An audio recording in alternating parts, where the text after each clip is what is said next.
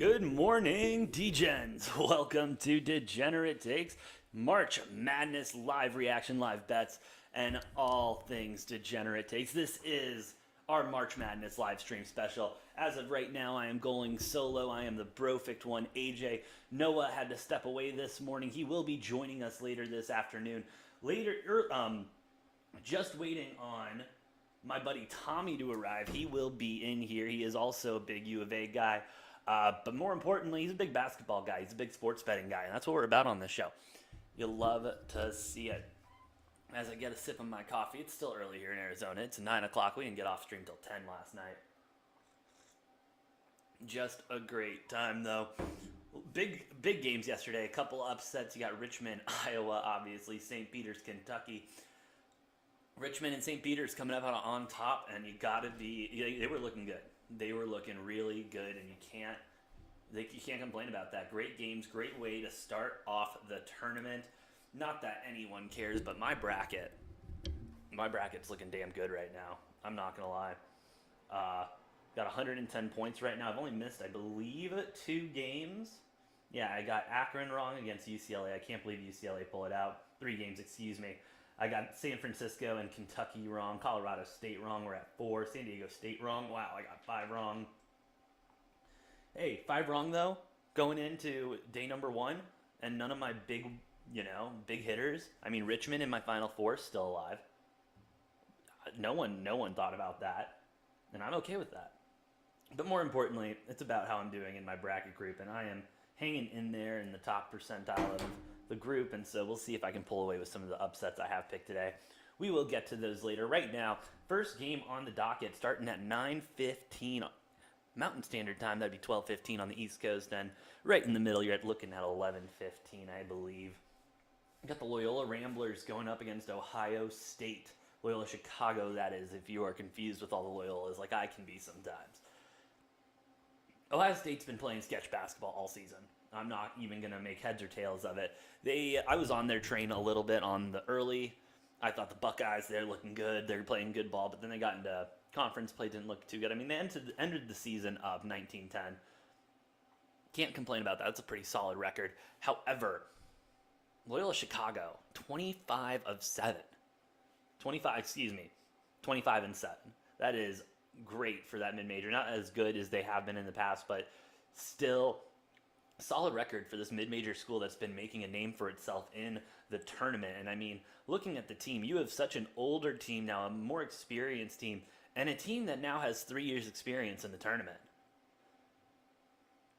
I mean, those sophomores that were there are now seniors, those freshmen are now juniors. I mean, that's the nice thing about these mid-majors sometimes, is that you don't have to deal with the one in and outs, the one and dones. You don't have to deal with that.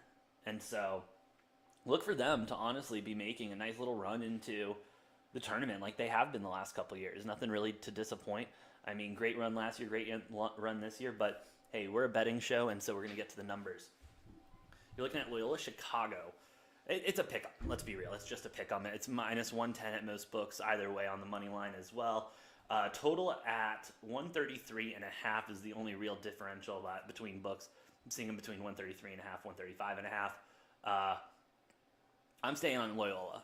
They've been a cash cow for me the last couple seasons, especially when it comes to March. And March is when it matters. And so as long as they can keep turning it up in March and, being this strong team under the power of Sister Jean, I'm all for it. And so let's keep it going. Loyola Ramblers at the pick'em, taking them. And then you might as well.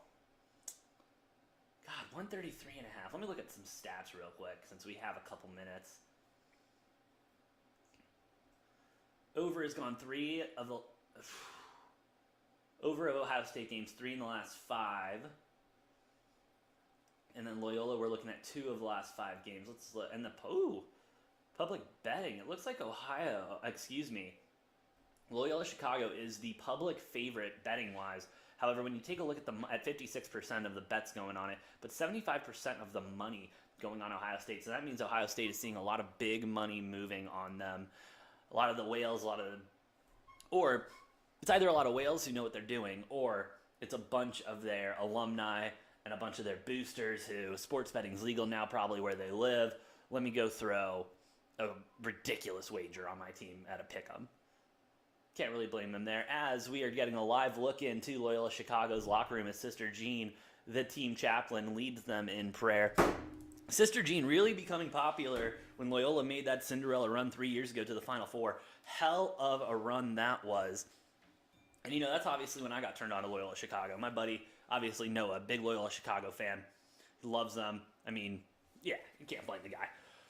But being able to, you know, watch them grow and everything and really fight for, and watch how they play. You know, that's one thing we're going to talk about a lot when we watch them play. They play sound basketball. They're not shiny. They're not flashy. They just play sound basketball. Where Ohio State, you're going to look for a couple of those contested threes that we saw a lot of yesterday.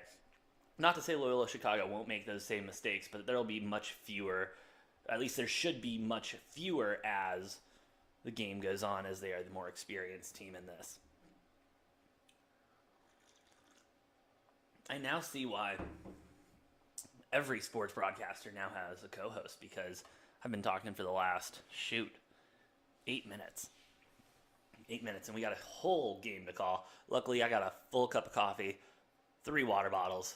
I think we're good to go on this one. As we're getting a look at one of the best bands ever, the Ohio State Buckeyes, man, obviously. They're pretty good. Good in college football, at least.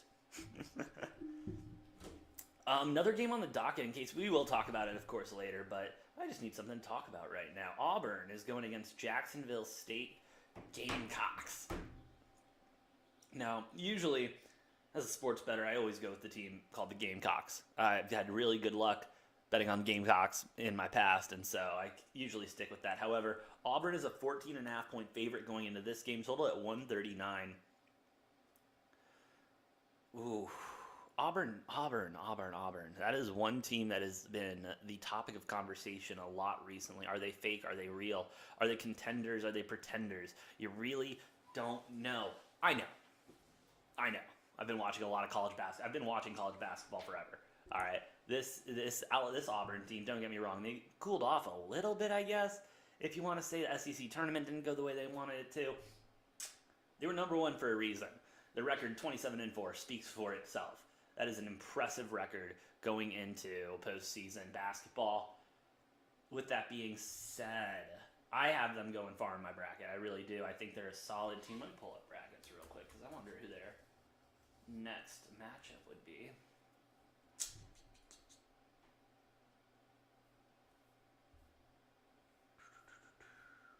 Nope. Oh, these sites are great. They just don't show brackets anymore. How do you do that?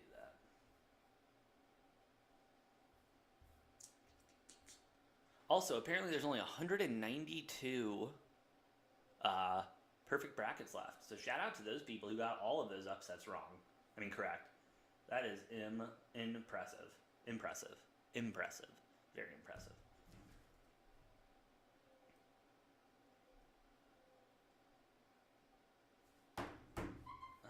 All right, pulling up brackets. Here we go. Click here to tap for the interactive bracket. All right, Auburn. Which side of the bracket are they on? Gotta find them.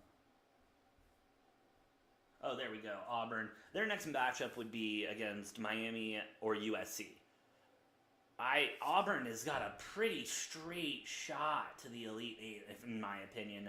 That is a weak side of the bracket to be on, going up against USC or Miami, and then Wisconsin or Colgate, Iowa State or LSU. Unfortunately, Auburn just seems to be primed. They are better than all those teams. Noah and I talked about it a lot yesterday. The eye test really matters, and if you're not trusting the eye test, you're not trusting what you're seeing. You're going to be steered the wrong way, and that's why Noah really wanted South Dakota State and Iowa, and I got Richmond and Providence right. It happens. It's one of those things. Oh, I forgot to put this out on Twitter. The nice thing about having no viewers early in the morning is I can do stuff like this.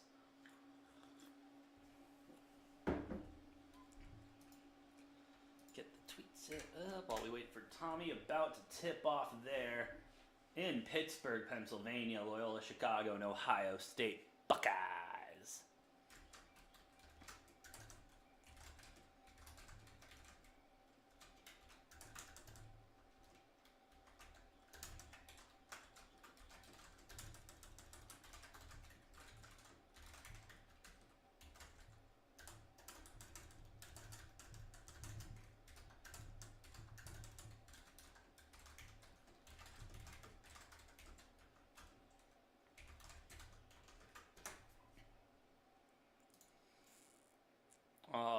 tweet is sent out. We will see what happens with that. As we're getting a look at the starting lineups here, you're seeing a lot of seniors on that Loyola Chicago team. I mean, that's just what you're going to see. They are an older team like we've been talking about. They are a good team like we've been talking about, a very sound team. Really excited to see what they can do as we get this game rolling. And Loyola Chicago gets the tip. We are underway day 2 of March Madness. Loyola Chicago moving the ball around.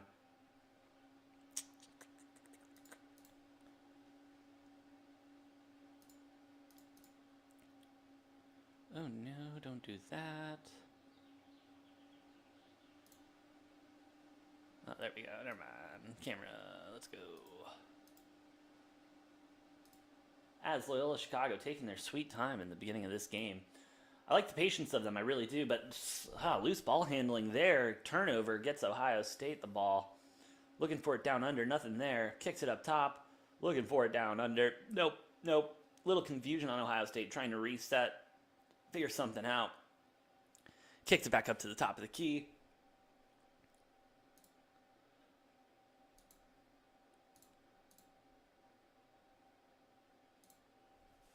And no good. Still scoreless in this game with a minute off the clock. Loyola Chicago now moving the ball around. Yes, they were Mountain Valley championships. They are champions. They are awesome. Looks like we're going to get a foul going Ohio State's way. First whistle of the game, minute 50 in. Minute 10 in. Don't really like to see it when a whistle's called that early, but hey, you got to call what you got to call, I guess.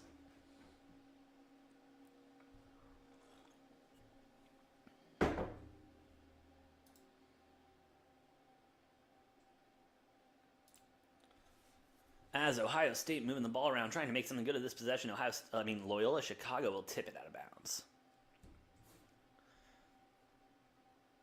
Neither of these teams getting good looks. Defense coming out strong, playing heavy.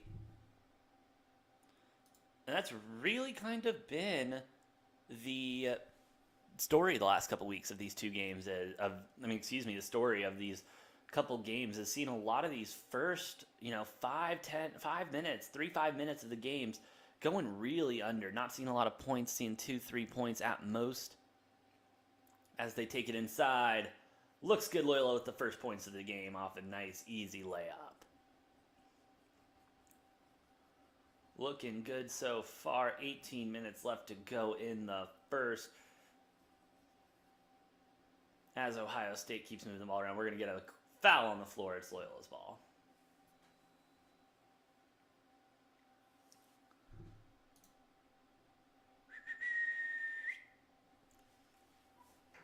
As we get reset here.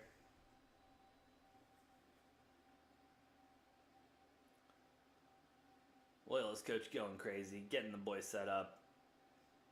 They're looking around, what do we do? It's Ohio State's ball, excuse me.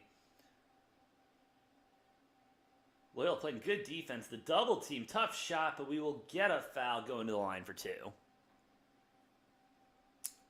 Fouls are going to be important in this game. We saw a lot of missed free throws yesterday that really left a lot of points on the board for especially Kentucky. Kentucky with over 14 missed free throws. I mean, leaving that many points on the game you really can take away. Like, that would have been the game right there. It would have been the game, but hey. St. Peter's came in and took advantage of that. Shout out to them. As they make the first one to the line. Advanced stats, what do we got here? Led Missouri Valley in field goal percentage and 3 points. First MVC team to lead both since 2012-2013. Not bad. Not bad. They're pretty good. Is that essentially what they're trying to say? They're really good. As the second shot is good from the line. 2-2s. The score was 17:47 left to go in the first. C-Knight, 2 fouls, 2 points within 3 minutes. Not a good look. Going to be riding the bench for a little bit. Can't afford to foul out this early. As Loyola Chicago starts moving the ball around. Trying to find something going on. Not really getting anything. Oh, I had an open 3. Didn't take it. Drove in. Not good. Rebound, Ohio State. In transition, they're moving the ball around. Open three taken. It's no good. Big air ball. They save it. It is turned over to Loyola as they get the steal. Passes it around. Open three. No good. Banks off the rim. And you know, this high tempo, it's been something that's been getting a lot of teams in this tournament. You know, not really making their shots, getting the jitters out of the way, hopefully. As they got a nice trap in the corner there, Loyola. Now underneath the basket, kicking it out. Open three. No good. Gets it in bounds, but Loyola, good hands there, being able to rebound the ball. Looking good so far, Loyola moving in. Still 2-2, 4 minutes into this game. Big three. Make it 5-2. Big three from the big man. I guess all of them are big men, though, compared to my 5'6" ass. As Ohio State will dribble the ball across court. Trying to figure something out. They got to get something together. It would be nice for them to see something. They're 0-3 from the three-pointers. I mean, Loyola Chicago's only 1 from 3. I mean, they're not looking too much better, but it looks like sloppy turnover. Diving for the ball. We're going to get a jump ball. Possession, Ohio State. That is the kind of hustle you want to see from your Loyola Chicago team. Great rebound there. Ohio State fighting for it. And then the big three.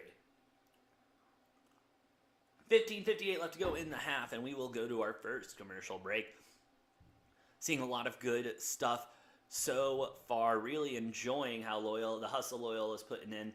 We have been seeing hustle being a key point. The energy that the teams have coming into the first half of the game. That's good. It's really just been who can sustain that energy. These mid-major schools, we've seen a couple of these lower seeds fade out when it gets to the mid-second half. They have the energy, they have the fight, but they just kind of run out towards the end. Loyola Chicago, as we've been mentioning, experienced team, older team. They're not going to burn out if they're given the chance to get in there. Checking out our poll right now that is live on our YouTube, Loyola Chicago versus Ohio State. Who you got, Loyola or OHIO? Ohio right now has all of the choices. Interesting as they are still down. I mean, granted, it is only a 3-point game, 4 minutes in, but wow. Taking a live look at the lines. Not a lot of movement, as you would expect in such a low-scoring first half so far. Loyola Ramblers, just moving now, -2.5 at -115. That line's going to move soon. If you like it there, get it fast. Ohio State plus the 2.5. If you think Ohio State's going to come back, you get the 2.5, and you just kind of chill for a little bit. You enjoy your afternoon, and you enjoy your morning, and you hope that they don't fall behind by more. However, if you're a Loyola fan, 2.5 might be the best number that you get if they pull away and they get up by 10 points. You may not see that in double digits again. Money line is still a factor right now. If the points scare you a little bit, you think it's going to be closer than 3 points, you go ahead, you take the money line at -150. Still good value there. Not going to complain there. Plus 120 for Ohio State, obviously. Better money since they're the underdog at this point. 127.5. A little bit of movement on the over. Looking at about a 6-point difference right now, 6.5-point difference. I don't remember if it landed on a hook or not before it went live. But yeah, we're seeing some good basketball. And in about 20 minutes, we will have Auburn and Jacksonville State tipping off. Can't wait for that to start. See how Auburn is looking going into this tournament. And then right about an hour after that, we will get Montana State versus Texas Tech. This Texas Tech team is exciting to watch. If you have not had a chance to watch this Texas Tech team play, sit down, enjoy your morning, your afternoon, whatever time zone it's in. They are a hell of a team to watch play, and it will be a great game against Montana State. And just in case anyone is wondering, I did put together a nice little parlay. I don't really do these, but I took Loyola at the pick'em, Auburn minus the 14.5, and then Texas Tech minus the 15 even. Thank God there's no hook there, just because hooks make everything messy. Showing now, Sister Jean Dolores Schmidt, official team chaplain for the men's basketball. Nope, it is Sister Jean. I never really understood her last name, or never looked at her last name. Wow, that's bad reporting on my end, my bad. As Ohio State inbounds the ball, gets it underneath, 2-point slam. Hey, use your big man if you got him. Play it down under. And hey, bully ball. If you got to play bully ball, you got to play bully ball. As Loyola moving the ball around, CBS with the worst camera angle in the history of basketball. This is just miserable as Loyola's moving the ball around the three-point line, moving it around behind the arc, trying to create some space, get something going on. Good defense so far by Ohio State, really locking them down, not creating space. Little space there, big three. It bounces off, but avoided the shot clock violation, Ohio State's ball. Don't really understand why CBS goes to that angle. This is the angle we all love and know. Don't need to get pretty, especially in March with these games. Loyola with the ball. Good fight for it. Young down under. No good. We will get a foul on the floor, though.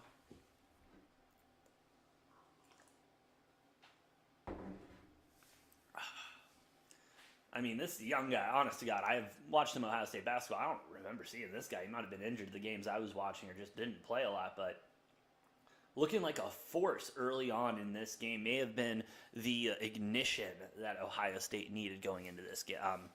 Coming out of that really slow first part of the game. 5-5 the score now. As they wait the second shot. 15:06 left to go in the first. Second one is up and is no good. Score stays tied while Ohio State could have taken the lead. Loyola with the opportunity to continue putting pressure on Ohio.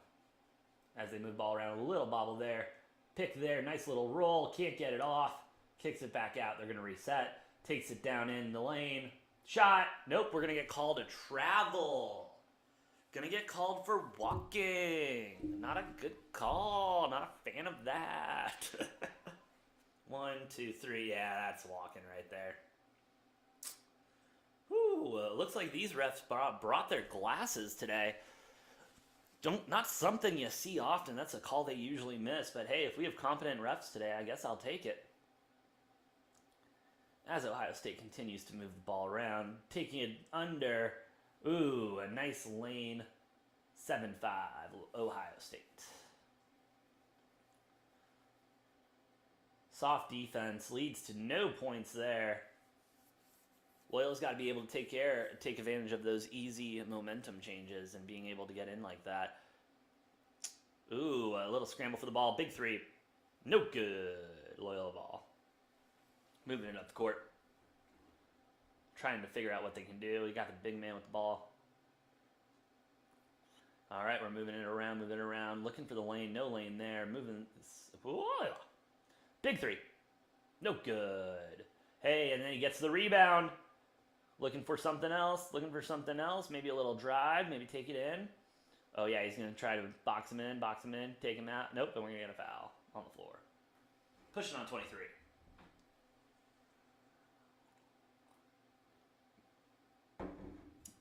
Yeah, these refs are not messing around today. They are going to be ticky-tacky all day. Look for, in the second half, some of these key players for Ohio State and Loyola Chicago to be fouling out.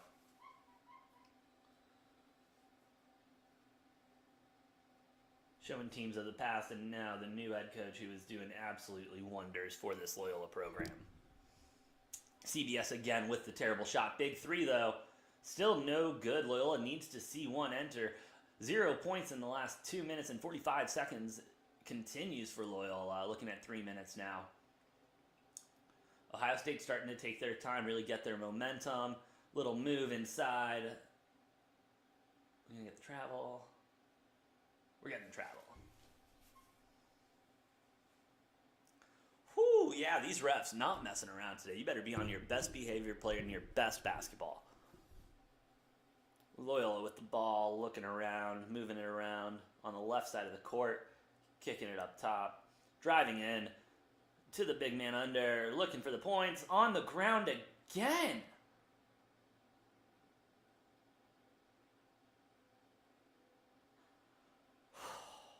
Ohio State picking up another foul. Loyola's ball at the baseline. 20 seconds left on the shot clock.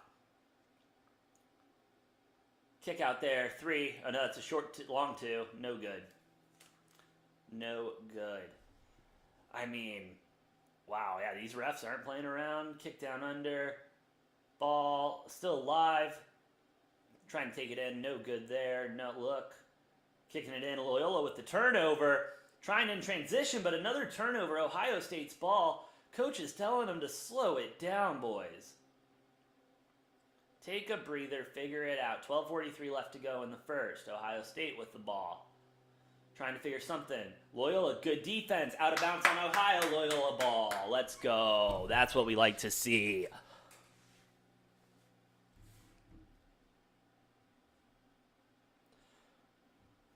Loyola's coach feeling good now. I mean, hey, Loyola's defense is going to be something that we talk about the rest of this game. They have been playing excellent defense, keeping the energy up, and I think it's something they're going to be able to sustain the entire game as they will need to. With Loyola getting the inbound, moving the ball around, driving now, no drive, kicks it up top to the key, moving it around a little bit more, little move inside, no look, trying to figure out something with the spin out, and we're going to get another foul.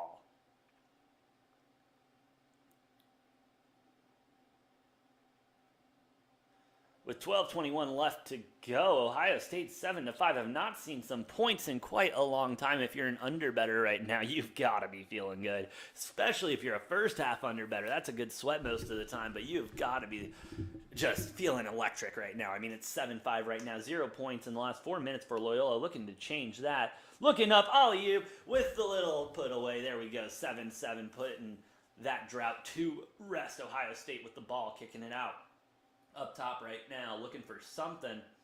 No good. Loyola defense a little bit everywhere. Playing soft on the perimeter. Taking it in, no look. No three, no look. Taking it in, still no look for Young. Puts it up, good for 2. 9-7, 11:50 left. Driving it in, Loyola's trying to figure it out. We will get another foul on Ohio State. Wow. Looking at that beautiful last points by Loyola Chicago. And then this little number there by Young as we go to another commercial break. 11:44, 9-7, Ohio State still, the Ohio State still leads. I mean, good first little bit of basketball. Not high scoring, good defense being played by both teams. A little sloppy on the ball handling, I will say. But hey, getting those tournament jitters out in the first half seems to be a common thread lately with these teams, especially some of these younger teams like Ohio State. Really kind of looking at taking the first half under then in the Auburn-Jacksonville game, if that's going to be a thing. 74.5 points, though, is a little bit low, considering I got the Kentucky first half under yesterday at 80.5, and they scored 80 points. So that was a nice little sweat in the first half. The 6.5 though at -105. Oh, that's the second half spread. Never mind. The first half spread's garbage. I will say, it's nice to have cable now connected to my TV, so I'm getting this in real time. These commercials, though, without sound, really are some nightmare fuel. I mean, seeing all those mascots there, you don't know what's going on, and then you just see a Hyundai insignia. Like, what? It's too early for this. Or I haven't had enough coffee yet. I'm not sure.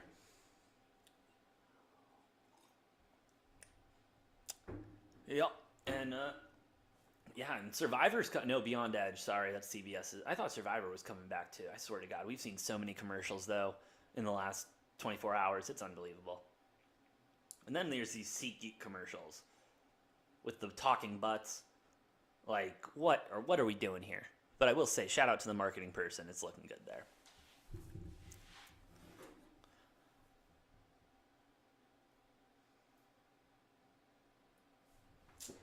Oh, man, I'm really looking at that 65, 65 on the first half. That is a lot of points. I don't know how I feel about that. As I get ready to pull up that game that should start in about 5 minutes, 10 minutes? Yeah, in about 5 minutes. So, hey, if you have not gotten that pick in yet, you better get it in.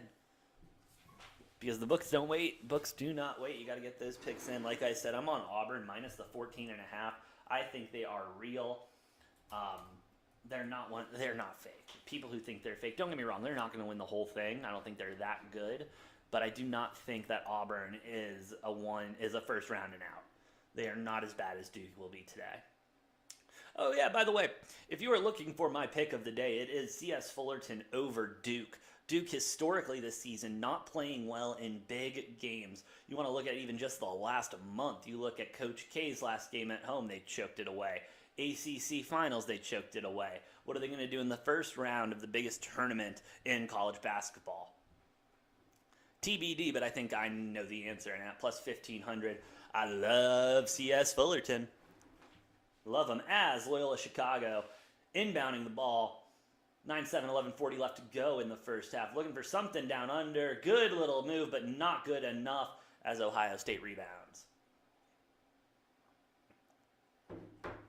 Good defense still. Very tight defense by Loyola. Not getting a foul, though. That's good for them, especially the way these refs are calling this game. Looking for Ohio State. There we go with the little move. Nothing there. Loyola keeps playing press defense. I love seeing it.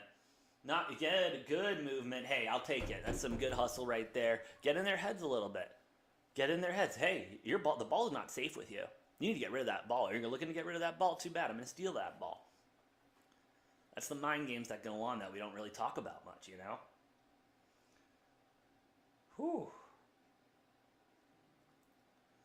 Another thing that doesn't get mentioned a lot is Loyola Chicago's bench is extremely deep. Look for that to be a key factor.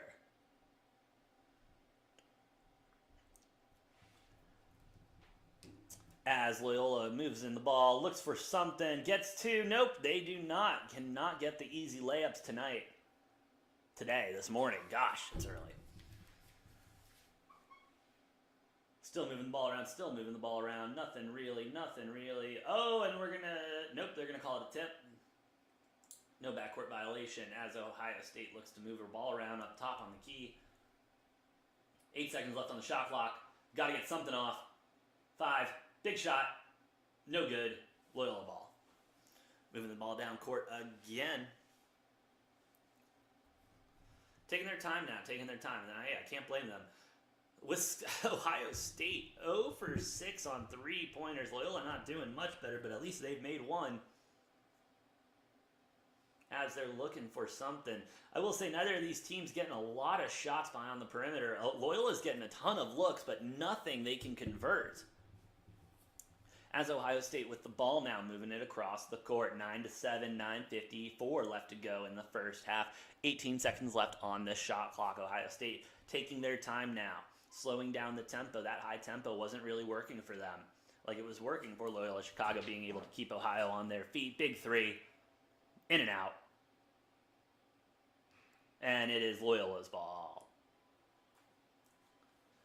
9:39 left to go now. As we have Tommy entering the chat with some booze. It's a little early for that. I'm still drinking my coffee after a rough night, bud. Am I on camera? Oh, yeah, buddy. We are live right now. If you could move those out of the camera shot, I'd appreciate that. We're not sponsored by them yet. Not yet. Go ahead, put that down. If you want to take a seat right here, Tommy, let me get the camera set up. Thank you for joining. I'm doing great, man. How are you doing? We'll get into all that. As Loyola looking to move the ball around, still not getting a shot. Open three, but can't get held to the ball. Nothing there. Still making a look. Oh, driving it in. 2 point. Nope, still not good. Ohio with the rebound. Out of bounds, though, stays Loyola's ball. How's this game been so far? Dude, it's been electric. Low scoring, but it's been electric. Loyola playing like their life depends on it, which it does. If they lose, they are out. Tommy, this is your microphone. Ladies and gentlemen of Degenerate Takes, right now I would like to welcome the man with the second oldest U of A shirt I've seen today. The man who shamelessly will wear a Diamondbacks hat. 2015, 2016. 2015, were you even born yet? No, I wasn't even a member of the school yet. Holy shit. Mr. Tommy. Tommy, how the hell are you doing today? Doing great. Not as... I am excited for some college basketball, though. Who isn't excited for college basketball? Tommy, if you can make sure you talk over the mic so our face can hear you. There we go. As Ohio State's moving the ball in. Looks like it's out. Going to stay Ohio State's ball, though. Tommy, you got any bets on this one? I put just a small fraction on Loyola. All right, there we go. Hey, did you take him at the pick'em or did you take him live? I took them before it started. Nice. Okay, took him. No live bets. No live bets for Tommy. That's right. That's where he goes to die. No, I'm usually pretty efficient at live bets. Yeah, you're just not feeling it today? Nah, not really. Fair enough, my man, but we will see. It's a long day of basketball. If I could bet though, I was looking for the odds and I couldn't find them. I wanted to bet on an overtime game today. I forgot which one it was, but like I was looking at it and I was like, dude, that's going to overtime for sure. Hey, that's probably Noah's favorite bet after last night. Noah yesterday begging for overtime all day, getting 2 in a row, and it looked like we were going to get 3 to close out the night, but obviously KU able to close it out pretty convincingly. No 60-point win. No 60-point win, though, Tommy. Sorry about that. As Ohio State's moving the ball up top on the key, trying to create some space. Aggressive down under. Looks like we're going out Loyola's ball. Let's go. Some good defense. Great defense. Tommy, defense has been a key figure of these last 2 days. Wouldn't you agree? It has been, for sure. Absolutely. Definitely the low-scoring games are...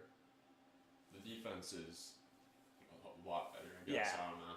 No, obviously, and you got these these big March jitters and everything like that, probably leading to these low-scoring first halves. Thinking about just hammering all first half unders today, with Loyola getting another 2 points, tying it up 9-9 with 8:11 left to go in the first. Yeah, speaking of unders, I do like a lot of unders today. Dude, it's been a big unders tournament, Just like I said, the defense is a really key factor in a lot of these games, and it's been showing it. It really... Even like against Kentucky, defense against them, tight defense. Look what happened. Yeah, look what happened to Kentucky. That was awesome yesterday. Matt calling St. Peter's all day. Shot by Ohio State, not good. Moving the ball in transition. They are 1 man down to the big man, looking for 2, and Loyola takes their second lead of the day, 11-9. I mean, Tommy, it's hard not to like this Loyola squad, especially with the coolest person ever, Sister Jean, as your chaplain. Wouldn't you agree? Yes, sir. Scoring drought now for Ohio State. 0 points in the last 4, 33-35 now. As they look to make something happen. Floater 2, and it goes in. It seems like every time they put up that fucking graphic, they make a point. It's unbelievable. AJ, you guys got some crazy statistics that I just have no clue of. See, those statistics are courtesy of Noah. You're not going to get any of those from me. You guys just say random shit, and that's why yesterday I Wikipedia that mascot. I was like, dude, there has to be at least one team. At least one team, and who was that again? The Javelinas. Texas A&M Kingsville Javelinas. With Ohio State losing the ball, looks like we're going to get another foul on the floor. Refs loosening up their whistles a little bit towards the end of this first half, but obviously the whistles were a big talking point at the beginning because I also had nothing else to talk about.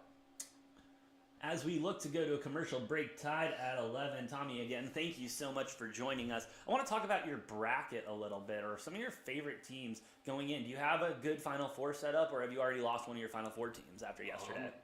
See, my Final Four is my bracket's doing pretty good, I would say, compared to most. Okay. Maybe not the best, like a few teams that got knocked off, but most of my Final Four, Elite 8, Sweet 16s are still there. Hey, there we go. That's what you like to see, It's okay to lose some of those early teams, but... After the first day, I looked at my bracket, 11 wins, 5 losses, so not the worst. Not the worst at all. So who do you have going to the Final Four, Tom?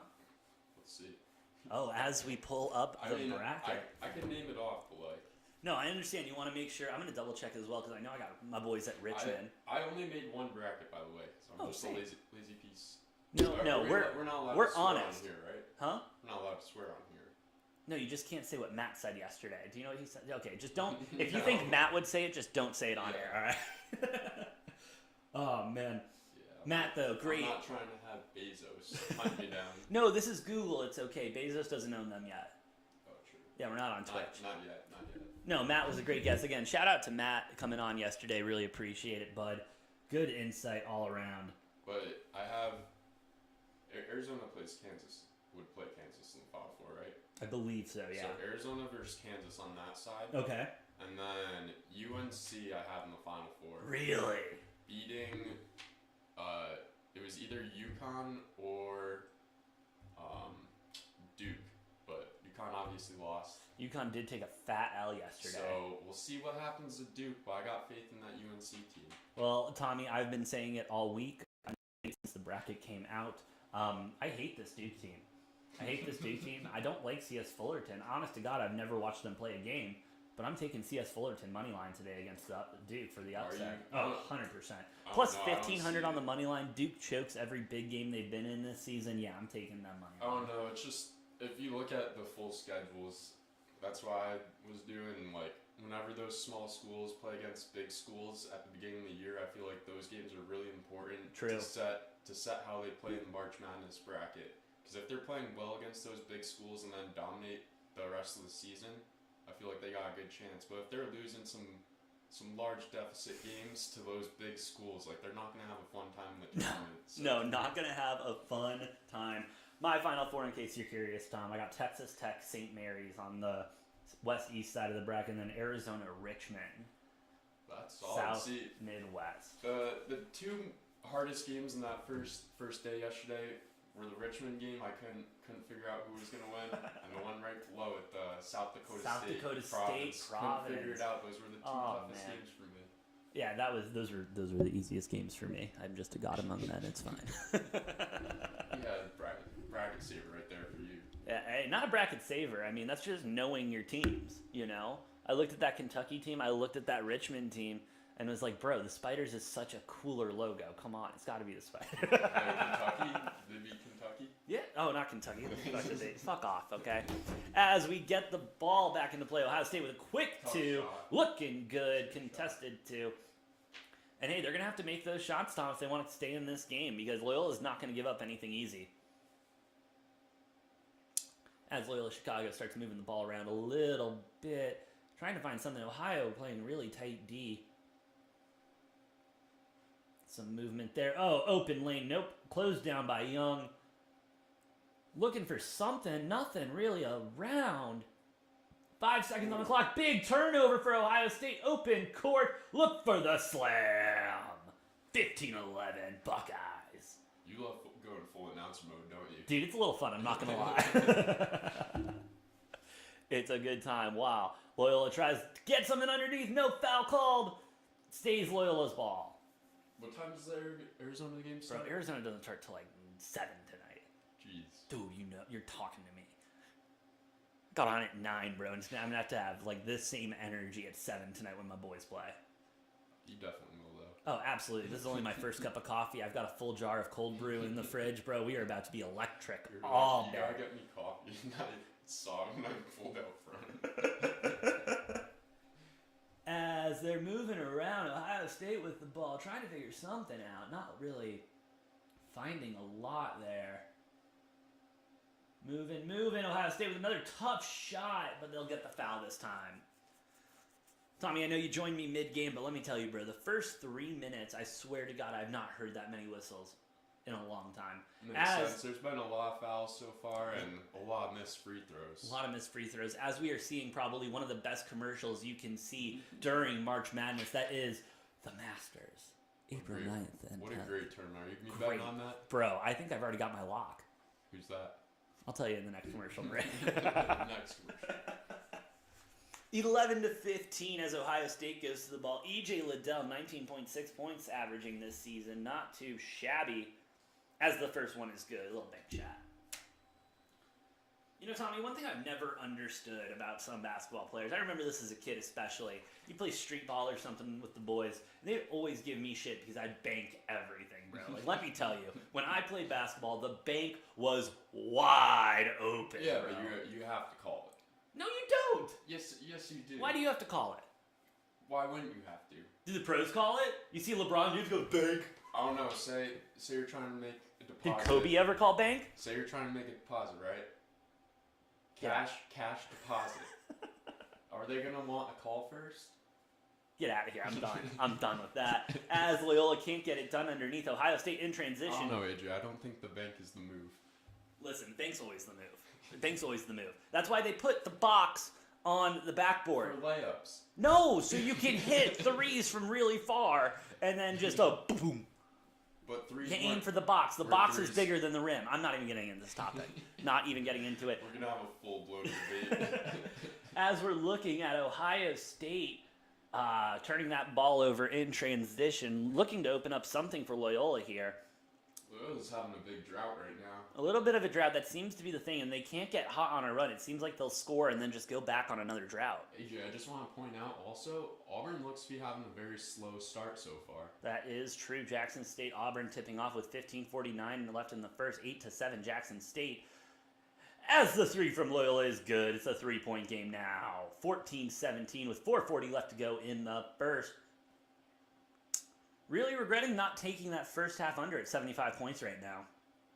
Yeah, I was about to say that under is looking real nice. That under is looking dang nice. As Ohio State with the ball while CBS is in the worst shot in college basketball history. Open three, but not going to take it. Loyola knows he won't take it. The double team. Looking for something underneath. Oh, Nothing there. We Open got three. player. No good. He is hobbling, but he looks like he's up and back in the play. He will get the ball. Look for a three. Nothing there. Ohio State moving the ball around. Nothing. Loyola moving the ball around. Nothing. Looks for the move underneath. Turns the ball over. Sloppy play. With the slam. Ohio State, 19-14. It's a 5-point game again. Loyola with the timeout. Tommy. Those are just some sloppy turnovers. Sorry. No, you're good. You're good. You're absolutely right. There's sloppy. That is not what we can be having tonight. The ball is bouncing way too high. I mean, don't get me wrong. I didn't play high school ball. I didn't play middle school ball. I didn't play any ball. All right. I learned how to play ball with my boys. And I know for a fact that if you dribble that ball higher than the waist, that ball is getting taken away or you're getting stabbed. It's one of the two. And so...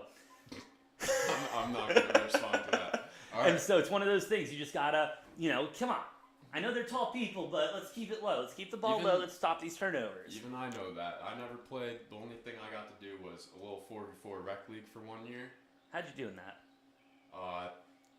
4 points the entire year, AJ. Tommy!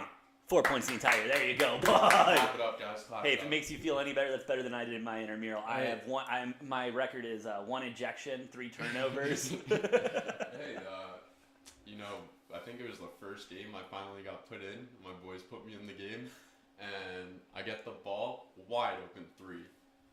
But I think it's a wide open three. I put it up, get fouled. Oh, there you go. So I'm like, all right. 3 points at the line. 3 points at the line, easy. All I gotta do is make one. I'm a great free throw shooter. All I gotta do is one. I get up to the line, I just start shaking. I'm like, these kids are counting on me. Like some of these kids actually play basketball. Like, one of them's on the high school team. I'm just like, oh shit. Oh shit. I gotta This is make my not free good. throws. First one just fucking hits the front of the rim and drops straight down. I'm like, oh my god, I almost airballed that. Second one, I'm pretty sure I did airball. But the third one. Clanked it. So, Hey. 0 for 3. Hey, 0 for 3. But you clanked the third one. I've never made a free throw in game. But hey, you came back from an air ball to a clank. Yes. We'll take that. That's I'll improvement there, Tommy. That's good. However, my success at the U of A Rec Center, I didn't play intramurals, but just going to the Rec gym. Center. That was a fun time. Hey, it was a fun time if you were good at basketball. If you weren't good at basketball, that shit was miserable, No, I was bro. telling my dad the other day how sometimes we'd show up and on the first court, we'd just look over and some of the kids on the team would be over there. And they'd just be dunking on kids every day. And then you just start walking down the court, and you keep walking down the court and down the court and down the court until you finally get to the last court where there's 5 people there that everyone knows you're just there for a workout, not trying to get shit done. Mm-hmm. It's a fun time. Tommy, before we go back to this game, I want you to talk about your favorite pick of the day while I get a little bit more coffee. My favorite pick of the day. That's a hard one. Oh, it's not that hard, Tommy. You just look at a game. You look at the games. You look at the numbers. Where are the games at? On the sports betting app, Tommy. This is a sports betting ESPN. show. Oh, we're going to ESPN too. Let's see what you like. Yeah. I'll be right back. I don't know. I'm liking Villanova. Villanova? That's a solid, Who are they solid playing? one.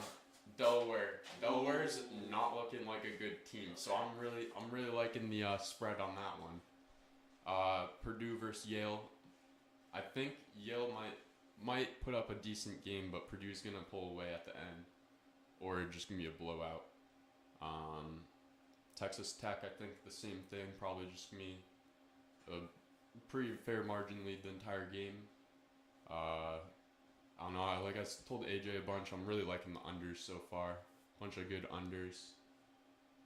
And looks like the game's back on. Another foul. And another commercial. as soon as it comes back on. I think one of the more interesting games going to be Miami versus USC. That's definitely going to be a fun one to watch. Tips off at noon our time. I think Miami could do it. USC definitely has a great team, but like I was telling AJ, if you look at the schedules, I'm not really too convinced about USC. I think it's just gonna be a straight up good game. That one might be the one that goes to overtime.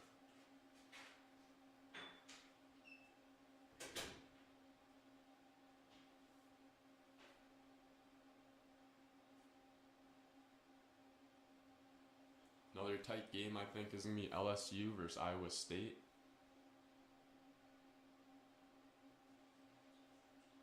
I think LSU is gonna pull off the win, but Iowa State might cover the spread. It's gonna be a close game. Let's see. Any unders, overs?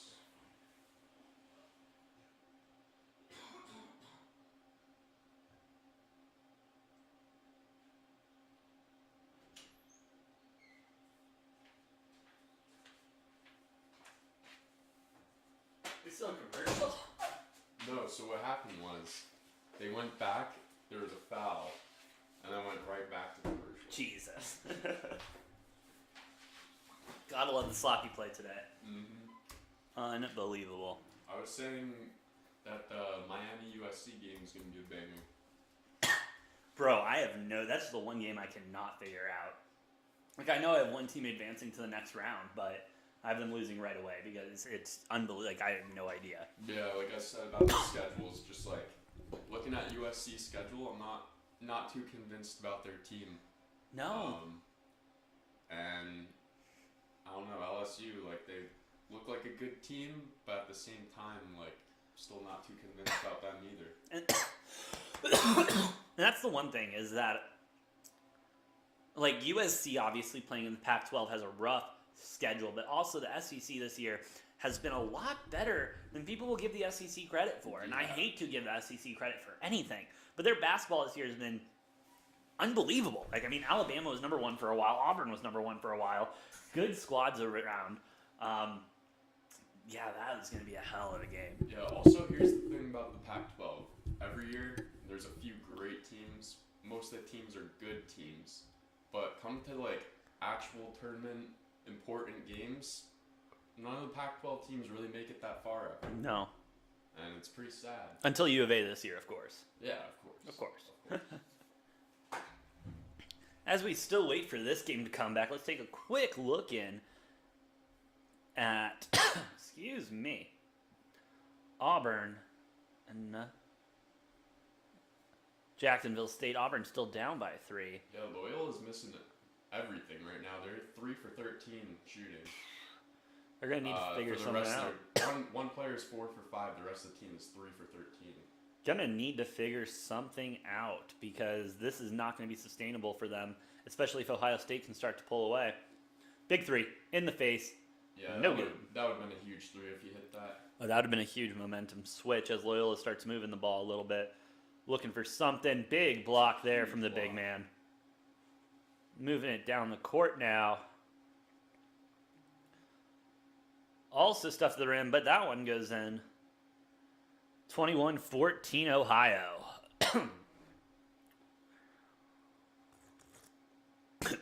With 2:37 left to go in the first half. It is the largest lead of today.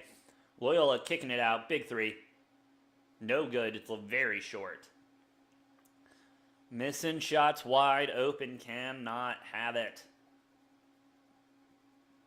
Yeah, all the timeouts in the world can't even help. No. Just not seeing anything go in. You got to see some shots get drained. So we're going to get a blocking foul, it looks like. I kind of want to tune into this Auburn game. Oh, we'll get there at halftime. Don't you worry. I know. That game's looking interesting, though, right now. Oh, it is. 17-11 Auburn. No, Jacksonville State's winning. Yeah. Yeah. That's what I meant. Auburn losing.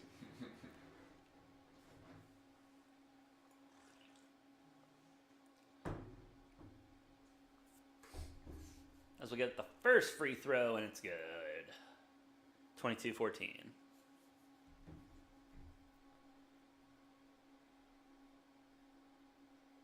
Was Loyola in the tournament last year? Yes. Pretty early exit. Did not play their best, but not bad. They won though, right? Huh? Did they win? The whole thing? No, the first round. Yeah. They've been a good tournament team. They've been a solid tournament team for a while now. It's just right now playing very slow. Hopefully they can start to put something together, get some good momentum going into the second half. As it may start with a goaltend. Looks like they... Oh, or we're going to get shots.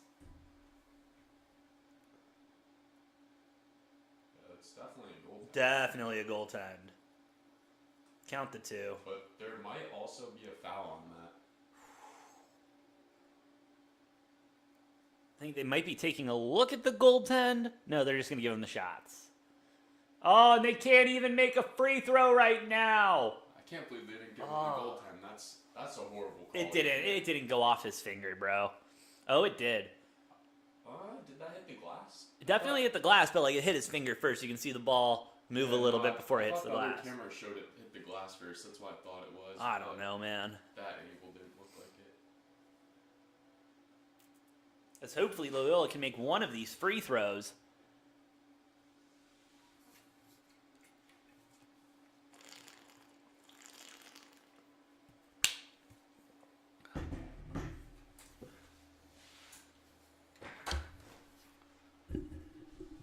Taking a long time to take these free throws. Feel like Giannis out there. With the second free throw, it's good. 15-23, cutting the lead to 8. As Ohio State's starting to take their time going down the court, moving the ball around a little bit, but not too concerned about the shot clock right now, or the time on the clock. Trying to get inside, not really working. Loyola stepping up their defense again. Ooh, great defense, causing the turnover. Loyola moving the ball now, putting some pressure on the Ohio defense, looking for something, nothing available, kicking it inside. Pushing, puts it up, it's short. Ohio State ball, moving it up now. Yeah, Ohio State's just playing great defense so far. Really good defense, and Loyola just missing a lot of easy shots. As Ohio State with the ball, Loyola not really allowing anything. Still light pressure on the perimeter on the outsides, causing a turnover. 3-on-1, kicks it. Nope. That was so bad. Should have kicked it inside. Big three. Drains it. Finally. Never mind. Finally. That took a while. 18-23, Loyola starting to make a comeback. 55.3 seconds left to go. Timeout, Ohio. Gotta tell you, AJ, that coffee smells really good. Dude, do you want a cup? I don't really drink coffee. Dude, it's some damn good coffee. It's called, you know what it's called? Hmm. Black Death. Is it? It is. Isn't that the water? No, that's Liquid Death. Liquid death. Yes. This is Black Death. There's a big difference. This is coffee, not water. Might be. Imagine if you brewed Black Death coffee with Liquid Death water. You might actually die. Dude, you'd probably die. Or you're invincible. Or, yeah, I was about to say. It's one of the two. You might not have an afterlife. You might just be chilling, bro. Oh, man. As they are advertising some creator league, that doesn't look entertaining at all. What is it, a bunch of YouTubers playing basketball? Bro, would you pay to watch me play basketball? I wouldn't pay to watch me play basketball. No, probably not. There's only a select few YouTubers that would probably get paid for people to watch. Dude, I would pay to watch me get dunked on by a bunch of people. Yeah, that would be that's entertaining. Pure entertainment. We're gonna be going one-on-one with Shaq. Let's go. That would be awesome. Yeah, I would take that. So you get slammed slammed down onto the ground, and then the backboard just comes slammed onto you. Ohio State getting a foul called on them. Honest to God, 2 things I want to happen in my life. I want to get dunked on by Shaq, and I want to get punched by Mike Tyson. Yeah, someone could probably die getting punched by Mike Tyson, the right person. Yeah, but that's not me. I don't know. No, It no. catches you in the right spot. Like, are we talking glove on? Oh, yeah, I'm not an idiot, bro. I'm not going to take just a punch from Mike Tyson. Like, bro, I'm getting the headgear on, a mouthpiece. I'm not. Oh, come on. Headgear?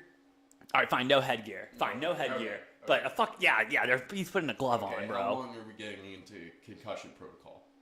What? How long is the concussion protocol after that? Oh, I'm out for at least a month and a half. As Loyola with a shot not looking good. 9 seconds left. 8 seconds left. Looking around. Nothing available. Goes up for 2. No good. Oh, gosh. That would have been nice. Half court shot. No, not even close. No, I haven't seen 23-18 going into the half. I haven't seen a close buzzer beater half or full court shot in a very long time. That's what that would be nice, dude. That'd be fun Like, today. none have even close to hitting the rim or anything. I would love for Duke to go out that way. Not even half court. I want full court, just Hail Mary shot to send Coach K on his way. God, that'd be awesome. I love chaos, bro. As we switch over to the Alabama-Jackson State game. See, a lot of people hate Duke, but they bring up just some, like, really hated players that play in just such a dirty way, and I think it's one of the best things ever. Oh, absolutely. What's his name from, I forget, like 20 years ago or whatever, 10 years ago, and then Grayson Allen? See, that maybe. See, that's a Noah question. Because Grayson Allen is definitely a dirty player. Oh, 100%. I got to get jerseys settled. Okay, Auburn, as Jacksonville State with the ball. About 6 seconds left on the clock. Big shot. 3 is no good. Over the backboard. It'll be Auburn ball. But anyway, back to the other topic real quick. Glove on, everything like that. Shaq, I'll just get postered anywhere. I don't care. You know what I mean? He can do it like me walking into a building and he just wants to post up. Like, dude, bro, go for it. So you know it'd be crazy though, like one of those, and then I just thought of like those are some elite level top of the tier athletes. Like imagine just like that kind of pain, but like I'm thinking step into the batter's box against a Roldis Chapman. And, like, that's legitimate fear that you're facing. Okay. No. Araldis Chaplin. Oh, my God. I've been talking a lot. Araldis Chapman, I think I could get in the box with no problem. Now, you put me... Now, listen. You put me in the box against today's Randy Johnson still? No fucking chance. No shot, bro. He needs to just send one even right here across my face, and I'm stepping out of the box. I'm good. I mean, I'm just saying, anyone touching 100, that's just not a fun time. Nah, I think I could bomb. I think I can bomb Chapman. He's throwing a little bit softer now. Yeah, you know. I mean, don't get me wrong. His career started to go downhill once he left the Cubs. You know. I mean, I'm not just saying that because I'm a Cubs fan, you know. I mean, yes, I am saying it because I'm a Cubs fan. He's still a damn good reliever, bro. He's definitely picked it up on the Yankees, but he's also not very successful when it comes to like. But also the Yankees just haven't been a good squad this year, though. They've been putting him in some shitty positions, bro. And I think that will change a lot with no more runners in extra innings on second. You know, sorry for the baseball talk, but there's nothing on right now, and we're stoked for baseball being back. Yeah, I've got off topic real quick. Dude, yeah, but hey, baseball being back is electric. Diamondbacks, I want your opinion on this as a Diamondbacks fan. I'm not a Diamondbacks Oh, what? fan. No, this hat is some fake news right here. Who's your team then? The Yankees. Get the fuck out of here. No, seriously, the door's right there. What the hell? Not a fan of that, but whatever. So that's why you got the problem with Chapman. Okay, I see that. Yankees not looking really good going into this season. We'll see how it goes. What do you think? A little under 500? Probably above. You think above? Yeah, I mean, we still got a good team. I'm taking alternate line Diamondbacks under 75 games. Don't laugh at me. That's probably the smartest bet I've ever made in my life. Like to under 75 to win? Oh, yeah, under 75 wins. I mean, I don't think the Diamondbacks have the greatest team this year, do they? Okay, this is why I think they're going to lose all those games. They're in the NL West. It's a tough division. the toughest division. You have the fucking Dodgers right next door. They have to see every other fucking week. Tell me they're not gonna tell me how many games they're gonna win against the Dodgers because I give them one. They usually play pretty well against the Dodgers during the regular season. Don't give me false hope here. However, We both know that's bullshit. They do lose most of the series. Anyway, we're back to basketball. Auburn inbounding the ball, moving it up court. And also True TV going with this shitty angle. What the hell? As Auburn tries to move it on, but Jackson State, because then it makes transitions look awful. And then you got to get that. That's terrible. Terrible broadcasting. To finish that up, we'll give the Diamondbacks maybe one series. Fine. All right, as Auburn is trying. Oh, freaking A, Tommy, you're not in the shot. Why didn't you tell me? Am I not? No, it did the thing. Does it move that on its own? Yes, it does. It's AI. I don't even know. Bezos did it. What camera is that? It's called Ozbot. As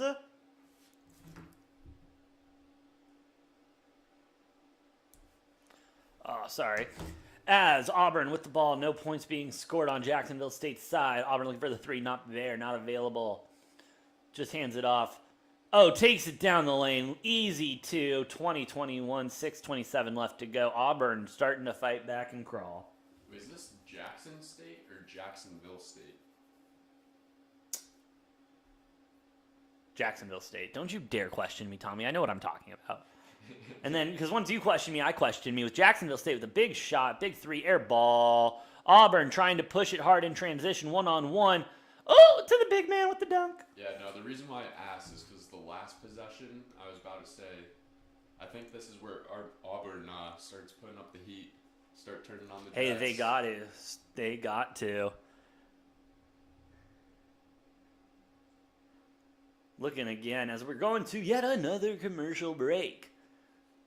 Another topic of conversation we had yesterday because there were so many effing commercial breaks and how long they got towards the end of games, Tommy. Do you have an issue with that as a consumer? Because I do. Yeah, a little bit. They definitely need to make their money. But I think if they just left on the analysts and let them talk, maybe showed some highlights, probably be a little bit more entertaining for the viewers. Oh, yeah, absolutely. Way more entertaining. Like we are. Yeah. Like we are. And having to run to the other room, do whatever, or sit there bored. Yeah. I mean, at least might as well listen to some people talk about the game. Exactly, because when they go to commercial breaks this quick, I'm not done with my beer yet. I just opened my beer. You know what I mean? Like, I don't. It's 10 a.m., AJ. No, but my point being, though, like even later in the day, asshole, you know, they cut the commercial so fast. It's like, bro, this commercial breaks needs to be broken out so I can go and get my beer and not miss anything, or have to sprint back to my couch seat or sprint back to my monitor or whatever, you know? Yeah, I wish it was like that. Where like Noah one time yesterday, he had to run, take the piss, get back before overtime started. Nice quick commercial break, but when it keeps coming up, definitely sit here bored a little bit, not having any pressure to go do anything real fast. Don't have to go to the fridge, grab a beer, run back before shit starts. None of that pressure. No pressure whatsoever. Is Texas Tech tipped off yet? Texas Tech should have tipped off. Not yet. Nothing. Just Jacksonville, Auburn.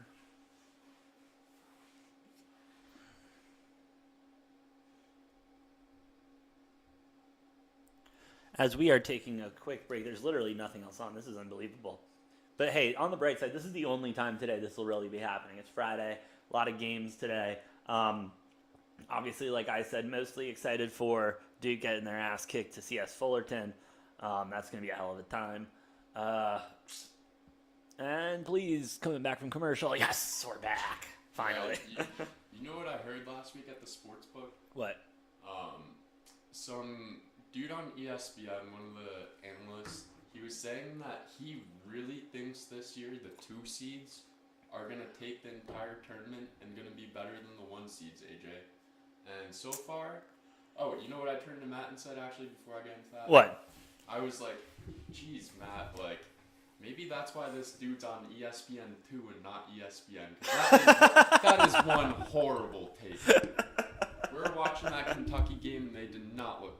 also said he thought Auburn was going to win the entire tournament. They're not looking good right now. Not looking good. However, Jacksonville stayed on a 0-point deficit and 2:38 left to go.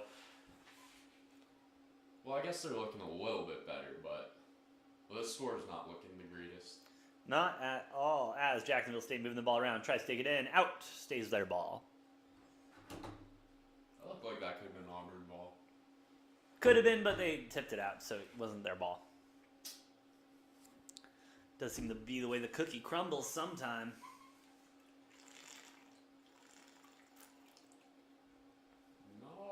Oh, no, that's not on Jacksonville. I think that's Auburn ball. I think the refs just... Well, hey, Merry Christmas, Jacksonville State. You just got a president and spent it wisely. And won. Costly call by the refs, now putting Auburn at a deficit.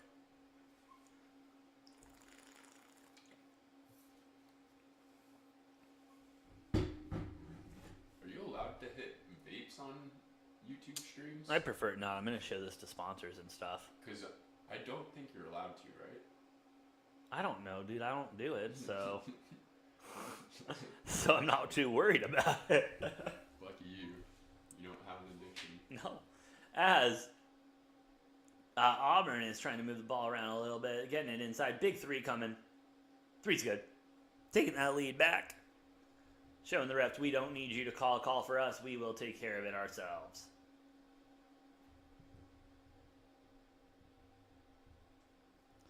Jackson State with the ball.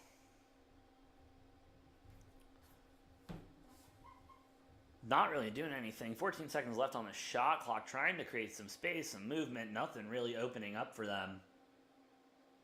Taking it inside. No good. Big block. Saved by Auburn. They're going to start pushing it up court. Down a couple men. Big three. Big three. Wide open. No good. Jacksonville State with the rebound. All right, they're trying to regroup, figure out what's going on. Auburn winning the blocks battle 5-0. Ooh, Jacksonville State going to draw the foul there. Yeah, I'm kind of surprised that Jacksonville State's staying in this game. Like, neither team's really just playing that well so far, it seems like. No, not really, but hey, this, like we've said, the first halves have been low scoring. This first half total was 65. I didn't take it. What's the score right now? 49. Unbelievable. With 4:26 left to go.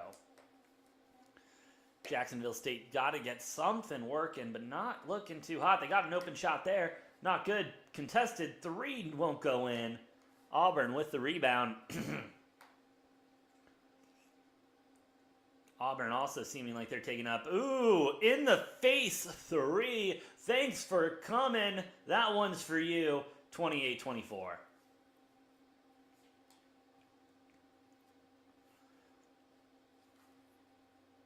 Jacksonville State still just trying to, I don't even know what they're doing anymore. Create some space, create some movement. Contested three. That's a bad no shot. good, but it looks like we are going to get a foul behind the arc. Something that Noah and I have been harping on has been just deadly to a lot of these teams in this tournament lately. Yeah, I don't even know if that was a foul. That looked like a kind of a late call, maybe. Definitely looked like... Maybe got him on the way down. Oh, definitely looked like he pulled a Chris Paul there, stuck the leg out, and tried to get him in. I mean, shout out to Chris Paul for creating that move, because it is deadly. It is almost guaranteed. James Harden has probably perfected it. James Harden's is unbelievable, and he isn't getting that called anymore, and he hates it. He hates it, bro. I'm going to run out to my car and grab a phone charger. Dude, sounds good, man. I will be here talking sports. Believe it or not. There's something else I want to grab from my car, and I forgot.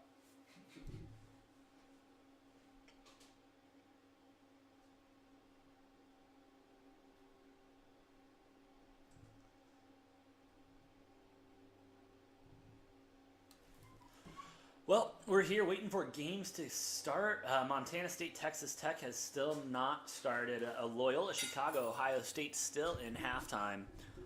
We will just be waiting for everything to get going.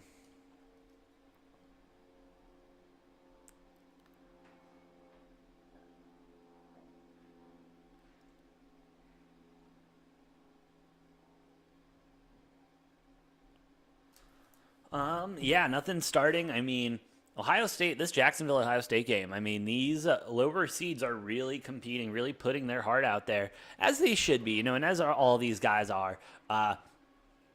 Just kind of shows though when you've been there and done that before, like some of these bigger teams have, it almost makes you complacent. Like we're supposed to be here, we're supposed to be doing this.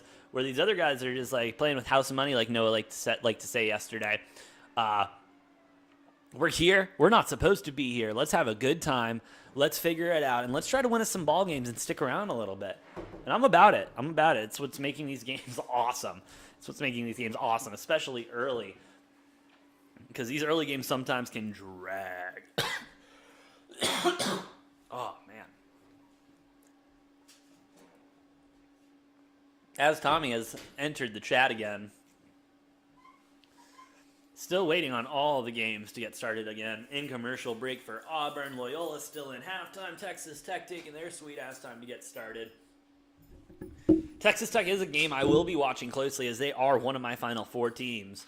I've really enjoyed their basketball this year, especially late in the season. They've been playing good ball, covering a lot of spreads, winning a lot of games. They've been excellent in the late stretch, and that's why I'm taking them on the spread when that game gets started. Oh, I already took them on the spread, so I'm just waiting for that game to get started. My bad. But, yeah, and we are about to get back to Jacksonville and Auburn, looking for that to get started. 28-24 right now. Auburn is up as Jacksonville State takes the free throw line. 3:47 left to go in the first. I'm debating on having it truly, but it's early. It's a little early, man. We got to ease into this. It's a long day. Here's some of my picks that I was looking at last night. Oh, and shit. I figured I would have to write them down because I'd not be able to remember. All right, we will talk to that at the next commercial break as they make the first one. 26-28, 2 points separate now with 3:47 left. One more shot coming. And it's up and good. Yeah, at least they're making their free throws. At least, yeah. And hey, that's been detrimental all weekend yesterday, I guess. Not making those. Big three from Auburn. Contested, and it goes in, and it's good. 31-27. Auburn, if they can step up and keep making those contested threes, man, this game might be over before it even gets started. Yeah, Auburn just needs to get a stop and capitalize on the opportunity. If they could get a big stop, it could be game-changing. Could be game-changer. We will see what happens as Jackson State moving the ball around. Huge stat right there. Bench points, Auburn 13, 0 on Jacksonville State. Hey, the bench is going to be big in March. That's one reason I love U of A in our bench. Jacksonville State, little Euro step, floater on the shot clock. No good, not going to get the we are going to get the violation.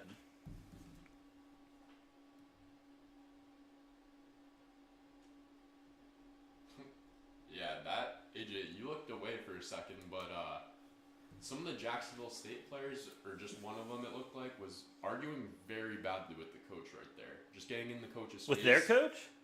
Yeah, like with their own coach. Jacksonville State coach and the Jacksonville State player were just going at it. Not something you'll want to see as Auburn's big man gets the slam. 33-27, 2:37 left to go. I think it was number 50. Whew. We'll see him not to be getting a lot of playing time later. As Jacksonville looks like they're trying to set something up. Doesn't look like it's particularly working.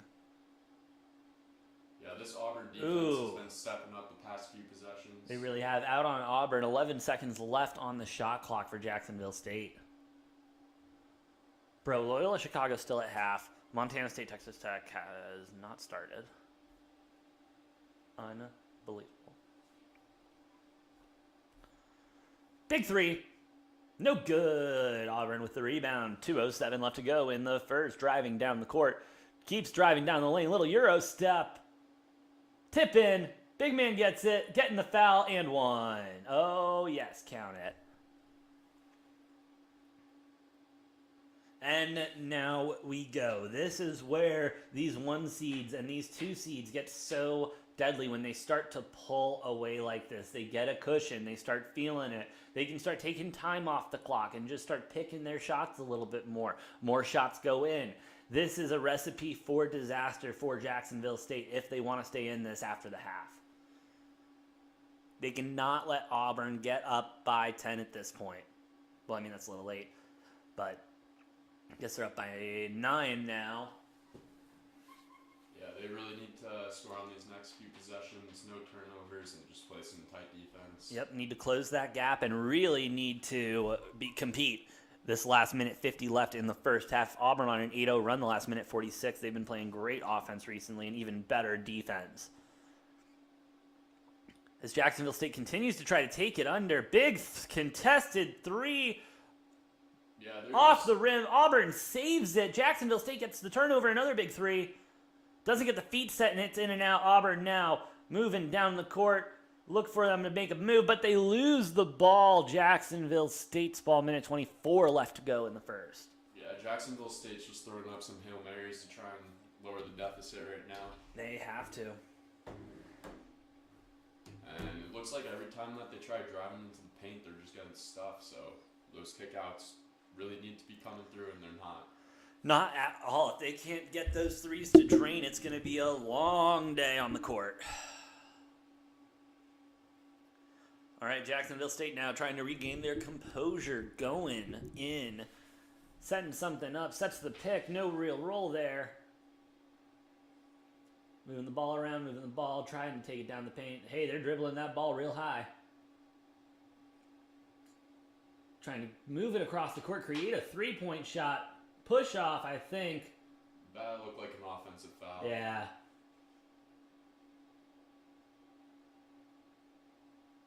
Oh, yeah. He tripped, though. He did, but you saw there was a little push there. A little There was a push there. That's a hard call. Hard call, but a good call by the ref, I think. 36-27, 56 seconds left to go. Auburn's ball, 27 seconds left on the shot clock. Look for them to try to make a move here, but Jackson State getting the... Oh, we're going to get another foul on Jackson State, it looks like. Jacksonville State, excuse me.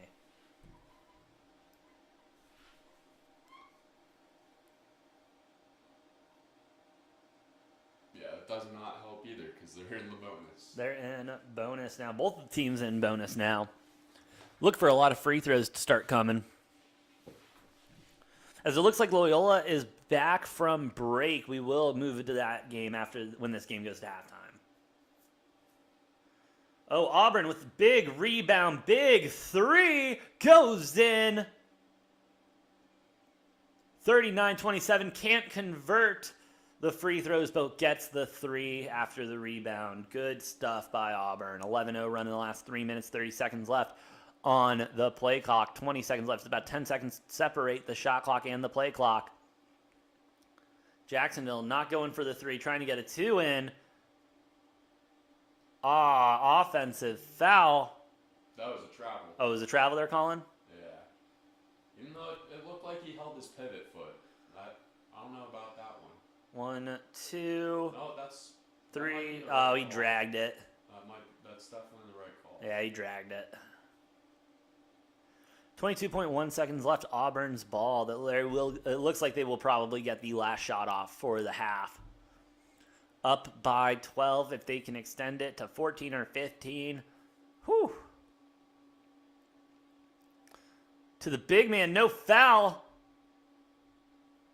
What's the call? Out on Auburn. 2.3 seconds left. Jacksonville State will get a Hail Mary shot. If they can make this, close the gap, make them only up by 9. I would be feeling good as Jacksonville State going into the half. If they go up by 12 going into half, it is going to be a rough journey back for Jacksonville State.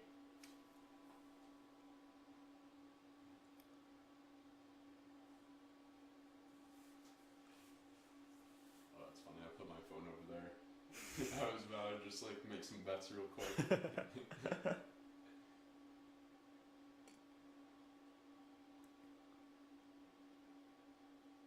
All right, that was a weird turn of events to end the half, but it looks like the half is over. Going back to the Loyola game now.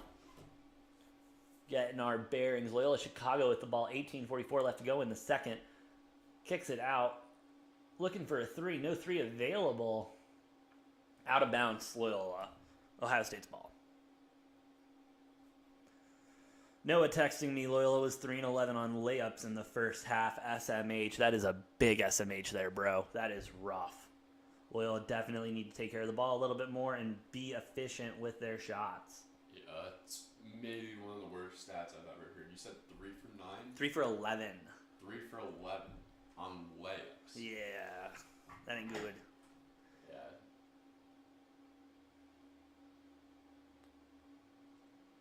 As Loyola gets the ball off a turnover, layup, make it. Miss. I mean, I guess if you're forcing offhand layups, offhand shots like that, it's gonna be a lot harder to make. And Ohio State with the 2.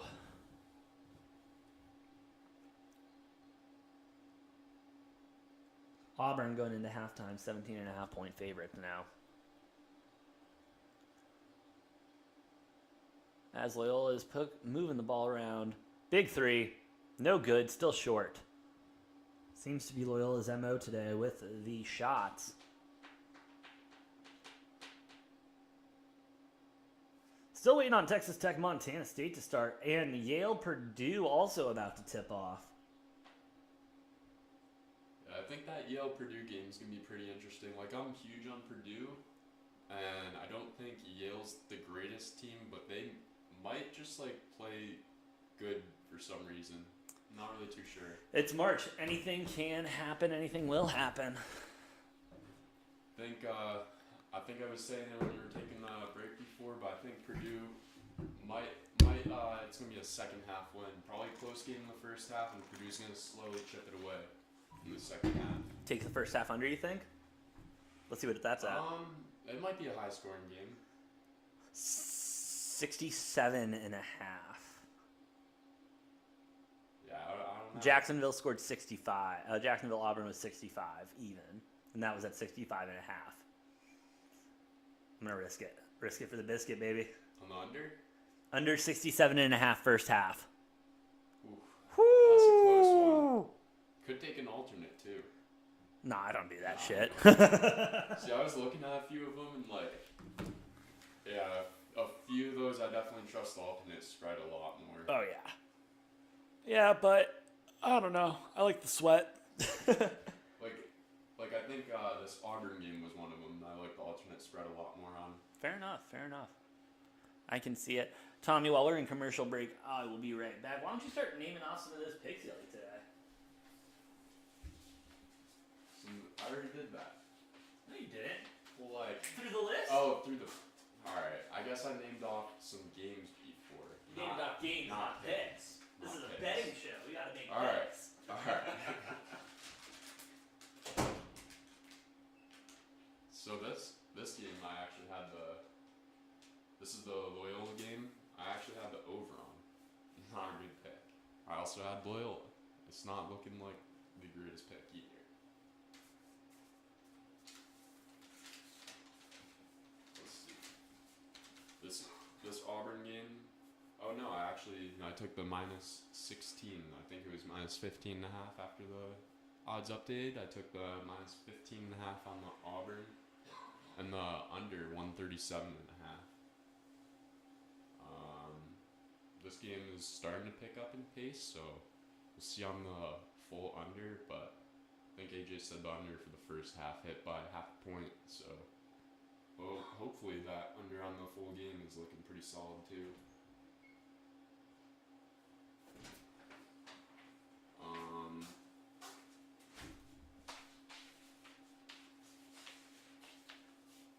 Texas Tech money line against Montana State. Love that pick. But I did put Montana State plus 15. Plus the 15? Yeah. That's a big spread, I will say. And let me tell you, big spreads have been scary lately. Yeah, I'm kind of starting to rethink that one, though. I'm not really too sure about Montana State's team. No? Yeah, I don't know. Texas Tech. I don't know, they were looking all right, but their last game, who'd they play? Kansas, right? Yeah. And they lost or won? They did get walked by Kansas. Yeah, that wasn't looking too good. And, like, I don't think Texas Tech has really been playing too hot either recently. So. You know, they had a good end of the season and everything like that, but yeah, they are definitely a question mark, and that's why they're a 4 seed, you know? Even though they still haven't effing tipped off. What time is that game? Bro, it was at 9. It's 10:36. I'm sorry, it was at 10, and now it's 10:30. Oh, that's interesting. Very interesting. And it's still, like, in the sports book even. But yeah, that game... Like, it's not live. That game I actually have the over on. Over 132.5? Even though the unders have been calling? Yeah, I was saying this Auburn game, this one I have the over on. Okay. Not looking too shabby. No, definitely not looking good. The Auburn game I have the under on, which is 137.5. That's looking pretty solid, I'd say. Okay. And then, yeah, the Texas Tech, the over. But I did choose a lot of unders after that. I like it. As Ohio State with the ball now, 17 minutes left to go in the second half. Moving it around, going under, we're going to get a foul called going Loyola's way. It's a tough offensive foul right there. Tough offensive foul, but these refs have been calling it tight all game. Yeah, a little bit of a sell job there. Not a hard foul by any means necessary. Nah, but he still jumped into him. Oh, 100%. As Loyola looking to even create space at this point. Gets it to the big man underneath, but a lot of defense. Double team goes up, no foul called. Ball's on the ground. Loyola scrambles, big three. It's good. Yeah, they need to hit that one for sure. That was a big three. Might be the turning point in this game. 21-29, 16-25 left to go in the second half. Ohio State with the ball now. Kicking it around to the outside. Open three. Banks it. No good, actually. Yeah, that's what was the call there? Offensive foul on the rebound. Ooh. I believe. I was about to say though, they're picking that zone apart really bad. Really right bad. Now. Picking Ohio it apart State. real bad. Ohio State is picking apart the Loyola zone. Oh, I guess that was a foul on Loyola. Apparently, as Ohio State's trying to get the ball underneath, not working out. Another open three shot, not looking good, goes in. Big man gets it, blocked. Loyola gets the turnover. Good stuff there. Good defense there. Driving it just straight underneath. Looks for the three. Big three. Banks it. Big rebound. Good for Loyola. Reset. Driving underneath. No. Kicks it out. Resets. Looking for something. Driving underneath. Goes up. Two's no good. No foul called. Interesting when the refs are letting the boys play in this game. They were on the whistle early in the game, even on a whistle early in the second half, and still not getting a lot of calls right now.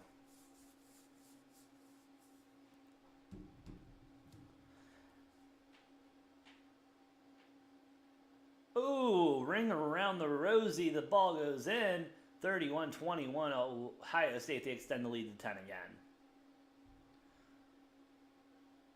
Loyola lets throw the ball. They get it back. Drives it underneath. Open three. No look. No shot. Drives it in again. Open three again. No good. They keep driving, looking for some big man slam. Yeah, they're good at moving the ball. They are moving the ball around really well today.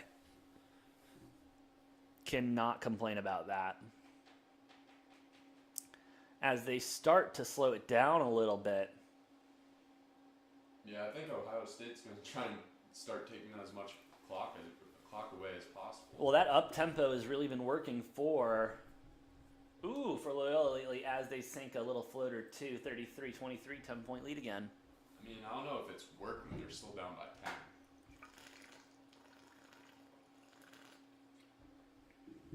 10. As Loyola looks to turn the ball over again, looks like we're going to get a penalty on Ohio State. Loyola needs to get into bonus early. If they can get into bonus early, I mean, this game opens up a little bit more for them. Yeah, that would give them a little bit of an opportunity to start coming back into it. Oh, 100%. I mean, there's a lot of time left, but it's definitely not looking good. Whenever you're turning the ball over, allowing baskets, and whenever you score, they're scoring. That's not a fun time. Not a fun time That at always all. leads to a deficit. Can't win Always. that way. You No. stops yourself. Gotta. You just gotta. Oh my goodness. Well, we have no viewers on real quick. I'm gonna post this on the Instagram. What's the most viewers you've had at once? What was it? National championship game.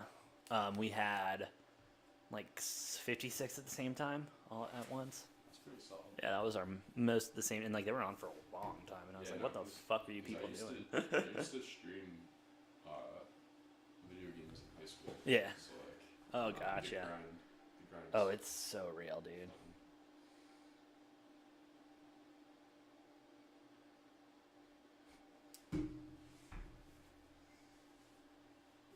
Yeah, I don't know, just like sometimes you'll have a shit ton of viewers and like when they start piling up, they just like don't leave for whatever reason.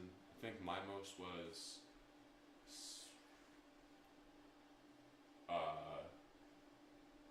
maybe a little bit over 100. I was probably averaging like 20 or 30 a stream. Dang. But like when it was popping off, like I got close to 200 one time. Usually 100 was like the most though. But good thing to promote the stream was doing giveaways. Yeah, I just had nothing to give away right now. Like for college ball, that's hard.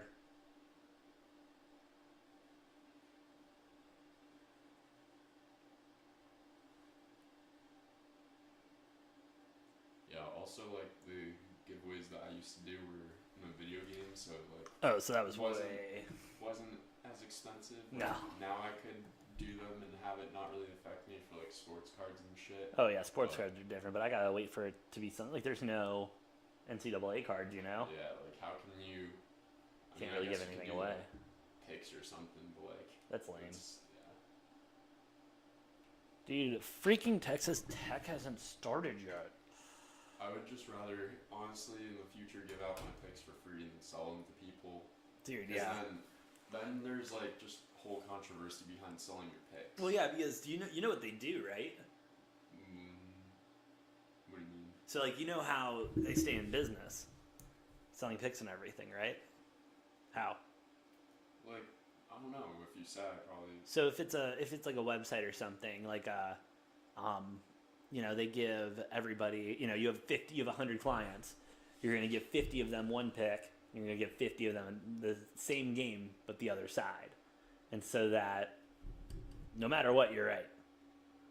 And so then you at least get 50 more people coming back, and those 50 people tell their friends about that, and so you get another 50 people, etc., etc. It's crazy, man.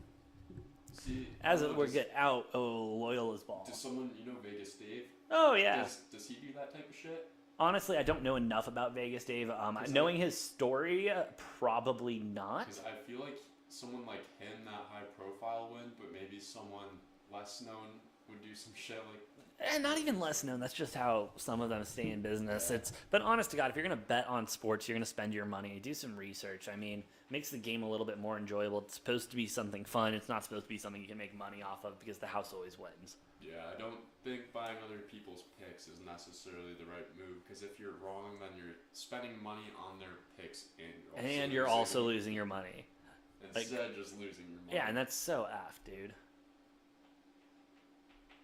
As Ohio State's moving the ball around very well, 10-point game, still kicking it out for a 3, contested a little bit, still good. Yeah, this game's not looking good.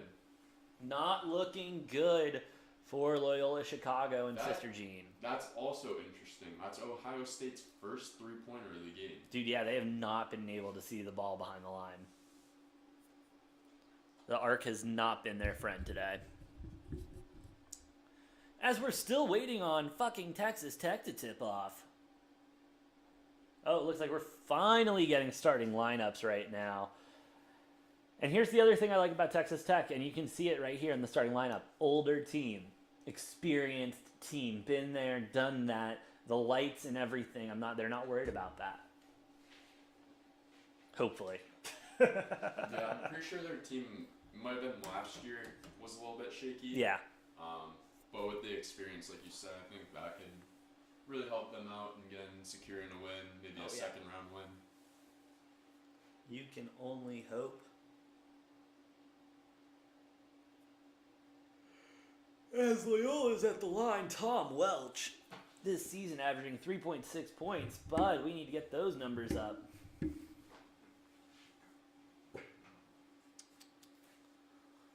All right, 23-26, 13 points, 13 minutes left in the game. This is where Loyola needs to start stepping it up. If they don't, they can kiss the next round goodbye. Gonna get another charge foul, it looks like. Loyola's ball. Shit, I want to run to the store and get some energy drinks, but I also don't want to miss any of these games. Dude, I know, it's been a struggle. It's a struggle, right? You're probably stressing out yesterday, I gotta eat. I'm just I can't leave. I can't, dude. These games were so good, it was impossible. As Ohio State starts moving it under, we're going to get a shooting foul going to the line for 2. Not something you can be doing right now if you are Loyola Chicago. You got to keep it clean. These refs have been stingy all game.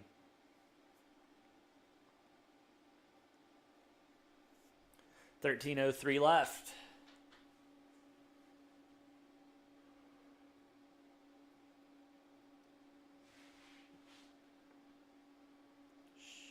First one's no good.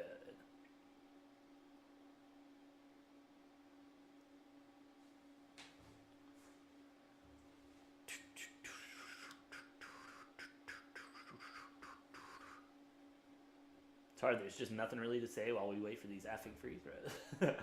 As there's another one. They're taking a lot of time. They were taking some time there, bro.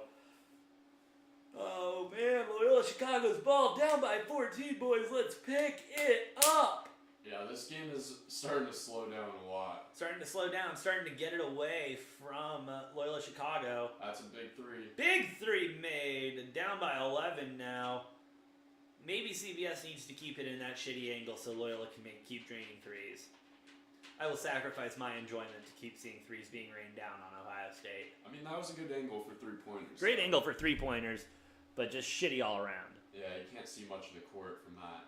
No, but as Ohio State goes up, doesn't get it. Loyola tries to rebound, but it's effed up. He slapped that off his teammates. Wide open 3 missed out. Loyola ball. Good turnover there, good possession there, good blocks there. Love to see it from Loyola.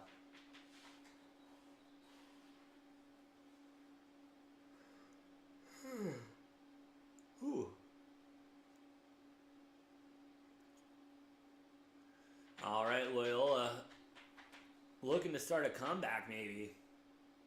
Gets the pick, gets the roll, puts it up. We're going to get a foul there on Ohio State. That one didn't look like much. Like you said, the refs being real stingy. Real stingy today. And hey, at least they're being consistent about being stingy. You know, they have not really, they've not steered away from that or anything like that. They've been stingy all game, and they're keeping it that way. So I'm good with that. Loyola gets the inbound. Starts moving around. Easy 2, no good. Both teams in bonus now. Fouls will be precious with the last 12 minutes of this game.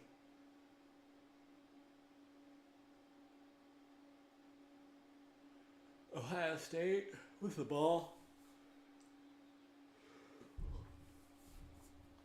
Big 3, no good. Oh, Ohio State bounces it. Looks like they're fighting for it. Loyola with the turnover. Pushing it down court, down the lane, kicks it out. No 3. Kicks it out again, looks at, no bank. Bank is not open today for Loyola on 3s.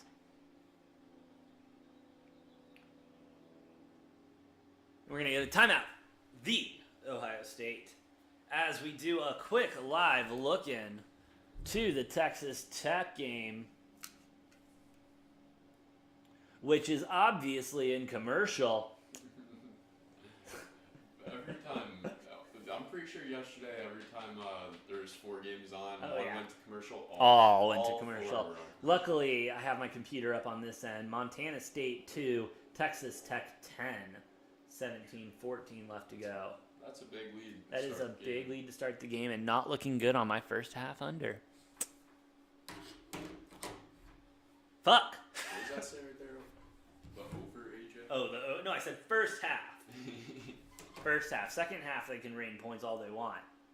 First half, I want to go under. That's all I'm asking here. You didn't listen. Tommy, that's because usually you don't know anything about this. Yeah, so Hey, you did well. You did well last week, I will say. You did well last week. Last week? Yeah. For what? In basketball, conference championships. I didn't bet on conference championships. Yes, you did. I You bet- bet on the U of A game. Do you not remember that? We were at the Bet bar. I bet like 1 game. Still, you bet on it. Alright, I bet 2 games. One was the Arizona game, and I could not tell you the other game. Oh, it was Yale Purdue. I took the first half under, not Texas Tech. So we're chilling. Good. We're chilling. I did take Texas Tech minus the 15 oh, no, though. That's probably a good under to take. You took what? Texas Tech minus the 15. Yeah, that's probably a good one. Then I got Auburn covering as Like well, like looking I good said, right now. I wrote down Montana State plus 15, but like, I don't know. They're probably going to blow them out. The Auburn game is probably going to replace that spread. Yeah. What's the score in that game? Which game? The Auburn game. 39-27 still at half. Yeah, I think Jacksonville State's going to be able to keep it kind of close, but probably stay around a 10-point game. Yeah, I don't. You know, it's one of those. You know, going with a 10-point deficit in the half is demoralizing. The other team's feeling good, and those are two different conversations in the locker room right now. You know, the Auburn coach is like, "Hey, boys, we're here. Step on the throats, crush their larynx. Don't let them breathe. Make them regret even coming here." While the Gamecocks, on the other hand, are, you know, they're in there. Hey, boys, we're not out of this yet. We got to fight. We got a chance, but we got to fight to get back in this here. And you can't give up yet. And, you know, some of them have probably already planned out their spring break. Yeah, I think on the Auburn side, too, you just got to go out there and just keep getting it done. Like, obviously, from their perspective, they haven't been playing well, so. As they are back from half, and Auburn just scored. It's 41-27 now. Yeah, that's good. It looks like the Auburn chose to step on some throats today, hopefully. Oh, look, there's Greg Oden. Dude, shout out Greg Oden. Yeah, what a devastating career. Yeah, poor guy. Wait, was he the Kardashian one, or is that the other Oden? I have no idea. He's the one that got his career-ending injuries and shit. Right. And there was that grandma lady that walked up to him and that meme and was like, "You played basketball, right?" And Oh, like, yeah. He's like, "Yeah, I used to play," and then he started looking all sad, and that was just like one of the saddest Aww. videos ever. Well, what's even sadder right now is Loyola down by 11. Ohio State with the ball. Long three from the logo is an air ball. I mean, shot clock was ticking down. You had to take that shot. Can't blame them there. Loyola, though, 10:56. You got to start making some moves. Got to start making some plays. Need this right now. It's the weakest part of my parlay.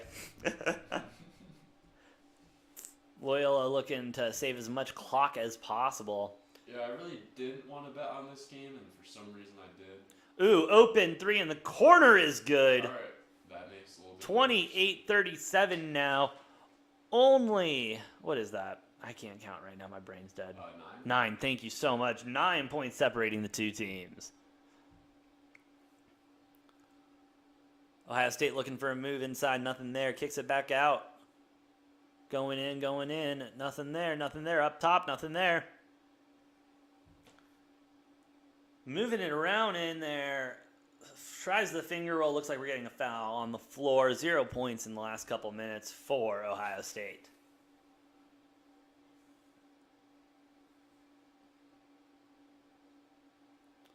Looks like they're going to run it back, see what that foul was.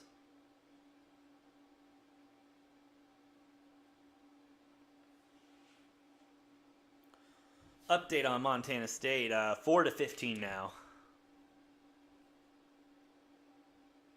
As Ohio State will take their first free throw. No good. Loyola with the ball.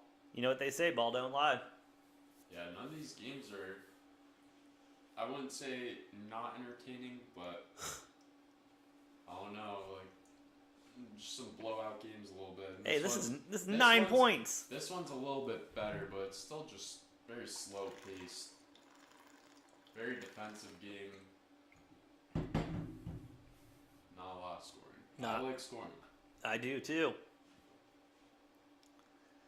As Ohio State is moving the ball around, trying to find something going on. Not really seeing anything. Puts up a 2, contested, and it's good. 39-28, 11-point difference now.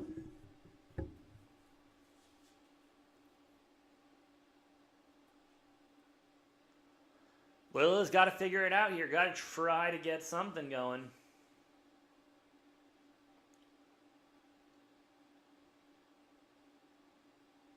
Nothing. Kicks it out. Still no look. Driving inside. No look. Contested 2. No. Big air ball. Big oof there by Loyola Chicago. I know a man right now who is not happy about what's going on. Who's that?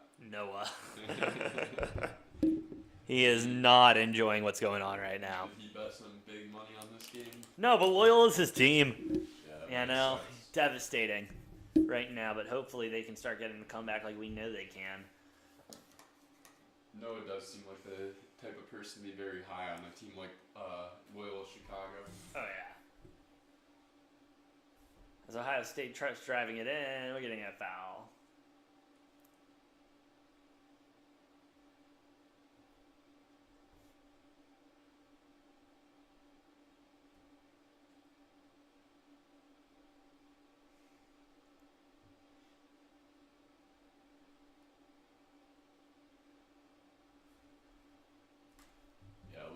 Definitely letting this game slip away. Just a little bit. Ohio State's definitely starting to pick their spots. Yep. Auburn also starting to pull away, up by 20 now, 31-15. We'll most likely go to that game once this one is resolved.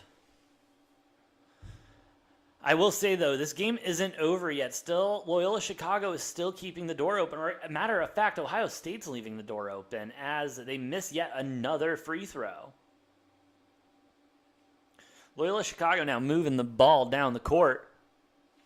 Seeing what's going on. Nothing really. Yeah, this is a big possession right Trying to create space. Nothing there. Big contested. 3 is good. That was a big shot there. 8:21 left to go. 31-40. Loyola Chicago with that big 3 now, trying to make a move. Ohio State slowing it down, trying to not let that tempo raise as they cannot get a 3 off. 12 seconds left on the clock. Moving it around. It falls on the ground, trying to get the turnover. No good. Ohio State still got the ball. 5 seconds left on the clock. Up. 2 points are good. 42-31. Loyola Chicago inbounds the ball, moving it fast.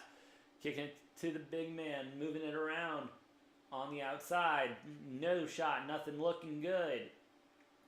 Heavy defense being played by Ohio State right now. To Chicago. Looking for something. 10 seconds remaining on the shot clock. Looks for something out on Ohio State. 6 seconds remain on the shot clock. It is Loyola's ball. Good decision there. Nothing available. Get it out on Ohio State. And we will get them with the ball. 6 seconds left on the clock after that. Going to our poll now, Tommy. Looking like 33% think Loyola is going to win this game. Only 67 think Ohio State's going to win. Only 67. That's a pretty big margin. That is a very big margin. Shout out to the Degens who participated. I need to get some more water in me. I've been talking a lot today. But Tommy, do you we're getting into the nitty-gritty of it. This is where Loyola Chicago really will need to step it up. Do you think we got a shot at pulling out this win. I mean, we got them at a pick 'em, so I'll take. We literally just need a point. I mean, here's the thing. They've been playing, I wouldn't say great defense, but Loyola's playing good defense so far this game. Ohio State has been a little bit sloppy on their defense, I would say. Loyola is just missing a lot of shots. They are missing a lot of shots, bro. I wouldn't say they're necessarily easy shots, but a lot of easy shots that they have open, they are missing.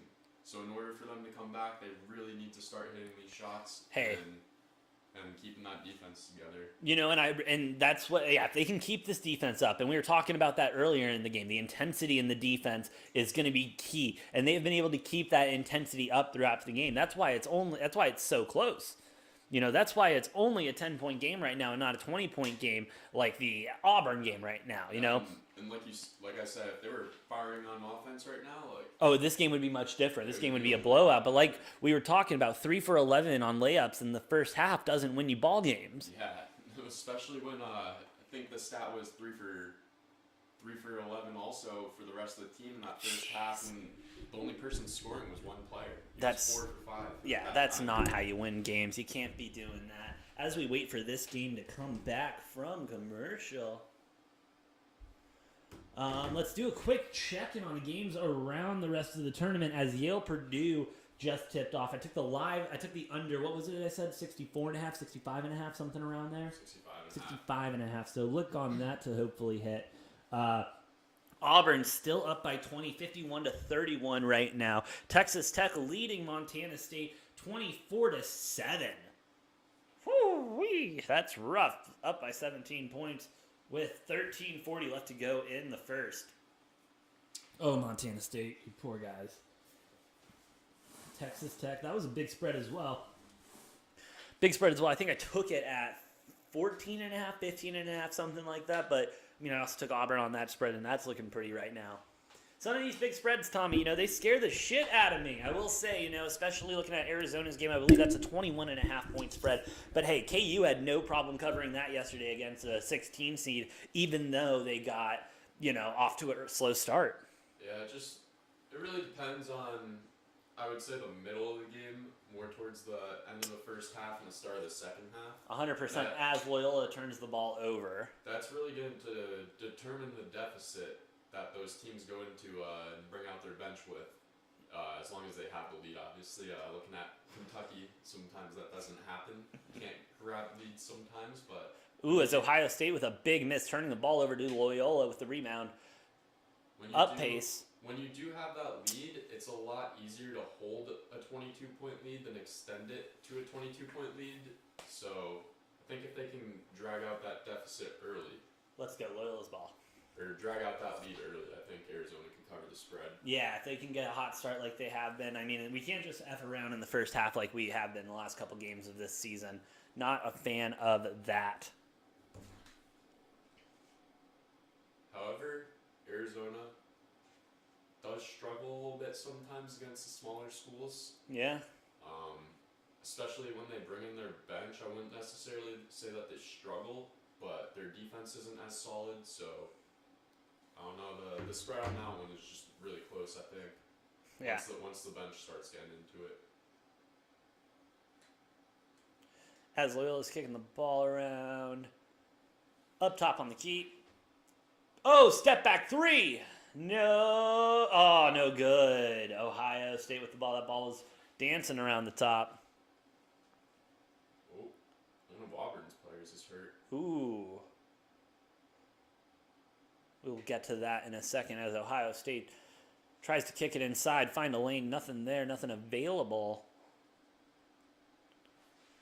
Kicking it outside, close to the line. Oh, tries to go up. Looks like we'll get a foul. Looks clean to me, but what do I know? Yeah, that's not what you need if you're Loyal.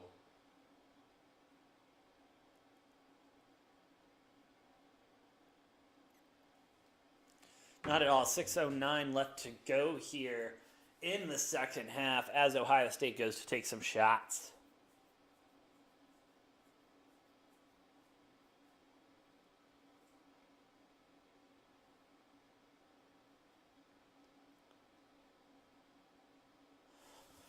Yep, we keep waiting for these free throws. Yeah, I'm just like blinking out, staring off into space while. Honestly, you just gotta wait with so much action going on. Ohio State with the next shot, up by 12 now. 6 minutes remaining in the second half. Loyola looking to make a comeback, only down by 12, but that's not going to help as it's out on Loyola, Ohio State's ball. Yeah, this is starting to become brutal. This is starting to become a reality for Loyola that might be setting in. Sister Jean might be setting in for. We may not be going on. We may be going home as they are full court pressing right now. Doesn't work out too well. Ohio State looking, they're going to reset up top. Yeah, they're just going to get some clock off.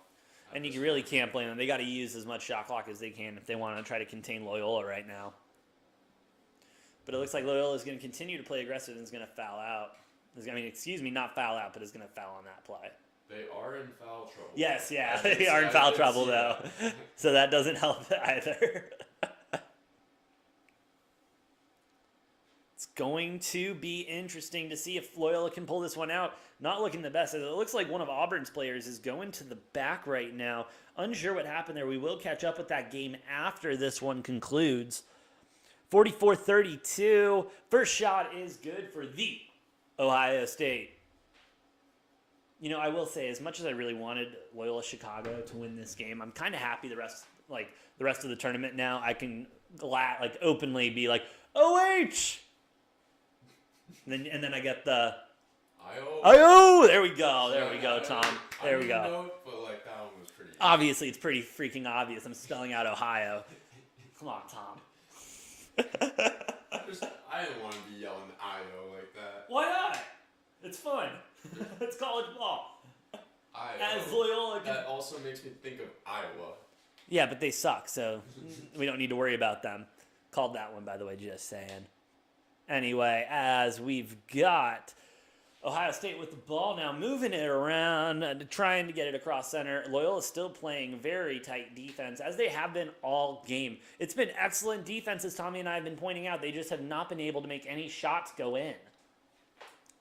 Ohio State moving the ball around, 5:07 left to play, 10 seconds left on the shot clock.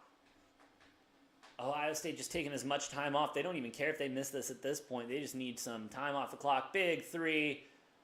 Off the rim, off the backboard. No good. Loyola in transition right now, seeing if they can get something happening. Driving in the lane. Lots of confusion, lots of traffic. Big three. No good. Ohio State with the rebound, trying to go for the jump ball. Are we going to get it? We're going, yes, jump ball. Possession goes to Loyola. Loyola going to get a big second chance here. But that's also something they have not been able to do well this game, Tommy, is second chances, you know? They've been getting the offensive rebounds and not being able to convert those into points. No, they have not.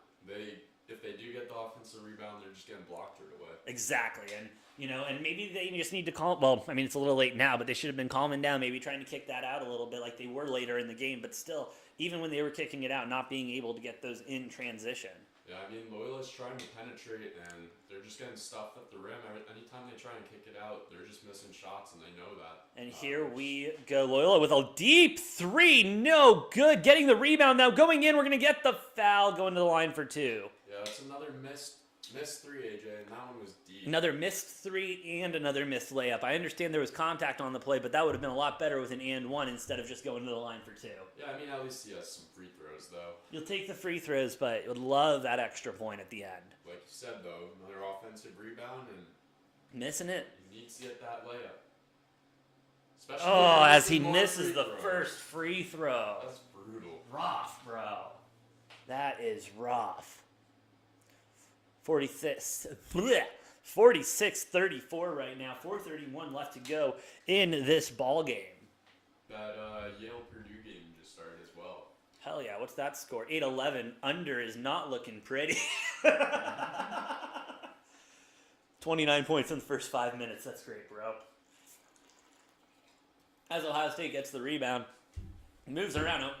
Loyola not being able to convert any free throws. 1 for 8 right now. 13 and 17 for Ohio State. Free throws being a big factor this tournament. Yeah, that's not good when you're 1 for 8 on free throws. Those are some free points, and seven free points And could have them in the game right now. And Ohio State goes ahead and gets the easy two. Loyola moving the ball, driving it down under. Why doesn't he take it? He turns around, fadeaway shot goes in. I don't understand. He had a clear lane, but hey, we'll take it. Looks like we're going to get our after 4-minute time out. 36-48, only 12 points separate this team. That's been the story of this game, though, Tommy. 12 points all second half. I mean, I think that player was just seeing what I was seeing. He wanted to take the layup, but he knew if he took it, he was just going to get blocked. Exactly. So he had to take the little fadeaway. And hey, I guess, but I don't know, maybe a little Euro step or something. I don't know. I'm not a basketball player. I just call the games. Live looking right now to Jacksonville State Auburn. 36-55, 13-12 left to go in the second half. Auburn is driving right now. And just honestly, trying to make Jacksonville State look foolish, but Jacksonville saying, nuh-uh, not today. Yeah, Jacksonville State, I mean, they're slowly climbing back, only down by what? 17? Only down by 17, and they turnover? get a turnover, big three, but they can't convert that. They'll get that rebound. Get the two, they'll get 2 shots coming. Hey, 12 minutes left in the game, bud. Are we... we could potentially be seeing a little comeback here, a little... Maybe. A little drama happening. I'm liking that. I guess I had the wrong game. Minus 16 Auburn. Let's go. Hey, let's go. Even though I thought I had the plus or whatever on the other team. Oh, you thought you had Jacksonville plus the 16? Yeah, but I confused that with the Texas Tech game. Montana State, not Jacksonville State. That's a rough one, bud. That's a rough one. But I mean, it's a close game. Checking in. 16 right now. Continuing to check in around the tournament, Yale Purdue 8-12 with 15:33 left to go. Montana State Texas Tech 9-32. Sorry, Montana State. I mean, thanks for showing up, but I mean, there's 10 minutes left in the first, and there's a whole other half of basketball to be played. It's not over. Not over yet. I'm not calling it yet. I want to call it, but I'm not going to call it yet. Yeah, Big 3 from Auburn. Jesus, that was a deep one. I think that one might be close to being called, though. The Montana, We'll see how much they're up by half. We'll see what the halftime score is.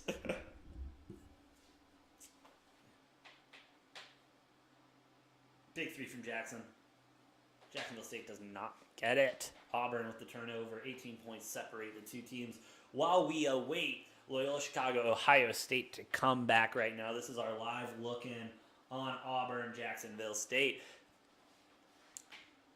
And it looks like we're going to get a blocking foul, or was that a charge? I kind of looked away for a second. Tommy, you're killing me. As we are seeing Big Nut over there. AJ, you got to get me one of those shirts. Bro, I'm out. I'm out, or else I would have gotten you one, bro. I'm out. I'm getting a new shipment soon. Hey, if you guys want a shirt, put it... Hey, in the comments, let me know if you want a Degen shirt. And I'll get a new run going, get a shop up, and we'll get that up this weekend. As we are back here with Ohio State basketball, Loyola Chicago. 12 points separate the two teams. 3:42 left to go as Ohio State's moving the ball around up court. 10 seconds left on the shot clock. They are trying to use as much as possible. Yeah, they had some open looks. They're just wasting looking up. Big 3's a miss. No foul called there. It looks like it will stay Ohio State's ball out on Loyola Chicago. Bro, this pick I'm not looking too good right now. Let me tell you. If Loyola was hitting their shots, it'd be a good pick. And let me tell you, looking at this game all week, I could not figure out why it was at a pick 'em. But I mean, hey, the books did what the books did. As Ohio State deep pass down the back court. Loyola Chicago pressing. They've got to press. They've got to create some turnovers to get this game rocking and rolling. Kicking it out there, no good. No look, no 3. Moving around. Oh, Loyola getting the steal there. Pass directly to him. This kid Driving down now under. Looking for his spin move. Fade away. Looks like he'll take it under. No foul called. For how stingy the refs are being, I am surprised we are not seeing any calls on these contacts underneath. Yeah, the refs might be getting paid in Hey. You watch it, Tom. All right, no accusations. Not here. yet. We'll see what happens when the game's over. As Ohio State's moving the ball around, 9 seconds left on the shot clock. Still 12 points separating these two teams. If you're an underbetter right now, you must be feeling good. As Loyola Chicago moves the ball down the court, kicks it out, contested, 3 is good. 39-48. We have a 9-point game again. 22-21, 2:20 left on the clock. And Ohio, it looks like we will get a timeout.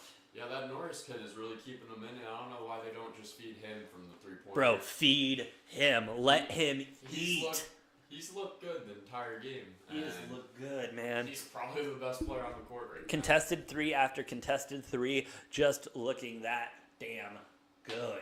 Ohio State's ball. Inbounding. Ohio State is 1 for 15 on threes. Yeah, they have not been shooting behind the arc well.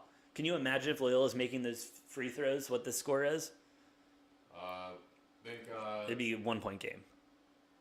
It was Ohio State puts it up. They will draw the foul, go into the line for 2. Both teams in, Ohio State in double bonus. Loyola in bonus. Free throws are going to become key as we get down the stretch in this game.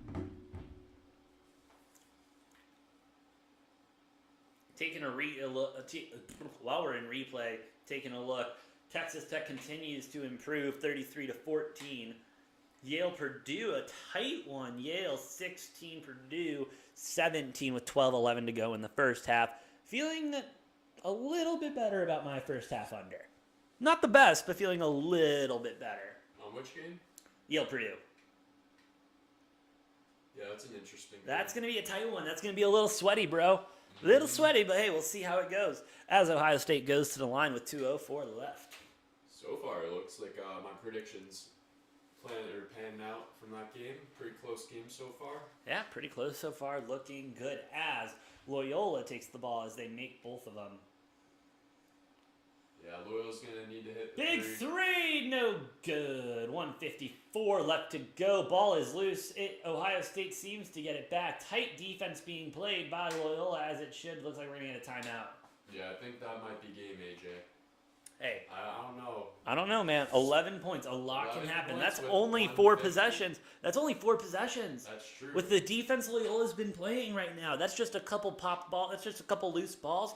That's just a little bit extra hustle, a little bit extra drive. I mean, I'm not counting them out. I'm not saying my bet is a loss yet. I have him at a pick 'em. I don't have him at any points. I'm not saying I'm losing yet. That's a fair statement. Fair enough. Now, don't get me wrong. If I had this game at like 10 points, yeah, no, we're done with it. But no, I got it at a pick 'em. It's still very much alive. Yeah, they just needed to get a quick turnover. Make sure that they force a stop and then score on the next possession. Absolutely. They could get a stop here. It's pretty much. I think if they don't get a stop, it might be game. They still have a chance right now.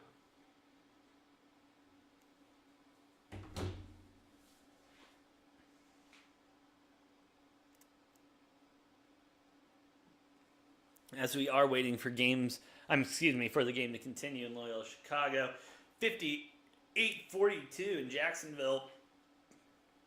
Auburn game. Jacksonville State looking like they're trying to make a little comeback here. And here we go. Ohio State inbounding the ball. 1:40 left to go on the play clock. Looks like we're going to get a foul early. Looks like we're going to be going to the line a lot here, Tommy. Yeah, this next minute and a half might take half an hour. You know what they say, the last 2 minutes in college basketball are the longest in any sport ever. Mm-hmm. Yeah, sometimes it's not fun to sit through. Oh, not at all. Because then you go to a commercial break, and then what happens? You go to another commercial break, and then what happens? Another foul. Another commercial break. God bless it. Hey, the advertisers are definitely getting their money's worth, whatever that's worth, man. And hey, if there's any advertisers out there that want a little bit of a cheaper deal this March Madness, DM us. Oh, man, with the shot, Ohio State continuing to do very well. 52-39 looking at it. Tommy, I need you to call a little bit of this game. I need to go take care of something before I get our next guest on. All right. Loyola is moving the ball around. At the Huge turnover. got blocked, and Ohio State slowly moving the ball up. Easy dunk. No transfer of the defense for Loyola. Transition defense. I think they might. I don't know what that foul was.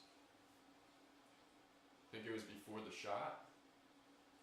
That's a huge block for Ohio State, though. They're showing the replay on that. Yeah, that's just way too easy of a basket. When you're letting them in like that. They're waiting for free throws, though. Loyola makes the first.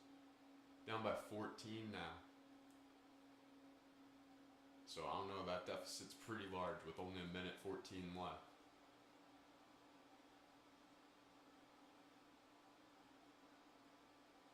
And he finally made both. It might be one of the first times this game someone's made both free throws. And this Auburn game is on commercial.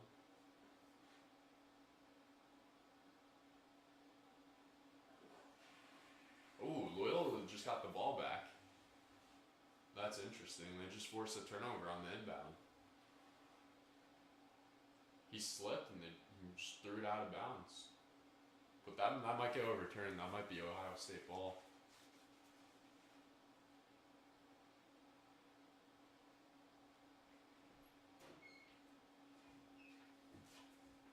Yeah, AJ, we got an interesting turn of events. Yeah, what we got going on? So they were down by 15, made both of their free throws, and then this play happened. Ball gets knocked out, and they called it Loyola ball, but not really too sure after this replay is really close. It is close. But there's a minute 14, so if Loyola gets this ball, makes it 3, down by 10, huge turn of events. Hey, man, if they can get down by 10 with a minute left, that's only, 4 possessions right there? You just keep feeding the kid who's been draining the threes all day, and you say, hey, bud, how about you continue to eat? Yeah, he needs to It will be Loyola's ball. And now we go. A minute 11 left. Both teams in double bonus. Yeah, it seems like Loyola's been feeding it to one kid, and he just likes driving, and the other kid that's hitting the shots just really hasn't been touching the ball much. This is a very professional show, obviously. We know everything. Yeah, I'm sorry, I don't know players' names or... Hey, no problem. That's what Noah's for. Can't even put together numbers, I just say the kid. We will be bringing on Noah. I just spoke with him. He will be coming on shortly after this game starts. And then we will have another special guest on at 12 o'clock today. But yeah, they need to feed the ball to him, which they do. Ooh, big three! No good! Going Ohio State's way. That's a tough one right there. Tough turn of events. Yeah, that's a sad game to see. I don't think they're coming back anymore, AJ. You know, it's one of those things. They might be, they may not be. I'm just not too sure yet. I hope Still they do. Too much game. I'm not. I mean, there's not, though. You know, they're struggling right now. There's a lot of time there. And look, they're even pulling out the starters. They know this game's done. 'Tis a shame.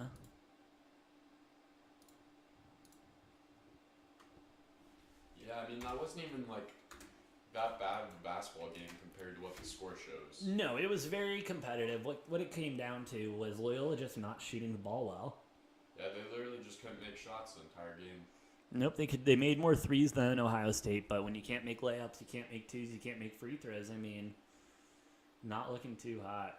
Yeah, even their 3-point percentage, if you look at it, their 3-point make, field goal, whatever it is, not the best throughout that game. I think they were like 8 for 30 or something. Oh yeah. Sorry, I gotta just set something real quick before I bring Noah on. All right, and so with this game coming to a conclusion, we are going to go ahead and move back to Auburn and Jackson State.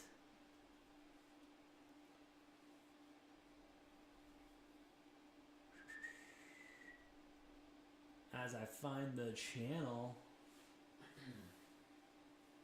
What channel's True TV on? Like 40 something. Should be, right? Awesome. TLC, there it is. Boom, baby. How are we looking?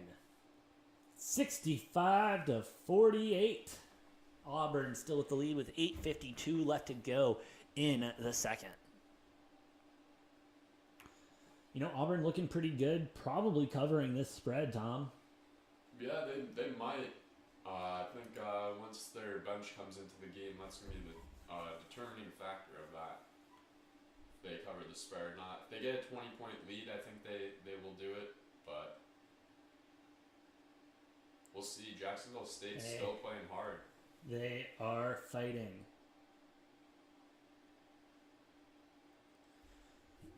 They are fighting up by 15 right now, though. Auburn driving the ball in. A little two floater. In and out. No good. Auburn with it. Goes in again. Going to get the foul. Going to the line for two. You know, not as stingy, but I mean, that was good play there. Good block there, too. Jeez. Left hand. Way to beat. That's some self-awareness right there. Good stuff. That's a hard shot to make over a 7-footer. Oh, way hard to make over a 7-footer. And that's one thing that you are noticing with some of these smaller schools is that the guys are just a little bit smaller than some of these guys, you know? Yeah. You know, you put a 6'6" guy on a 7-footer, that, you know, those inches make a difference. Yeah, when you have some big men, definitely makes it a lot easier, especially ones that can move well.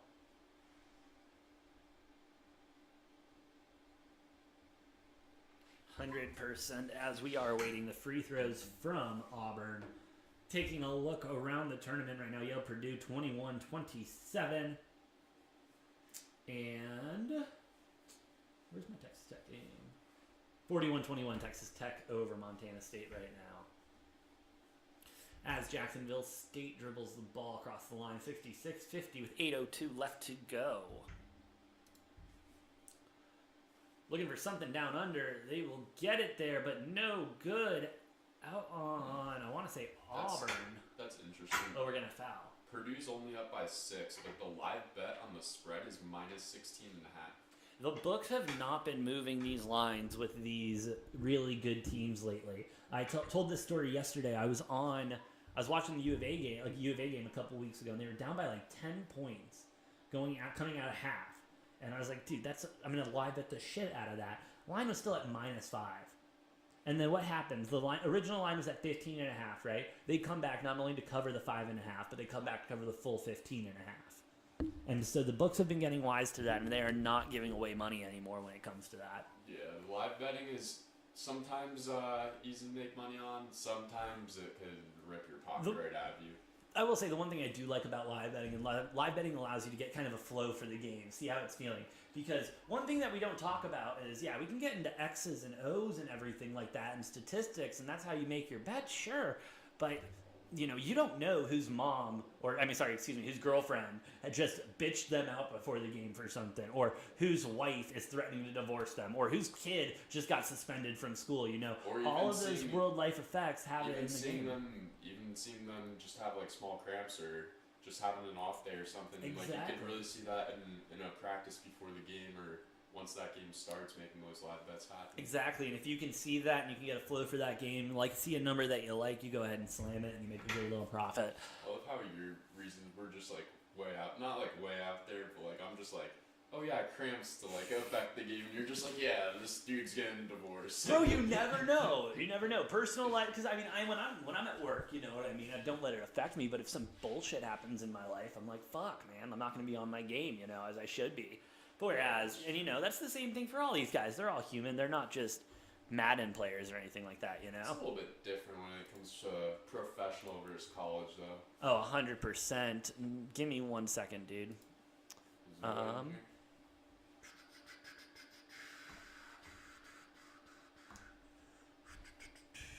All right, ladies and gentlemen, this is the perfect time while we are in commercial break. Joining us from his living room in Wisconsin, he is the the man with the numbers. He is the Sportsbook Whisperer. He is the college basketball guru. Ladies and gentlemen, please welcome Mr. Noah Engelbretson. Noah, I gotta ask, because it's my question. I gotta ask, how the hell are you doing today? Well, AJ, a little conflicted. Oh, hold on. Stop talking. All right, talk again. You're good. Sorry. I was gonna say a little bit conflicted. Tough watching the Ramblers lose today. Yeah. To start the day, but we do have another great slate of college basketball ahead of us. So I am excited for what we have to come later in the day. Bro, it's been an absolutely fantastic start to the day. Son of a bitch, I fucked up. No, we fixed it. Anyway, yeah, it's been an absolutely unbelievable day. Very upset that Loyola Chicago ended the way it did. But right now, we are watching the Auburn-Jackson State game. Auburn up by 16 right now. Noah, I took them at the 15.5. Did you happen to get any action on this game? I did not. This game started a lot closer than I thought, and then Auburn obviously looked like they went on a huge run at the end of the first half, and then another big run at the start of the second half. Looks like Jacksonville State has clawed back a little bit, obviously still down 16. So no, 100%, and they're still. Sorry, go ahead. See that upset? I was going to say I don't see that upset happening. No, neither do I. I see definitely Auburn winning this game. I'm just hoping they cover that 15.5. As Auburn looking for a big three, it's no good. Jacksonville State will get the rebound. So you're on Auburn to cover this one, AJ? Yeah, Auburn minus the 15.5, and then I took Texas Tech minus 15 as well. All right. And I also Texas took Tech looking pretty. Yeah, I also took the under first half Yale Purdue game at 65.5. Ooh, that's looking a little dicey. Oh, yeah, absolutely. I covered that first half spread yesterday. I covered that first half under yesterday by half a point. Might as well do the same thing today. You know what? I respect it. Got to go for it. Hey, it doesn't matter how you make the money. It just matters that you make it, right? Yes, sir. Is there any way to turn this Noah up on these? No, there's not actually. No, that's one of the many technical difficulties I've been having recently. Trying to figure out. Yeah, and let me tell you, I have not been able to figure it out. It's not fun setting this shit up. It really isn't. No, it's miserable. As Jacksonville State nails another free throw, bringing the game into 14 points.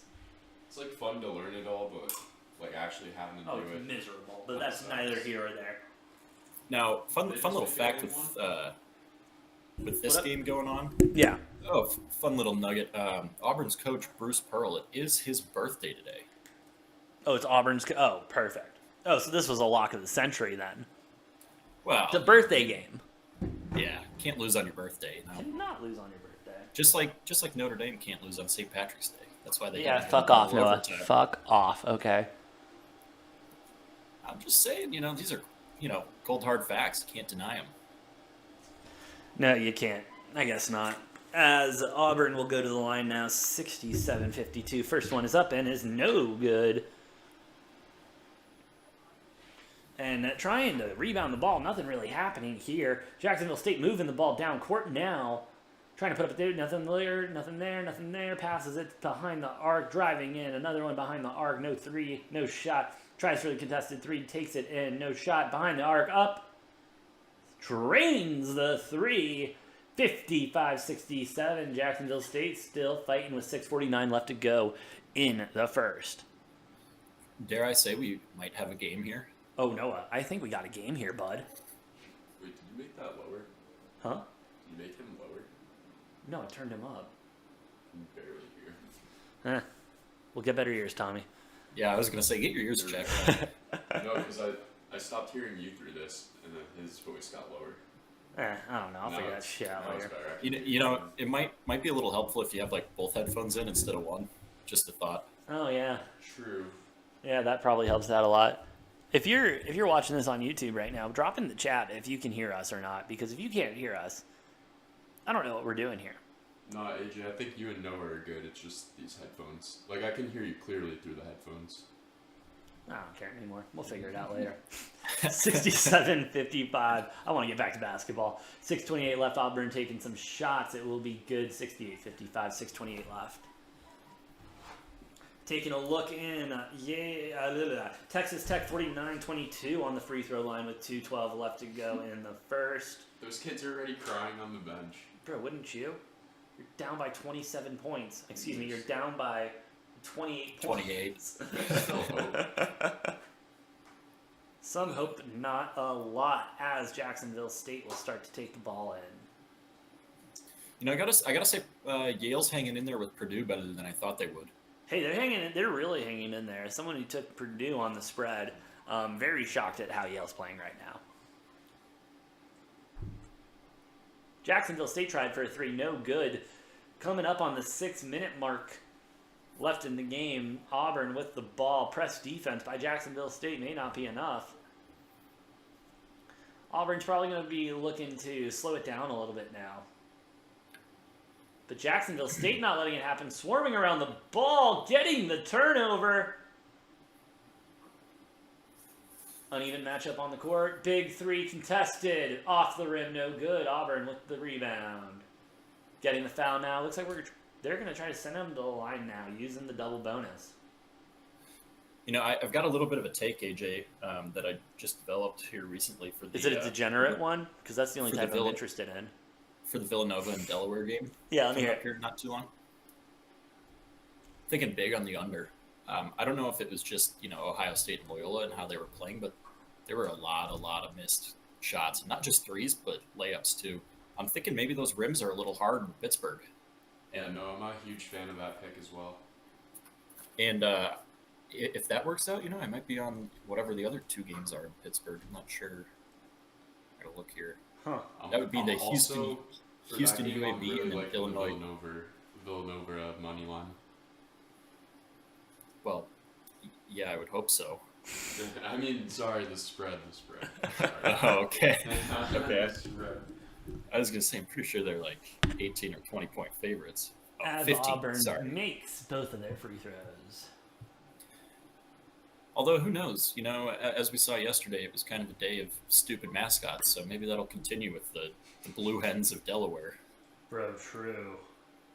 I don't know that I've ever seen a blue hen. 53-71, 5:23 left to go. Jacksonville State was looking to drive in, but we're getting a foul.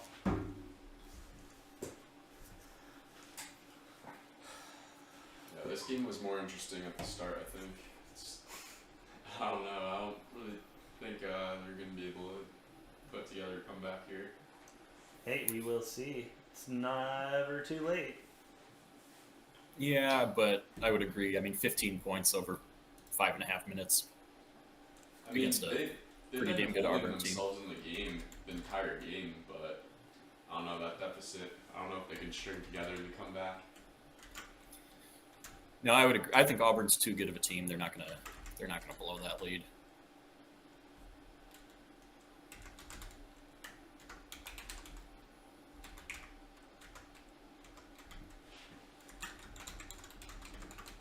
Shit. Hey, Noah, can you call the game for a little bit? I gotta fix something. Yeah, I think I'm a little bit ahead of you guys, but you know, whatever. That's Really? I thought I typical. fixed that.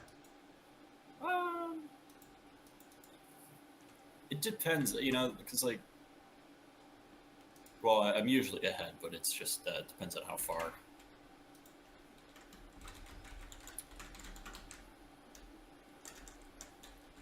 Let's see here. 71-56 Auburn. It's Jacksonville State going to inbound the ball here. They're going to need to hit some shots and probably some threes in there too if they want to have any chance of getting back here. Probably.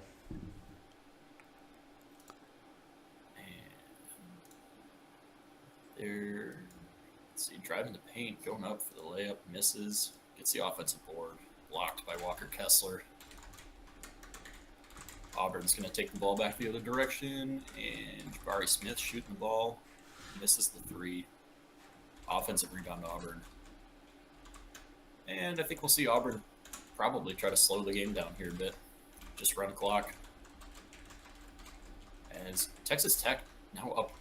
Well, they're not even done with the first half in that Texas Tech game. Nah, man. Oh my. 30-point lead with 9 seconds left in the first half. that one. That is a bloodbath. That might be the biggest bloodbath we've seen. I mean, Kansas and Texas Southern was pretty close to that, but I think Texas Tech's one up him a little bit. Yeah, that Texas Tech game is getting out of hand quick. I mean, what was it, AJ? Like 33-8 to start the game? Yeah, it was a bloodbath early, Noah. They got ahead early fast. Yeah, and we're continuing to see pretty complete and utter dominance from the Big 12 teams in this tournament. Yeah. Big 12 Gotta teams make have you- been performing really well along with SEC. Well, Kentucky. Yeah, Kinda- Kentucky, yeah, that's right. They suck, though. Kind of being the glaring ugly child of the SEC, I guess, so far. But yeah, I mean, who else do we have in the Big 12? Obviously, Kansas, Baylor, each getting dominating wins from their 1 seed spots. Texas Tech just up by a million. Oh, yeah. I know. I'm definitely. I mean, we got TCU later today. That should give you confidence if you took TCU. Love in TCU. that 8-9 matchup. And then I'm definitely leaving somebody out as I peruse the bracket here.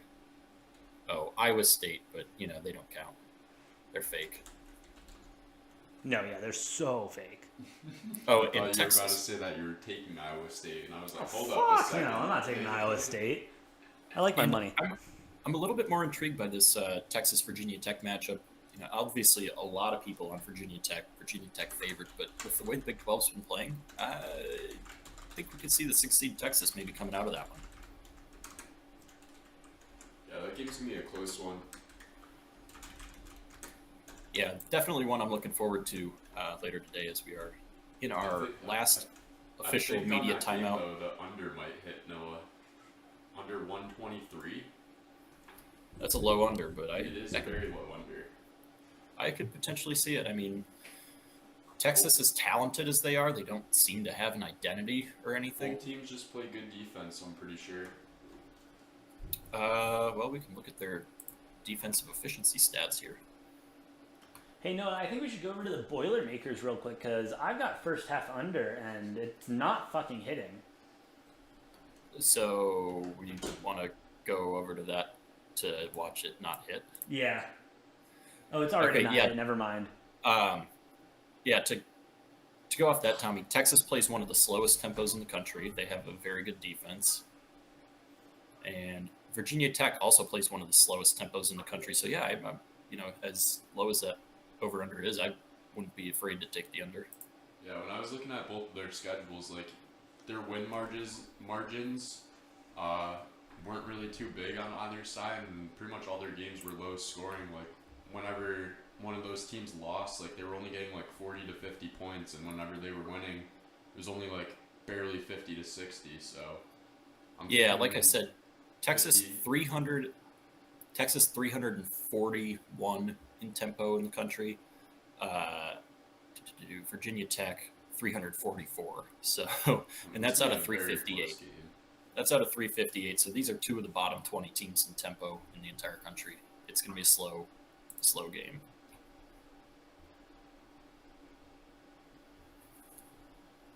Yeah, AJ, this is kind of what I was expecting out of this Purdue game also. Really? Just an absolute blowout? Are we just going to see an absolute blowouts all morning, Noah? I don't know if this is necessarily a blowout yet, though. Like, Yale's kind of keeping it close. So Yeah, far. Yale's close enough that they could do something if they go on a little run here at the end of the half. But as we return to the Jacksonville State and Auburn game, Auburn up 73 to 56. This is I believe what was the spread on this one? Because I believe this is a really interesting game if you took either side of the spread here. Which one? The Jacksonville State? And Auburn, yes. Auburn was minus 15.5. Okay, so very interesting one to keep an eye on if you have either side of this one. Yeah. As Jacksonville State cuts it to a 16-point game with Oh, shit. first free throw there. Oh, wait, we were on that game. Yeah, I just put it back. Thank you. Damari King making the second of 2 free throws. It's going to be a 15-point game now. 73-58 Auburn. Start 3 sweating, minutes boys. to go. Auburn taking it up the court. Little Little lob pass to Walker Kessler for the dunk there. It's going to make it a 17-point Auburn lead. Yep. Jacksonville State dribbling, passing around the perimeter. Little dribble handoff there. They're taking a lot of time for a team that's down 17 points. They are. Like, we're down to 10 seconds on the shot clock now. 8, 7 before they even get up a first shot. Keep calling it. No, I'll be right back. Auburn's going to grab the rebound. 2:23 left in this one. This one all but over. However, if you do have the 15 and a half, you're sweating this one out. And Auburn going to get called for an offensive foul on Jabari Walker. It's going to go the other way. Jacksonville State ball with 2 minutes and 6 seconds left. And Tommy, I got to ask. Yeah. What is your lock of the day today? What is can you repeat that? What's your lock of the day today? Lock of the day. You gotta give me a second to think about that one. All right, take your time. I'm really liking the one of the alternate spreads on the Arizona game. I don't really know about that regular spread. So you're talking about taking it a little bit lower in favor of Arizona? Yeah, like minus like 12 or 15, I think would be a good option. Yeah, I think that's pretty sound reasoning there. I think that spread is right probably around where it should be. Yeah, I think a lot of the games are close. One of my big ones is Illinois minus 6.5. I think they could pull that off.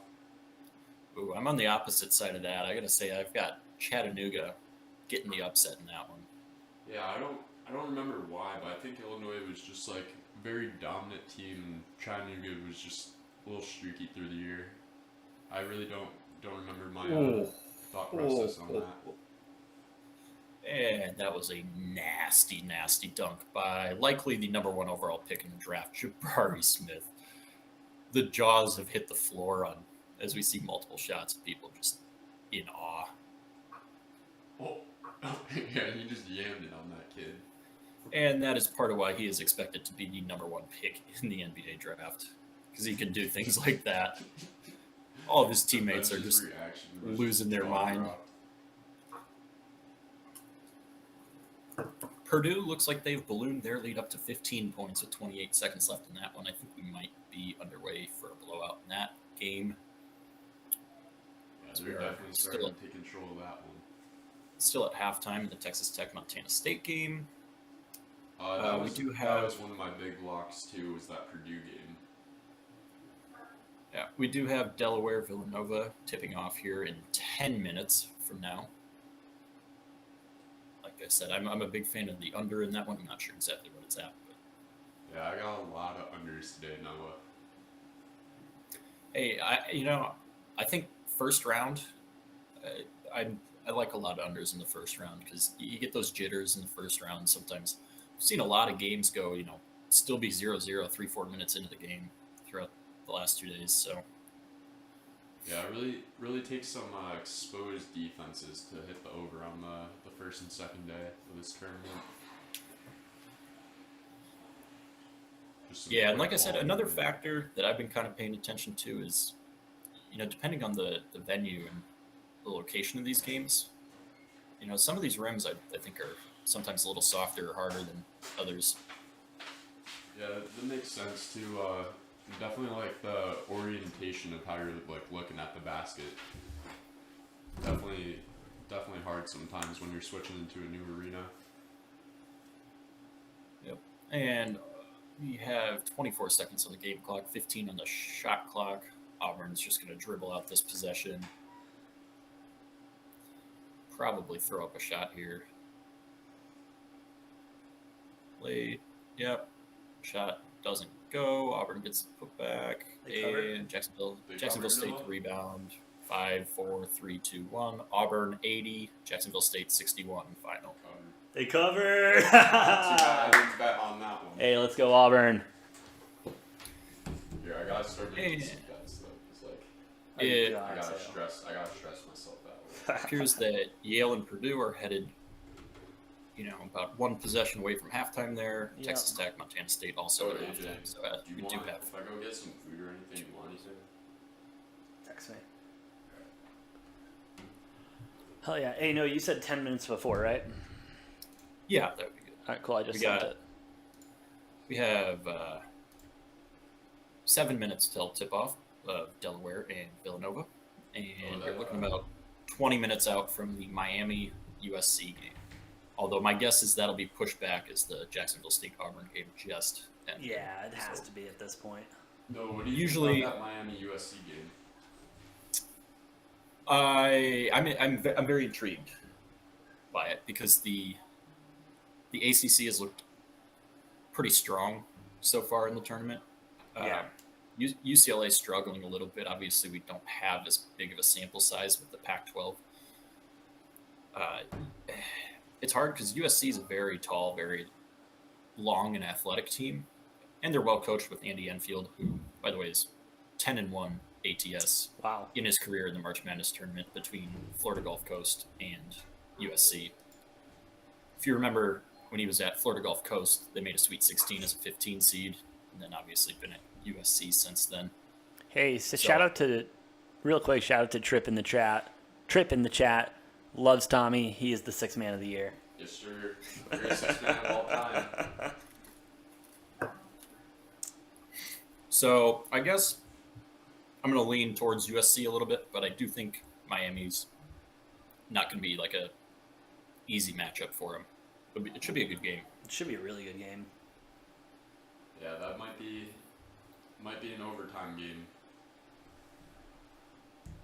Could be. Hey, we Could love see it. overtime here on the We program. do. We love OT. Either that one or the LSU game. One of those is going to overtime. You think so? Mm-hmm. LSU by double digits. Yeah? You think so, Noah? Woo! They're either going to win or lose by double digits. So yeah, by double digits, that definitely works. Because, like I've been saying about LSU, I think they're either going to come out really strong or they're going to fall flat. 100%. With, obviously, Will Wade, their coach, being fired before the tournament. That should prove to be interesting Yeah. to see how they play. That was an interesting decision to make. Well, they kind of had to after all those allegations came down on him. Yeah. That was rough. Which they knew what the allegations were going to be. It was just a matter of time before that happened. Obviously, LSU, being one of those teams that was involved in that whole FBI scandal, along with Arizona and Oklahoma State, Oklahoma State has been the only one who's been cooperating with the investigations, so maybe they get off a little bit lighter. I don't know.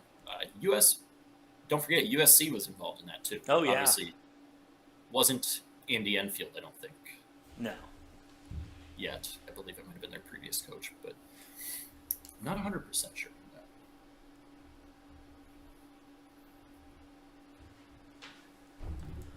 Oh man, this is Villanova game about to tip off. Here we go. Yeah, this Gillespie kid is crazy good. Yeah.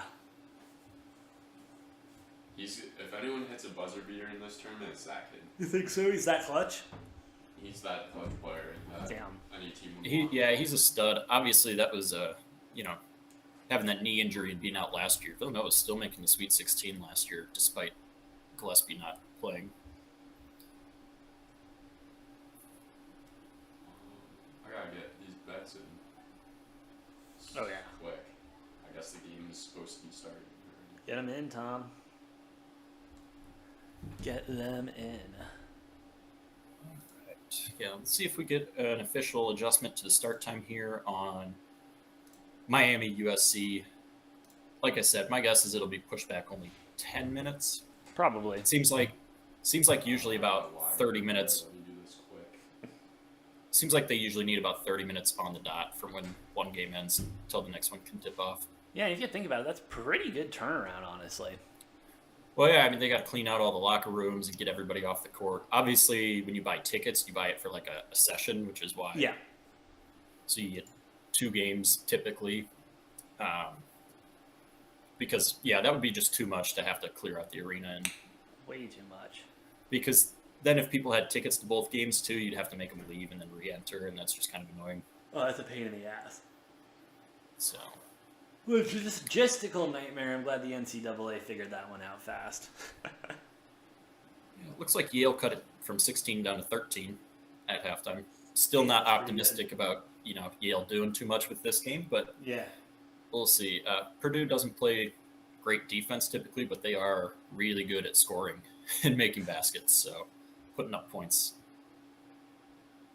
is, I don't think Yale's defense is going to be able to do enough to slow Purdue down. No, Purdue's just been high octane, high offense all season long. They've been a hell of a lot of fun to watch play.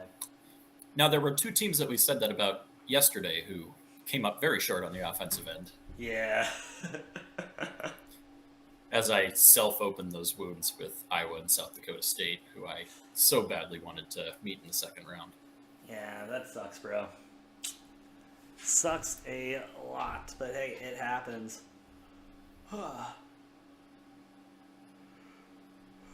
Right. Let's see. We should be getting tip-off in about 2 minutes. Hopefully. The Delaware Villanova game. Been a while for that one.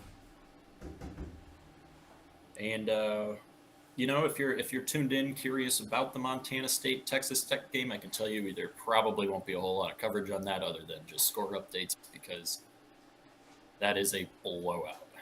Oh yeah, complete and utter blowout. But hey, it happens. Every once you gotta have a couple of those games in March Madness to make sure that those lower teams know their position and everything. Know hey, welcome to the dance, but this is what you're facing when you come. Yes, sir. It Yes, keeps sir. Being proven game in, game out. Gotta humble some people sometimes, Oh, 100%. You really do. Can't let these smaller schools get too big of a head. No, you really can't. I mean, there's, one or two every year, but, most of them, you got to keep them in their place. Yeah, 100%. Hey, Noah, how's your camera doing, bud? My camera? Yeah, how's your connection right now? Is there a problem with it? Yeah, you are like, oh, it just fixed itself, it looks like. Oh, okay. I didn't even notice there was an issue. Oh, you were all staticky and shit. It was weird. Gotcha. As it looks like the Blue Hens are getting fired up by their head coach. The Blue Hens, God, whatever. Yeah, they Just don't look like the mascots. Wow, Tom Mascots. already counting them out? Yeah. Oh, Hey, if the never Peacocks mind, can they do got it, the you Blue Jameer Hens Nelson can. Jr. Hey, Tommy, Isn't there stop messing with the basketball camera, named dog. Nelson? I don't know. What, Noah? I said, Tommy messing with the camera by throwing his hands up in the air. Oh, yeah, he fucks up the camera again. God damn it, Tom. What'd I do? You can't move your hands, okay? Because then it fucks up my camera. Why? You gotta turn that bot stuff off. I do, but then you just raise your hand like this, and then it automatically locks follows onto it. you, yeah. And so when you leave your hand up like that or something, or like this, just watch. It'll zoom in real quick for no reason. Just because I put my hand up like that, and then I got to reset everything. That's Ooh. Fuck off, Noah. You got this green screen working back here too? fancy with it. Obviously, Tom. That's cool. This is a professional looking show. Not a professional show, but a professional looking show. At least a little bit. To an extent. Most Hey. basic of extents, Oh, yeah. You gotta start somewhere. Well, looks like we've got kind of our first calm before the storm of the day. Yeah, it really is, Games that, Ugh. we have a break in action. That's, abnormal. But hey, now we got Villanova tipping off. Here we go. Let's see, yes. All right. Hey, going. Welcome in. Give me 1 sec to get your shot set up. Oh, Gillespie with an early 3 misses. Honest to God, no. I'm surprised this is working, if we're going to be completely honest. You know what? Technology can't fail every time. Right? You hope so. I mean, hey, we've been a little lucky. We've been very lucky this week so far. Granted, this is only day 2 of 4, so we'll see how that keeps going. All right. Hey, Delaware got the first basket. They're winning. Oh, Delaware's already winning? Game, set, match point already. Book it. Delaware money line. Anyway, before we get too involved in this game, joining us is our first guest joining us via the Degenerate Takes hotline. He is a U of A alum. He is an Arizona sports fan, but more importantly, he thinks he knows who's going to win the national championships. Joining us, Mr. Andres. Andres, welcome to the show. Question I have to ask everyone who comes on the show, how the hell are you doing today? Dude, I'm doing great. I've not lost a bet today, so I mean it's been all chalk. So there's that. Hey, winning's always better than losing, though. Hey, yeah. Congrats on that. Right, you guys. You know, a little down on the day, but hey, you know you gotta, start from the bottom to work your way up. I set the foundation, and now we're gonna go up from here. CS Fullerton money line later today against Duke. Okay. You're wild for that.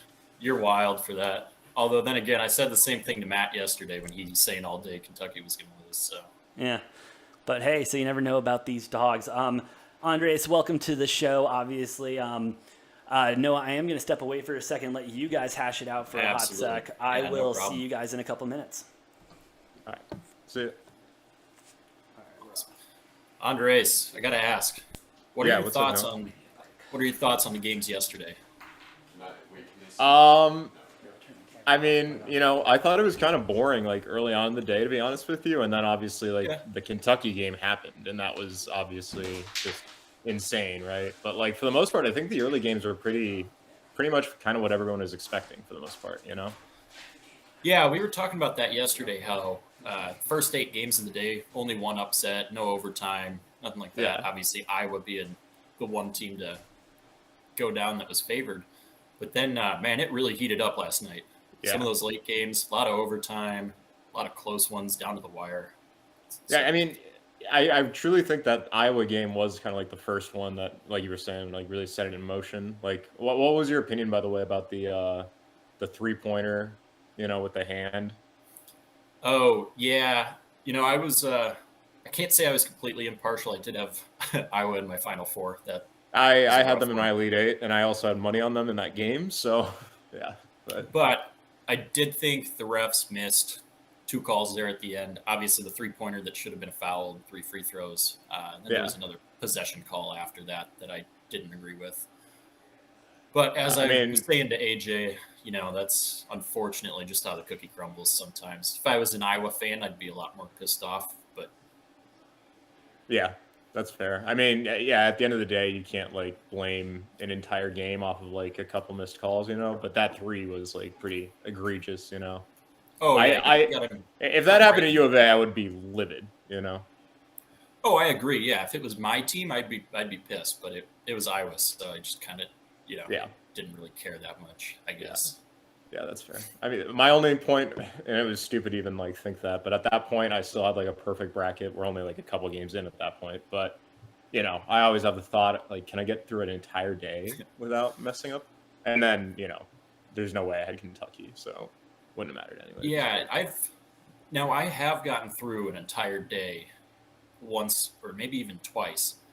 This year was not one of those situations. I had a brutal day yesterday with my bracket. Where'd you go? Left and right, everything wrong. Well, it started with me picking Colorado State, so I lost that one. Then I had Iowa and South Dakota State. I had San Diego State as well. What else? UConn. I had Vermont. Yeah, so pretty much just bad day in general. Yeah. It might have been like a game over 500 on my bracket picks. Okay. I saw that. Pretty egregious, but you know what? Today's a new day. We're hoping it'll be a bit better. Did you have Loyola or Ohio State earlier today? Andres, you know who I had to have on this. Yeah, I kind of figured, but I had to ask, Sorry, buddy. I had Loyola. It was a disappointing start to the day, but hey, we got Arizona later. We got a lot of other games that'll hopefully be great games coming up. Obviously, a couple blowouts in progress right now to start the day off, similar to how yesterday started off. Yeah. And I mean, those games are for the most part. I mean, I think that like the Loyola game was shocking that it wasn't closer, but I mean, these other ones are, we got some pretty high seeds playing, so it's going the way Yeah, you'd expect it to. not a lot of surprise here. Delaware is out to an early 6-4 lead over Villanova, though, so that we're only a little over 4 minutes into the game, so I'm not going to jump to any conclusions yet. But piggybacking off of that, I would say, who do you think is in jeopardy for like the biggest upset loss of today? Today, in all honesty, I think that I had it mostly like chalk today. I mean, in general, I'm going to be honest with you. I played it pretty boring this year and had a lot of chalk. Let me take a look at my bracket. Sorry. Yeah, no problem. I mean, I would say, I'm pretty far from chalk on mine, but that has not done me very many favors. Yeah. And of course, that. the games I think that's in all honesty why I kind of went more chalk this year. Is in the past I kind of go with all these upsets and it never pays off for me. But and of course, the games and teams that I have gone chalk on have let me down. So it's just I'm getting hit on both sides, double whammy. My upsets aren't hitting, and my chalk picks are losing. So it's great. Yeah, like how far do you have Kentucky going? I had them in the Elite Eight. Yeah, damn.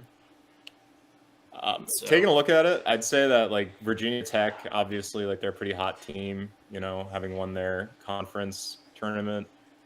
Texas is like, I mean, they've been all over the place like throughout the year, so I could see that being an upset. I don't think that's like a crazy sort of like seed or anything, but yeah, I think we have about a 2-point spread or something in that game. Virginia Tech is the favorite over Texas.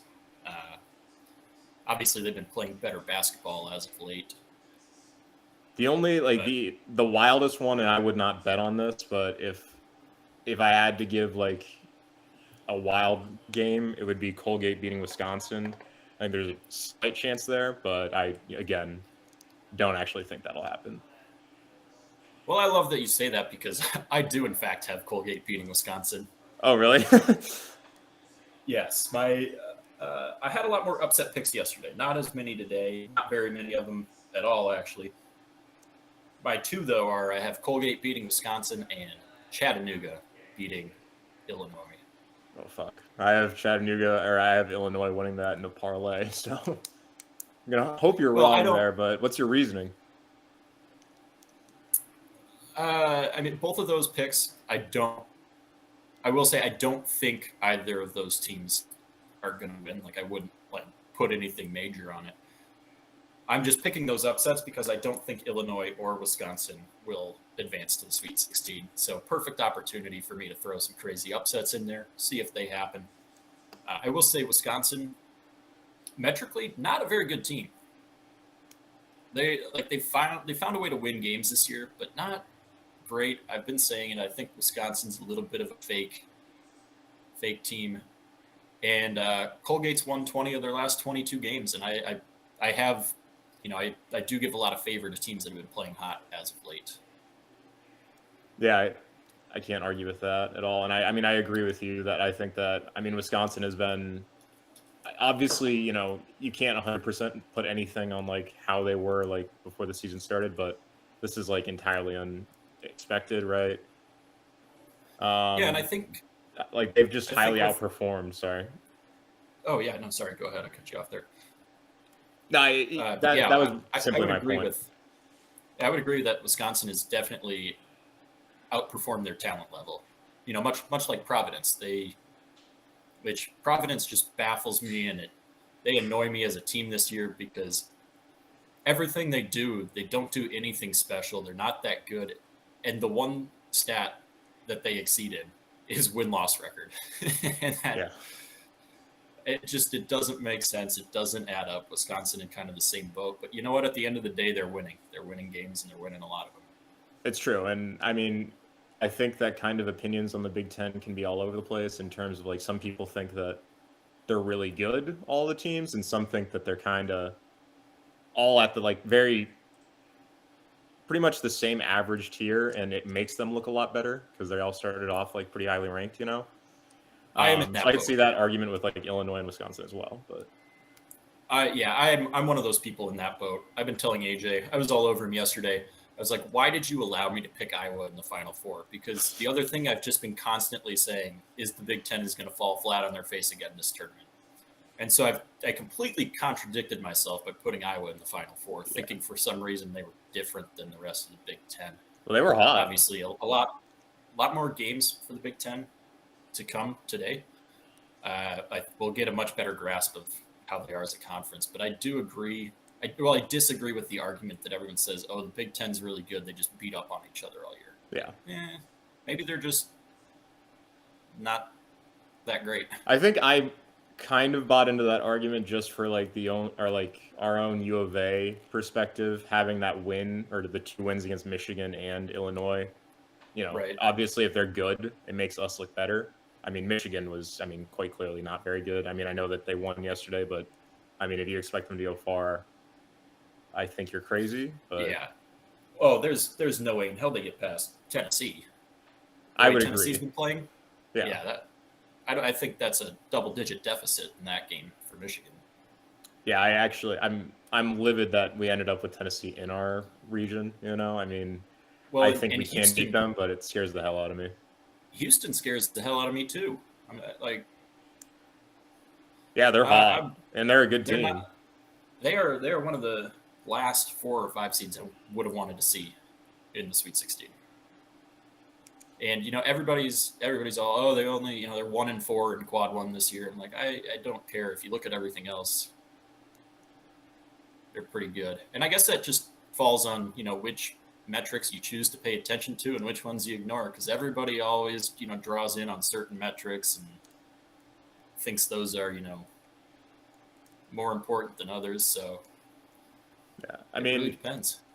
It's really true. And I mean, just the format in general of how March Madness works with single elimination, I think that it's hard to like read into any sort of like metric to be like the end all be all, you know what I mean? Because right, there's always going to be a game that it doesn't really matter. Someone's just off. Oh yeah, I mean, tons of games. The problem. Yeah, that's the problem with analytics. Those they take the human factor out of it. Yeah. And some people deal with nerves and pressure much better than others, and you totally see that. Certain players play way better than they normally do in big time games, and certain players fall flat in big time games and can't come up when it matters the most. You see that at every level too, not just college, but it's true. Absolutely. You see that in the NBA all the time. I mean, like that's like a narrative that has been pushed with like LeBron for like forever, right? Well, and James Harden being a big one that comes to mind is, he's a guy that he's so good all the time, and then big time games and playoffs, he can't get the job done. And that's the narrative. Like until you get over that hump and win a championship, that's gonna. Yeah, even Chris Paul to a certain degree. I think like less so, but that argument is there. Yeah, definitely. So that's but the nice thing about at least for like the NBA is that those are 7-game series, so like it does even itself out a lot more. You can have like an off night and still win the entire series. Obviously, right. March Madness. Yeah, that's something we've talked about. How obviously, I would say 95% of the time the better team's going to win in a 7-game series. Exactly. Yeah. But in March Madness, you don't need to be the better team. You just need to be the better team for 2 hours. Exactly. Like there's no way that Kentucky loses in a 7-game series to St. Peter's, but no, they lost. They drop this first game and they come back and they win the series 4-1. Exactly. But that's part of the beauty of March Madness is that every game has this incredible weight to it. Yeah, those buzzer absolutely. beaters insane. As I update with the scores a little bit, Texas Tech still maintaining a 31-point lead on Montana State. Purdue and Yale about to tip off the second half, and Delaware out to a 15-8 start with 11 minutes and 8 seconds left in that one against Villanova. Yeah, so I mean, it's still too early to like say anything, make any conclusions, but surprising for sure. I mean, Gonzaga and Georgia State were in a rock fight for 30 minutes before Gonzaga went on a 21-0 run yesterday. So yeah, Obviously, not going to start jumping to conclusions until we're at double digits and there's 3 or 4 minutes left in the game, and then we press the panic button, I guess. But our game of interest that we have you on for, Andres, that we will be covering once it tips off. Obviously, tip-off got pushed back about 13 minutes. So we're 8 minutes away from tip-off in Miami, USC. Who do you have in this one? So I'm going to be upfront. I chose Miami, but I did have I really can see this going either way. My heart is cheering for the Pac-12. Obviously, we're underrepresented. I mean, I guess deservedly so, but I'd like to pick USC just because of that. But I think in terms of I think resume-wise, Miami, they have some bad losses, but beating Duke and playing Duke close in the tournament, that is what kind of pushed me to go with them. Yeah, I've got USC in this one, but I do fully agree with you. I had a tough time with this game. I was going back and forth on it because USC has been underwhelming from what they were the first half of the season. Yeah. They have not finished strong. They're not playing their best basketball right now. They do have a lot of length and size and athleticism, which I love. But Miami also playing pretty well right now, and the ACC is looking pretty strong so far in the tournament. Yeah, North Carolina with a surprise. I mean, I don't think it was surprising that they won. I think it was surprising that they won so easily, and yeah, by 30 points over Marquette. Yeah, exactly. That was pretty crazy. But I mean, I really can see this going either way. I agree with you that USC has been super underwhelming, and again, I do know the Pac-12 probably the best of any of the conferences, just because that's what we watch for the most part. But yeah, for sure. Their defense can be piss poor too, and that's kind of what scares me the most. Is if Miami gets even remotely hot, I just don't see a way that USC can cool them down at all. Yeah, and speaking of the Pac-12, obviously only the 3 teams in the tournament: Arizona, UCLA, and USC. UCLA struggling yesterday to get past Akron, and we do have 2 Pac-12 teams playing, or 3 Pac-12 teams, I believe, in the NIT. Colorado getting bounced by St. Bonaventure in the first round of that. But Washington State picking up a win over Santa Clara, and Oregon picking up a win over Utah State. So, Colorado obviously not wanting to join the winning party, just like last year being the one Pac-12 team that decided they weren't going to go deep in the tournament. Also, I mean, the one team that, decided to keep us from being the overall number 1. True. Yeah. That was the worst game I'd seen us play. Oh, yeah, all by season. far. We got outclassed. I mean, such a horrible, horrible second half. The first half was rough. We didn't win it, obviously, as much as I thought we would. That second half was just killer, though. Yeah, and then obviously, the loss to UCLA at Pauley Pavilion, we shot the ball absolutely terrible that night. And then we, that Tennessee game, obviously Tennessee, a really good team, but getting out to that massive deficit really hurt us in that one. Yeah, but even that wasn't that horrible of a loss. I think at one point, we did come back all the way. It's just, couldn't hold it down. Yeah, getting out to 20-point deficits to start the game is never a good strategy if you want to win. Yeah, and I actually learned this from Seamus, who learned it from you, but Tennessee at home is just quite it's hard to beat them there, Yes, a very, very, very good home team. Interesting to see,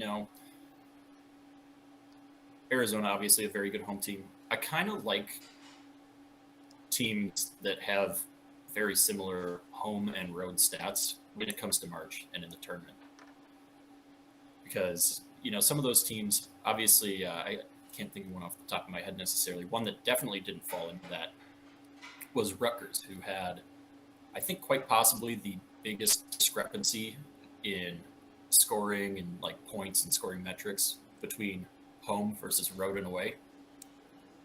So I'm not surprised to see that Rutgers could not make it out of that play-in game, because they have not played well on the road or at neutral sites all season, yet they have been spectacular when they can play in their home arena. Unfortunately, can't do that once March Madness rolls around. Yeah, exactly. I agree with you that, in all honesty, I didn't realize that about Rutgers, and I think I had told you in the past that Rutgers was a team that I thought if they made it in, I could see them upsetting. But yeah, that is definitely worth knowing. That is quite the stat. And obviously, if you can find out how they do at neutral sites, that's a huge plus as well, right? Like, Yeah, I want to say Rutgers was like 0-4, 0-5 on neutral sites this season, dang, holy cow. and only had maybe 4 road wins, or like 4-9 on the road, or something like that. Wow. Okay, yeah. That was a horrible take on my part. Live and learn, I guess. There's so many like random, tiny, like buried stats like that you wouldn't necessarily always think to look at. And It's true, but in terms of metrics, yeah, like different things to look at when you're looking at like how you're evaluating teams. I would agree with you that I think that kind of performance in away games, neutral site games, is pretty important for March Madness. You know, because I mean, losing that home advantage is huge. And like I said, there's some teams where they only see. I mean, pretty much every team is better at home than they are on the road or neutral. Yeah. That's, there might be a few random outliers, but most teams that's going to be the case. The question is, how big of a drop off do you have after leaving home? And some teams you see a minor drop off. Some teams you see a pretty big discrepancy in how they play on the road versus at home. That's true. And for us, let's see, we lost every single game away, right? Yes, all 3. Tennessee, UCLA, Colorado. Yep. Yeah. All true road losses. And I mean, obviously, I guess from that perspective, then we won every other game, including neutral site games. Yes, I want to say Arizona is like, including the Pac-12 tournament, maybe 6-7-0 on neutral courts. Okay. Yeah, including I think 5-0 in T-Mobile Arena or whatever in Vegas. Yeah. Our second McHale North, you know. Yeah. Yes, sir. Villanova on a 9-2 run to take their first lead of the game at 20-19. And can St. Pete, wrong blue team. Delaware, the Blue Hens, they get an answer, taking a 1-point lead there. We are moments away from tip-off for Miami. USC. That is, what's that on? True TV. Right. I gotta say, I think that both Delaware and St. Peter's got to have 2 of the more unique mascots that I've heard of in recent months. Man, there's been some weird ones. I mean, just in general, going down the list, you got like Vermont, which I just found out last night, unfortunately. And I have to pain you with the truth of knowing this too, because I had to. The catamounts. Apparently, a catamount is just a blanket term for any type of cat. Anywhere from house cats to like leopards or tigers or whatever. And that really ruined my mood. I had them picked, and I found that out partway through the first half, and kind of wished I could change my pick on my bracket just because of that. Then you got the Peacocks, Blue Hens, the Delaware Blue Hens. I don't know. I was gonna say I don't think hens come in the color blue, but that's all right. Now it's also interesting because, like, for the most part, I think when obviously you have women's and men's sports, but most of the time they defer to being the masculine term, you know, or like the male gender term. Yeah. And the Blue Hens here, you know, they go the opposite way, which is interesting. Yeah, I respect it. Yeah, I mean, I'm thinking on the topic like peacocks, gamecocks, you know. Yeah, the Chanticleers. What team is that? Coastal Carolina. Oh, jeez. Which that might be my favorite mascot in. I don't even know what that is. So, Coastal Carolina. The backstory is they broke off from the University of South Carolina, and they decided to make their mascot the Chanticleer, which is just a fancier version of a gamecock. Nice. So it was, out of spite. Yeah. For South Carolina. I love that. That's quite a nice story for him. So let's see. We got. Yeah. Another USC Miami game has started. Yeah, another game starting with a couple missed shots here. That's been kind of a theme in most of these tournament games. First 3 to 4 minutes, I've noticed have been pretty low scoring in most of these games. Yeah, that Ohio State Loyola game was incredibly low scoring in the first half. Like the Well, first 12 yeah. minutes were just insane. I think at one point the announcers brought up that Loyola was on an started or had gone 8 minutes without scoring, and we were And only they were like only 10 minutes in. and they were only down 2 Two. points. Yeah. Yeah, they went on a 4.5 minute and an 8 minute scoring drought in the first half, and we're still only down 2 points at that time. Yeah. And then I mean obviously also I think that Ohio State missed their like first 3 or 4 shots as well, but then obviously, Ohio State started to hit their shots and, it never really Yeah. kind of just stayed a 10-point game for the rest of the game for the most part. Yeah, and the disappointing thing with that one was the amount of layups. I mean, I get missing the 3-pointers, but the amount of layups that Loyola missed was like an egregiously bad number. Yeah. Also, the amount of turnovers that they gave up at midcourt was pretty bad. Like, I can remember about, like, 2 or 3 very, very easy fast breaks for Ohio State that kind of started their run. Yeah, and, as bad as the turnover numbers were for Loyola, Ohio State had more turnovers than they did.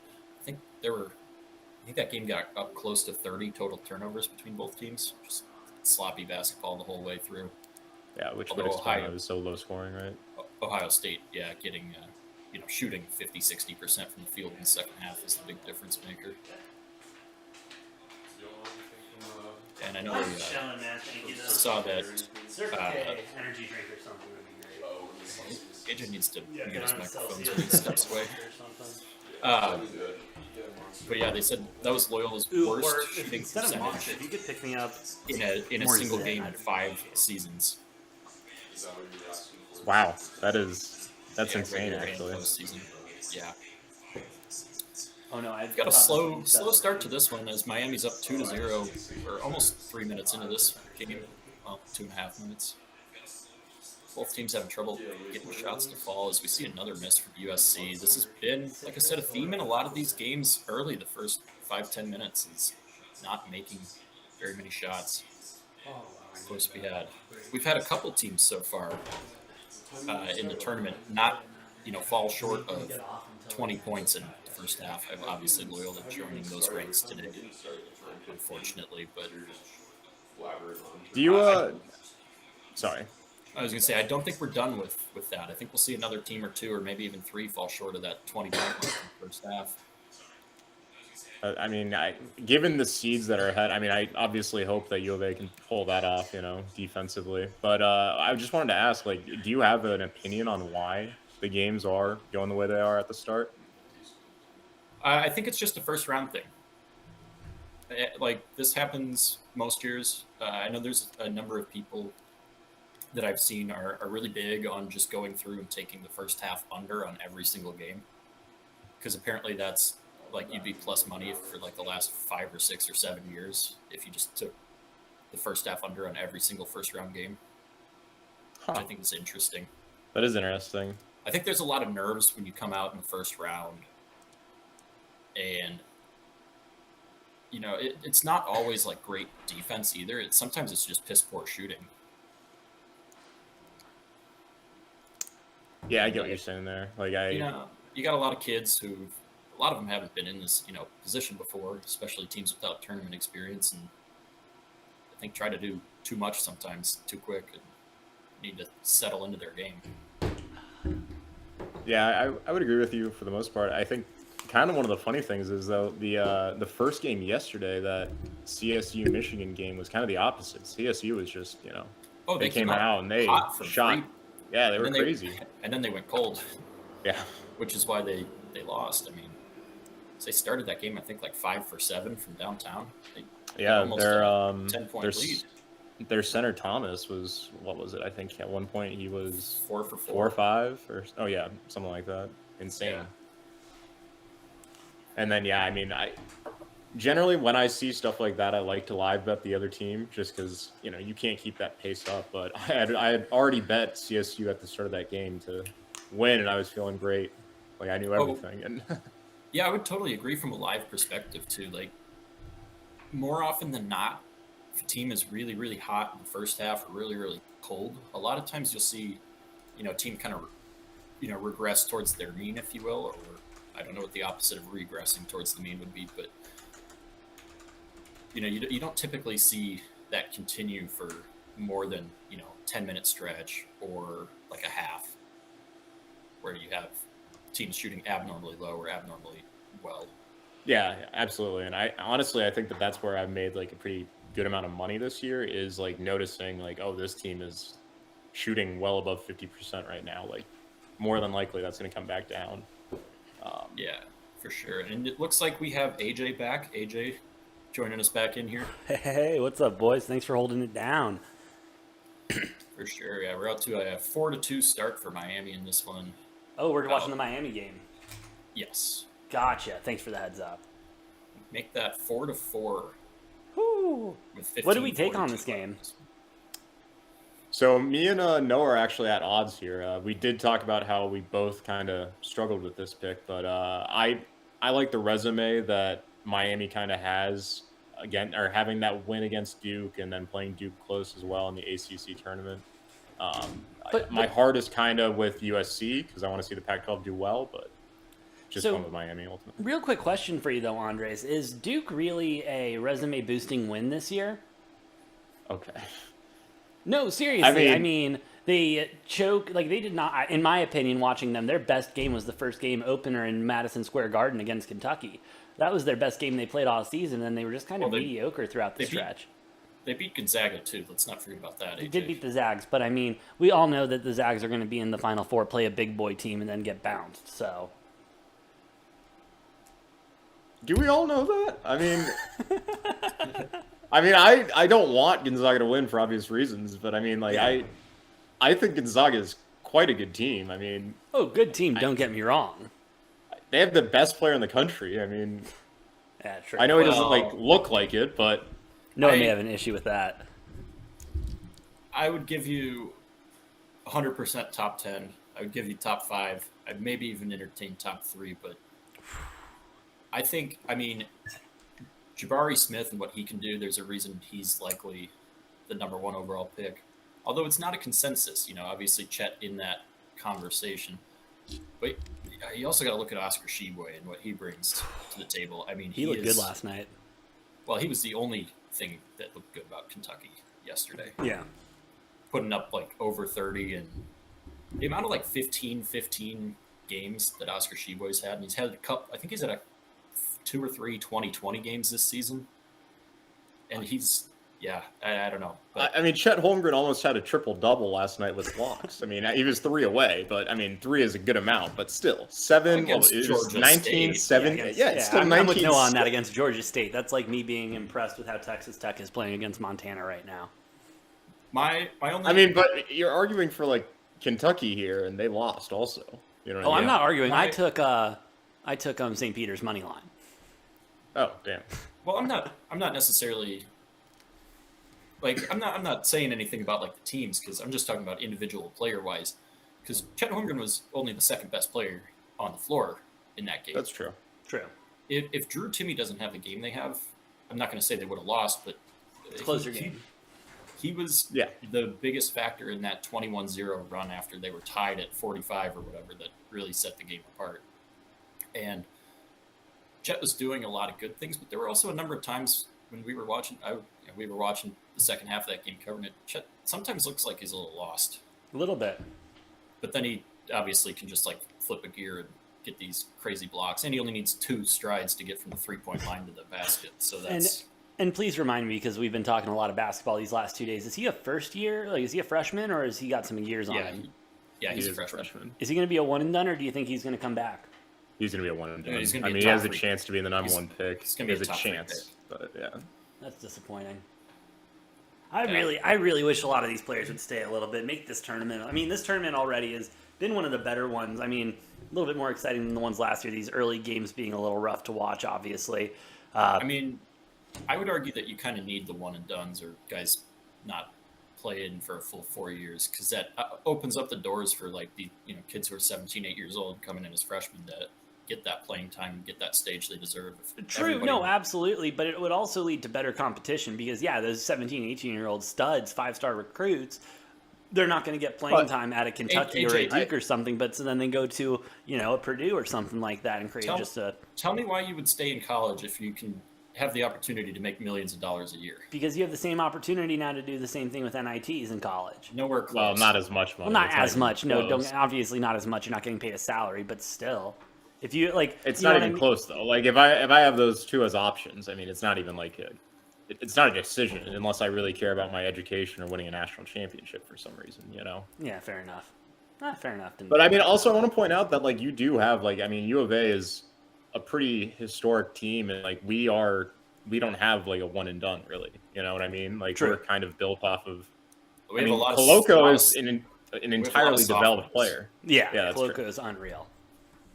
Yeah, because we, funny enough, obviously with the COVID year, you've got players now staying longer. A lot of older players kind of shifting the average age.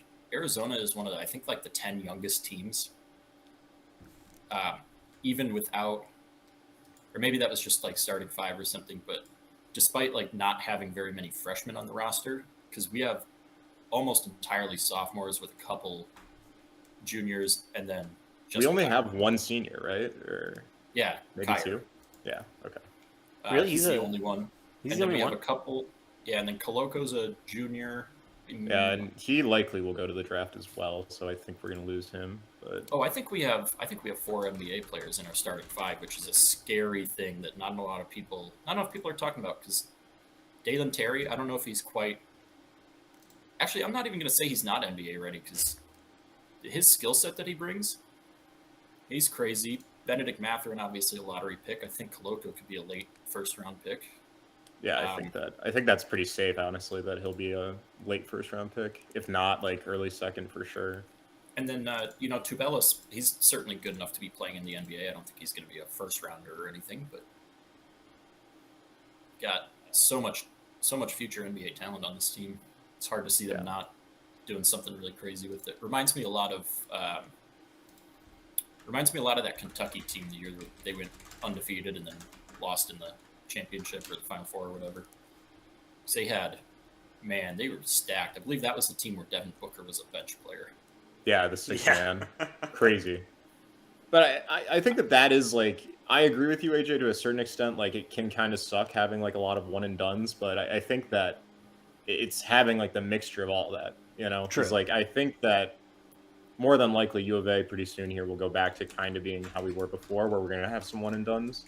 But for the most part, I think that we are going to be a team that like we're developing players more than just having sort of early draft picks. That's fair. Yeah, Yeah, U of A is a good example of that.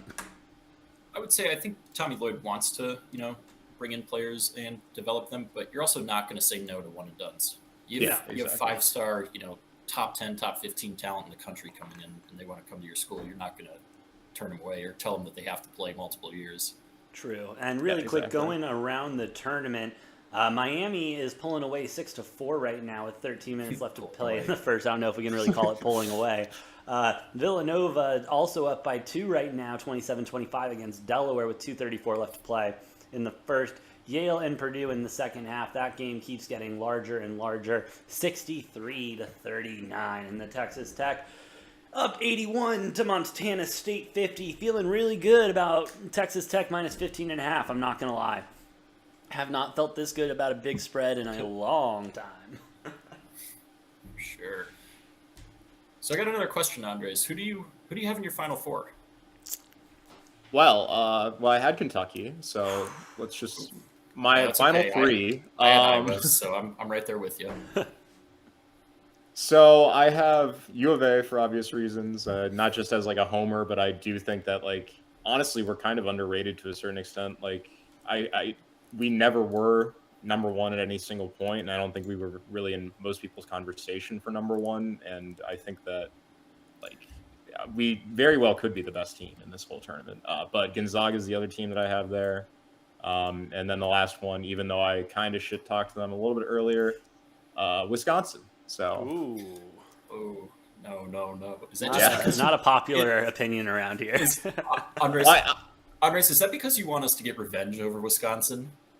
Are you In all honesty, yes. I've created manifesting, created a final four of narratives here. So one is yes, upsetting or not upsetting, but beating Wisconsin for that sweet revenge, and then Gonzaga, Tommy Lloyd, sort of Mark Few rivalry there at the final with us winning. So yeah, I kind of went all in on the narratives, which might not be the best decision, but Yeah, I feel like what I've been hearing about Arizona from all the so-called experts and whatever, we're a little bit polarizing. It seems like people either have us like winning or in the national championship game, or they have us like losing in the Sweet 16.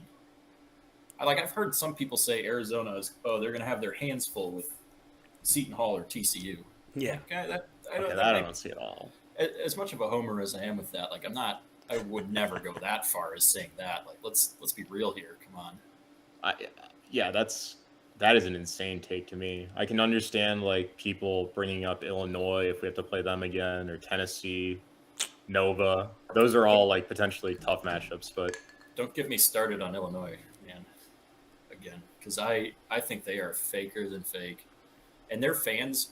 Well, I think they are a good team, but my gripe with them is I think their fans are some of the most delusional in around college basketball. I've just heard a number of Illinois fans arguing that their Final Four good, they could win a national championship. I'm like, I don't think you can even make the Final Four here, because it seems like there's a pretty easy recipe if you can execute it against them, and that is double or triple trap Kofi in the post. Because the dude don't pass. He doesn't pass. I mean, they have great three-point shooting, but that doesn't matter when they get the ball stuck in the post and he's got a one-track mind go up to the rim. You double or triple team him, and he's going up on a double or triple team. We've seen Illinois lose that way a number of times. So, and they'll continue to lose that way. The region itself is just, I think, way too tough for them. Like, there's no way I can see them getting out of here. Yeah. That's my argument. They'd have to get past Houston, then likely Arizona, and then either Tennessee or Villanova. I just don't see it happening for them. Yeah, that's rough. I mean, that's murderer's row, Honestly, yeah, that part of the bracket it was probably the hardest part of the bracket to pick, because there were just so many good matchups, so many good teams. Whereas I feel like on the other side, so you kind of got a pretty good grasp of who's going where, And I think the big thing that caused that to happen is, and people have talked about this on like every show I've watched, but just, Tennessee ending up as a 3, Yeah, and obviously the selection committee loves to push those potential rematches or those big TV games. Hence why I think we ended up with Illinois, Michigan, and Tennessee all in our bracket. Yeah, there's no way we're playing Michigan, though. No chance. I'd love that, but no way they're getting that far. But I think they really have set this up because they want to see Arizona have to get past Tennessee in a rematch to make the Final Four. It's a great storyline they can push. Great storyline, but same thing with trying to set up a Tom Izzo, Coach K game in the second round. On that topic, actually, we were talking about the Big Ten earlier, Noah, and how we kind of thought that they're kind of relatively underperforming and people have this narrative that they're beating up on each other. What is your opinion on Michigan State? Do you think that Izzo's going to be able to figure this team out, or? I've got Davidson winning. Okay. I agree with you.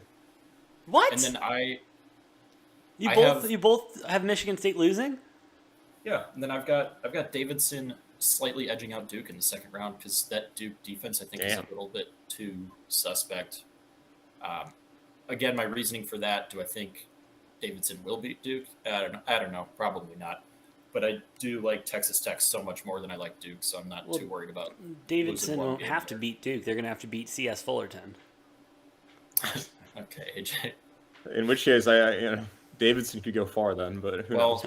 I was going to say, speaking of teams that could go far, I think the door is wide open for Murray State after taking home that overtime win against San Francisco last night.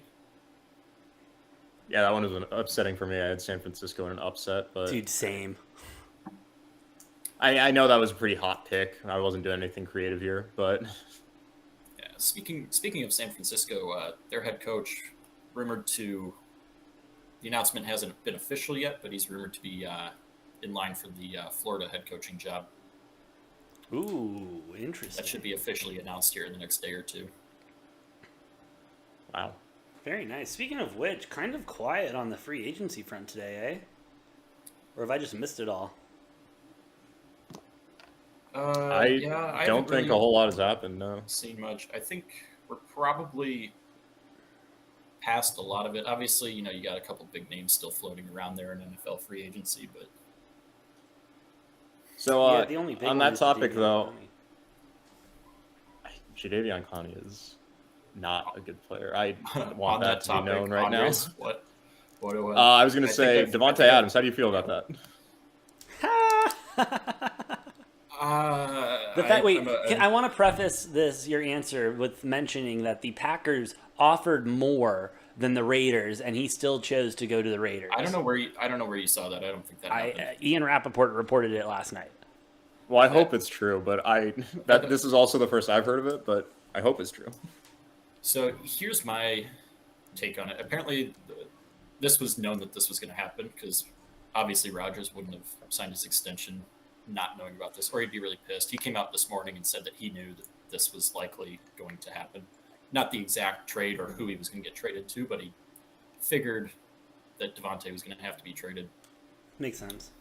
Because here's the reality of it. I think the Packers had to get rid of Devontae to get under the salary cap.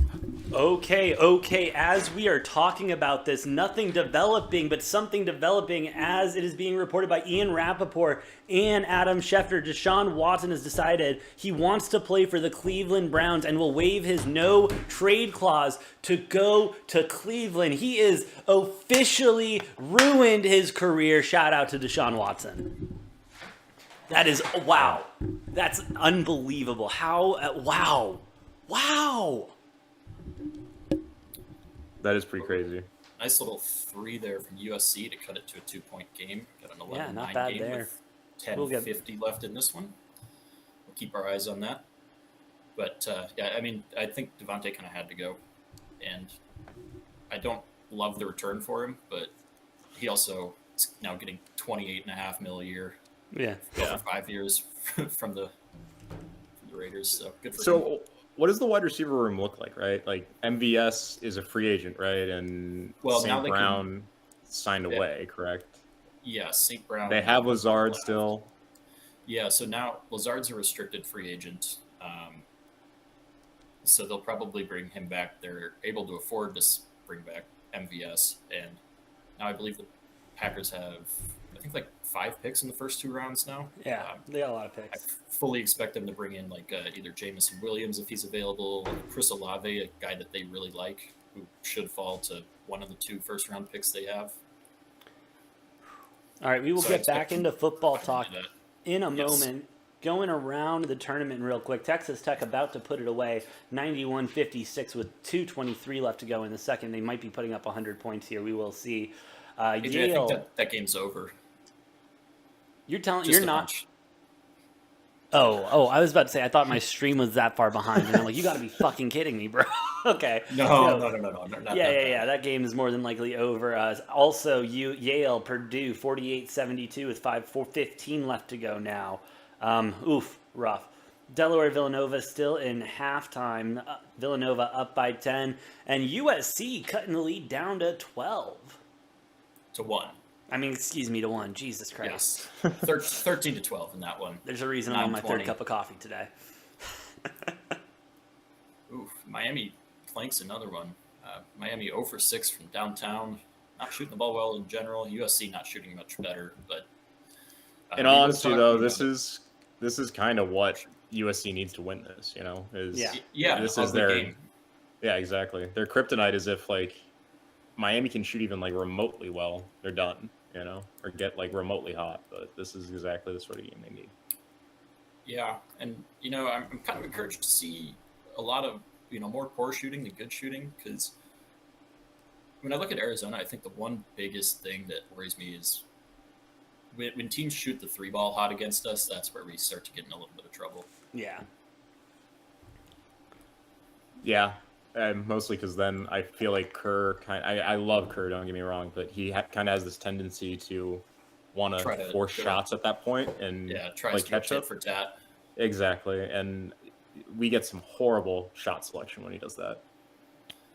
Oh yeah, but when he's hot, he's hot. I mean, It's true. Gotta love him when he's on. Yeah.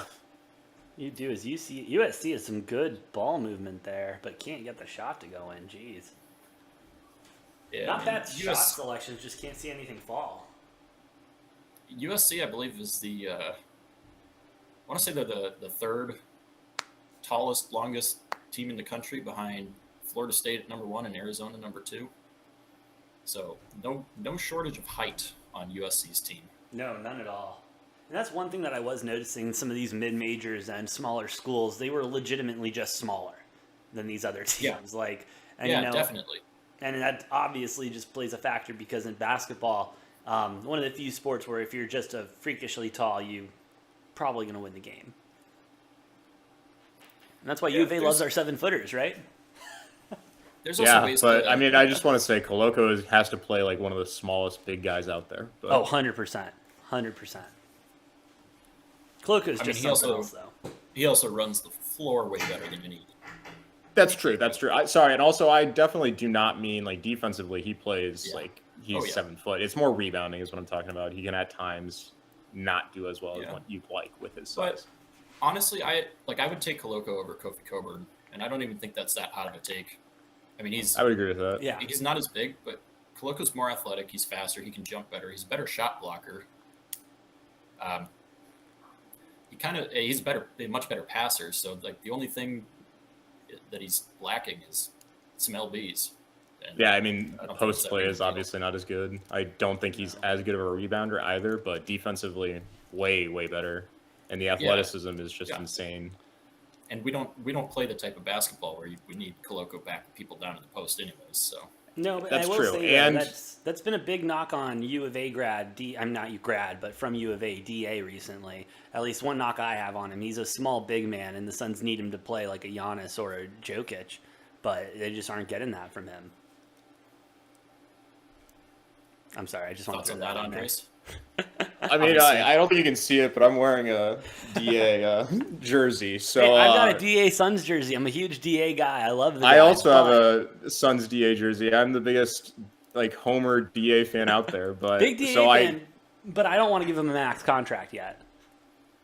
I mean, I think that the problem is that I don't think we really like put him in a role in which he really has to play that. You know, we make him like our third, fourth option most games. It's Yeah, obviously been different now that Chris Paul's out, and he's been doing more. And like the game against the Bucks when Booker was also out, he played like super well. I mean, he got out rebounded by Giannis, but you know, Giannis is Giannis. He's way more athletic. He has just as good a size, and you know, DA isn't, in all honesty, that thick. You know, so he's not going to outdo him there. Yeah, I guess you're right. I think that with time he's only going to get better, obviously, but I don't think that he's never going to reach that like Giannis sort of like even like Joel Embiid level. You know, he's always going to be a tier No, below. I'm just saying, you know, go to the gym a little bit, get a couple extra curls, drink some creatine, you know, and hey, you know, Bro, I mean, he's so lean and low on body fat. I don't know that he's really capable of like bulking up that much without sacrificing, you know, mobility. fair enough. I think that his problem is that basically he doesn't have the athleticism to keep up with the Giannis, and he doesn't have the size to really like keep up with an Embiid. Not that Embiid is like huge or anything, you know, but he's kind of in between both. Fair enough. And I think if he could swing one way or the other, it would work out better. But I like Noah's saying, I don't think it's like super feasible for him to do either one. So I think that's kind of why he's just going to end up in. I think he can get better and will get better, but he'll never be. Keep in mind he's super young still. He's 21, 22-year-old kid. That's true. That is a great point. Now, while we have a little, oh no, Miami is looking. Did they make no? That was USC looking to pull ahead, but they can't get it done. It looks like we have another game tipping off in about 20 minutes. Notre Dame, Alabama, 4 That's points. one to keep. Sorry, That's go one ahead. to keep. I said that's one to keep an eye on. I expect that to be an exciting game today. Hell yeah, it's going to be a great game. Obviously, I thought Rutgers was going to be in this spot, but I'm dead wrong on that as Notre Dame is obviously there. 4-point game. Which way are you boys leaning on this? So I talked to Noah about this when you were gone, but I agree with you. I thought Rutgers was going to be here, and I thought Rutgers would pull off this upset. Yeah. So given that kind of thinking, I'm also going to go with Notre Dame still. Alabama's kind of been all over the place throughout the year, is my opinion, and I'm not comfortable betting on them. Oh, I'm with you on that. Yeah. I mean, they've just been sketched towards the end of the season. I think what makes this very hard is Alabama and how inconsistent they play. Yeah. Because they are kind of a three-point shooting team that doesn't shoot the three ball very well. Which is, reminds me a lot of, that's kind of how ASU was a big part of the season. Three-point shooting team. Obviously, they started shooting it a little bit better towards the end of the season and started winning some games. Yeah. But if you can't do like the one thing that your identity is very well, you're going to have some problems. Oh, The yeah, thing that is, does though- sound like an issue. Alabama has a couple times this year been very hot shooting three, including their win over Gonzaga. They were shooting the three ball very hot, and this team can go far and make a lot of waves if they can shoot well. Problem is, they just don't always shoot well. Yeah. So I'm thinking exactly. I'm gonna roll the dice and say that they don't shoot well and take Notre Dame on the money line on this one. Yeah, exactly. I think what you said is exactly it. Like, basically for the value, Oh, yeah. I'm willing to take the risk on them having an off night, And then right after that game, want to get your guys' thoughts on this too. 15 minutes after that, we got Virginia Tech going up against the Longhorns. Longhorns are a 1.5 point favorite right now, total at 125. I have been burned so many times this year. Basketball, football, women's basketball, lacrosse, swimming, it doesn't matter, but Texas seems to burn me in any sport that I bet on with them. So I'm taking Virginia Tech because I will refuse to get burned by Texas again. I'm also with you. I'm taking Virginia Tech here. Just they're hot. They won their tournament. Yeah. Texas, kind of similar to Bama. I don't think quite as bad, but I just think they're kind of inconsistent. They have had games that I watch them and I'm like, oh, they look incredible. And other games that I watch and I don't see them like as a tournament team even.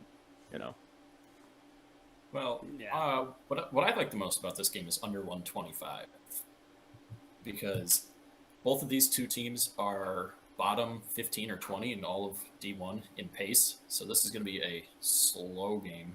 Yeah. Maybe a little bit of back and forth. It looks like the line has actually shifted. I think this opened as Virginia Tech as a 1 or 2 point favorite. Now Texas sitting at a 1.5 point favorite coming into Yeah, this. there's been a lot of line movement since these have opened, obviously. And this one's a real tough one for me because I like the way the Big 12 has been playing. I like the way the ACC's been playing this tournament so far. So I can't really give a conference bias to either of these, which is normally how I would choose my coin flip games. Yeah. I'm gonna go ahead and ride with Virginia Tech on this one. There we go. All the boys All riding on right, the pick. so 2 games in a row, Not confident. Yeah. Hey, we're going all dogs this afternoon. I love it. which also means that it's like 100% not hitting. So I'm going to fade us really fast. Hey, no joke, Andres. 1 week I was doing so bad, so I decided to fade myself for a week, and I was plus units on the week. It was awful. I've never felt so bad about my picks in my life. That's pretty funny. USC knocking down a pair of free throws to get this to a 7-point game, 23-16. Miami leading, 4.5 left to go in this one. This is if you took the under on this one, you're feeling pretty good about this first half so You're far. feeling so good. If you took the first half under, you're feeling good right now. So how are you guys feeling pick-wise for this game now? Changed at all, or? I'd have to look at what the live lines are right now. I'd almost be inclined to take the live over on the game. We are looking at, they took it down, assholes. USC right now plus 6.5 at minus 105. Over, the total's at 127.5 right now. I kind of like the under still. Wait, say them again? Both? USC now 7.5 point dog, 127.5 on the total. Okay. I'd probably take the 7.5. And it's moving down to assuming 6.5 now. Probably gonna go back to assuming 5.5. Assuming this game gets a little bit closer. I think I agree with AJ. I think I like the under. Live, at least. That's a under very high. 127.5. That's high. Andres, we High got number. agree. I just put the bet in. Yeah, being less than 40 points scored in this game right now, so far. You said it was at what? 127.5. I just took the under. So Yeah, that I would be think I'm what, gonna do the same. 80-ish points in the last. I mean, there's still 4 minutes left in this half, so That's uh, true. That is a good point. if both teams start making some shots, next thing you know, you got 60 points in the first. Maybe not 60, but 50, 55 in the first half, and Yeah, Noah, but that's a risk I'm willing to take. but both of these teams have also been shooting pretty poorly. Oh, like So. ass. That's been a lot of teams this morning. And Noah, honestly, it kind of takes me back to how teams were playing yesterday morning as well. Do you think these early games just aren't going well? Do you think these kids are staying up late, going out, partying a little too much, and then I they're a don't little think they're going out hungover? and partying or anything, AJ. I would completely write that off. But I do think there is something to be said about these morning games. Most of these teams not playing very many morning or early afternoon games the entire season. Yep. Most of their games at night. Or late afternoon, at least. Yeah, so it could throw a little bit of a it's possible it throws a little bit of a wrench in their routine when if you got to get up at 8 or 9 in the morning, go to like team meeting, watch film before an 11 or noon or 1 o'clock game. That's rough. That is rough. But I'm not going to say it's like a major factor or anything. I'm just hypothetically saying it could be a little bit of a factor. Hey, I'm good with hypotheticals on this show. By the way, I'm just curious. Sorry, go ahead. I was just curious. I was gonna ask, what matchup are you guys the most excited, or like, what is your pick of the day for tomorrow, or something like that? For tomorrow, Shit, I forgot there's a tomorrow. I haven't even looked at those matchups. are you looking for like an upset pick or just like what game? I'll take. Looking Well, forward here, to let's it go with mostly. this. Let's go with your upset, and then let's go with the game you're looking the most forward to watching. I guess the upset might be the game you're looking the most forward to watching, but not the upset. Yeah, I'm gonna go ahead and probably be on Richmond to get to the Sweet 16. AJ's gonna love that. Yeah. Obviously, Richmond. AJ's crazy Final Four pick of the Richmond. Are you serious? Tigers. Oh, hell yeah. I have them going to the 4. Losing to Okay. Arizona, obviously. And then I also got St. Mary and Texas Tech in there too, bub. Honestly, I'm Wow. kind of looking forward to Baylor, North Carolina. I think that could be a good one. Michigan, Tennessee, maybe. St. Mary's, UCLA. Obviously, that'll be a good game. So probably the St. Mary's, UCLA, and then the Baylor, North Carolina game. So both out of the same region. Kind of the ones that I'm with Noah. I looking think forward to. the St. Mary's UCLA game is going to be a hell of a game. I can't wait to watch that one. Oh, the upset of the century, though, is going to be Richmond Providence. I mean, you're going to be it's only a riding 4-point Richmond. spread, but It's only 4. Fine. I'll take the 4 points and the plus money, though. I mean, if would Richmond's think, going to be yeah. plus money all tournament, I'm going to ride them until they get to the Final Four where they're going to get their ass destroyed by U of A. all right. Well, if we're looking back and that's the case, then you heard it here first. You heard it here first, Yeah, ladies and gentlemen. I'm curious. What's the road that you see that happens? All right, give me 1 second. Let me pull up my bracket because it's. I mean, I love it. It's quite the take, but You have Richmond beating Kansas, maybe? I believe so. Let me pull them up. Where's Richmond? And then like an Auburn or All right, so yeah, Richmond goes over Providence, obviously. And then, yeah, I think Richmond pulls up the upset in the 16 against Kansas and then beats Auburn in the 8 and then loses to Arizona in the 4. okay. a lot of faith in Okay. the Richmond Spiders there from AJ. Bro, So where is this faith coming from? Oh, and really, I mean, Miami is really just Just Yeah, walking, they're pouring it on at this point. walking away. Although right that was a bad miss right there on the layup. I think I'm behind you guys in terms of stream, but bad We're miss. probably all three in different spots. Andres, would I be think my guess. you and I are literally the same, and then Noah's ahead because he's a Okay. dick. Well, you saw what I was talking about, right? That Yeah, I steal saw and that. then Was that horrible layup. Oh yeah. horrible. Embarrassing. Well, we'll see what happens with Andy Enfield here. Obviously, we talked about him being 10-1 ATS in his career in the tournament. Yeah. So wait, Andres, I what think- you did not let us know. What are you looking forward to tomorrow? So I would agree with you guys. I think that St. Mary's UCLA game is probably the most exciting game obviously, like seed wise, that makes sense, that pick, you know. Yeah. In terms of upsets, I think that I do see like a world where North Carolina could beat Baylor. You know, I think that I'd like that to happen also. So Yeah, that's I probably mean, the game both- I'm looking the most forward to watching. Both of those teams looking damn good in the first round, so it'll be interesting to see who if both teams keep that momentum going, or Yeah. if Baylor's got an answer for North Carolina, or North Carolina can pull some magic out. Yeah, I mean Baylor is a very good team, also obviously, and USC you know. finally making something happen, closing the lead to 11. And talking about Baylor, Andres, I wonder if they might play this tournament with a little bit of a chip on their shoulder. Obviously, almost everybody I've heard talk, hardly anybody picking Baylor for the Final Four. They were the third or fourth most popular pick in their region as the 1 seed. Wow, that's So- actually crazy. I'd be playing with an extra chip on my shoulder if I were Baylor. Kentucky, UCLA, and Purdue, I believe, all being chosen in the Final Four in more brackets than Baylor. I mean, I guess I can see that. Like, those are obviously good teams, and I mean, Purdue has just crazy. Like, their two are just insane, you know. But that is But surprising. they don't play defense though, so I don't know if they That is have. true. I don't know if they have the makings to go super deep. Obviously, Kentucky out of the way, they're not going to have to deal with them. No. But I also wouldn't look past the winner of Texas, Virginia Tech if I'm Purdue. And sorry to interrupt really quick. We do have a final score. I mean, it was final a while ago, but But it's official can now. officially call it now.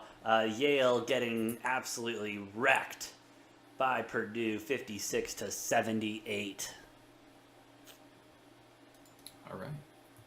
I think that's a game that, or a result that a lot of people saw coming. Oh yeah. Yale, Yeah, obviously, a pretty weak team in this tournament as far as those 14s and 15s go. A lot of chalk so far. Obviously, Miami has a chance here to change that, but kind of. I mean, I guess even though Ohio State was the seeding wise the pick there, I know a lot of people had Loyola in that upset. And I believe Loyola was about maybe a 1.5 point favorite in that game. So technically a minor upset in that one. Yeah.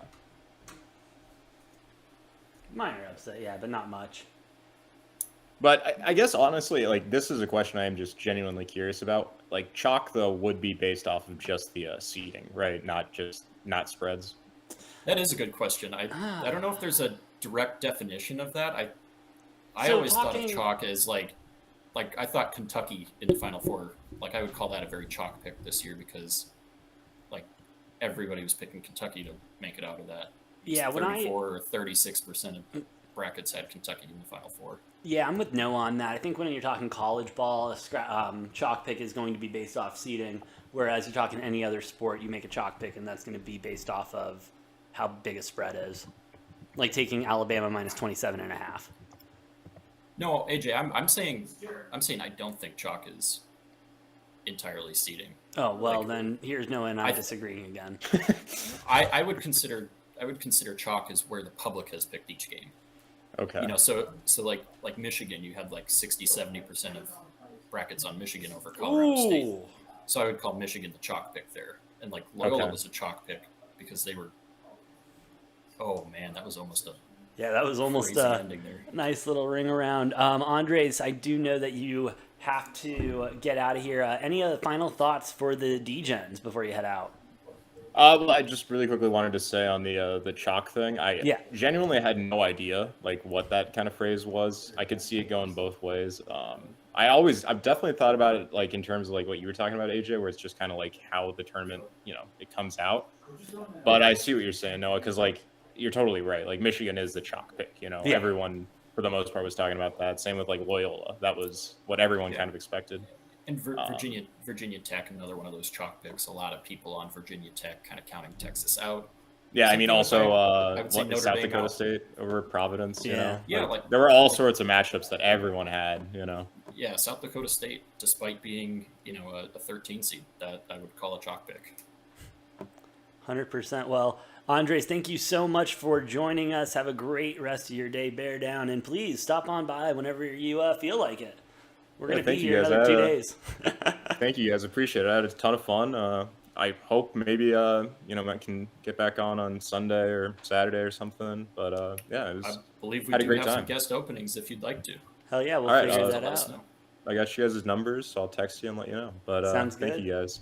See you later, man. See you, Hey, boys. enjoy the rest of the day. Tournament game. Shout out to Bye. Andres. Thank you for joining us, helping us get through that first half of the Miami USC game. Noah, finals kicking up. Delaware and Villanova tipping off again while we were going through that. Villanova looks to be. I think this game obviously was, I believe, tied at 25, and now Villanova ending the half on a 10-0 run and extending that into the second half. Yeah, I mean Villanova With a 5-0 start. Slow start to start, but that's just what we've been seeing. Kind of all tournament is slow starts for some of these teams. Yeah, I know. Absolutely. We should have the Duke game starting soon, shouldn't we? No, Notre Dame, Alabama starts in 14 minutes, and then Duke's not until 7:10 Eastern. Oh, I thought it was earlier for some reason. So would that be 4:10 Pacific time, Yeah, Arizona time, up there for you West Coast peeps? gotta love it.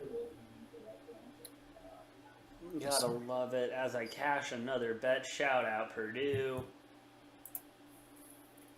Under's still looking good in this Miami USC game.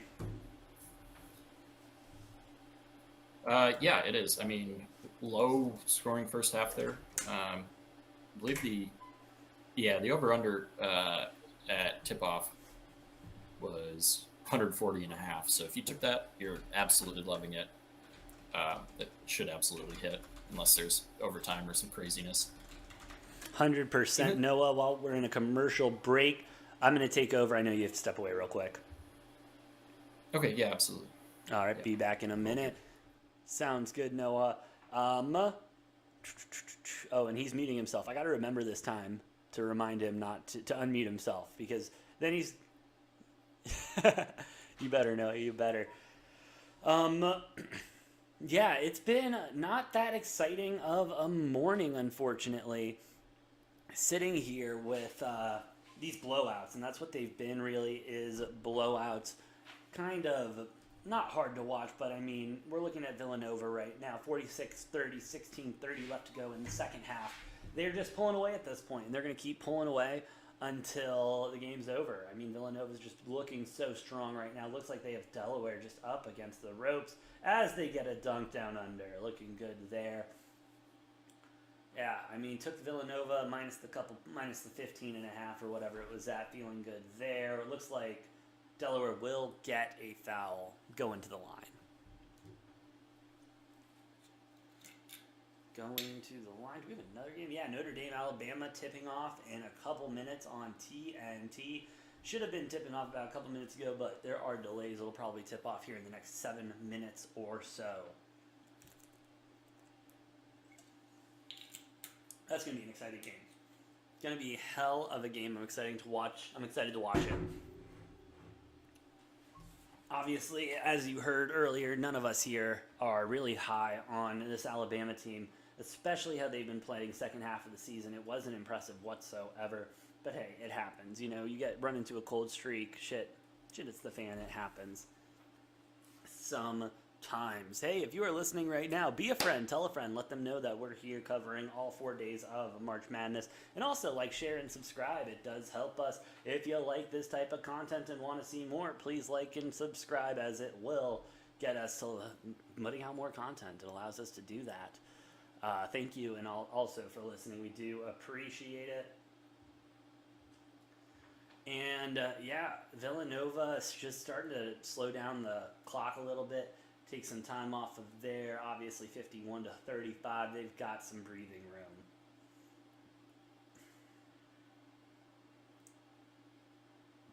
And, hey, I mean, shout out to Delaware. They're still playing their hearts out, playing some very aggressive defense. Nothing there. Kicks it out. Villanova, easy three with shot clock expiring. Whoo, 54-35. Almost up by 20. They're up by 19 now.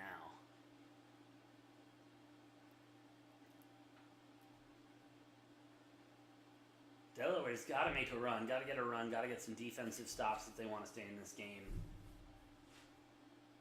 We will get a hard foul.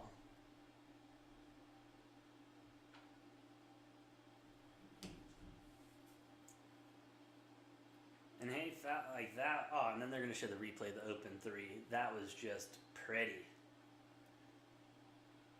And that's kind of what you get with these blue chip schools. You know, you get these older guys, these developed guys who can make those uncontested shots every single time and can be clutch as this game goes to commercial break. Definitely in the slow time of the day where there is not a lot going on, unfortunately. Still the big news of the day from the NFL, Deshaun Watson waiving his no trade clause to the Cleveland Browns. Trying to find trade deals and pulling up the package right now. It looks like some more details have been released. The Browns received Deshaun Watson. You're looking at 3 first-round picks, a third-round, and a fifth-round pick. Interesting to note that Baker Mayfield not included in the trade. Where will he go from here? Obviously, the quarterback market's still hot. Still some teams that need a QB. Seattle Seahawks, they have Geno Smith, I guess you could say. Carolina, unless they want to stick with Cam Newton, which I doubt they want to do, they need to figure something out. The Colts don't have a quarterback. That might be a good spot for Baker. There's San Francisco reportedly wanting to move on from Jimmy G. Are they going to give Trey Lance the ball, or are they, even though they were so close to playoffs, or are they going to let him sit another year and play Jimmy G? All of that we will figure out when we get closer to the NFL season and everything, obviously. Joining us back, maybe in a second, wearing one of the single best shirts I have seen. Oh, nope, he's figuring out his headphones, and then I'll give him the introduction. He looks very confused right now. And we're in commercial break, so I really have nothing else to talk about. And we are waiting. What's up, Tommy? Welcome back to the show. Your choice of these two. Oh, I'm good with this. Thank you, my man. And Noah, are you ready, Noah? I'm going to throw this one in the fridge. This is for you, too. Thank you, my man. All right, welcome back to the show, Noah. As you come back, I do need to step away real quick. Let me pull up your camera. Trying to get some wires untangled here.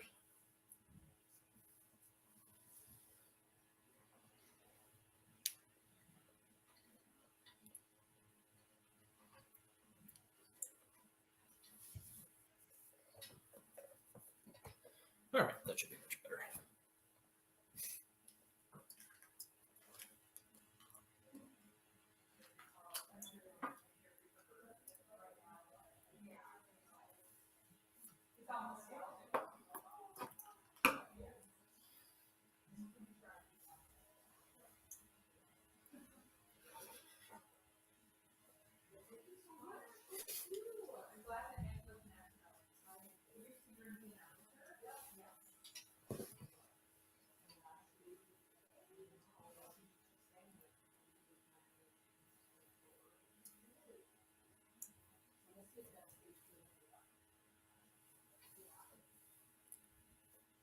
And not sure. Looks like AJ stepped away. As we await the start here of the Notre Dame-Alabama game, that one should be coming up in about 6 minutes, scheduled to tip off at 4:25 Eastern Time, 1:25 Pacific. Delaware, Villanova back underway. Villanova kind of extending this lead up to 20 points now. Delaware had a good start to this game, but just not looking like they can compete with the likes of Villanova at this point. Winner of this game will obviously take on Ohio State on Sunday. As Villanova gets the rebound, they'll head back down the court, 57-37 lead. 13:53 left in the second half of this game. Miami USC still at halftime. That game is an 11-point game. Obviously, we were talking about the live lines earlier. I was saying I was in favor of USC to cover 7.5. We will see if that happens. As Villanova misses the shot, Delaware getting the rebound, heading back down the court. Blue Hens trying to get some penetration, but they turn the ball over. Villanova collecting it. It's like Coney Gillespie there. For opportunity, Villanova holding. Largest lead of the day at 20 for Villanova. Would not be surprised to see them extend that even farther.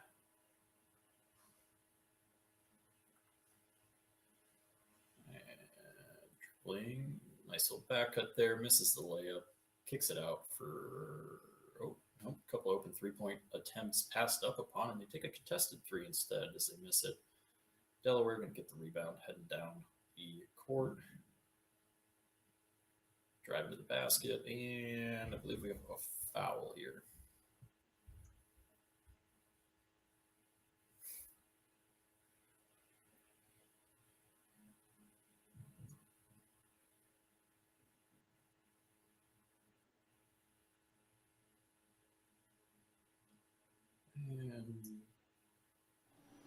Oh, dang it. I'm back. AJ is doing something, doing whatever. My camera did the thing again. Sure. Oh, yeah, I noticed.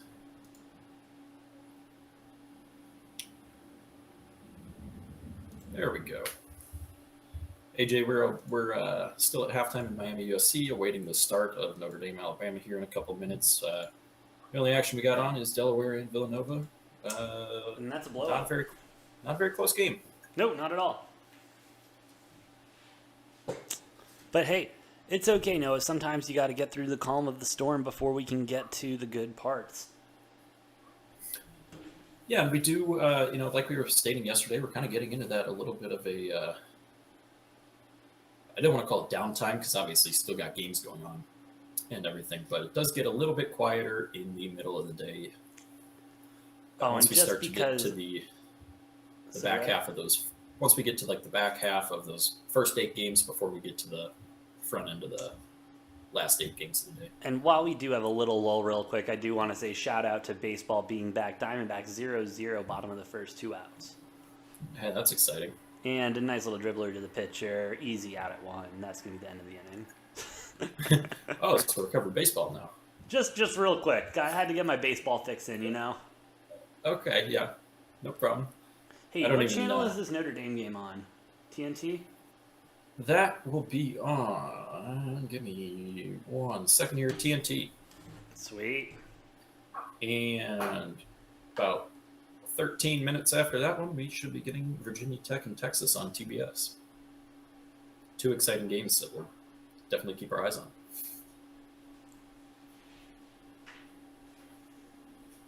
Absolutely. And no, I'm so sorry. Real quick, got to step away one more time. And I'll be right back to start covering this Notre Dame Alabama game. Sounds good.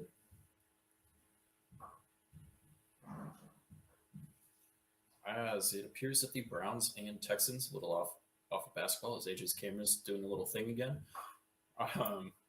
It's like finalizing a trade for Deshaun Watson. And Texans, looks like they're getting 3 first-round picks in return. Not seeing anything about Baker Mayfield in there, who, Browns maybe just punishing him, seems like, by forcing him to stay on the roster and not playing. Baker the backup. That's what we're looking at.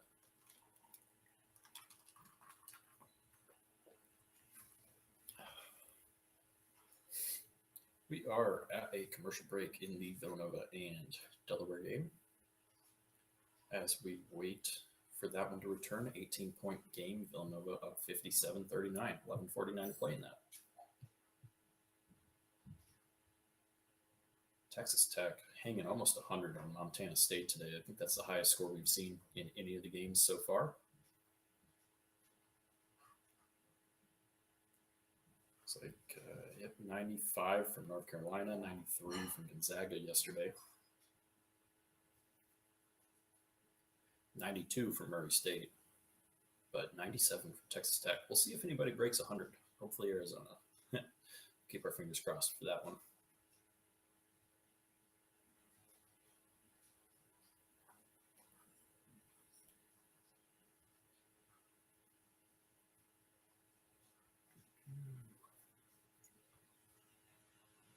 And AJ appears to be returning. Odds he makes a comment about the camera. What up? Fuck! Not funny, Noah. I was just saying as you were walking back, I said Odds he makes a comment about the camera. Always take the over on that. Oh, man. Oh, here we go. And we are returning to action in the Delaware-Villanova game. Not a whole lot of excitement going on here unless you are a Villanova fan. Yeah, if you're a Villanova fan, you got to be loving this right now, but...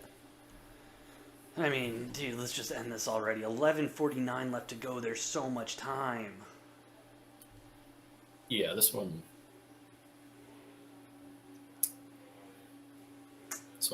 I mean, it's pretty much over, but, zeros on the clock are still a while away.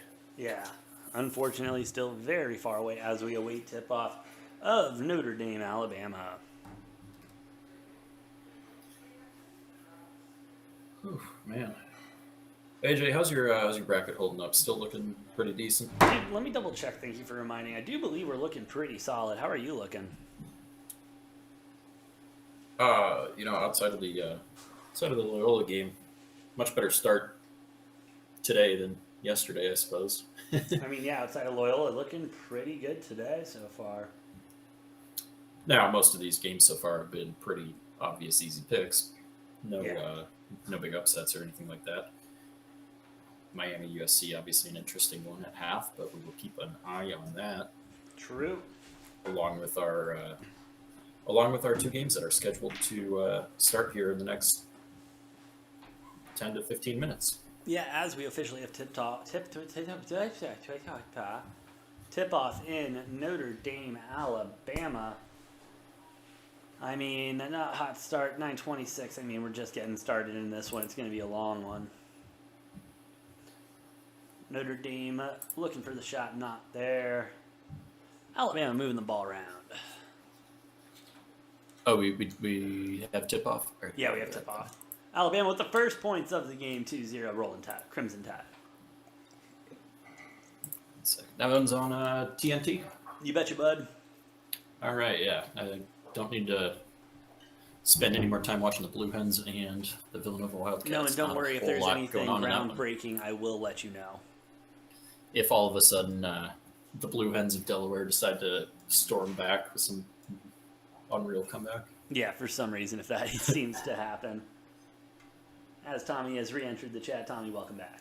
Hello. Looks like Alabama with the ball again. Notre Dame not being able to get anything started really early. Look for another slow start to this game. How was the Miami USC first half while I was gone? Miami up by 11, 31-20.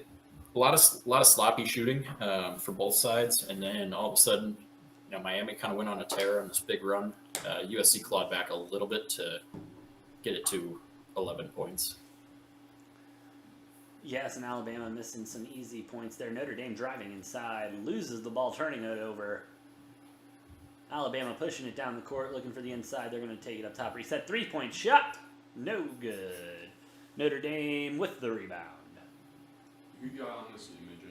I've got Notre Dame money line on this. Noah's, I believe, also on the Fighting Irish money line. Yes. Yep. Tommy, anything?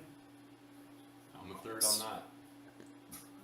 All Yes, right. sir. Andres Here was we as go. well, so that we're clean across the board. All on Big Notre clean Dame. across the board. That's only good things.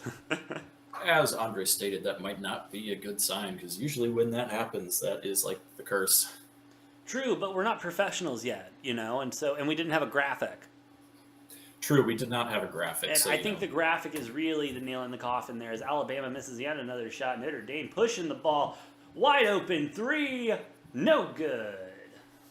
When's the last time Notre Dame's made like a good tournament run? It feels like it's been a long time, but I'd be willing to bet it's not as long as it feels like. I feel like it's been like 10 years or something, but at the same time, Right, that's doesn't what I'm saying. But I wouldn't be surprised if it's only been 4 or 5 years. You know what I'm saying? Like sometimes it just feels like some of these teams have been down longer than they really have. 100%.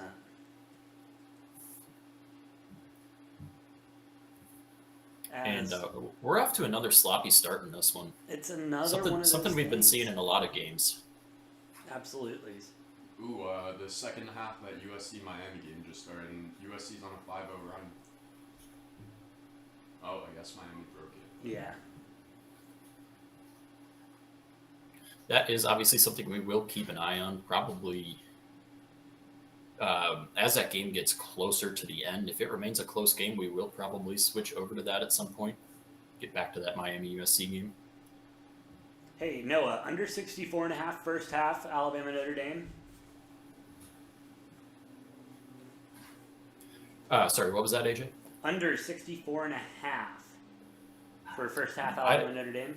I would go on it as, We see Javon Quinterly going down, grasping his knee. Oh, Next to the yeah, that replay. is not a good look. Hate, Javon that is the Quinterly, last thing you want to see.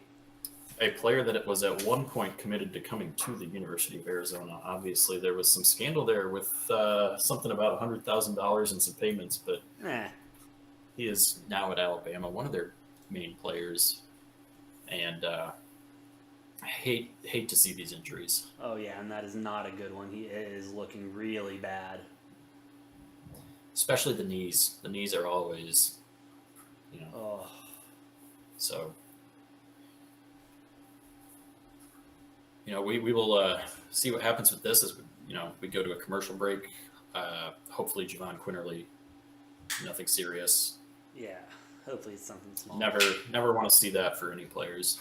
While we're at commercial break, quick dive into USC 25, Miami 33, as we also await tip-off from Virginia Tech and Texas. And because the game is still live, 63-42, Villanova up. I bet the under on that game. It's looking good. What was the under? 133.5. Yeah, that that's was not something. bad. That was Tommy and I. We were discussing that earlier in the day. That's a solid pick. Yeah, I really like that Villanova game for some reason.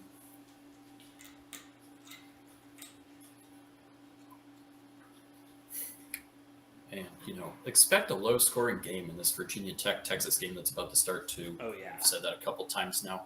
However, I've said it one too many times, and now they're just going to come out and blow the rims off the place. Yeah, look, this this Notre Dame Alabama game too. I had the under on, but I switched it to the over. Oof. But I didn't bet. Okay, So- walking so- off is a good sign, but not the best sign, as you can walk without an ACL. But just not so a good look. We are Yeah, back in pretty that game. hard. I'll flip back over. I'm watching. It's like one of the Miami players just caught a massive elbow to the face. Ooh, yeah. So we should probably see a flagrant one in that. What happened? in the play? That angle, just something popped.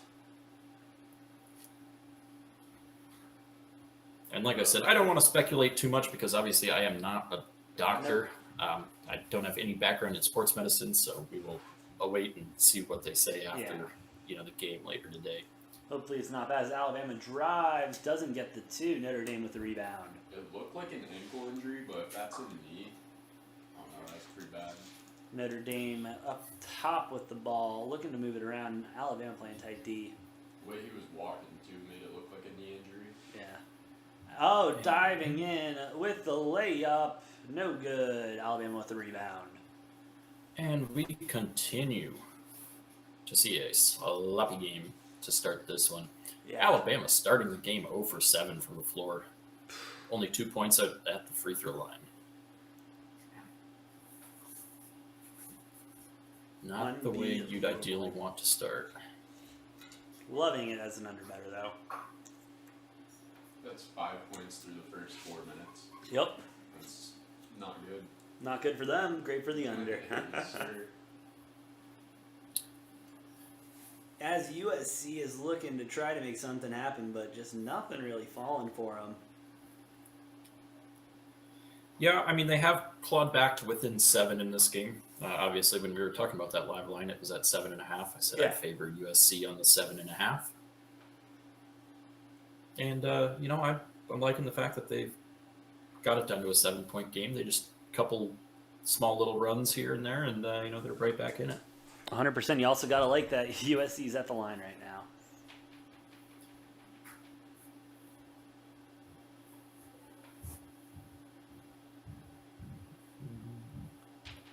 All right, while we're in commercial break, I got to fix something on the tech side. I'll be right back. Tommy, Sounds good. good luck. And USC's got it down to a 6-point game now. Miami with the ball as we do kind of go back and forth a bit between these two games that are going on. Looks like a foul on USC. Only their second of the half. Miami will retain possession. Which game are you focusing on right now, Tommy? You got We got the Miami game pulled up too. Okay, well, we appear to still be on commercial. as well. Yeah, appear to still be on commercial for the other one. Yeah, this game's also looking pretty slow so far. Not a whole lot going on, just a lot of fouls, seems like, so far in the second half too. Yeah, I mean, we're at 5 total fouls, only less than 3 minutes into this one already between the teams. So yeah, a lot of foul action going on. USC's got it down to a 3-point game here. Isaiah Mobley's starting to get going. 6 points in the half already after a scoreless first half for him. Mobley's going to go up again, and he's going to get it. That is 8 points for Mobley in the second half. Yeah, I think this one's just going to go down to the wire. Like, I really don't see either team taking too huge of a lead. Yeah, and Miami got their blows in the first half. USC coming out real hot in the second half and getting their blows in. Bringing it to a 1-point game as we head to commercial break. Yeah, there's a stat right there. Mobley 0 points first half, 6 in the second half already. Yeah, you're a bit behind. He makes this next shot, and there'll be 8 for him. Yeah, I think when you said a foul, it just somehow lined up to a different foul.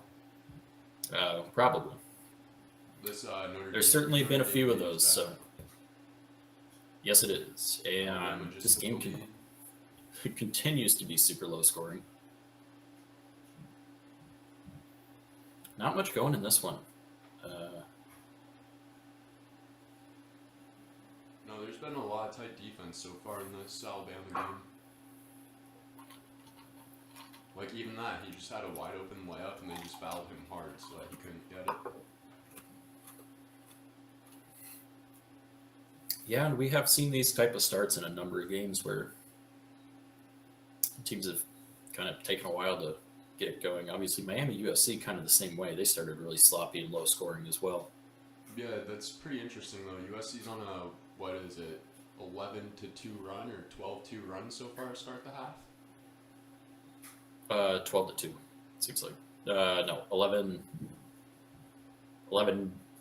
Does that make sense? Yeah, I think 11 to 1 run, maybe. No, I think it is 12-2.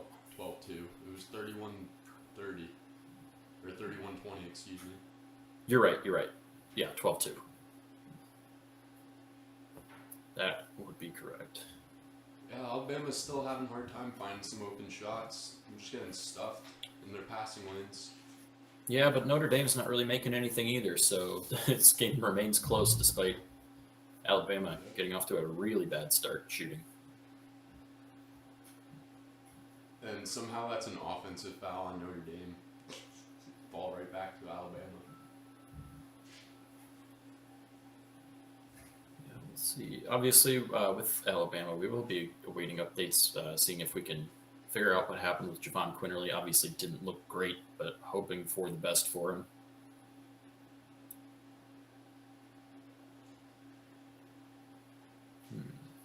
And Tommy, I'm looking at that Delaware Villanova score, 71-52 with 5.5 left in that one. I don't know that I'm feeling great about that under anymore. Dang, we got a close one coming, huh? Wait, what's that now? The under on the Nova game you said? Yeah, game's 55-71 with 5:23 left in that one. It's starting to get up there. Still got what, 30 points? No, they're at 126 total. Shit. That's okay. Math isn't all of our strong suits. No, I'm taking the Irish my plus 1.5 for the first half too. I like it. I wouldn't be afraid of that one. I mean, we got a tie game 8-8 with 13.5 left in this one. All right, they're finally starting to score. Starting to get the jitters out. Yeah, it looks like Miami USC back underway. We will keep an eye on that one. Yes.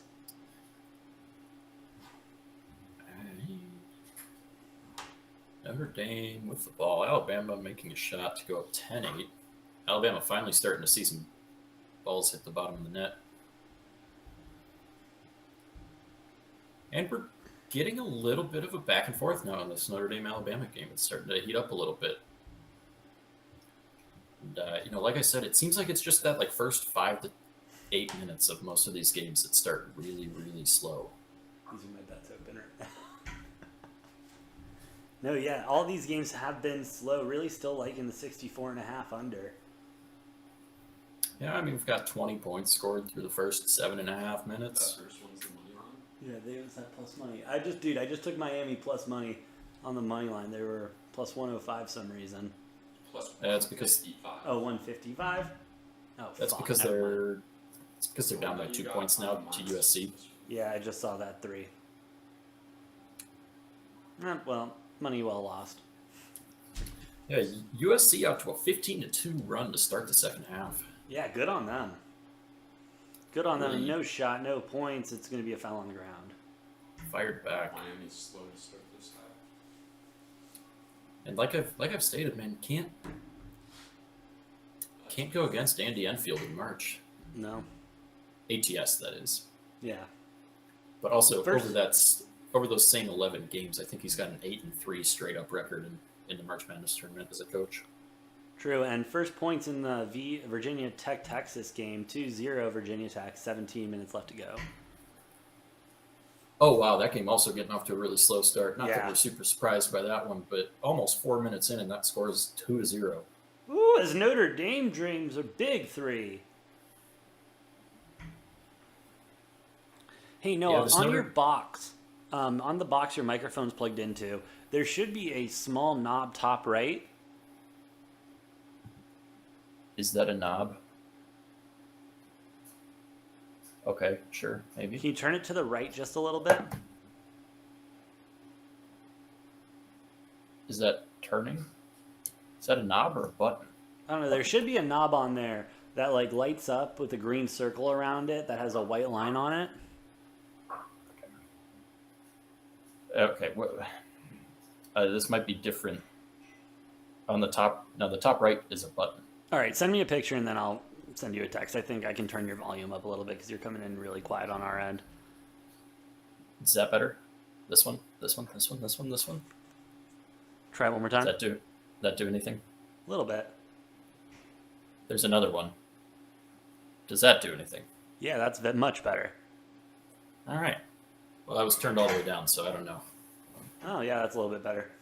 What is this thing? This? Yeah. This thing controls all of this stuff. And So you can hear me a lot more clear now? yeah, you're a lot better right now. Well, damn, all you had to do is tell me to turn that knob then, huh? No, I was trying to figure out why it was quiet, and I couldn't figure it out. And then I was turning the knob, and I was like, oh. Let me have Noah do that real quick. You had the wrong knob. As we are in commercial break everywhere, go around The team's Virginia Tech up by 4 now with 15:49 left to go in the first. Delaware still trailing 55-72 with 3:59 left. Now, if you're Villanova better, you got to be getting a little bit nervous here. Little bit, does not. 15 and a half point spread, and Delaware's now got it down to 17. Whew. Yeah, we might have to tune that to see the spread bet. Tommy, I'd be willing to bet your the under's done. That my under is done? Yeah. Probably. I mean, we're at 147 points. There's a whole 4 minutes and 10 seconds left in that one. But you never know. Crazier things have happened. Oh, crazier things have definitely happened. Oh, I got it at the 135 and a half also, not 133. All right, saving you a couple points there. Still 4 minutes left to go. Looks like they put some time back on. Virginia Tech, Texas heading to the first media timeout of that game. Virginia Tech 4-0, 15:49 left in that one. What's the first half under? Really low, I bet 50. Oh, it can't be that low. Yeah, 49 and 54. a half. F and A. Oh, I was almost spot on there. How about that? Oh no, that is low. Vegas should pay me to set the odds. Hey, USC taking the lead, 37-33. And extending that run to 17-2 run to start the half here for USC. Miami's got to make something fall here.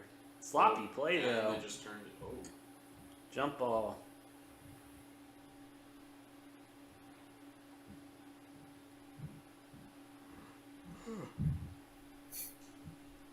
In case you're wondering, USC the live spread of Texas is Virginia minus 3.5. I was going to say USC also going back to the end of the first half, now on a 21-4 run over Miami. That's a nice little run right there. Yeah, it certainly helps your chances of winning games when you're going on runs like that. Oh, yeah. Ooh, we got Chattanooga. Tipping on. Oh, wait, that's way later. That doesn't start Fuck. for 2 hours, so all these games I read the end. time wrong. That's my bad. Wait, could these games end before that game starts or no? Because that's 2 hours away. Probably not, no. We'll at least have Take it. Notre Dame. You're talking about the Chattanooga game? Yeah, Illinois game. We'll at least have the Texas game.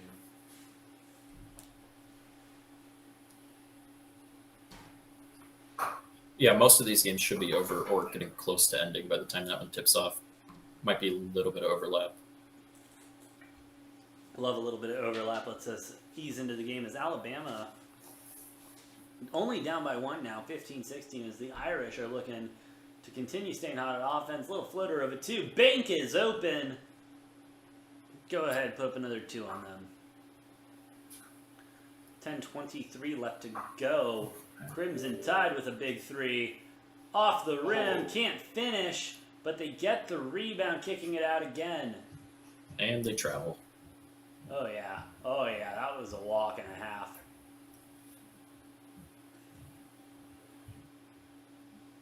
Yeah, big difference in this game so far. Alabama 1 for 5 from downtown. Notre Dame 4 of 5 from the 3-point line.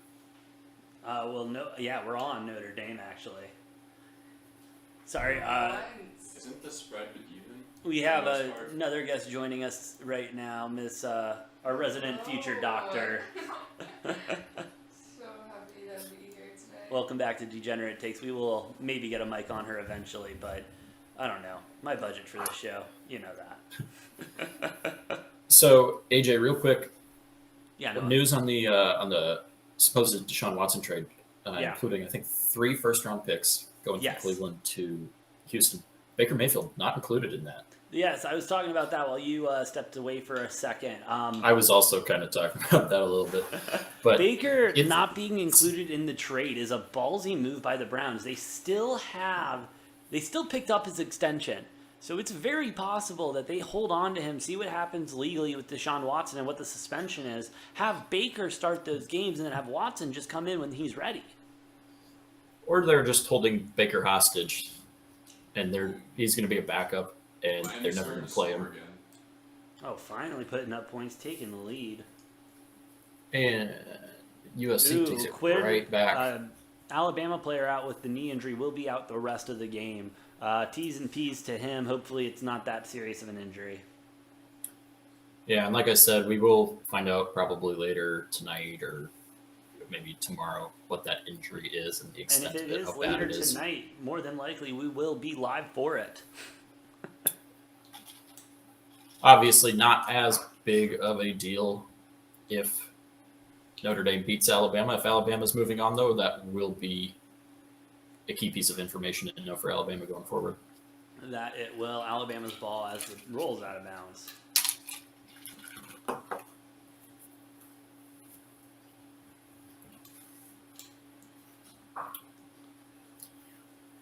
Looks like Virginia Tech, Texas starting to heat up a little bit, but still nothing crazy. 8-4, crazy. 14 minutes left in the first half of that one.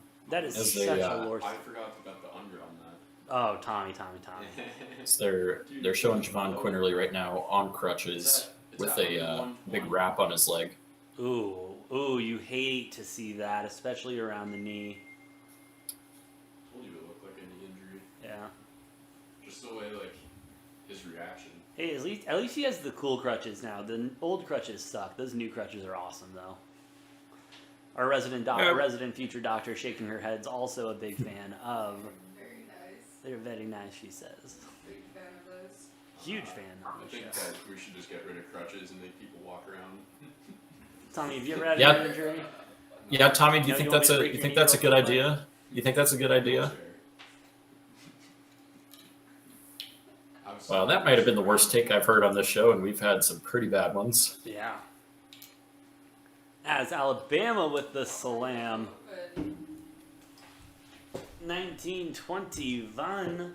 8:17 left to go in this first half. Dude, poor Delaware. That game's still not over. That game feels like it's been on for like 5 hours. Bro, and we've been on for only 4:49. And it still feels like it's been on longer than we've been on. Unbelievable. No, the only part of it that I actually watched was like the part I had to, when it was like the only thing that was on at the The time. only thing on and the only thing we could cover. That was a But good it's dunk just- there. You did. This game's getting interesting. Yeah, we'll switch there after. Might be overtime. Ooh, yeah, no, we might be getting our first overtime.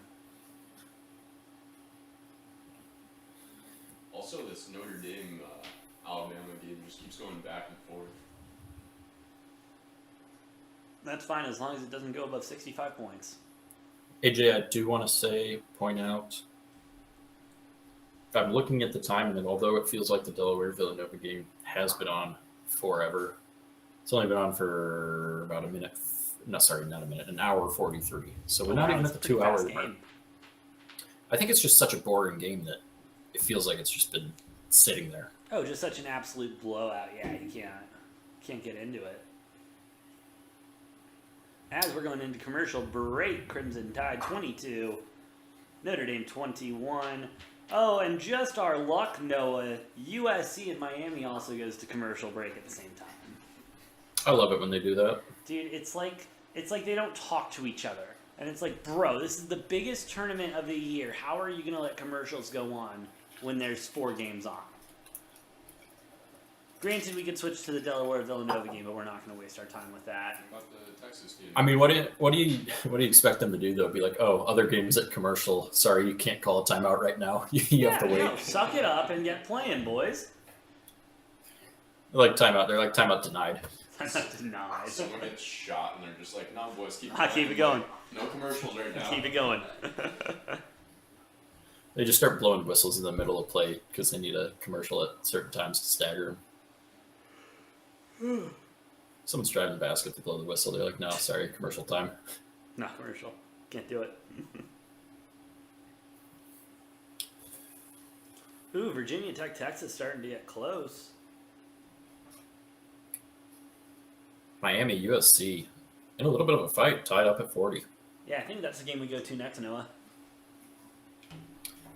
Absolutely. Well, that'll be the next one that's ending aside from Delaware Villanova, which still somehow has 2 minutes on the clock. True. That score is at 135.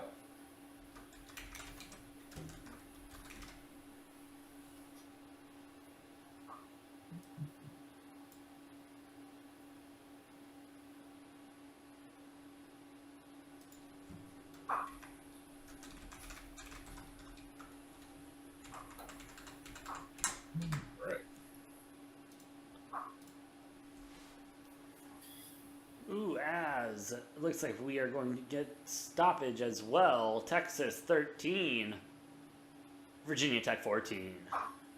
Hey, and this game is playing out exactly how we expected it to. Close Yep. game, low scoring. Actually, little bit higher scoring. They're on pace for, a little bit higher scoring than I was anticipating. Most definitely, 11-18 left. I'm not too worried about my under yet. But obviously, it just takes, a good 20-0 run by one of these teams to blow me out of the water. Yeah, and that is obviously something you have to always worry about. 'Cause Yeah, and Noah, this is a game of Ooh. runs. Ooh, I think I might have missed it in the chat. We have someone saying AFC West predictions. I mean, we're in commercial right now, Noah. AFC West is turning out to be an absolute just death row right now. Like, it is.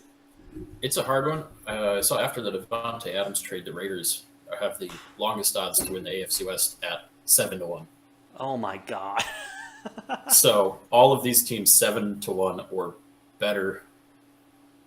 So it's a crazy one to pick. I'm gonna go just real quick, run it down, no explanation. I'm say Chiefs win the division, Chargers second, Raiders third, Broncos fourth. I would be willing to bet 1 to 2 win difference between Los Angeles and the Broncos there.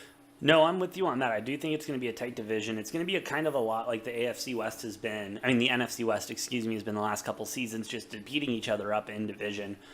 With that being said, though, I think this is the Chargers' year.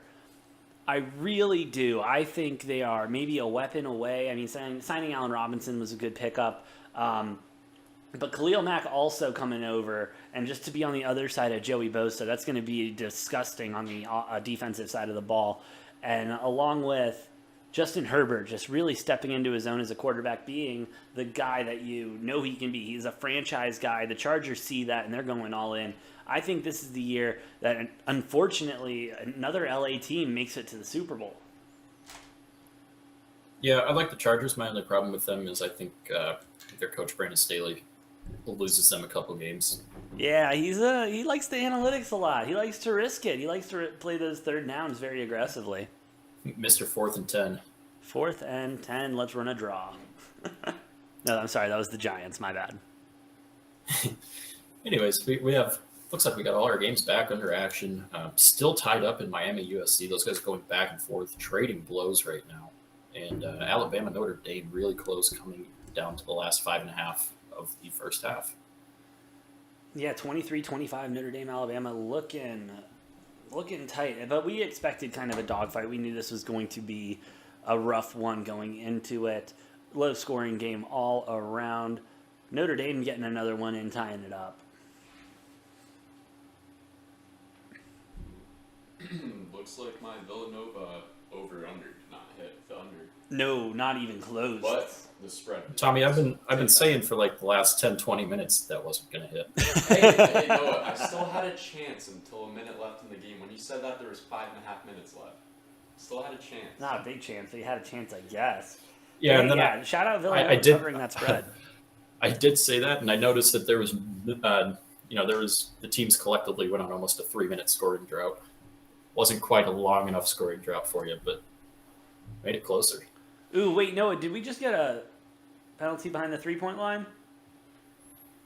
In Notre Dame? No, maybe. No? Okay. Yes, could be. I don't know.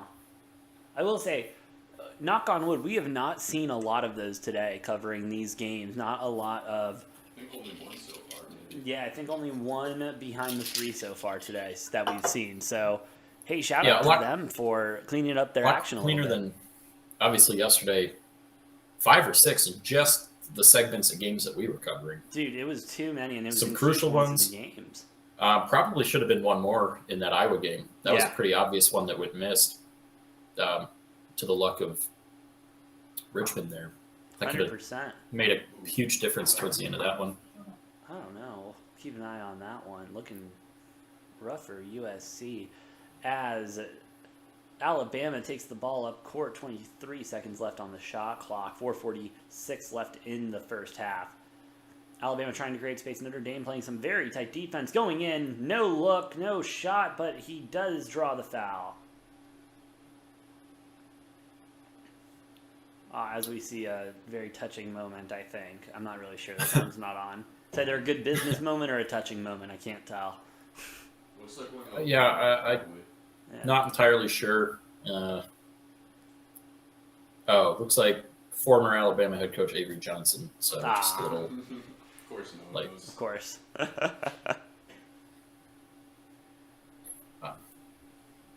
Yep. Miami Avery Jones. USC still wow. staying. He just really came up tight. before him. He didn't know. No, I saw that. Yeah, no, I only know that because it popped up on the screen. Dude, so I have a working theory now because I fixed my Well, and TV issue. Like, I'm caught up to all my TVs in the house. I think, no joke, because you are earlier in the time, we get it a little bit later than you do. Because Andres was sunk up with me already. I think it just. Maybe. Where's Noah at? He's in Minnesota. Yeah, it depends on the service provider because it happens sometimes with my buddies back home, and the other half of them they'll get it later than me. So they need to figure their shit out. Some This kid- is annoying. Some kid gets the live feed like 5 seconds. Don't they ahead of understand what I'm you trying to live bet these games and the sports books already have a 30-second head start? do. I need I- every yeah. freaking second. I don't think it has to do with location age. I think it's because I'm. I Through think it's just DirecTV. service provider. Oh, hey, I need you to take that out of the shot. We're not sponsored by them. They're not giving us Oh, money. yes, yes, Thank that's you. why I was putting that over there. I mean, I'm also on DirecTV, so the satellite's probably a little bit quicker than internet. Would be my guess. That's a big 3. Drain. You know, Space Drains TV. the 332, 30 with 3:43 left to go. Yeah, Virginia Alabama Tech, driving Texas there. knotted back up as well. So we have 3 really That was tight great games on play. right now. Yes, As sir. Villanova finally ended the Finally. game against Delaware, 80-60, the final score in that one. Jeez. That one took forever to finish. Like I said, although that only took an hour 50 in that game, it felt like multiple hours Oh, that, it that game was going on. dragged. As Notre Dame trying to find something inside, but turns the ball over. Goes up. Knocked away, but it looks like we're going to get a shooting foul.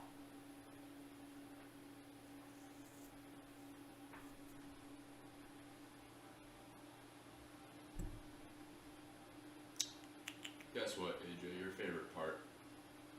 Free throws. Commercial break. Oh, God bless it. Speaking of commercial breaks, we do have USC Miami live right now. 45-42, Miami at the line, shooting their free throws. Looking good. Caesar Sportsbook trying to buy me out at $7. I believe $7 lower than my actual payout, and so I'm going to do the stupid thing and go ahead and ride it.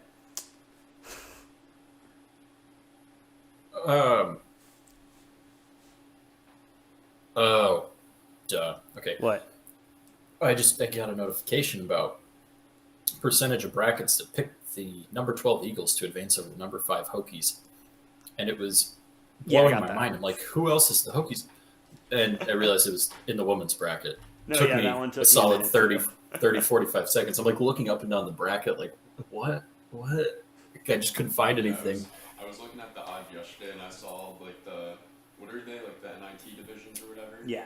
Yeah, I saw all like those divisions and their games, and I was like, wait, I'm pretty sure these teams aren't part of the tournament. I just got super confused for a minute or two. Speaking of the NIT, I believe today might be the start of the second round. Oh, is or it? is that tomorrow? No, tomorrow. Tomorrow? Tomorrow and Sunday we have NIT second round. Not that too many people are tuning in for that, but just don't want to leave them completely in the dark there.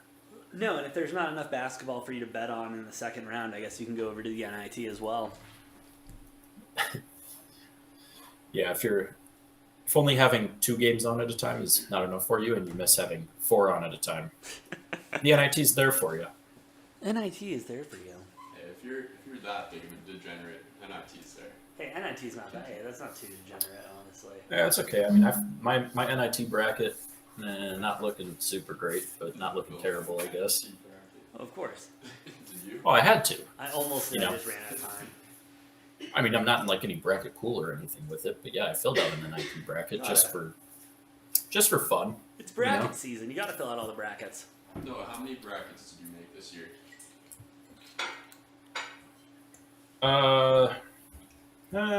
It's somewhere between like 6 and 8 though, but like only like 2 of them are serious. Like for instance, I have one bracket that is just called "This is why we can't have nice things," and it has all of the teams I like going out early. Although I did have,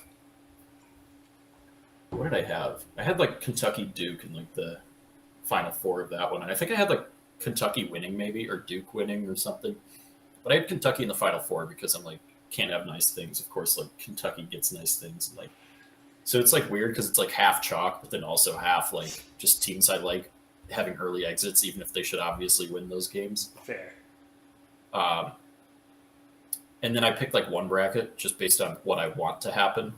So it's just like which team I like better. That one's probably doing awful. Yeah, you should have made one about like which mascot you like better.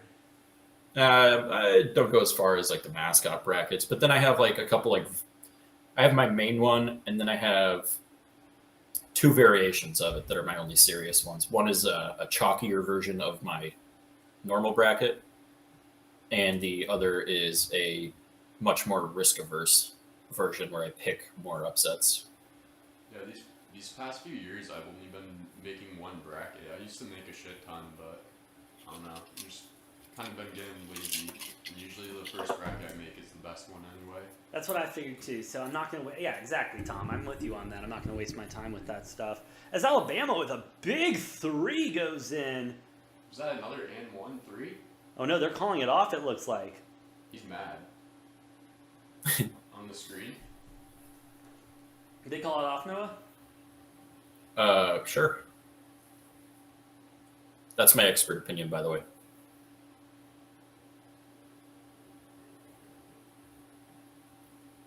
This game's been a little bit sloppy, I'm not gonna lie. Notre Dame, Alabama. Very sloppy, very low scoring. But not low scoring enough to get 65 points, these assholes. Well, it's because, like, Bama's actually shooting the ball decent after starting terribly. Notre Dame's not, except for they're shooting really well from 3. Yeah. They don't do anything inside. Yeah, I mean, both teams are still pushing the ball, though. It's not like they're just wasting the entire clock like some of these other games have been. Still Well, there's also been there's been a lot of points coming off of breaks and stuff in this game because, you know, we're at, what, 15, 16 total turnovers between the 2 teams in this one. Yeah. Yeah, a lot of turnovers, Little bit of- a lot of fouls so far. Yeah, so a little bit of sloppy play from both teams. Obviously, Notre Dame shooting a really good clip from 3, which is why they have a slight lead right now. And let's hope that lead continues on. Oh yeah, I mean, if this gets into a shooting competition, like I think Notre Dame takes that 8 times out of 10. Oh, they have to. At least you gotta hope they do.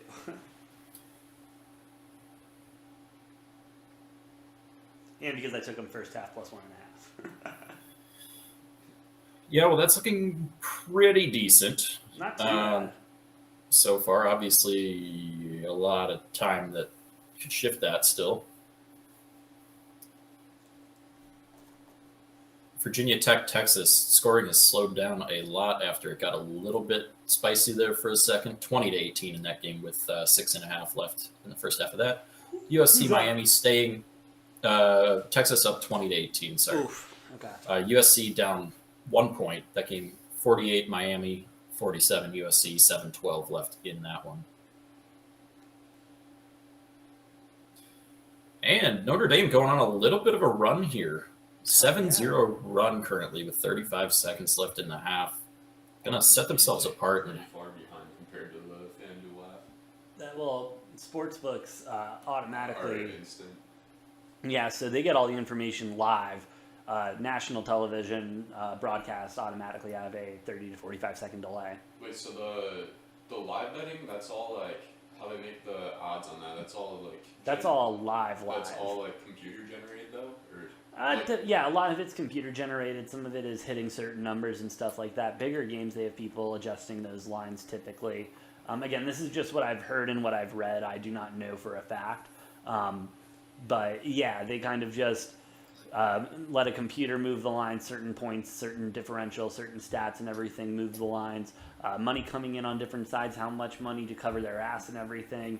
It just really depends on the market, especially. If there's a lot of money coming in, for example, they, like we were talking about, they don't like moving U of A's line to plus money because they are so exposed as a risk of so many people taking U of A at 2.5, 5.5 when they don't even want to drop it below 10.5. So like someone like that would probably control. They would have someone controlling it. They typically have someone controlling there, or they have a computer program. Sometimes they just have it calibrated. Like, hey, this is what would have to happen in order to move this line. Like, typically the rule of thumb on an NFL line is about every $500,000 comes in, the line moves half a point, or it's $1 million, it moves half a point. Excuse me. Probably depends on the size of the book too, what that number is. Yes, absolutely. Depends on the size of the book, but also depends how comfortable the book is with a line. Like if you look at the Super Bowl, there was so much money coming in on the Rams, and the line would not move, the line would not budge whatsoever. And you look at the final score, I mean, it was right around that spread. LA didn't end up covering, but the Bengals did. And that was a lot less exposure for the books than it was if the Bengals would have won outright. And so they didn't move the number, and they were very stingy on it when you looked at the live game as well. Makes sense. Yes. We are at live betting commercial is break. interesting. We are at commercial break here. Should be coming back to the Notre Dame-Alabama game with 15 seconds left on the clock pretty soon. Notre Dame holding on to a 5-point lead in this one with the ball. They'll have a chance to go up 7-8 points going into half, which if you're Notre Dame, you feel very comfortable if you can go in with 5 points is fine, but you feel really comfortable if you're at a 7-8 point lead going into half. Oh, 100%. 100%. Nice, comfortable lead there. As we take a live look in USC Miami, 50-51. Sounds good, Tom. You want to hop on? I don't want to sell Devin's hot seat. Steal it for a sec. 51-50, USC in the lead right now. 5 minutes, 48 seconds left to go. You know what I was just thinking? I still have some money on my... Boom. Big three for Miami there Oh, to you go still up have some money on the 53-51. What'd you say, Noah? I said big three there for Miami to go up Oh, yeah. 53-51. And we are back to action. What's up, Lauren? We're back to action with the Notre Dame-Alabama game. Yes, we are. Like I said, 15 seconds. And Notre Dame going to have a sloppy pass and give Alabama a chance with 4.2 seconds left. Oh. Come on, miss it. Alabama now using a timeout. I'm sure that'll send us back to commercial break. Because you know what? We got to get the commercials in, bro. You can never expect for the last minute or two of a college basketball game to be a minute or two. Or a half in this state, 100%. Nope. As we go into commercial break, welcoming future doctor Miss Lewis to the chat. Welcome on.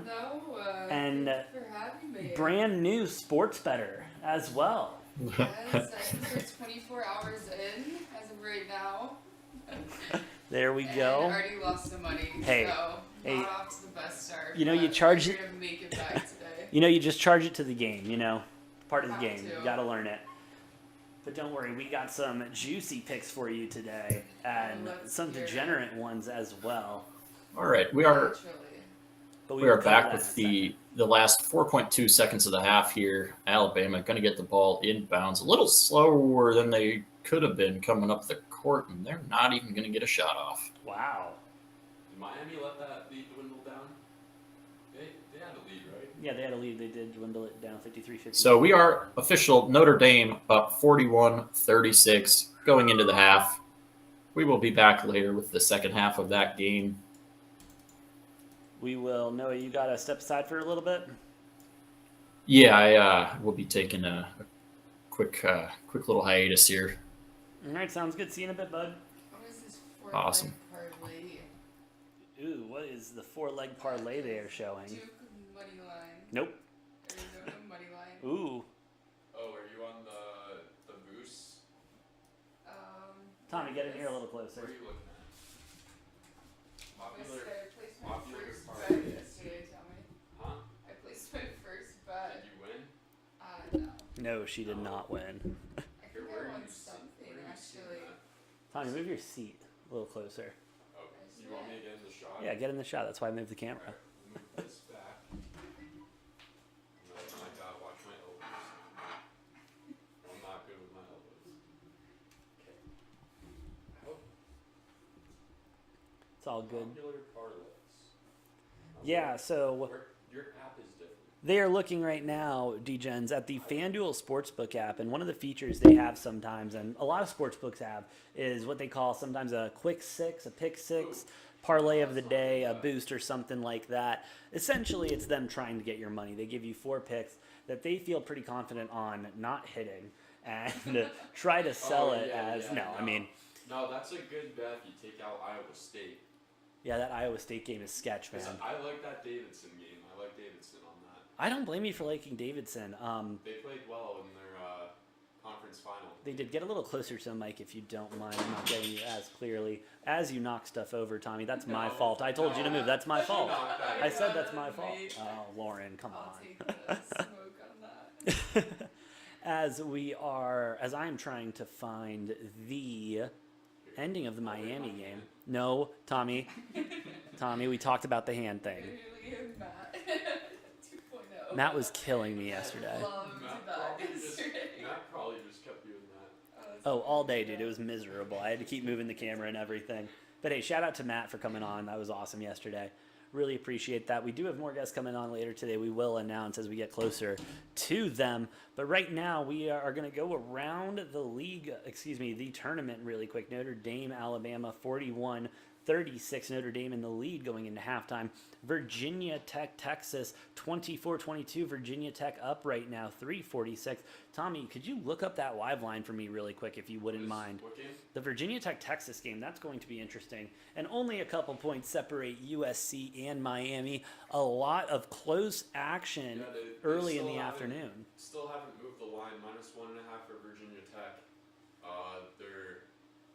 Or did I say money line? I meant spread -1.5. Spreads so -1.5 for Virginia Tech or for Texas? for Virginia Tech. Oh, Wow. it just changed +1.5 Virginia Tech. Wow, +1.5 Virginia Tech with 3:46 left to go. But that also just changed.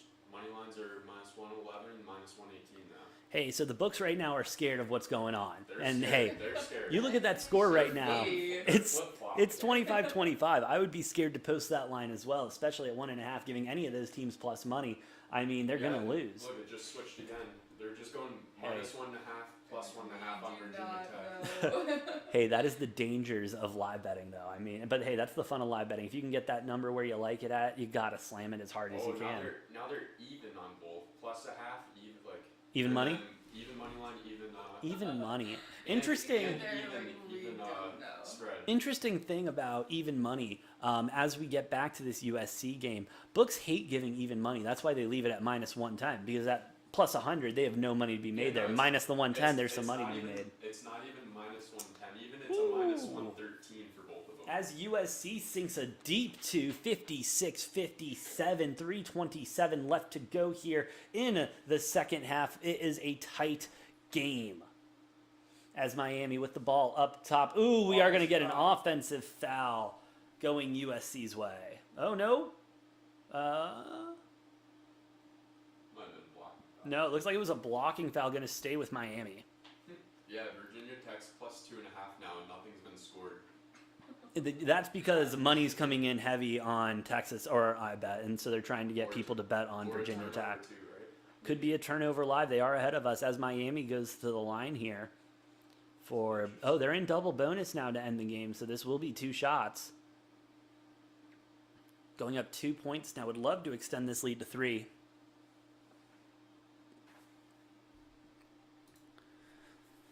And hey, I mean, hey, this has been one hell of a game. Obviously, we were talking about the Pac-12, you know, doing well and winning this game, but just not seeing USC. I mean, they're keeping it close. We'll see what they can do in the end, but not known for closing out games. As we await the second shot, taking longer than it takes to milk a cow to get this shot off. And no, honestly, I don't know how long it takes to milk a cow. I assume it's a long time, though. I would assume the same. As they make the second You're one. I wrong don't know. for that milk. I don't know if that milk's ready to be pumped. All right, as USC taking the ball behind the arc, trying to get a look, but Miami defense swarming, playing soft on the perimeter where they don't need to be, trying to get some double team action down low. Big stop. Oh, looking for something. USC floater 2 goes in. It's a 1-point game with 2:55 left to go here in the second half. That's just bad. They had 3 of their biggest people in the paint, and not one of them jumped. You can't I have, just ran straight down. yeah, you just can't have that. Hoping to see a difference there. Look at that stat, AJ. 18 turnovers for USC and only 2 for Miami. That is, yeah, if you're winning the turnover battle, it's more than likely you're winning the game. Big shot from Miami is a miss. USC will take the ball out, taking their time now, regaining their composure, trying to get the lead somehow. 3-pointers. Wow, USC leading that one heavy too. Yeah, that's probably what's keeping them in the game. Honestly. Miami missing all the 3-pointers. Can't seem to buy a 3 to save their life. Wow, USC drives the ball inside. It's going down. Another knee injury? I think we're getting a shooting foul. And Coach K making more than likely his last walk into the NCAA tournament as Duke prepares for their matchup with CS Fullerton later today. Coach K has had an absolutely incredible career in college basketball as a coach and has had nothing less than a disappointing last season in his farewell tour. No disrespect, but You're really big on Duke losing. there's no disrespect, but they just choke away big moments. Yeah, but this is the first round. This isn't a big moment yet. This is a big moment for those kids. These kids have not played in the tournament before. There might be 1 or 2 kids that stayed on from Duke, maybe 3 or 4 that were bench players, but no one who's had actual time in this tournament. As USC misses the first free throw, letting the ball go out, and it's Miami's ball. 2:05 left to play here in the second half. Coach is livid for USC. Yeah, it's just a classic Pac-12 coach right there getting that angry. Oh, yeah, absolutely classic Pac-12 right there. Oh, and Coach K, they are just going to follow him. Going to the locker room. This is now where... Man, get him a treadmill. Oh, he is looking at tee him up. Tee him up. It looks like... Oh, this is great. This is like we're watching Bobby Hurley coach again. Kind of looks like him a little bit. A little bit. As Miami just playing hot potato with the ball now, passing it back and forth. Trying to figure something out. Drives in. Easy layup, but it's not good where you will get some free throws.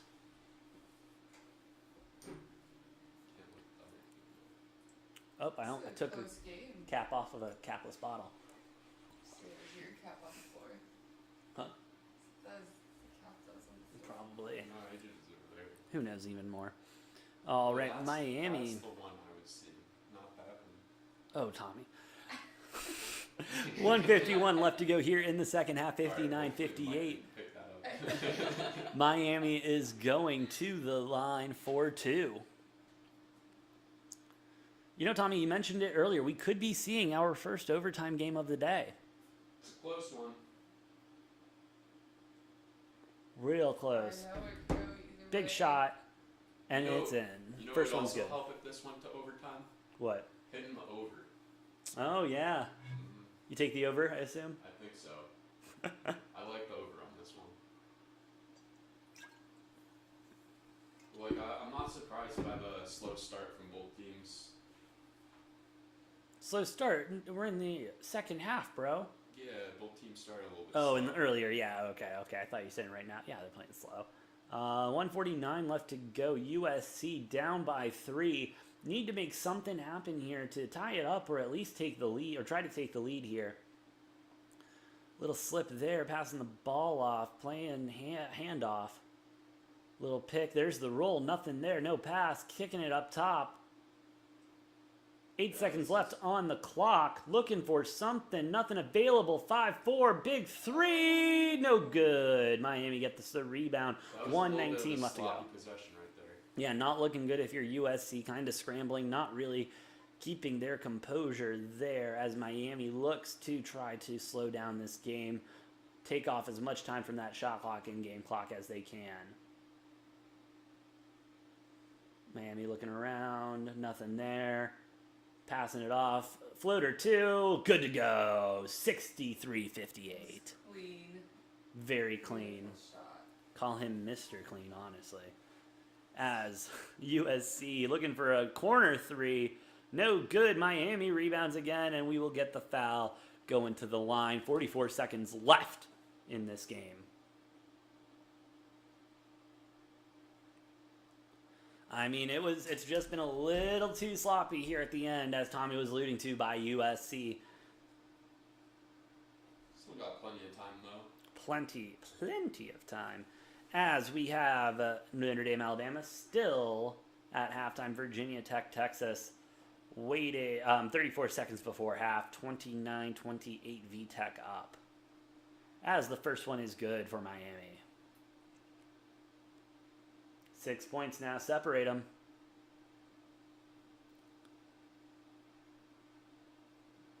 And the second one's good. It's a 7-point game now. 44 seconds left to go. We will get our first timeout of the next 2 hours. That is the end of this game. It's not, no, I mean seriously, because we're going to see... Bro, we're about to get 45 minutes worth of commercials right here. It's unbelievable. They make so much money off this time period. Oh, it's terrible. It's terrible. But here we are stuck because, oh no, it's a close game. And we want to see what happens at the end. Even when it's a 7-point game, they start fouling. Yeah, it's terrible. But that's quote-unquote good basketball, apparently. Like, yeah, oh, okay, the team that's ahead, yeah, let's get them to the free throw line more and make more baskets. I've never, ever understood that. And those coaches, honestly, I think just hate gambling. Well, you have to with under 24. Well, I guess in college basketball, 35 seconds or 30 seconds, whatever the shot clock is. But yeah, anything over than that, just force the turnover. No, exactly. And when you're, and you know, you do that when you're down by 2, you're down by 4, not when you're down by 7. I mean, 47 seconds left. 7's usually the, once it hits above 7, that's usually when you stop fouling. 7's right around that number. 8-point lead, you let them go. 7-point lead, you still push for it. Well, it's annoying as hell. It is. And I'm not sick of it yet, obviously, because we got 2 more days of epic March Madness coverage here live on YouTube with Degenerate Takes. But seriously, they need to get that shit together because that's annoying. Anyway, as we have 58-65, Miami in the lead, 44 seconds left in the ball game. Yeah, at least like a sport like baseball, you expect to know when the commercials are. Yeah, at least in baseball, you know when it's coming. It's nice to see. USC head coach still giving the officials an earful as USC inbounds the ball. Looks to be pushing up. You know, a great example of a sport for that. Ooh! No stoppage, soccer. Little move. 3-pointers. Open. Good. Clutch 3. Clutch 3. Yeah, soccer, you never know how much time's left anytime. No, I'm saying commercial breaks. No commercial breaks in soccer. That's weird. Yeah, it's awful, though. Ooh, it looks like we will get ball out. USC ball. USC's ball, it looks like. Let's go. Plus 2.5. 61-65. Oh, wait, no, wrong game. Yeah, wrong game. Think about Yep. Next one. you know, LSU game. Yeah. 61-65, 31.5 seconds left. It is USC's ball. They will be inbounding. I mean, they're only down by 4. I have seen crazier things, and this is March. To hit another 3.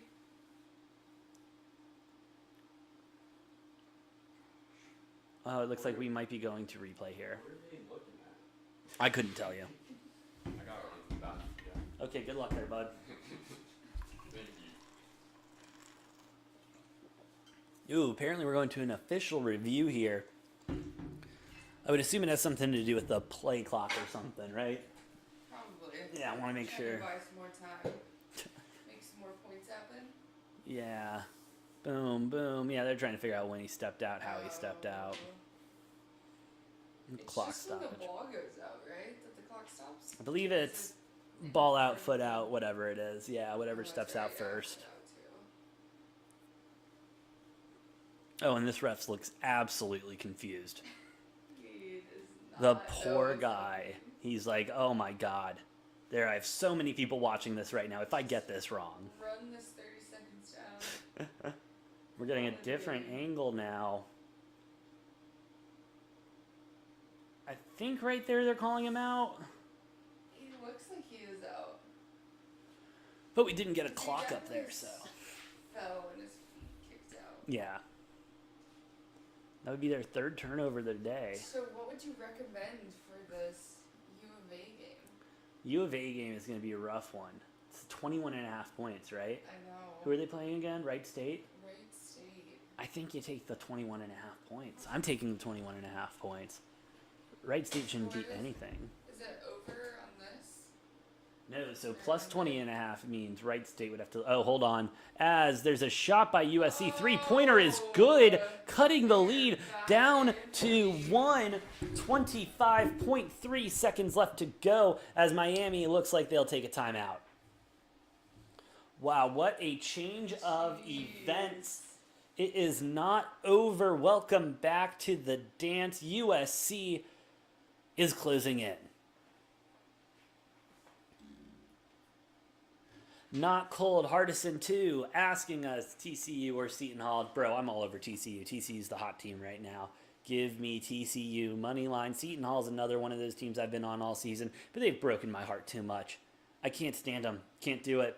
Give me TCU money line as we await this game to pick back up. 25.3 seconds left here in the second half of action. This is what March is all about. This is what we've been waiting for, and my microphone doesn't want to stay. In the last 8 seconds. That was impressive. That's unreal.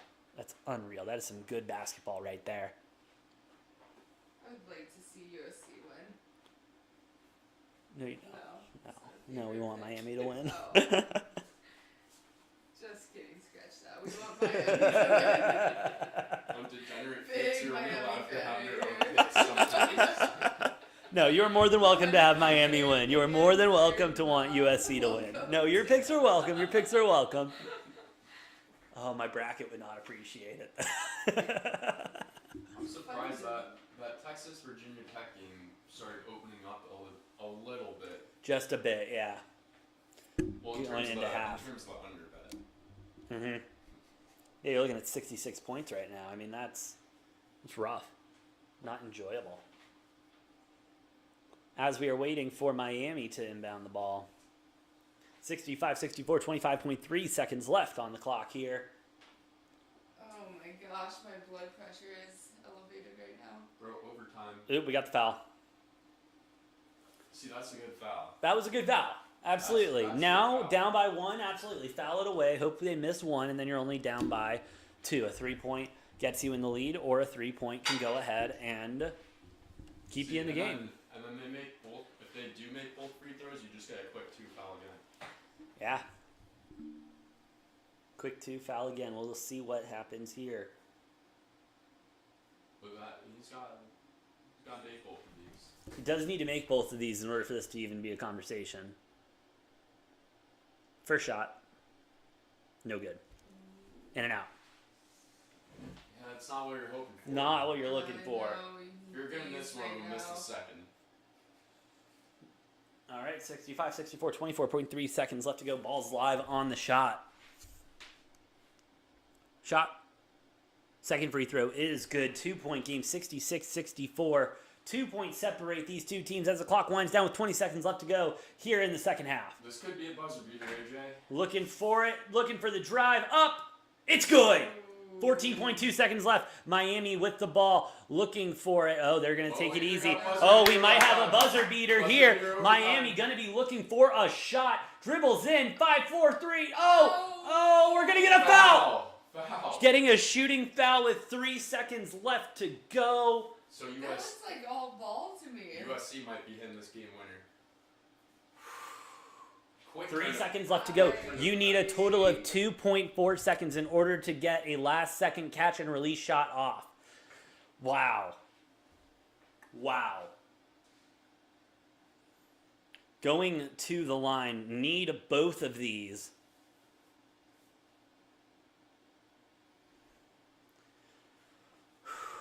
This is what we've been waiting for. Welcome to March Madness. First one is good. 67-66. Waiting for the second shot. No timeouts left on other side. Bonus, double bonus for both teams. Dude, if this goes into overtime, I'm gonna hit the over of 140. Hoping for a 2-point shot, but that would require this one to go in. Miami with the shot. Second one's good. 68-66, 3 seconds left. Miami looking for a play. The catch, the dribble, the release. Oh! my God. Just off the rim. my God. USC a bank shot away from booking their ticket to the second round, but not today as Miami wins the game 68-66. Hell of an ending by the Hurricanes there. Showing a replay of that shot. Yeah, Just I'm not gonna lie, AJ. I thought that was going in. inches long. So far back. Just inches. Little bit too long of winning it. Wow. Wow. What a game. That was unreal. Goodbye, USC. Thank you for joining us. It's been real. It's been fun. It's not been real fun for you. We've definitely had better days. As Miami will advance to face Auburn this No, Sunday. I'm kind of upset about the ending of that game. That was a hell of a I game. hit the plus 2.5. But Whew. I'm kind of upset that there was no overtime or buzzer beater. True. Because I was calling overtime from the start of You that. wanted to overtime. Hey, you almost got the buzzer, though. Close. You almost got the buzzer. No, straight up, when I first got here, I was like, dude, that Miami game's going to overtime. Yeah, he's Oh, been calling really? it. Yeah, he's been calling it. I was trying to bet it, but there's no line. There's no line on here for overtime in basketball. And luckily, That should be a bet too. with the beautiful thing about March Madness is we don't have any time to relax. We've got Notre Dame now and Alabama back at it in the second half. Notre Dame extending the lead 44-38 with 18:34 left to go here in the second. Obviously, a lot of time still left on the clock.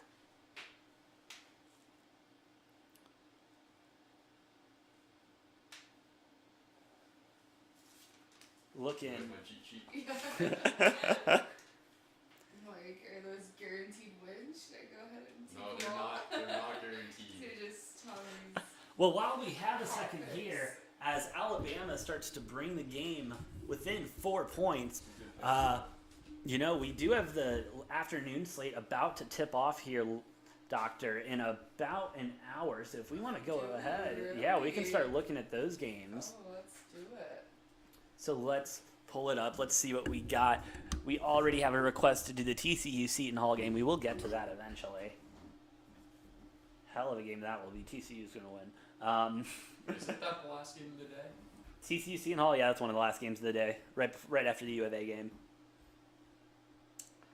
So the first one we're looking at is going to be, I'm not going to put that game. I don't want to put that game on you too. I don't want to get too wild. Uh-oh. Let's just go with the U of A game. Let's go with the school we both know Yes. and love. U of A, 21 UVA all the way. and a half point favorite. Obviously, they're going to win, right? But Have to. why would you? But you're not going to take a minus 10,000 on the money line.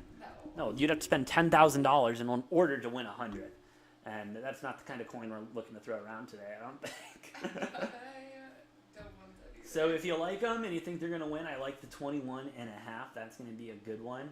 Or if you go ahead and click on the game, Yeah, I would do one of the alternates. you do something by win margin. If you think U of A is just going to win the game, you throw it on maybe U of A to win by 1 to 10. If you don't think they're going to win by, 21 and a half Ooh, points. That's tricky. Okay. Or you can put them at 11 plus to win by 11 plus points. So they could cover the spread, but you don't have to worry about that. You just need them to win by a blowout. But again, not offering. We are not financial advisors. We are just a bunch of degenerates who love sports here. Ooh, big decision. Big decisions to be made. If you want a pick that is a little bit more out there, Noah and I are on Chattanooga to upset Illinois later on today. That is the 350 game plus 285 on the money line right now. Illinois being an 8-point favorite going into this, but Illinois sucks. They suck. People want to say, oh no, Illinois is a good team, Big Ten, and blah blah blah blah. No, it doesn't matter. They are just not a good squad. Hate to see that. You really do. Tommy, what are you thinking for the U of A game? For the U of A game, probably blowout for the most part until the bench comes in. Then probably they'll get some points here and there. Within 1 to 10 points winning. See, U of A, like I told AJ, like whenever, I don't know if I even said this, whenever they play shitty teams, they either like win by a small amount like that, 1 to 10, or they blow them out by like 40 points. I know, True. You just never know. You It's really don't usually know. They're like close for They no usually- reason. Or They'll usually be up by like 20 points, and their bench will just take over, or they'll be up by 20 points, and their bench will slowly let up that deficit. 100%. So like, it's really gonna depend on their bench once they filter in them. It really will. U of A, though, does have one of the strongest benches in the tournament this season. Their bench putting up unreal numbers and showing that even with our boy Kerr out, we can still get the job done winning the Pac-12 tournament. As Alabama looking to keep fighting back, we will get a foul on the ground. Alabama's ball. Also, yeah, I don't know if the Pac-12 is necessarily like the strongest this year. Like, I feel like they just played well against each other, some hard games against each other, but moving around divisions and conferences, I feel like their matchups probably aren't as much in the Pac-12's favor as they would like them to be. I mean, don't get me wrong. U of A with that upset, Tennessee with the upset went over U of A all those months ago. That was heartbreaking, but Tennessee at home was just absolutely unstoppable this year. That was one of the most dangerous places to play on the road, was at home against Tennessee. Also, shout out to Mikhail in Tucson, Arizona, being voted the #1 best student section and hardest place to play in college basketball. So hey, shout out to U of A there. There we go. Way to get the job done there. Bear the fuck down. Let's go, boys. I don't remember where I was going with that. We're the best, though, aren't we? The upsets. Yeah. Don't get me wrong. Out of conference play was not the best for us with that obvious loss to Tennessee, and then we lost to UCLA in a very questionable game. UCLA at home, I guess. They played like shit. The refs really kind of gave that game away, but that's another conversation for later. You know, I'm going to take the homer pick. Give me the U of A minus the 21.5. If I can extend the 21.5 to maybe 25, 27, 30.5 points, bro, get some plus money on that, I don't think I'd be too upset. It's not a bad pick. It could go either way. Either, like I said, either 10-point win margin right around there, 8, 9, 10 points, or 30 to 40. We will see. As I bring Noah back on, I do need to step away really quick. Noah, welcome back to the show.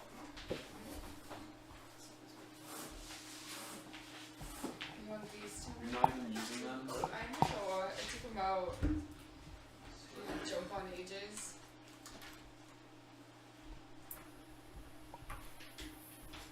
Yo. Hello, Noah. I was just How about that looking end- at this U of A game. Oh yeah. What are our thoughts on that What one? I want to put the rest of my whopping $15 on. Hey, you know, We- it's better I than thought nothing. We didn't talk about. Oh, we don't talk numbers. Yeah, I thought it was only units. Oh, that's right. So you know Hey, what how I about that did in my ending? You were to research? do this. How about that ending of that Miami USC game? Yeah, that was a good one. Like I said, Bro, I was expecting thought- overtime, but a little bit, That- disappointing we didn't get it, but that was a great ending. I gotta say, I clenched a little bit with that final heave. I thought that was going in. I thought USC was gonna have some massive buzzer beater. No, Three. it was so close. The shot didn't look that great when he put it up, but as soon as it hit the backboard, that looked like it was going in. Banked. Yeah, and well, especially after Drew Peterson hit those 2 big threes to get the game tied right before Those are that. huge, yeah. It's like Tough loss 6 for points in USC, 8 but seconds or something. I know, big upset. I feel like USC was kind of dominating. Yeah, USC definitely choked that game away a little bit with their run that they had in the second half. yeah, although well fought by Miami. I mean, good win on their part. Yeah, they Although just Miami got- almost choked away a 6 or 8 point lead there at the end. Yeah, I think it was an Did. 8 point lead. Yeah, I don't remember if it was 8 or if it only got Oh, up to was that- 6, but either Was way, that the guard on Alabama back in? The one that tore up his knee? no, I don't think so. Yeah, it is. I don't think so. Javon Quinterly? Yeah, number 33. I don't think he's number 33. He's got a fat brace on his knee. Unless you're seeing something that I'm not. Might be someone else then.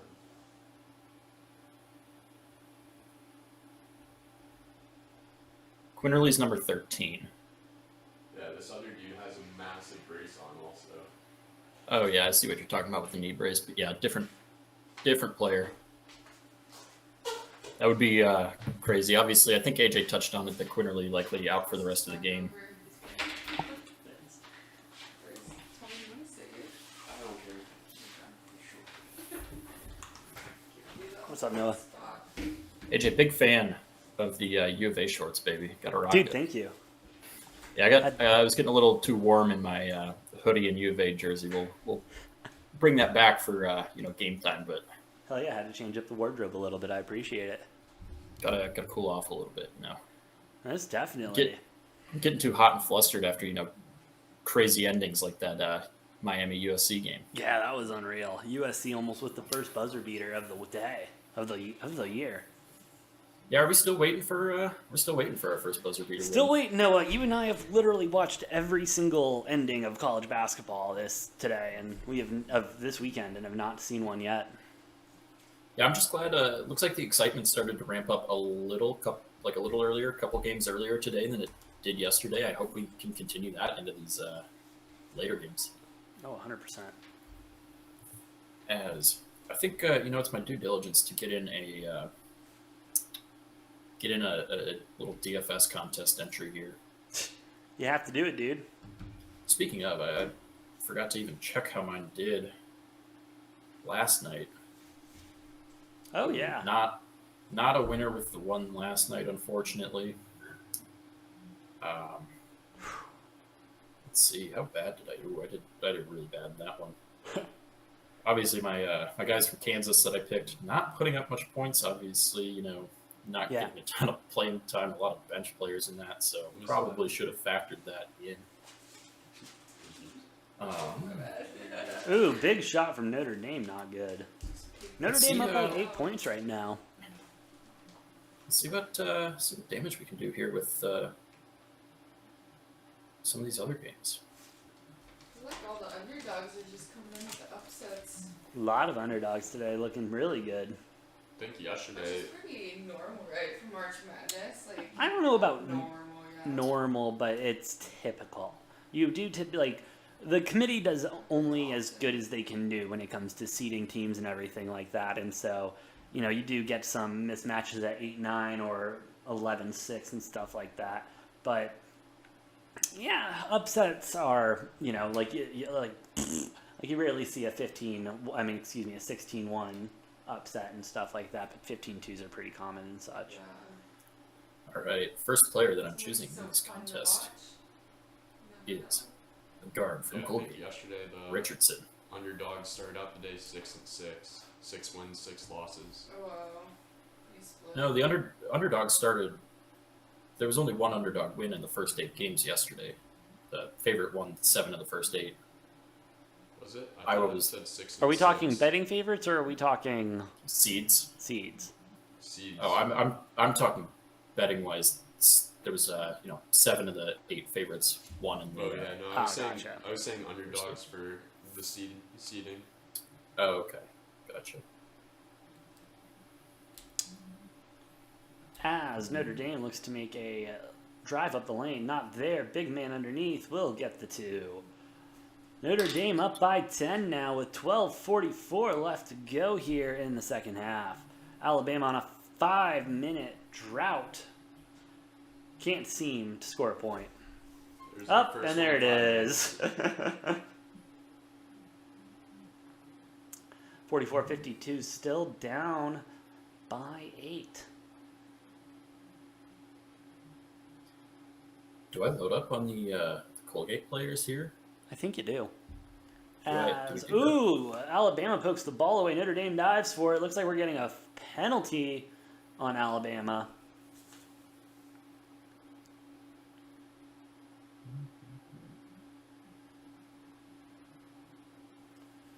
Not really sure what people are looking for there. Showing, though, the first points made by Alabama in 5 minutes. 12-13 left to go here in the second half. Alabama's going to have to stay aggressive here.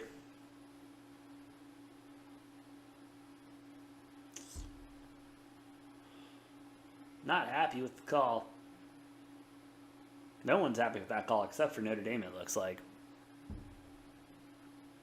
Ooh, and I have enough salary left with my last utility pick to take Azulis Tabellus. Do I do it? Gotta have somebody U of A on this roster, right? Yeah. As Notre Dame continues to move the ball around very efficiently, creating a lot of space. Big 3. Good. 55, 44, 11, 53 left to go. Deep 3 for Notre Dame. He slaps the floor. He is ready to go. The Fighting Irish are ready to fight. Get on. There's nothing. Ooh, better with than- Alabama answering with a 3 of their own. It's raining 3s. Hallelujah. Nothing better, AJ, than when you get the opportunity to slap the floor after a big shot. Oh, nothing feels better. That is like Nothing one of feels my. better.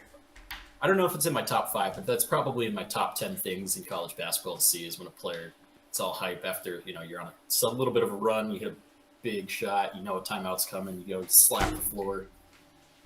Feeling good. That's just some BDE in that, slapping the floor. 100%. 100%. It's honestly up there with a bat flip, Like a good bat flip after a long bomb. Or taking a, 30-second trot to first base after you hit a monster home run. Staring Like down slow- the pitcher the entire time. Yeah, like when you're going slow enough that the ump needs to tell you to hurry the hell Move it up. along, pal. Love seeing that type of stuff. You do love seeing it. You do love to see it as we wait for this game to come back from commercial. Virginia Tech, Texas, still in halftime. Can't seem Dude. to get out of halftime in those two teams. Did you hear or see what there were a couple Arizona players at the press conference like earlier today or whatever? You see what the first question was that they got asked? No, it was the first question. It was stupid. Some reporter goes, are you guys cocky because you win a lot, or do you win a lot because you're cocky? And you can just see on all the players' faces, they're like, what the hell? Dumb question. Dumb. Just stupid. But no, I have not watched that. I've literally just been catching up with live games all day. And we have been live with games all day. Oh, yeah, And it's a beautiful thing, AJ. Almost It's a 6 beautiful hours now. Yeah, we're Gone on cue. we are about at the halfway point of the day. Dude, we are a total of 16 hours live now, and it's been electric the entire way. We've had some slow points, we've had some fast points, but we've been here. I think we're over It's been a 16. good day so far. So far, absolutely. And hey, if you are listening, watching, if you're listening or watching, if you're listening or watching, thank you so much. We do appreciate it. And hey, if you could like, share, subscribe, be a friend, tell a friend, share this with them, helps us out, helps us fight the algorithm, and lets us put out more videos and stuff. And we enjoy doing this. We'd love to keep doing it as we are still waiting for everything to come back. It does seem like Virginia Tech, Texas finally tipped off again in the second half.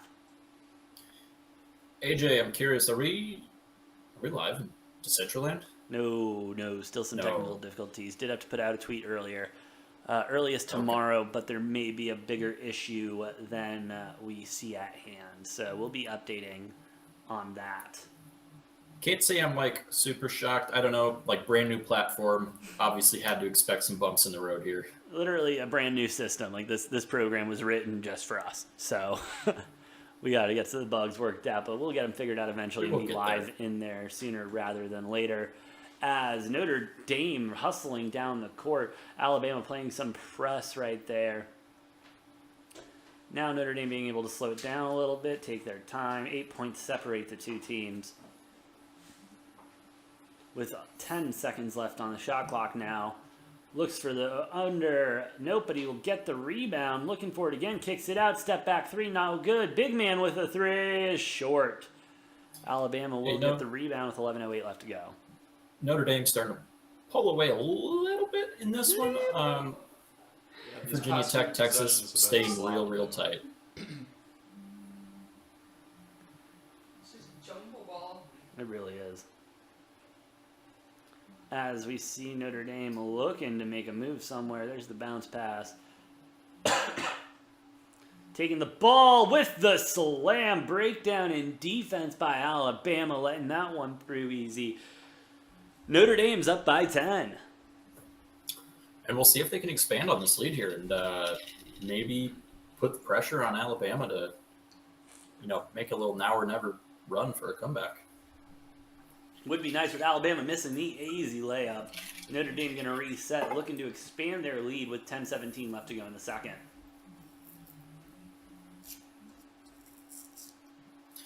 AJ, you got to wonder how much the loss of Javon Quinterly in this game is hurting Alabama. Obviously, one of their big players.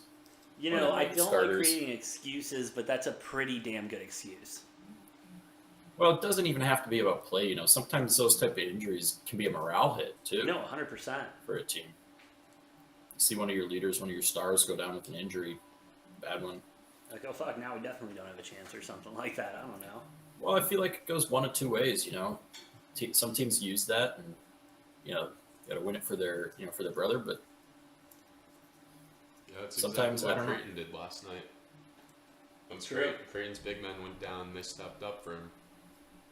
Yeah, Creighton coming back from a 14-point deficit in that one, which I believe is still our largest comeback of the tournament. I don't think we've had any today that have been bigger than that.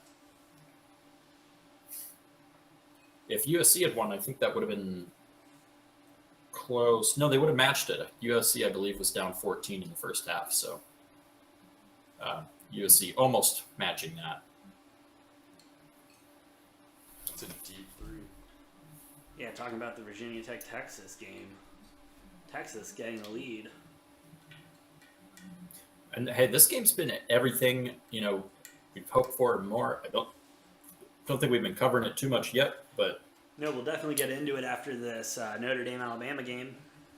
But just watching the score and the score updates on that one, it has been a very back and forth game between Virginia Tech and Texas. Neither team really going on any sort of runs or anything, just a lot of back and forth scoring. Yeah. Lots of back and forth all around. Noah, while we are in commercial, I am going to step away and get some more coffee really quick because these yawns cannot be fun to watch. Yeah, keep that mouth shut. What the fuck? What'd you say? What'd he say, Tommy? I don't know if I'm allowed to Tommy, say I it. swear to what did you... You might have to replay the stream. Yeah, you want to say it to me, bud? Yeah, so get some coffee so you stay awake. Oh, I Tommy. honestly forgot what he said. I swear to God, It was, Tommy. it was funny though.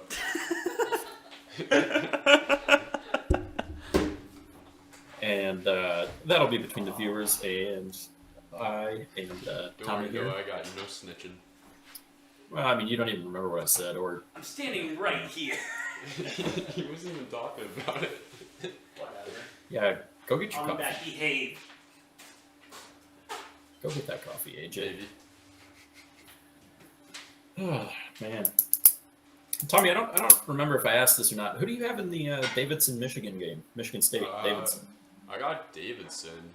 They played really well Okay. against Richmond in their conference final game, and that's why I was hesitant to take Richmond as well, but I didn't. and I probably should. Well, I mean, Richmond won that game. Yeah, but that was still a close game. Yeah, Davidson a very good team. I like the way they play. I've got them as well. Um, I've actually got them in my Sweet 16. However, I was like a little hesitant to put them down for that game. I just don't know how it's going to go if they can actually like step up into a game like this, because they did lose that conference final game, like you said. So Yeah. Although on the other hand, I think Michigan State's a lot like this Texas team. I don't know that they have a whole lot of identity, and the big difference maker is going to be whether or not Michigan State can kind of figure out who they are and figure that one out.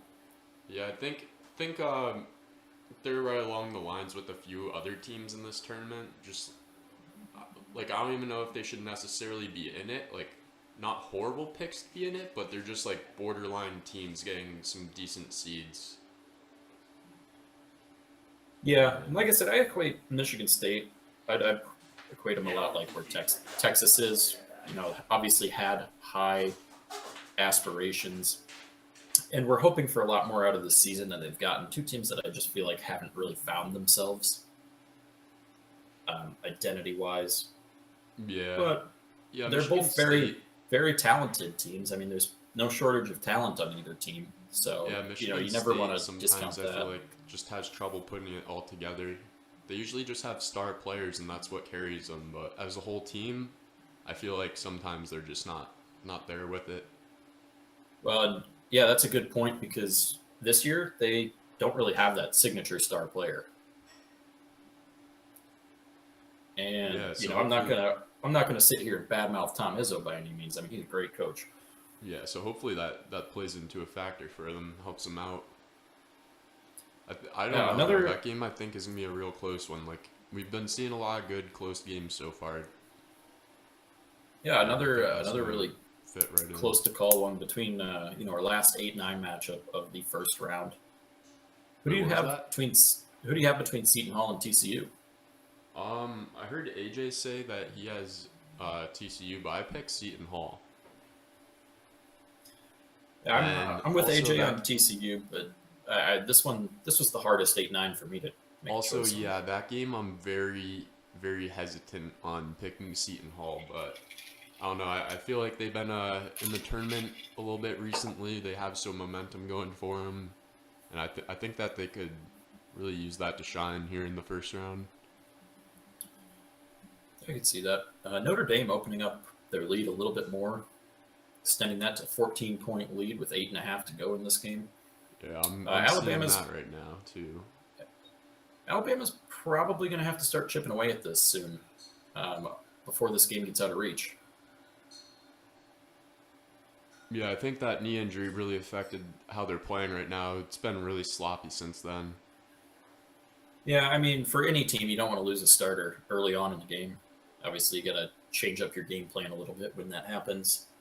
And there's very few teams in the country that are deep enough to just be able to, take that and keep rolling with what you're doing. Yeah, Which is it's why- definitely hard on the momentum when that immediately happens like that, and you just gotta switch up game plans. Which is part of why I love Arizona so much this year is we are one of those few teams that now I hope none of the starters get injured. Obviously, Kurt Kriisa, we don't know if he'll be playing or not, and he did get injured, was out for that Pac-12 tournament. But there's not very many teams. Arizona is one of them where you can just plug and play other guys in. Yeah, I think a lot of the bigger teams in the bigger conferences are gonna it's gonna work out for them with the benches that they have. A little bit of the smaller teams, they're gonna really have to rely on their big men if they want to make it far. Yeah, and it'll be interesting to see what happens. Speaking of big men matchups, there's a huge one in the Illinois Chattanooga game. When does that game start? That game is starting in 45 minutes from now. We have Kofi Coburn and Silvio De Sousa, who's I don't know. I was looking at that game, and I don't know if Illinois makes it far into the tournament, but I don't know if Chattanooga can necessarily pull it off. Like, they've been playing great this year, but I don't know. I just think that they're gonna go into this game and just show why they're ranked the way they are? Yeah, I don't know. Obviously, I have Chattanooga winning. I think Kofi Coburn he'll win the matchup, but Silvio De Sousa, the transfer from Kansas, he can certainly hold his own, and we could have a fun big man matchup in this that not enough people are talking about. Wait, he transferred from Kansas to Chattanooga? Yes, correct.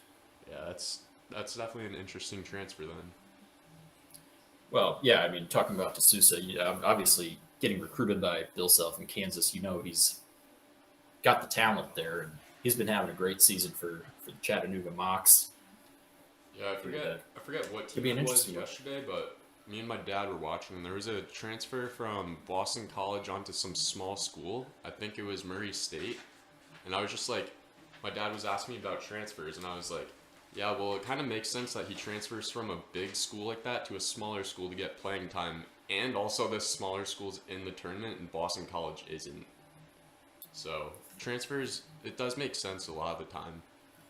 Well, and it goes both ways. Transfer portal's obviously interesting. Every year, you see some guys who are bench players for big teams, and they transfer to mid-majors or smaller schools to be one of the main guys. And then you'll see guys who are one of the main guys on these smaller schools, and they have a really good season or two, and they transfer and become a rotation player at a big school.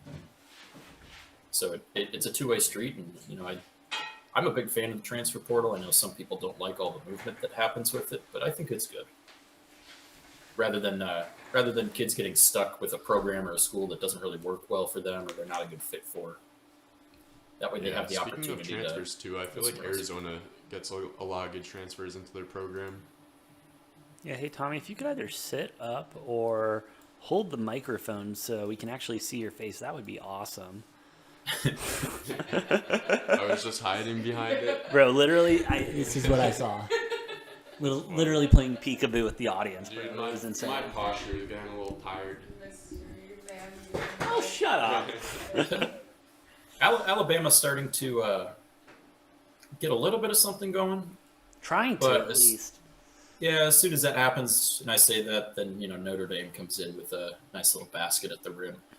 Noah, I'm thinking about slamming Virginia Tech again. Ooh, down 6. Texas is playing a good game. They're playing very good ball. I was really back and forth on that game, and I picked Virginia Tech, and something kept telling me I should have picked Texas. I'm still hoping Virginia Tech pulls that off. I'm just going to take the 5.5 at plus 100. That sounds like a much more sound decision.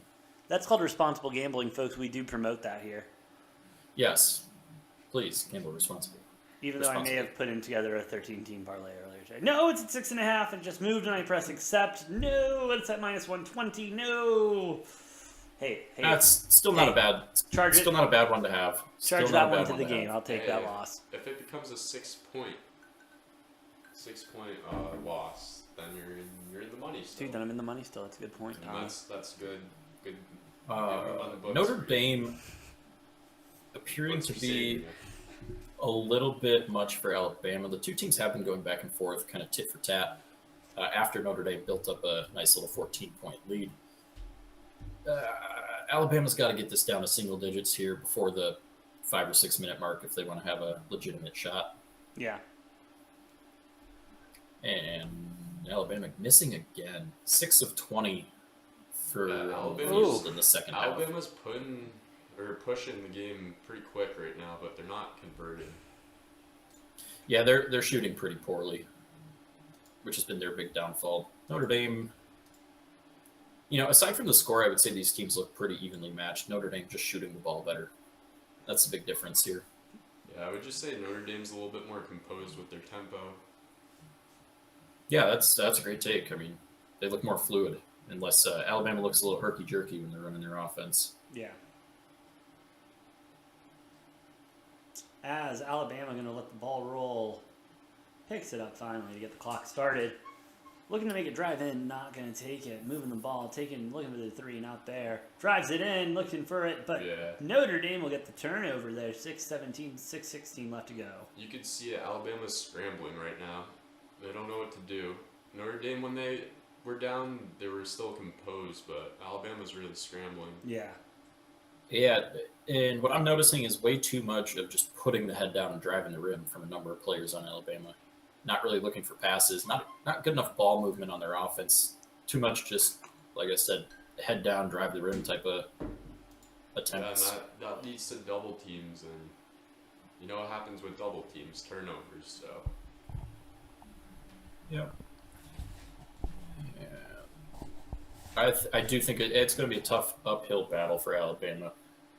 Not that that's a huge surprise. Not blocking. A lot of people picking Notre Dame Rutgers, although I think more people assuming it was going to be Rutgers than Notre Dame. Yeah.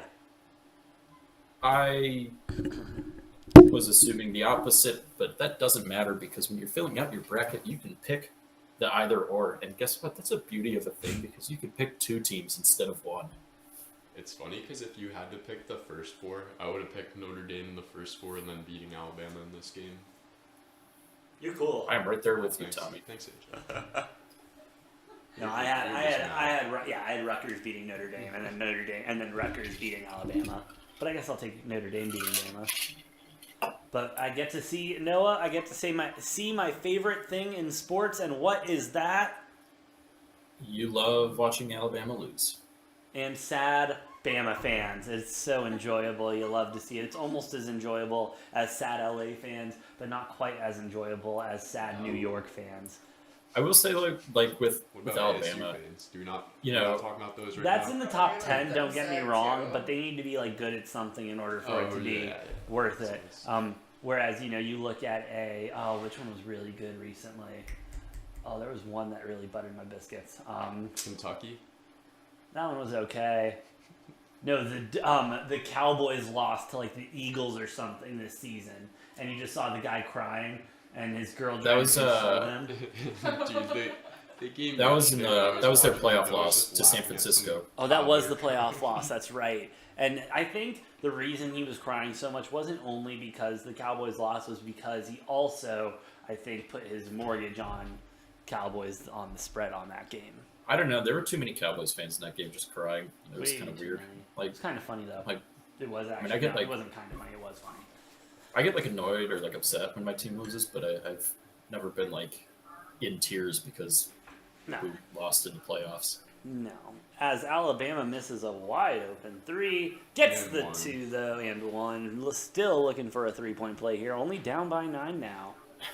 And yeah, Tommy, you mentioned after the Kentucky loss with, it wasn't just children, but children were a big part of it, what they were showing.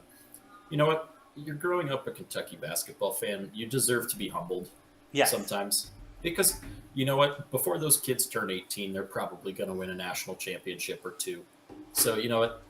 I don't even feel bad. They deserve a humbling loss or 2 or 3 in there so that they don't get, overly cocky. Exactly.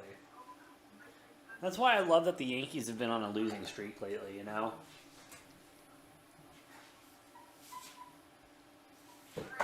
Yeah. And, No comment there? All right, No. thanks, boys. Cool, gonna leave me out to dry. Alabama takes some free throws. Well, Shit, boys. Come on, yeah, I mean, every- something there. Dude, there is no comment on that one. I mean, like, what do you Oh, want to hell say? yeah, Like, brother. They fucking suck. Oh, no. I mean, no, it's they're not it's not that really bad. Oh, that's right. You're a Yankees fan. I forgot. it's not really like Talk about the Dodgers. How Oh, bad they come on. are. No, we can't. like talk like about even that big of a factor to talk about. Like everybody hates the Yankees or the Dodgers except for Yankees and Dodgers fans. So That's like, true, and lucky me, I have 2 of those in the room right now. One Yankees, one Dodgers. If I was an MLB pitcher and I was playing the Dodgers, I would Scared. what's his name? I would just I forgot his name, but I would go up to the mound and just try and beam every single one of them until I got thrown out of the game. What's his name? What's his name? The one that threw the no-hitter on LSD. okay. That was a long fucking time ago, Tommy. Yes, and then he went up against the Reds. Yeah, I know and who you're talking about. He tried hitting every single player on the Reds and got through like 6 All right, batters. you were the Wikipedia king last night. Why don't you go ahead and look it up? His name's on the tip of my tongue. Anyway, Notre Dame 66, Alabama 50. I feel like we've had so many moments, Noah, that have been like that Tom Brenneman moment from the Braves. You know what I mean? And I'm very sorry for all of my mistakes. No, that was the and- Reds. Oh, the Reds, my bad. And that'll be a deep drive by Castellanos to left center field. Notre Home Dame run. is just forcing so many Oh, turnovers. Notre Dame with the slamma jamma, 68-58 going up. My favorite thing about that was like that happened, and then there was something like very serious happening later in the season, and Castellanos hit a home run again Yeah. to left center, like the same place. Hey, at And least then you every- know if, as a baseball bettor back in the day, if there was bad news coming, you bet on him to hit a dinger. You just ask Pete Rose what the info is. Shit. Hey, I will not take any Pete Rose slander on this show. Was that slander though? It better not be. I'm just warning you. Yeah, I'm a Pete Rose fan. I'm just warning you. As fast as I gave you that mic, as fast as I can take it away, there's a little on-off switch on top. All I'm saying is the Hall of Fame. The Hall of Fame. We need one person in there that hasn't been put in You yet. watch your goddamn mouth if I think I know who you're gonna say. Maybe a second person. I'm just saying. Gotta get Pete Rose in there Yes. and Barry Bonds in there. Interesting topic, Barry Bonds to the Hall of Fame. Interesting topic.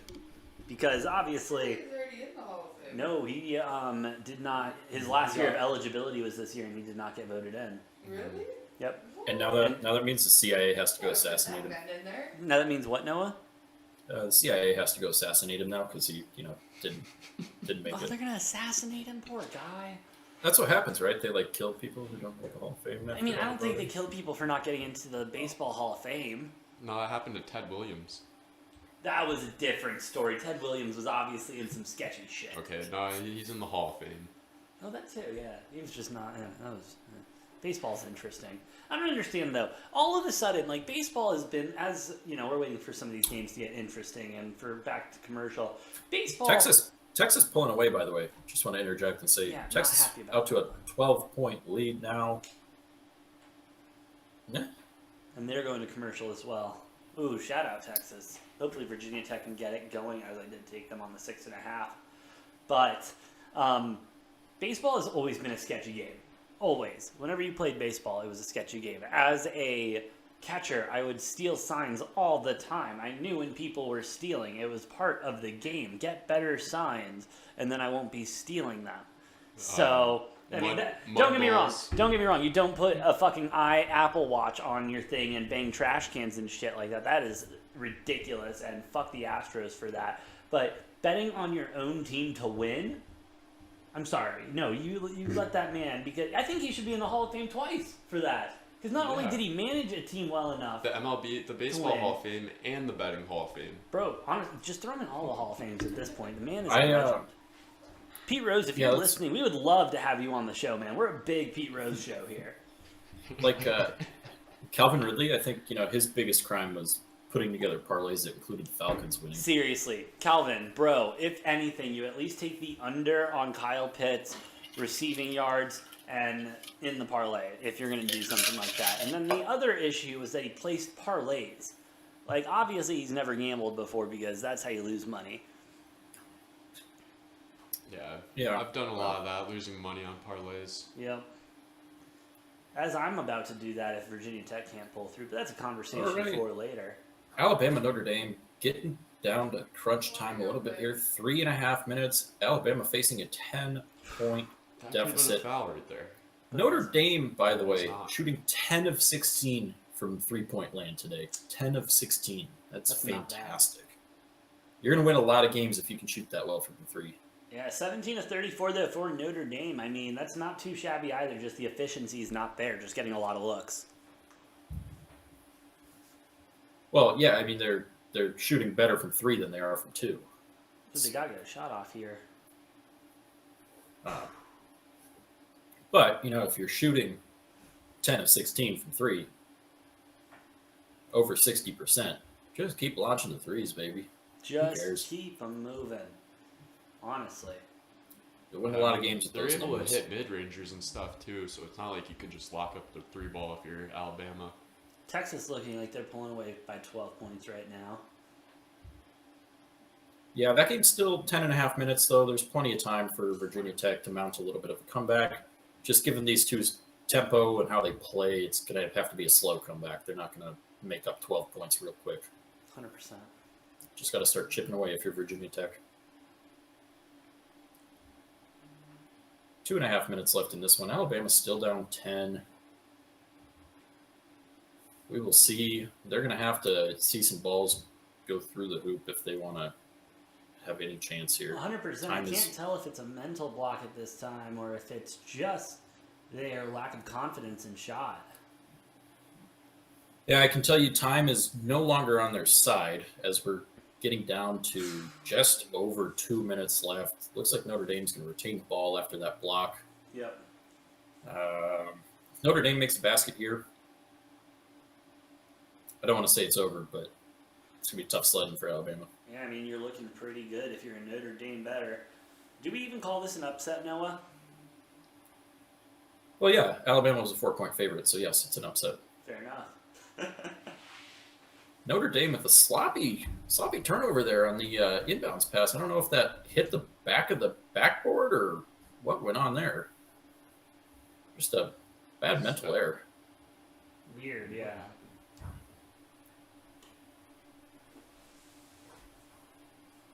Alabama going to let a 3-pointer fly. That has not been their friend today. No, they have not been able to make that work. And it looks like with 2:15 left in the game, Alabama already going to start to foul. That may not have been intentional, though. I'm not entirely sure. Alabama's head coach not happy about it, but I think he's not happy about not getting a foul on their 3-point shot before then. You know, just kind of noticing him today, he just hasn't been a happy person. No, not all coaches are, AJ, like we talked about last night. During the UCLA Akron game, I said, Mick Cronin looks very unapproachable. Yeah. I wouldn't want to. He's not a guy I would go up to and try to strike a conversation with. No, not whatsoever. Mick Cronin just looks angry. And he's not yelling all the time. Like, it's not like Bobby Hurley where he's just screaming his head off all the time, Yeah. but Mick Cronin just doesn't look super friendly. You know, no, I was at U of A, ASU, and Bobby Hurley was going off at one point, and I yelled at him, and he looked up towards me in the rafters, and honestly, it felt good to know that even from the rafters, I was in his head, rent-free. Yeah, okay, AJ. I'm sure he was looking directly at you. Directly at me, he heard me. Yeah, for sure. We were looking at Notre Dame making 2 minutes left. another big basket. Notre Dame up 14 points now with 1:50. Yeah, that's looking like you can put the bow on it, call it good. I wouldn't say that yet. Yeah, no, just And Alabama making one. the reasoning is a number of years ago, I don't remember which year exactly, but Texas A&M was playing Northern Iowa. Texas A&M was down 14 points with like minute 10, minute 20 on the clock, and they came back and won that game. So the fact that I've seen that happen, I will never count a team out until they're down. Fair enough. Didn't they end up winning that by like a decent margin too? No, I think they won it by like a point or two. You can fact check that though. I don't know for sure. I don't think that game went into overtime. I think A&M. I think A&M won that in regulation. But oh my God, that one was crazy because A&M just got like 4 or 5 turnovers off of inbounds passes in that one. So, if a 14-point lead isn't safe with 1:10, I'm not gonna. I think my mark is like 15 points in the last minute or 20 points in the last 2. Seems pretty safe. As Notre Dame gonna get the goaltending call, and that's gonna be a 16-point game with 1:24. Yeah, I'm about that's 20 about seconds. I'm giving it 1 more possession, maybe 2. I think it is. Oh, it's very safe to call right now. I'm just not going to say with 100% certainty yet because crazy things have happened. This is March. It is madness. That's true.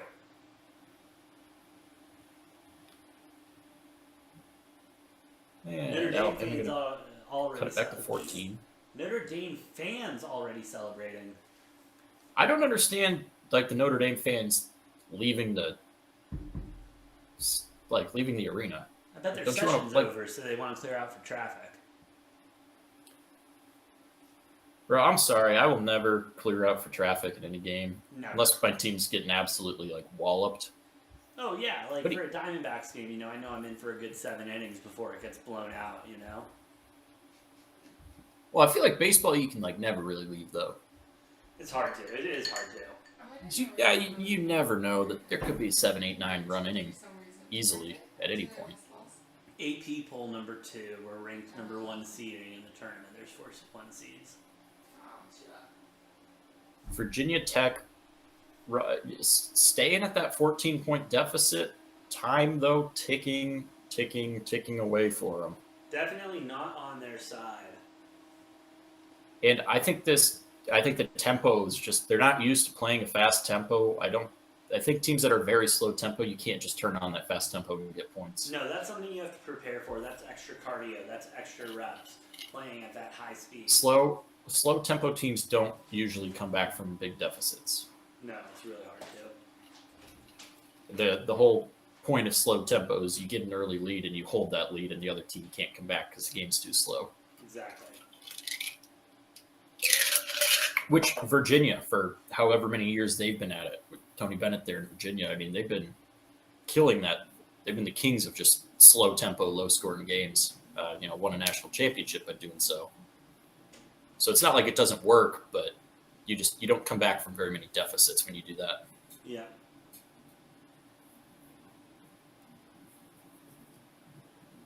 So it looks like, what are they reviewing in the Alabama game right now? Clock? Yeah, just making sure they have everything correct. So that Alabama doesn't have any excuse to cry over this. Fair enough. Don't want to give Alabama any reasons to do anything. Looks like Chattanooga, Illinois has been pushed back 5 minutes for tip-off, so we are 30 minutes, 29 minutes to be precise, away from tip-off in that game.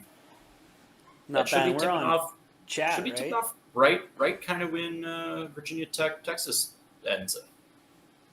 Beautiful. I'm on Chattanooga. I'm on Chattanooga there's- as well.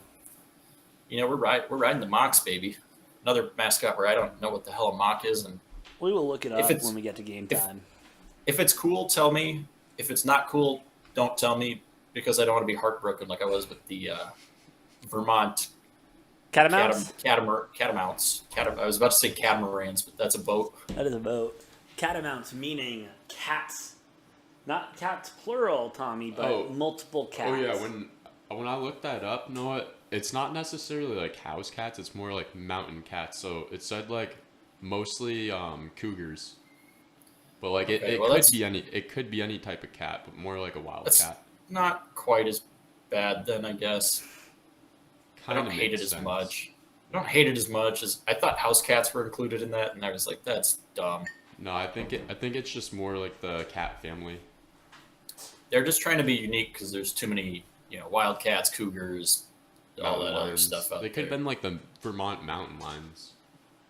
I don't know that I can think of any team that's the mountain lions That's because it's a pussy cat. Dude. specifically. That's why they went with Aren't the all cats catamounts. pussy cats?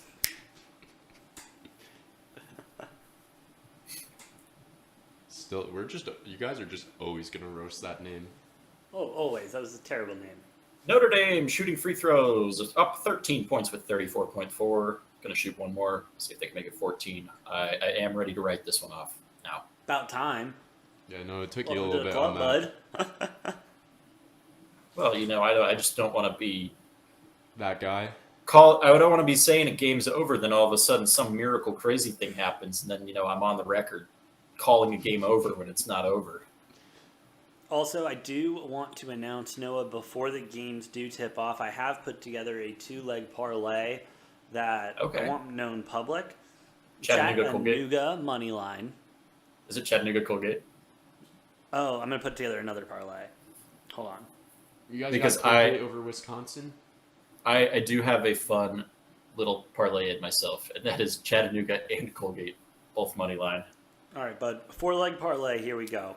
Chattanooga Oh, money boy. line. Colgate money line. TCU money line. Okay. CS Fullerton money line. Plus 49,544. I hate the CS Fullerton part of that, but if it hits, man, beautiful. Dude, if that hits, I mean, I'm about to have a really nice weekend in Vegas, let me tell you. You know what's crazy, AJ? Every single one of those teams, I have the opposite team. We have Makes me feel really an, good. we have an official final. Notre Dame 78, Alabama 64. Finally, we get to change back to an exciting that. game. And let me go ahead and say, the ACC, despite only having one ranked team in Duke, they are looking real good this tournament. Big 12 too. They're looking really great. Obviously, Virginia Tech in the ACC, but I think these could be two of our strong conferences. I mean, the SEC looking iffy. Big Ten, we still have a lot of games to wait for to see what chalks up with Big Ten in the first round. Yep. Pac-12, don't want to talk about it. Don't need to talk about it. UCLA obviously struggling, and USC losing, but we're better than that. We'll see, hopefully. All right, what channel are we on with TBS Texas, for Virginia Tech, Texas. We'll get right over to TBS. And hey, for those of you still listening, thank you for joining us on our Day 2 Marathon live stream March Madness. We are on hour 6 minute 27 today, and we have been just enjoying the hell out of all things March Madness. It's been crazy. Still waiting on that buzzer beater. We've had blowouts. We've had overtimes. Still waiting on that buzzer beater today, Noah. I don't think we're going to get it in this Virginia Tech-Texas game, unfortunately. Hey, it's 6 minutes left. Virginia Tech just needs to go on a bit of a run as Texas misses. Well, I can tell you them eating up, Oh, that was Texas. Never mind. Yeah. Eating up shot clock there. Okay, I was going to say, for a second, I thought Virginia Tech was eating up, 25 seconds of their shot clock. No. They're not going to be doing much there. Like I said, I don't like Virginia Tech's odds in this. As, Virginia Tech's still playing kind of slow, though. Ooh. That was great. Great pass. Good move by Texas there.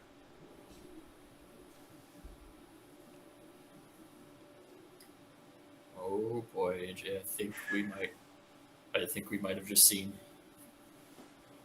somebody foul a 3-point shooter. No, I'm entirely Noah. sure. No, I'm seeing the stream right now, looking for it as Virginia Tech moving the ball around. Oh my goodness! No, it was. We're good.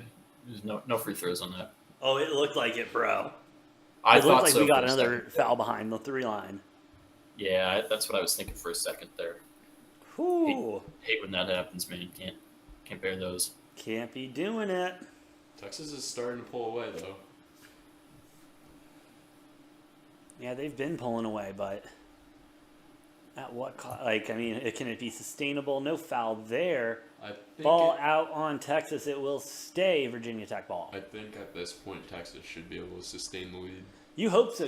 But hope it so. is March, You and think, we have Tommy? seen crazier comebacks. What'd you say? I said, you think, Tommy? You think they can sustain it, Tommy? You really do? I think so. I think you can bet on it, probably. I bet you can get a live line right now Probably. at what? Let's check 'em Probably 5.5, 4.5, if they're being generous.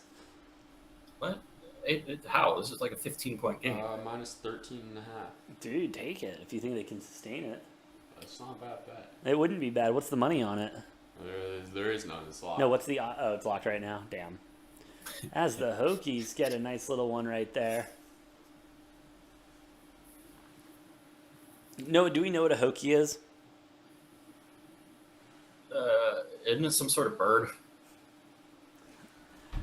I feel like it's some sort of bird or something like that, if I remember correctly. I'm not entirely sure. That's one of those where I just I've seen the name and never really questioned it too much. Hoakie. Hokie. Kie. Yes. Hokie I don't know if Spa? I don't know if the singular version of a Hokie, I don't know if that's spelled like Hoky or if that's Hokie. Oh, no, it's definitely a bird. They're showing their mascot right now, or their former mascot, and it is terrifying. Oh. That's what I thought. I wasn't paying attention. I didn't see it. Another terrifying mascot. Dude, yeah, How's it compared to Providence or San Francisco? Because both of those hold are on. nightmare fuel. I have the technology. Let me see if I can do something fun here. As Noah, can you keep me up to date with what's going on while I set this up real quick? Yeah, Virginia looking like with the drive, make the basket. Looks like an and one opportunity for Padula here for Ooh. Virginia Tech. Gonna be able to cut this down to an 11-point game potentially. 11 points, you think? Well, it's 12 points right now, and he's going to the foul line for free throw. So could be Oh. 11 points here in a second. Fair enough. Cutting into the deficit a little bit. Is it going to be enough, though? Is it too late? We will find out. Ooh. No, what was the... Oh, never mind. Sean Padula, 86.7% free throw shooter on the season. All right, I just And placed you a can count live that. bet on Texas Tech plus 11.5. Texas. Texas or Texas Tech? Or Virginia Texas. Tech. I'm sorry. Virginia Tech? I was- thought you were all over Texas Tech. I mean, Texas. Texas Tech? I'm all over Texas Tech. Yeah, I don't know. This reminds me of that Colorado State-Michigan game, AJ, where you This game mentioned is Colorado, fun. Colorado State, Michigan, and Michigan State throughout that game. Oh, I'd dude, have that to was early, I'd have to man. clarify who you were talking about in that one. Hey, that was an early one. That was actually that was the earliest, the very first. That was the first. Texas can get the ball inbounds. Marcus Carr with the ball coming up the court. Open three, passes up on it, tries to Ooh. pass it underneath, and almost a bad turnover for Texas there. Wait, so was UVA not a good team this year? Virginia? They are in the NIT, so not particularly good, but you know what? They're still playing They're something. usually a 1 or 2 seed. And seeing them not in the tournament's a little shocking. It is, as we see, a nice defense there, but Texas will keep the ball with 4:19 left to go. Hokies. I'm still trying to figure out what the singular version of Hokie would be because what I can Hockey? tell you No, is that's plural. no. What I can tell you is I don't like the spelling, whether it's spelled with a Y or an IE. It looks ugly either way. Just That's the visualizing English that. language there, though. Like I have no problem with it. Hokies plural with an S, but I'm just now like I've got this mental block about what a singular Hokie would be and how it's spelled. Fair enough, man. Hey, you know what? Let's get an English teacher on here, and they can explain it to us. And we've got Timmy Allen shooting some free throws. Younger brother of Teddy Allen, who we saw yesterday in the New Mexico State. Oh, yeah. And, whoever they played UConn game. You got big upset there, New Mexico State. over Teddy Allen UConn. had a huge game yesterday. Huge, absolutely huge. And As Timmy Texas will Allen take the line. makes both free throws. Texas There you go. back up 14 points. We have 4 minutes and 16 seconds left in this one. Not a whole lot of question probably on what the outcome of this game is going to be. The question No. is if you have any lines, alternate lines, live lines riding on this, you might be still interested. Definitely are. Noah, shout out to sports betting for making blowout games still interesting. Yes, sir. I have the under Can't in this agree game more. at 125, and that's still looking pretty okay, but not really at all. Mm-mm. I was going to Is that say 118? it looks not very okay. I mean, Damn. it's plausible. Like I'm not writing off the possibility of that, but But with I don't both love it. with both teams in bonus plus, I believe now. yeah, is Virginia Tech yet? Yeah, they should be. Texas with 9 fouls. Next one will be a double. No, 2 shots. Padula knocking down some more free throws here. Ooh. Nails them both. Virginia Tech back within 12. Texas leading 66-54. 4 minutes and 11 seconds left in this game. There we go. Still a chance. And Texas inbounds the ball. Wild pass to try to get it across half court. Virginia Tech's going to intercept that. Ooh, Driving the lane and gets a blocking foul. there we go. Tech's going to have an opportunity to cut this to 10 with 4:04 left. Hey, Tech Ooh, 4. yeah. I mean, cutting it down with 4 left. I mean, I don't it's know still what the anyone's hell. ball game. I don't know what the hell Texas was trying to do there with that pass. That was pretty. And then just leaving the lane open too. That kind of reminded me a lot of like Mitch Trubisky right there, having two guys but throwing it right equally in between them, Oh, where absolutely. the defender is. Yeah, seeing the replay again on that, I mean, it looked like Virginia Tech was going to go for something, couldn't find anything, decided to take it themselves. They'll pick up that foul, go to the line. Ooh, first free throw, no good off the front rim. Need to sink that.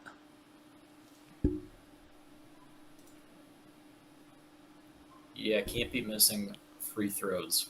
Trip, welcome back. Yes, a Virginia Tech comeback is cooking.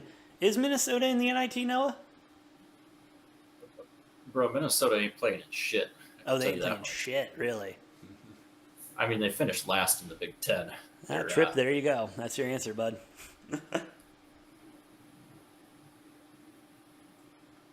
As Virginia Tech going to the line. No, did they sink the second one? Sure, yeah, they did. We'll go with yes. Took my eyes off that for a second, but given the score, that's going to be a yes. I just saw it. Yes, they did. Texas, Timmy Allen passing to Marcus Carr. Texas kind of playing slower on the perimeter. Not a big shock there. Probably just trying to run some clock more than anything. They do need to make some baskets, though. Not a great look, but a beautiful jumper there. Ooh. By Courtney Ramey. 100%. And no, it does appear that we are about to get that tip-off for the Chattanooga, Illinois game, which we will go to after the conclusion of this game. I think we're over 10 minutes away from that. Oh, yep, my bad. The time on the thing hasn't changed. I was going to say, it was originally, 6:50 Eastern? Yeah. And I think, oh, no, it looks like it's still holding at 6:50, so we got 9 minutes.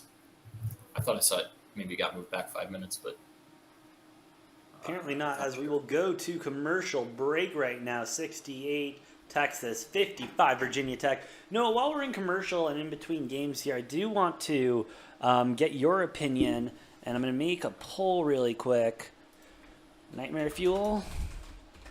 And we're going to talk about which mascot from yesterday seems to be the biggest Nightmare Fuel. Oh, it's got to be Providence. And unfortunately, Friar Don, I think it's Friar Don is his name or something like that. Friar Don. Well, we will see, as I have just made the poll live showing now the Providence. Very, I mean, look at that guy. That is the Friar right there. I mean, that is Nightmare Fuel if I've ever seen one. I'm telling you, it looks like he eats children. It really does. Like, I mean, that mouth is just, I mean, I know it's supposed to be a smile, but what the hell? If any college mascot was to eat children, the Providence Friars mascot, who I think is named Friar Don, somebody please fact check that. Please fact check that. Please But do. I think he probably eats children. I might need to tweet that out. Friar Don eats children. Friar Don eats children. Well, hey, shout out to Providence for winning yesterday. I'll wait for that game tomorrow to really come all in with that one. Well, that's our first one, and then our second option is the San Francisco Dons. Yeah, it says with this little number. It says the Providence mascot Friar Dom was born in the ashes of a dead Dalmatian. I'm so sorry. Hold on. It's not Sorry, Don. not It's Dalmatian. so it's Dalm. DALM. How does it spell? Is his name Don or Dalm? Dom. Dom? Yeah. DOM. DOM. So Friar Dom I thought it was Don. DOM. Or is it Friar rises from the ashes that Hold on. is Yeah, it's Dom, like Dominic. rising from the ashes of a Dalmatian. Correct? That is messed up, dude. Yeah, no wonder he Definitely looks so eats children. fucking creepy, man. That explains a lot. And then, of course, as we had up seconds before, the San Francisco Dons, I mean, this is just some weird Zorro cartoon ripoff right here. But so far in the poll, Providence running away with this with 100% Nightmare Fuel. All right. Well, no, I can't argue with that. You really can't? You really can't? We will revisit that poll later. We do have basketball back. Virginia Tech going to take it up the court, down 13, 3.5 minutes left in this one. Now we go. Virginia Tech got to go quick. running out of time here, but They suck, go Not Badgers. accurate. Tripped. I don't know why you're hating on Colgate so much, and also why is everyone sleeping on Illinois? I don't know if anyone's sleeping. did we ever confirm what Colgate's mascot was? I don't think we ever looked that up. Toothpaste. I mean, I jokingly said it was the Colgate Minty Freshes, but I doubt that's their actual mascot, you know. All right, Colgate Raiders. Wait, what's San Francisco's Oh. mascot? AJ. I know Noah. You know we love any team with a Raider and the Raiders. The Raiders. We love any team with the Raiders. As if I needed more of a reason to bet against Wisconsin, I just found another one. Give me the Raiders money line. Speaking of mascots, did we ever look up what a mock is? Like is that short for like moccasins? Like, are they just shoes or Who is the Mocs? Chattanooga? Chattanooga Mocs, MOCS. I will look at that. Will you update me with what's going on in the game, Noah? Yeah, Timmy Allen just fouled out with 14 points. Not that it's really going to matter. Texas up 15 with 2:39 left in this one. Dang. How about those Allen brothers, man? They're great showings for both of them in the first round. Okay, yo. Okay, so yeah, Chattanooga Mocs. Okay, I'm just gonna give me 1 second. I'm gonna pull it up because it's actually pretty Virginia dope. Tech shooting free throws, makes the first, cuts it down to 14 points.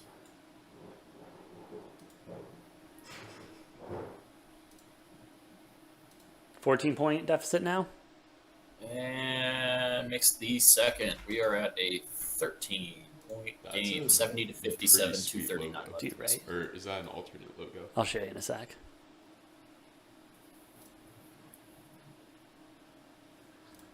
All right, Noah, for you, the Chattanooga Mocs. So it is a I've got bird.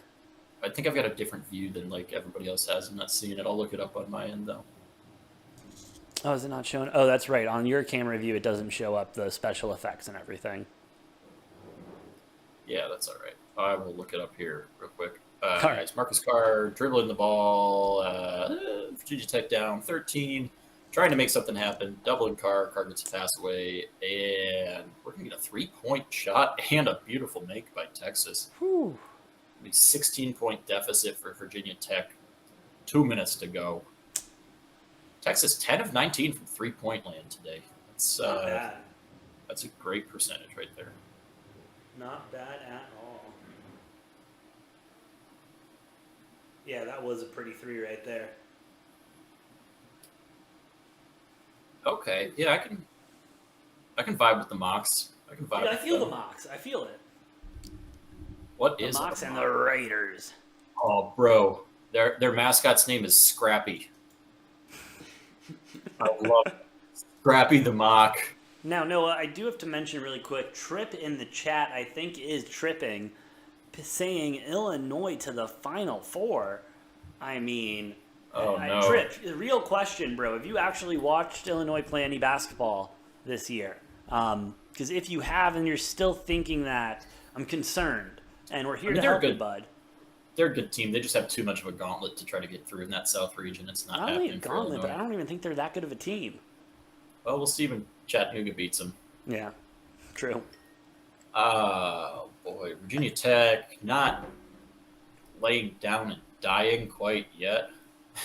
They're going to bring this back to a 14-point deficit. Minute 32 left. It'll be Texas ball when we come back. And hey, let me tell you, I admire not giving up yet. I admire trying to stay in it, but I mean, minute 30, unless they get some key turnovers, this might be looking dull. Yeah. AJ, I am not too concerned about the final outcome of this game. We have another game coming up real soon, so I'm going to use this time to grab myself a beverage and relieve myself. Sounds good, Noah. Let me do the thingy really quick. You're good to go. And Tom, we're here now. I mean, Virginia Tech looking really solid early in the game, giving this game away to Texas. Any thoughts on it? Kind of what you expected, or? I'm a little bit surprised at how the pace opened up a little bit. Yeah. Yeah, we got a little bit more high scoring than I was expecting. I think Texas just proved why they're in the conference they are, and just the experience that they have. I think that really showed up in their favor.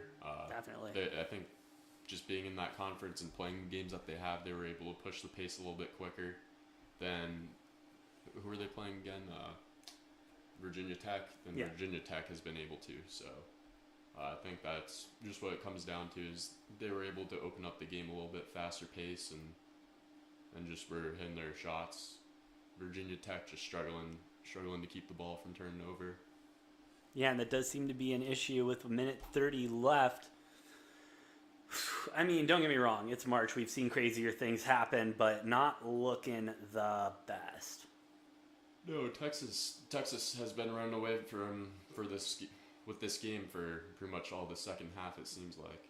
Yeah, it started with that buzzer beating in the first quarter with an epic 3, and then just kind of kept going away with it in the second half as Texas sinks another free throw shot.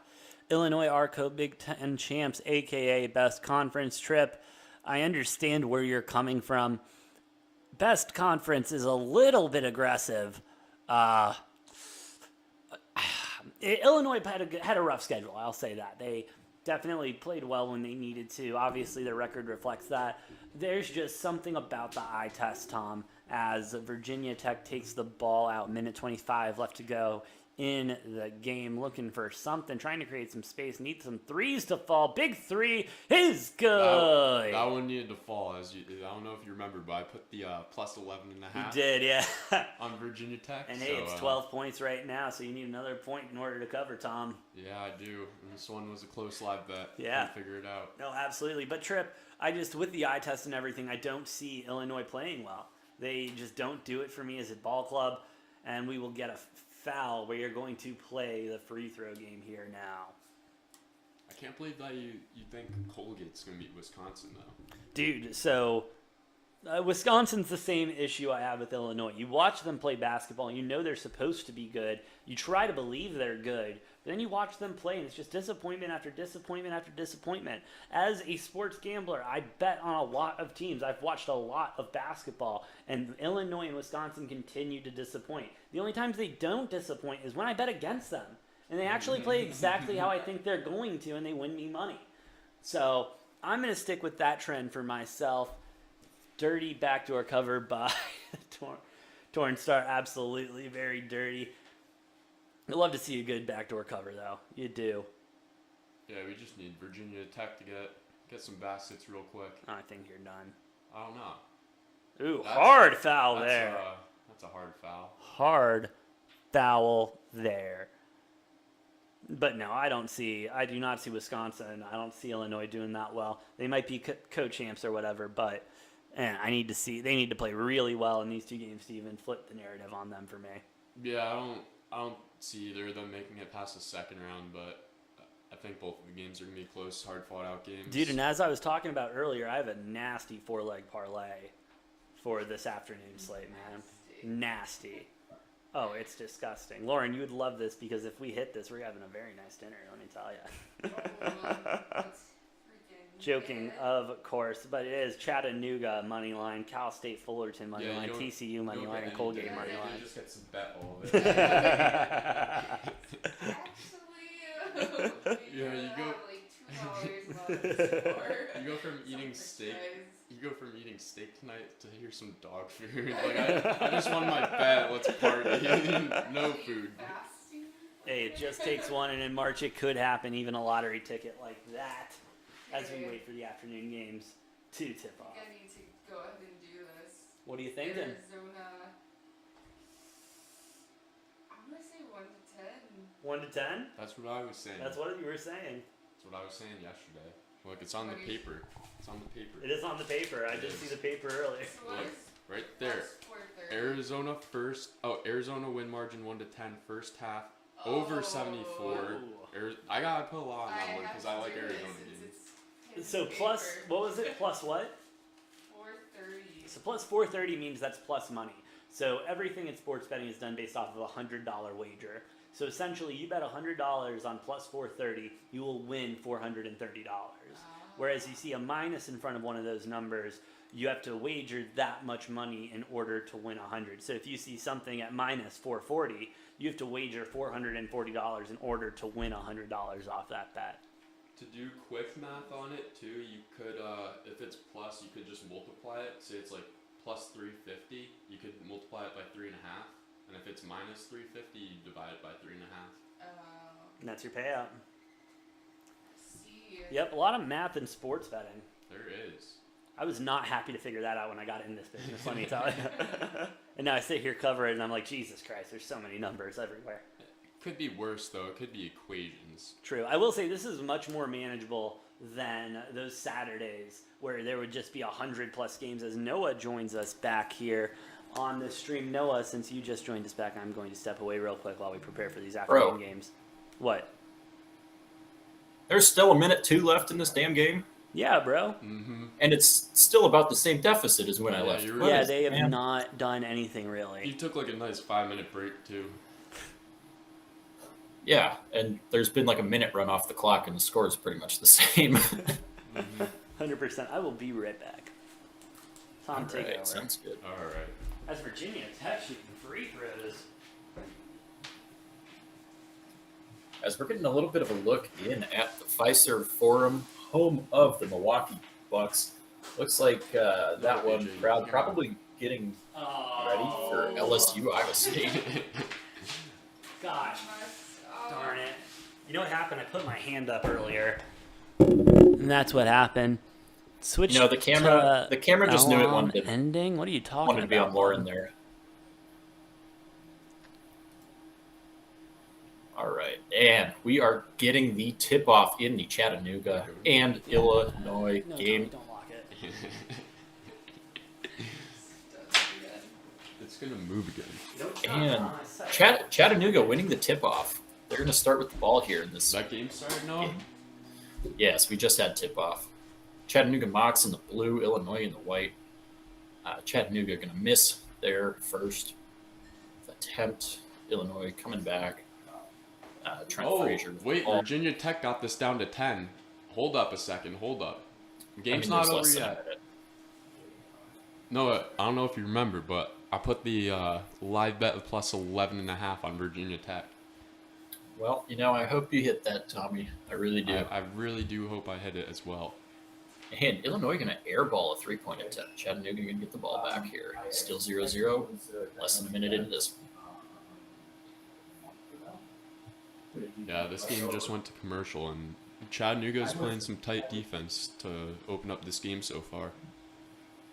Yeah, I mean, there's only been one possession for Illinois so far. One possession for each team. Chattanooga with their second one gets an easy bucket under the basket. Beautiful pass. Little defensive breakdown from Illinois there. 2-0 Chattanooga. Trent Frazier driving the lane, trying to kick it out. A little broken up pass. Ball's going to stay with Illinois on that one. They just showed Texas's buzzer beater over ASU. Wait, like from this year, or I don't know when it was. what was it, don't a know. previous tournament game? Probably a previous tournament. Didn't seem like it was this year. Okay. Trent Frazier going to pull up from 3. No foul. Kofi Coburn fighting off, getting a rebound, trying to go up, and he gets fouled. Coburn going to be going to the line for 2 shots here.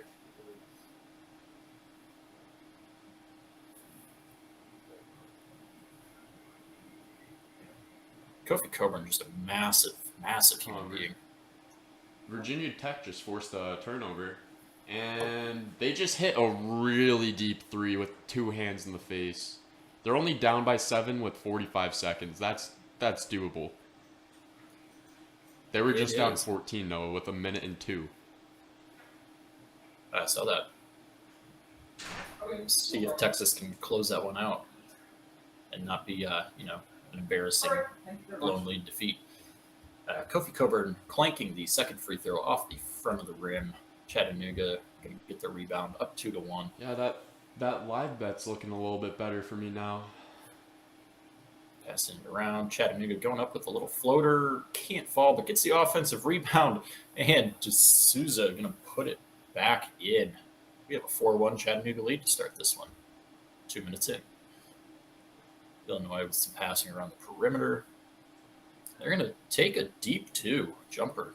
rolls around the rim, does not fall. Chattanooga with a chance to extend this early lead of theirs. Ooh, D'Souza trying to take a jumper over Kofi Coburn. Don't like your odds. You know, I don't think trying to take jumpers over Kofi Coburn when he's in your face is a great way to, you know, make a lot of baskets. But Yeah, Illinois is Kofi putting up missing- some tough shots so far. Kofi missing a layup, but looks like Illinois back there with the putback. It's good. It's going to make it a 4-3 ball game. All right, Hawkins this with the Virginia putback on that Tech one. Texas game is back on. Virginia Tech is playing some tight full court press. A little foul on the floor here, maybe it looks like, in Illinois. I feel like it is my due. I should get back to that Virginia Tech Texas game. I'm waiting for a TV timeout in this one.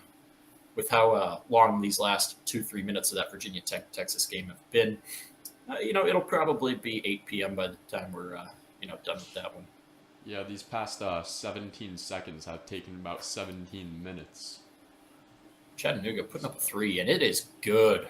It's 7-3 Chattanooga. Yeah, I'm not too And the surprised Mocs- about Chattanooga's start so far. Yeah, the Mocs not looking phased by having to play Illinois at all. Obviously, you know, some people have been picking them as an upset pick, so you know, no reason to be too shy about your confidence. Kofi Coburn with a bad attempt at a pass out, turning it over. Chattanooga to take it to the rim. 9-3 Mocs to start this one. And let me tell you, I am loving it. As looks like Texas has scored another 2 points to bring that lead back up to 8 with 21 seconds left. Well, I guess now it's kind of a little bit different, but they brought it to within 7. Ooh. Within 17 seconds, they scored 7 points and made a 7-point deficit. Jeez. But that's for my spread. Let's go. Let's go. Let's go. And Texas up 8 with 7-6-5. Looks like this one is over. Yeah, I'll take the live spread though. Unless Texas And- scores again and wins by 12, then I'll shoot myself. That is final. Texas winning 81-73. 8-point victory for Texas. Okay, Nice let's little go. comeback, almost mustered by Virginia Tech. Just got down too much too late. Kofi Coburn getting called for an offensive foul here. The little hook of the arm there. It's going to be a turnover. Chattanooga taking the ball back All right, over AJ, hit that the line. 9-3 lead. That was a scary one. Chattanooga moving the ball around the perimeter. Gotta take the sticker off. And ooh, Oh, also this game's playing out exactly how it should be in your guys' favor so far. boom. Chattanooga taking another 3 and draining another 3. 12-3 Mocs to Ooh. start this one. Hell yeah. What channel is that on, Noah? We are on TNT, I believe. All right, thank you. Hawkins missing a little floater there. Kofi getting the ball smacked out of his hand, but we do have a foul. It's going to be on the floor. Third foul on Chattanooga. It looks like the Chattanooga player that just drained that last 3, only a 23% three-point shooter on the season. So, you know, kudos to him swishing that in. Stepping up big on the big stage.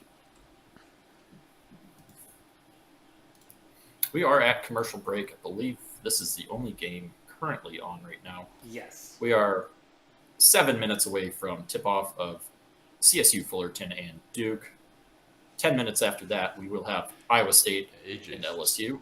And 7 minutes after that, the much-anticipated Arizona and Wright State game. AJ is very excited for that Duke game. Bro, I'm beyond set for this Duke game. Dude, I cannot wait for this Duke game. Tommy, did you lock it on yourself? Huh? No, I didn't do it. Yeah, Tommy's just out here, you know, fucking with the That camera camera and just likes messing everything up. Hey, Noah, we're still good at 4:30, right? As far as you know? Yeah. Lit, fam. Beautiful. I'd say Beautiful. maybe even a couple minutes earlier if possible. All right, I'm gonna get that stuff together real quick. as Sounds we good. await for You know, this game to come back. the- I have mixed feelings about, when there's only one game going on in the commercial breaks, because obviously we can, kind of talk about whatever. Not that we don't kind of do that on the site anyways. Yeah. But I'm also like, there's nothing else to pay attention to. And I'm like, I don't want to watch.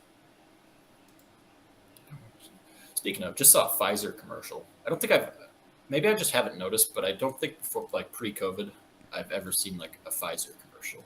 Dude, right? Really, Right. didn't even realize. AJ, I don't know if I should say it, but I got a pretty big parlay I'm looking forward to later. It's only 2 teams, but Who are you looking at? I put together the LSU spread along with We like that. the Houston money line, Ooh, okay. and its payout is plus 133, but I'm really liking it. Or the LSU money line and the Houston money line too. That Houston game should be, whether or not it's super close, we'll see. But it should be an exciting game. Houston, a pretty exciting team to watch. And then on the other end of that, you got on UAB Jordan Jelly Walker, who is a really exciting player to watch on UAB. Yeah, it seems like a lot of these teams have good ball movement now. Just a lot of them are able to pass the ball around and get some open looks, but just really depends if those players can clutch it up or not and knock down their shots. Yeah. As we return to action here in the Chattanooga, Illinois game. Chattanooga with an early 9-point lead over Illinois, 4.5 minutes into this one. You see that kid Kofi dribbling Coburn. a tennis ball? Yeah, maybe he should be dribbling a basketball and not a tennis ball before a basketball game. Kofi Coburn taking a seat on the bench, 0 for 1, 2 turnovers, and an offensive foul so far today. Really putting up a Coburn's great so game. nice. Start. Yeah, Trip. Coburn's playing real nice. It is early. Kofi Coburn will get his rebounds and points and stuff. Don't worry Nuga's about on that. an 8-0 run. I'm gonna Illinois- start calling him Nuga. It's a lot easier. The Noogs. Uh-huh. On the Noogs. Or just call them the Mocs, I guess. I don't really The like Mocs. that. Illinois missing a 3-point shot. Chattanooga with the rebound. They're going to see if they can maybe extend this, get an early double-digit lead here. What is going on? Hey, right now? if Chattanooga can get up early on Boom. this game And the be nice able- little cut underneath finds the man for the Ooh. lay-in. Chattanooga up 14-3 on Illinois early. Not bad, not bad. Chattanooga's also hit their past 4 shots now. That is correct. 5 field Factually goals by correct. 5 different Can players. confirm. I mean, let's just keep rattling off the stats, boys. Hey, we like And stats. Illinois Come putting by it down sometimes. into the post. That's going to be another miss, but they're going to get the foul. Illinois will be going to the line for 2 shots. And I can't be disappointed with that, honestly. I understand where the foul's coming from there. A lot of contact made. They would have liked the N1 there, but looking to at least make it close. Yeah, it looks like so far Illinois is just having a hard time moving the ball around and getting people open. Their players Well, are and- just standing still a lot so far. Chattanooga's making some beautiful moves, some beautiful passes. They're playing really fluid basketball to start. I know it's only been 5.5 minutes, but they're looking real strong to start this one. Yeah, Actually, aside from you that know- first possession, they're locking up on defense too, making it hard for Illinois. And Illinois is not really moving around enough to get open, And like I was saying, get their looks. Chattanooga looking like the team that's the 4 seed through the first couple minutes of this game. And Illinois missing the second of the 2 free throws. It's going to stay a 10-point game. Mox moving the ball around. A lot of nice passing movement here. Screen, free throw line jumper, no good. But the Mocs get another offensive rebound. I believe that's their 3rd of the game, Wow. maybe 4th. Board's playing a big part in this game. They're going to take a 3, miss it. Illinois gets the rebound. Trent Frazier with the ball going the other direction. Kicking it No, out you to didn't hit the over Curbelo. on this game, did you? No, I got Chattanooga money line, baby. Noogs. And Illinois with another miss off the front of the rim. Chattanooga getting the ball, taking it up the court.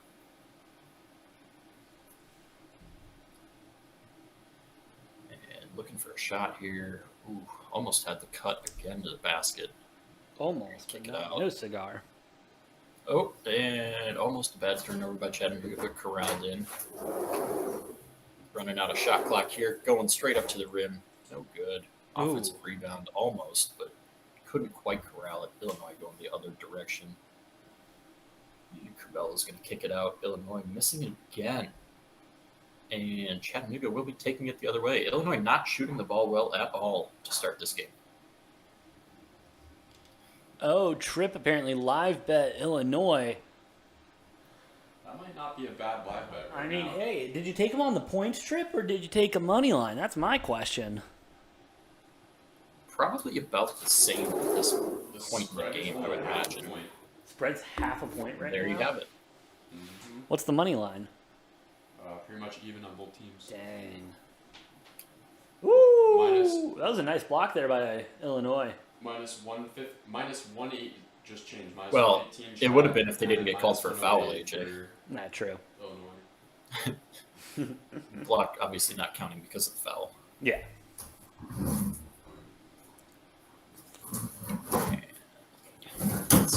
Free throw, first free throw good Yeah, for like you said, Chattanooga. they're not giving them- Back to an giving them 11-point lead. points, even though they're losing pretty bad. Yeah, exactly my point. The books do not want to move off those lines. Chattanooga missing the second of the two free throws. 15-4 lead with 12:45 left in this one. Kofi Coburn back in the game, and Illinois immediately feeding the ball down to him for the flush. 15-6 Chattanooga. And we should have Duke, CS Fullerton tipping off any second now. We will keep you posted on that one as well as we cover the Chattanooga Illinois game. Was that his first one? I believe so. Yes, that was he had it was 1 for 2 from the free throw line earlier, and then that was his first made basket. You're talking about Kofi Coburn, right? Yeah, Kofi Coburn, of course. Yep. Okay. Yep. Precisely. And looks like Illinois fouling Chattanooga again. We're gonna get more free throws for Chattanooga. Tripp commenting in the comments. Money line right now is minus 125. Go get your bag. I will get my bag with Chattanooga with the plus money earlier today. Chattanooga missing the first of 2 free throws. Yeah, See, both teams kind of missed some free throws here in this game. Makes the second back to a 10-point lead for the Chattanooga Live Mocs. bets on this team are pretty interesting. And you know, with 12:20 left to go in the first, Illinois really needs to start closing this gap. Yeah, I'm gonna go grab a seltzer and start getting my drink on because the U of A game starts in 20 minutes. Oh, that's true. Hey, I'm a little one step ahead of you here, Tommy. There you go. Now it's, I've just been waiting. In case I need Did a wait. drive or anything, I'm not trying to, I did wait until almost 6 o'clock today, so Yeah, Pat I myself on the started back for drinking that one. at 9:30, and I held back. As we await for play to continue, and Duke we will be Fullerton having has a new, tipped no, I off guess- Duke with the first basket of that game. Quick 2-0 lead for Duke in that one, as Kofi is at the free throw line. Misses the first one. Kofi now 1 for 3 on the day from the free throw line. Sorry, AJ, you were about to announce something big. Oh yes, within the next 15 minutes with the start of the U of A game, we will be having another big guest on. One of the commenters in the chat right now, Mr. Tripp Hanley, will be joining us. Tripp, if you are listening, that email has been sent with the link. Please let me know if you haven't got it so that I can double check and make sure I spell shit correctly. By the way, update on the game. Kofi missing both free throws there at the line. 1 of 4 on the day. Chattanooga with the rebound, and they are now in the offensive zone. We're going to get another foul on Illinois. That's going to be the 5th on the floor.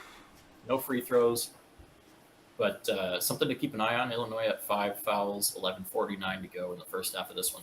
16-6 lead for the Chattanooga Mocs. Very nice. Go the Noogs. I don't like that. I gotta Oh, say, you I don't don't like that? Don't like the Noogs? Duke up 5-0, by the way. 5-2. Okay. I'm going to keep updating you. Like, I can't wait until Duke's up, actually, I hate Duke, so it's going to pain me. But I'm going to take joy in, them being up 20, and I'm just going to keep subtly reminding you of the score when the game's, last 10 minutes and they're up 20-25. We will see, Noah. I mean, don't get me wrong. We'll see. I'd be happy if Duke lost, but I don't see it happening. Like I said. There he is, the man, the myth, the legend. Hold Trip on, I man. gotta get his shot set up. Give Oh, me 1 second, where's- Trip, and it's we will not get in you on here. I camera just yet. gotta get everything set up. We can hear him. We can't see him. Can you? No, so only Noah can hear you because of the way the system works. No one can see you or hear you except for us. Wait, AJ. And so right now, people think we're talking crazy right To now. a ghost. As Talking I to a ghost. bring you on. Ladies and gentlemen, joining us is the man who's been in the comments. He's been watching along with us. And let me tell you, I don't know why he's a big Illinois or Wisconsin fan. Those teams are about to get an early first-round exit. Ladies and gentlemen, please welcome Mr. Trip Hanley. Trip, welcome to Degenerate Takes. And I got to ask this because I ask everyone who comes on this show, how the hell are you doing today? I'm doing great, AJ. How about yourself? You know, honestly, have not hit any big underdogs winning today, but I'm feeling good this afternoon. Dogs were barking yesterday, and I was all over it. Man, that's great to hear. Yeah, man, this tournament it started out awesome yesterday with some great games. Today's been a little slow, a lot of blowouts, but you know we're here. Basketball's on. I'm excited to be here, having me on here the first couple of days of the new show. Obviously stoked on that. It looks great. Been following along. I followed Matt's pick yesterday. That was nuts. His St. Peter's ball. That I I've couldn't believe that either. been hitting him up for his picks today. So it's overall great experience. 10 out of 10. Degenerate takes. I'm a fan. Hey, thanks, And man. I will admit I was very wrong on that. Matt kept saying it had to have been 8 or 10 times he mentioned Kentucky's going to lose. And I kept telling him, yeah, okay, whatever. We'll see. And sure enough, I look like the horse's ass on this one. So You know, Noah, it I does mean- happen to the best of us. Now, Trip, while we do have you on, before this U of A game gets started, I mean, you obviously were in the chat earlier with some interesting thoughts on Illinois, Wisconsin. Watching Illinois come out early like this, how are you feeling early, and why do you think Wisconsin's going to run away with it later today? Yeah, Illinois. I'm not too nervous about them. This has been them all season. This is classic Big Ten play. We're gonna play them close. We're gonna grind them down low. It's gonna be a long game. They'll settle in nicely. No worries. I actually, Chattanooga you know- getting a breakaway and a dunk. Just had to Ooh. throw that in there. We are now up to a 12-point lead for the Mocs. yeah. I mean, you saw my comment in the chat. Live bet, money line. It's there Hey, for respect. anyone taking. Should be But- plus money now. As It Curbelo probably is. It probably is. Hey, we're on this. airballing a floater there. So And then Wisconsin, we've got the player of the year on our team. Like, granted, I will say, like, our whole offense runs through him. But assuming he's healthy, assuming he's available, assuming he's there, we're just as good as any other team in the field. for No, those of no you, doubt in my mind. for those of you who maybe don't know, Trip obviously referencing Johnny Davis of Wisconsin. Are you worried that he's a little banged up, Trip? No, he's fine. He was a high school quarterback, big time recruit. He's fine. He can take a hit. Well, you do have the experience on that team of 38-year-old Brad Davison. Brad True, that Davison is been an old playing. team. Brad Davison been playing for Wisconsin before half the players in college basketball were born. Him and Jordan Bohannon, both of them have been around since the '90s. It feels like. Yeah, the fact that Brad Davison was in my first class at Wisconsin, his first class was my first class at Wisconsin.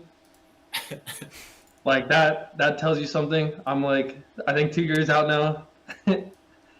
And Yeah, I don't It know is for what it is. sure. with COVID, red shirt, Yeah. like we're gonna get some old legacy players, I think. No, for the next I get few it. And I think years. I can't. Brad Davison. He's either a couple months older or a couple months younger than me. I do know. I think Jordan Bohannon is 25 on Iowa, maybe 24. He might be 24, but I think Jordan Bohannon might be 25 years old. Dude's notched almost 190 college games. Obviously, Iowa out, so we don't need to talk about Jordan Bohannon ever again. No, we don't. And really quick, before this U of A game starts, I'm going to step away for a second. Noah, Trip, I'm going to let you guys take it from here. Sounds beautiful, AJ. We are up to a 14-point lead for Chattanooga. Kofi Coburn continues to miss free throws. And, obviously, Trip, I picked in my bracket, I picked Chattanooga, and I picked Colgate. Kofi misses another free throw. I think he's 1 for 5, 1 for 6 on the day. If he keeps this going, might as well just keep fouling Kofi all day long. You think it's time hack a Kofi? You think it's time to double down on Illinois? I mean, he's not a particularly bad or good free throw shooter normally, but he planks it off the back of the rim, but it gets a lucky bounce and goes in. I mean, there's no way they're just gonna lie down, right? No. And let Chattanooga just win this game like this. I mean, we'll see what happens. Obviously, Illinois in the second round last year, just getting their ass handed to them by Loyola Chicago. I wouldn't be too shocked to see Chattanooga just run away with this. I don't know.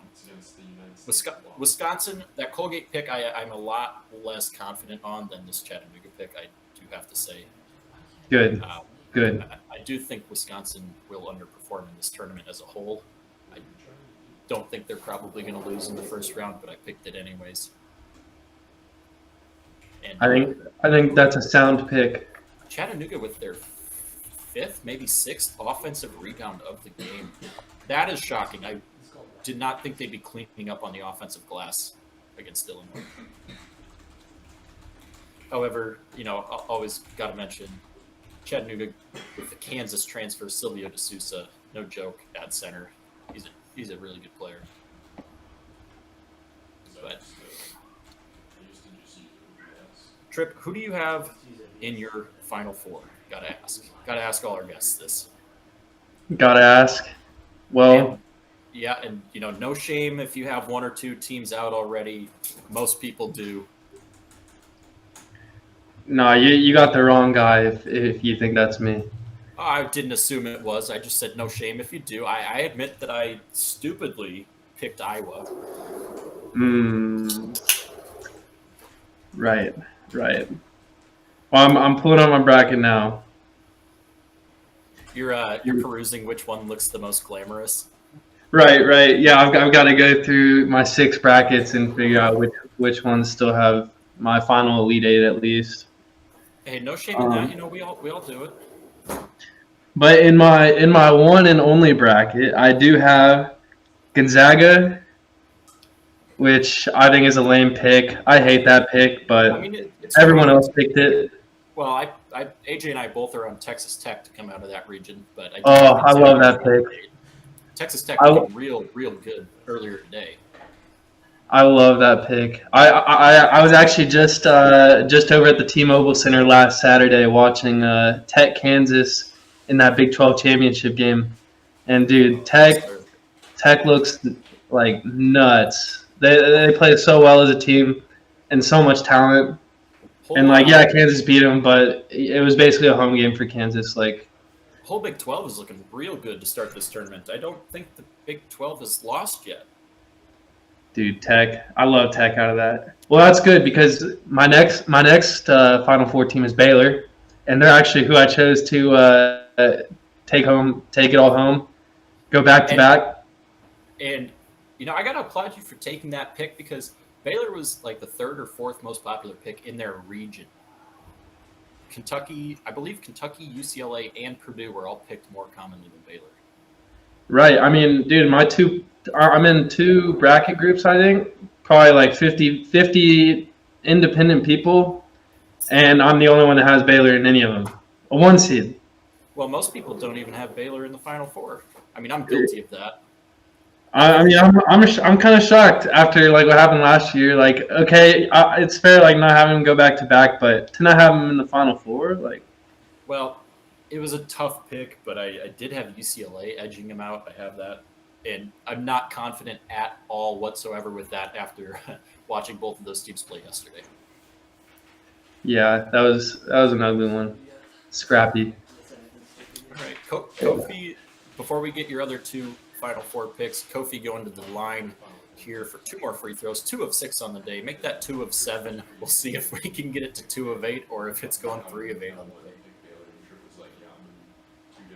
Yeah, I mean, they're going to need to start scoring points, huh? Like, yeah, I mean, going 2 for 11 or 2 for 12, whatever they are from the field, and then also missing already getting close to double-digit free throw misses in this game. And at this rate, we're not even to halftime, and they have 6 Yo. or 7 free throw misses. they're on pace to score less than 30 points. But anyways, Kofi going back to the bench as Chattanooga takes it up the floor. Trip, who are your other 2 Final Four picks in the South and Midwest region? Well, obviously, I'm stoked to present this one. I've chosen the Wildcats to make it out of their region, Yes, sir. and on top of that, I actually have a planned date with the Wildcats, with the Badgers coming out as my fourth Final Four pick. I've got Arizona, Wisconsin, Baylor, and Gonzaga. Oh shit. Wisconsin, Baylor in the finals, and Baylor taking it all. Okay, I don't get All it. right. I'm sorry. A I have little bit to I have to step in here real quick. Trip, Well, what? it's a little bit of Homer bias, obviously. And Obviously. we all do it. We all do it. There might be. Hey, I there get might if it's be. that, but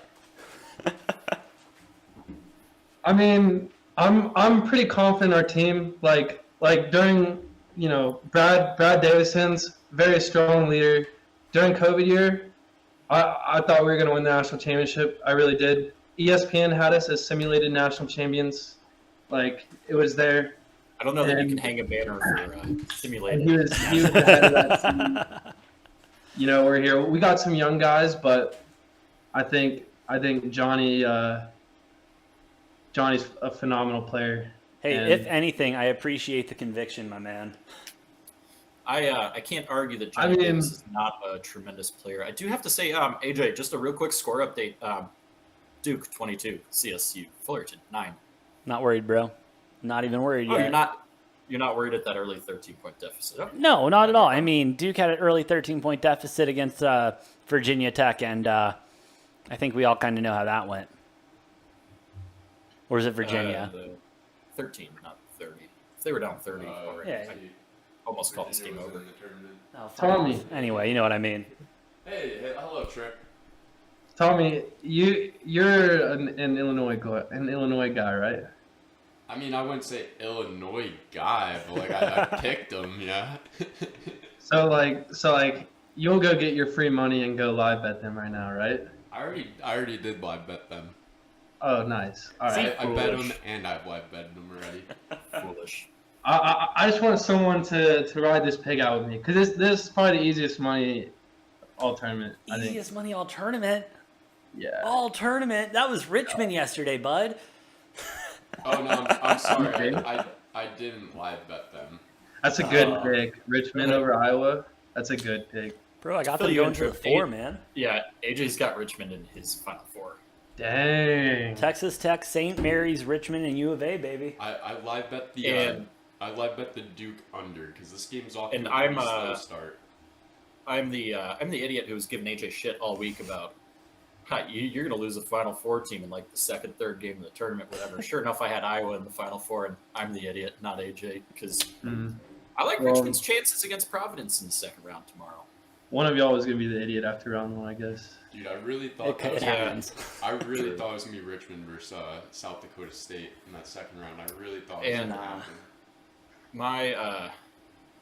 My big mistake, obviously, I've been dogging on the Big Ten the entire time, and I was still dumb enough to do that while simultaneously picking a Big Ten team in the Final Four. Just contradicting myself, and Wrong Big Ten team. I'm still pissed about that. But you know what? UNC to the It's national okay. championship. Get I out of still here with that think- bullshit. I still think the Big Ten as a whole is going to flop as they did last year.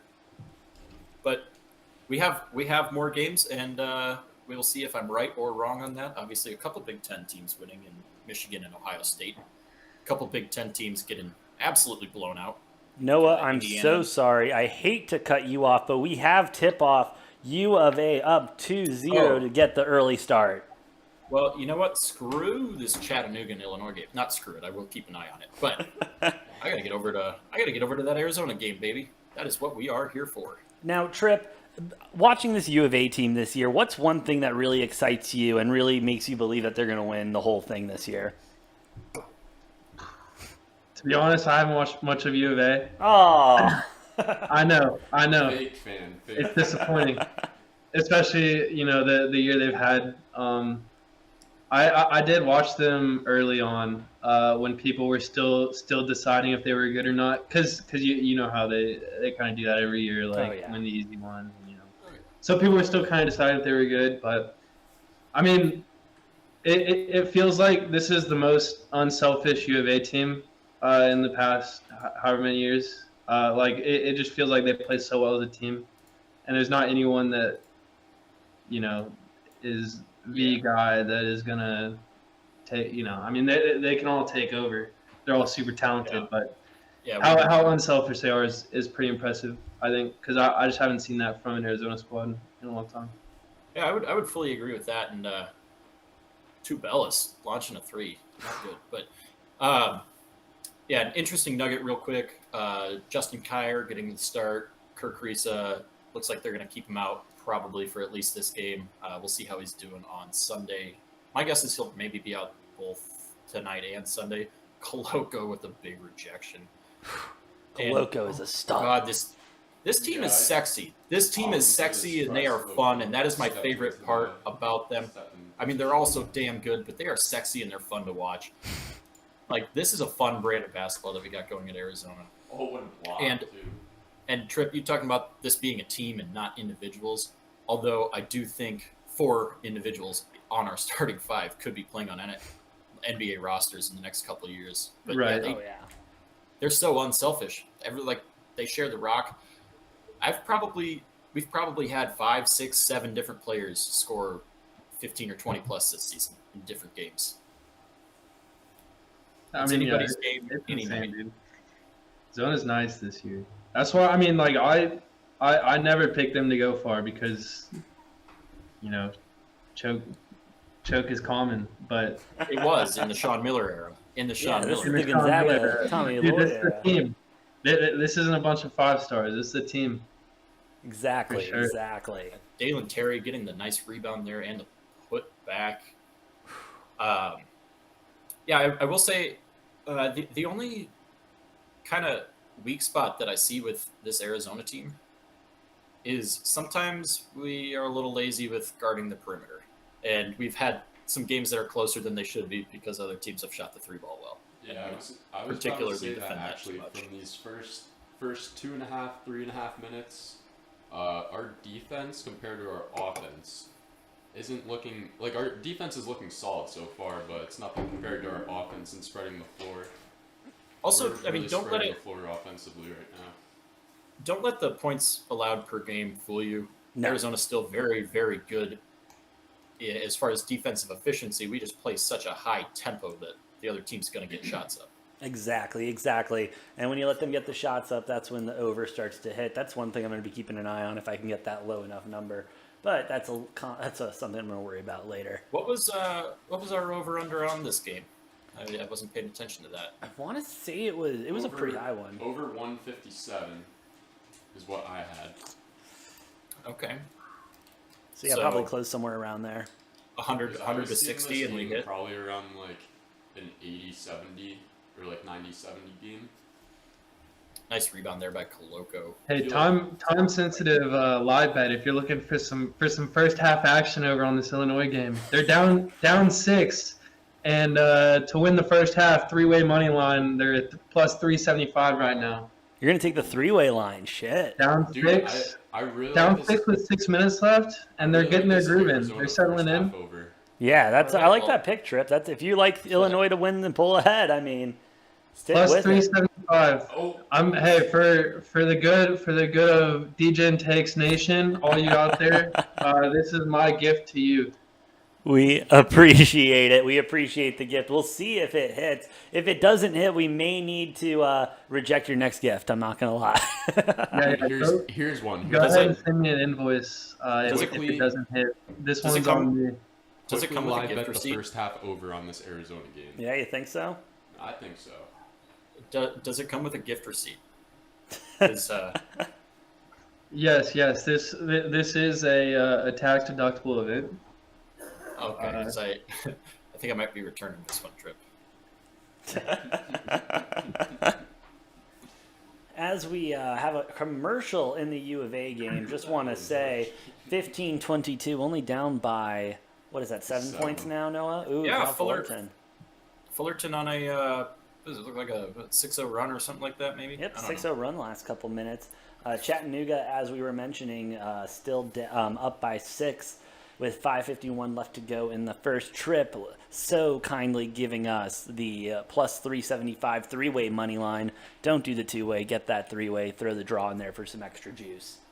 Well, since I've switched over, it appears that Chattanooga has stopped scoring the ball. Not that Illinois has really picked up on that very much, but it's getting a little bit closer.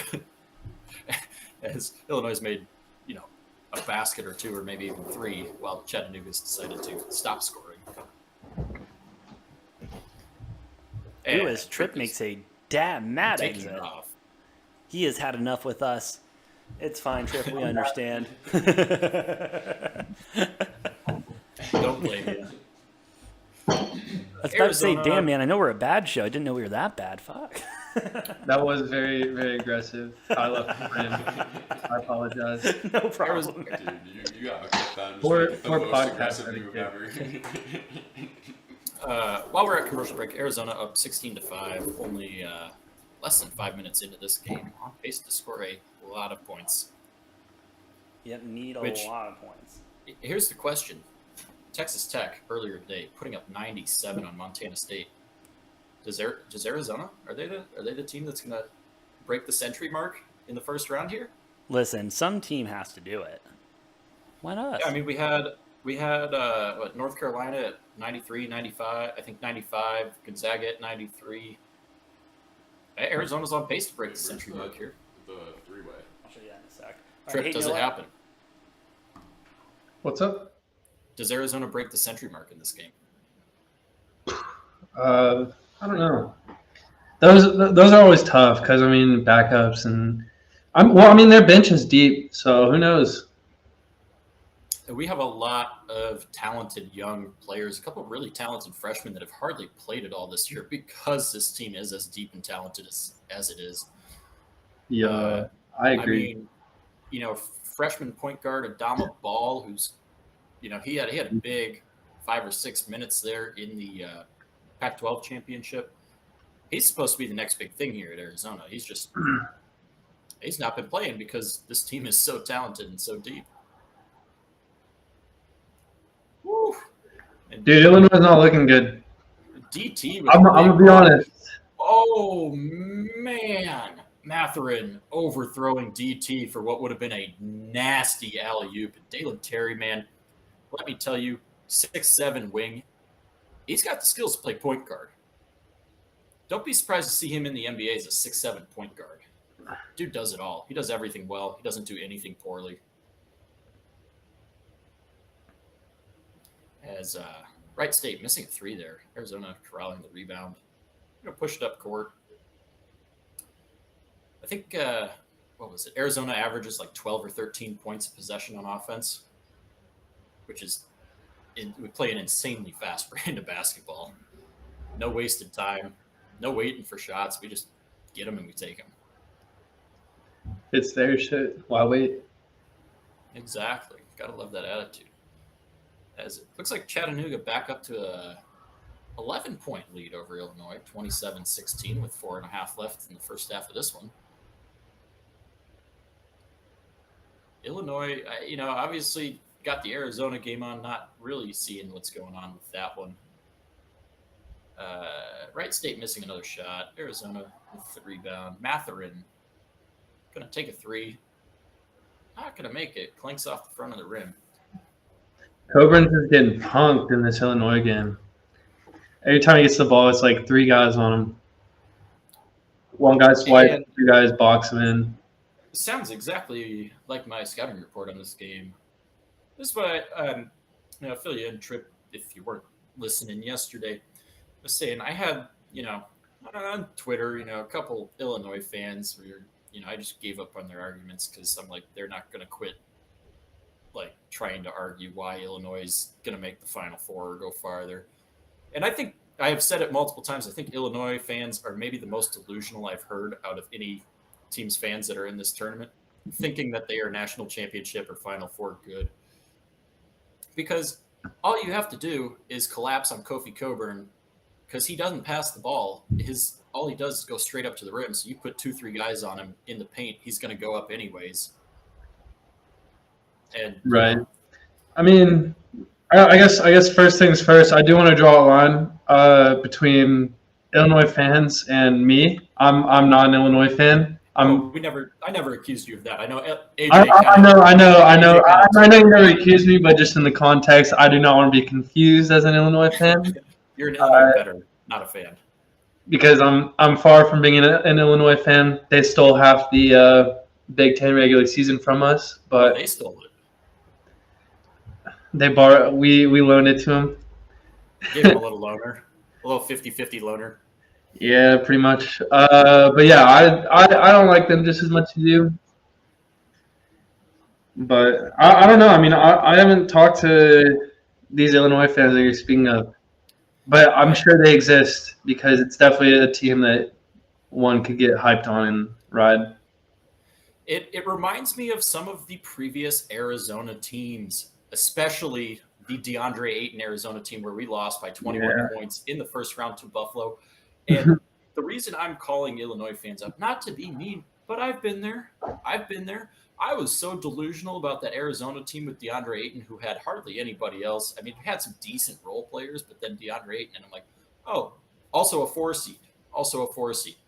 And I thought we were going to go deep in that tournament, and we got embarrassed in the first round. I see Illinois as a very similar thing because your entire argument about why your team is so good and going to make a deep run can't just be Kofi Coburn. It especially when Kofi doesn't even have a complete game. He's talking about potentially returning for his 4th year of eligibility next year because he doesn't know that he's going to get drafted in the first round because he doesn't have the skill set. He's just big. That's fair. I mean, if you've been there, like it's good to listen to people to have experience in that area. You've been there as a 4 seed, riding the big guy, and in these tournament games, it's all about matchups. Like it really is game by game. Like these games, if you reseeded everything, it'd be a different tournament every time. Like it's all matchups. So. And if you follow enough basketball, you know what your team's strengths and weaknesses are. And you just pray you don't run into a team that's their strength is your weakness because then you're doomed. And exactly. You could be better than 98% of the teams in the tournament field, but you could be playing a team seated lower than you who they just have the right matchup against you and you're in trouble. Yep. Which is what makes it fun. Hey, there's a reason they call it March Madness and not, March Mild. March basketball tournament. March Chalk. I heard you yesterday rebranding it as March Chalk. They don't call it March Chalk. They call it March Madness, and there's reasoning behind that. And it's funny, too. I love watching these so-called experts, the guys who are getting paid the big bucks on TV to cover all this stuff, and they all pick so chalk. And you know what? Chalk is a great way to pick if you want to be between the 90th and 96th, 97th percentile. You want to be in that top 3%. You can't pick chalk because this tournament's hardly ever chalk. Never chalk. Other than the winners. the winners are mostly chalk. Illinois is chalk. Illinois is a chalk pick, and you know what? I'm on Chattanooga because we love Chattanooga. Down 6, 3 minutes left. As we go to another TV break in the Arizona game, 12:27 left. Arizona 21-10. Not really keeping up with that hot start that they had, but still an 11-point lead. Yeah, Arizona's nice. I will say Wright State's no joke. Wright State, a pretty decent team. I've watched a couple of their games this year. Obviously knocking off Bryant in the play-in game and Peter Kiss, the top scorer in college basketball. Looks like a skinnier Gronk.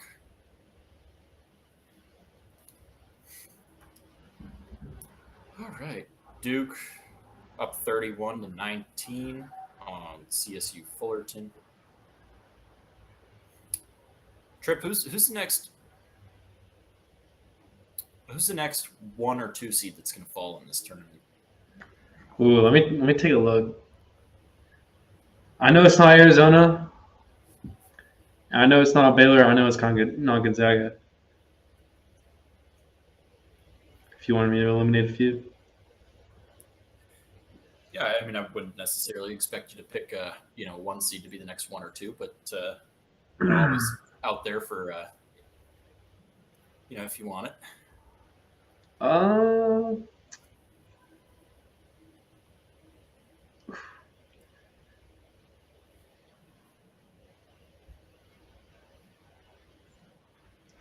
liked USC against Auburn, but USC couldn't take care of Miami.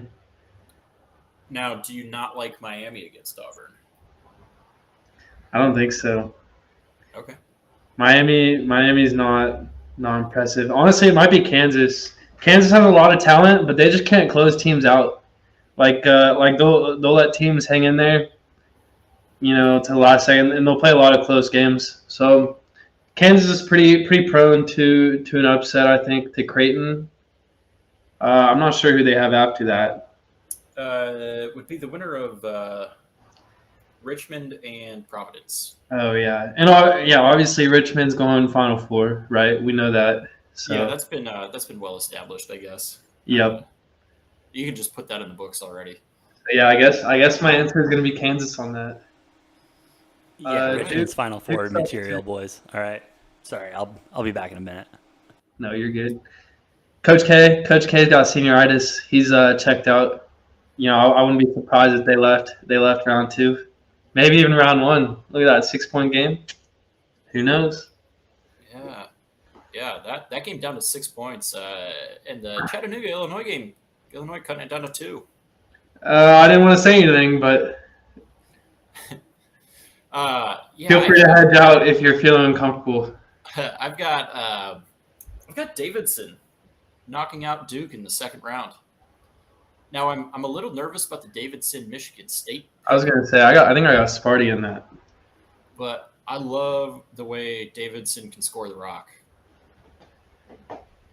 I don't know a lick about Davidson. A lot of good points, and I frankly think Michigan State lacks a little bit of identity. That's fair. Also, if you can't tell, I'm pretty much picking against almost every Big Ten team because. Yeah, it's funny because I'm picking for a lot of Big Ten teams. And how's that going for you so far? I suppose probably not too bad so far, but Yeah, everything's fine. I mean Iowa, but I think everyone had Iowa, so that's of course. yeah, AJ did not, but All right, right. Purdue. I'm okay with so far. Obviously, Yale not a very great team. Purdue handling them just fine.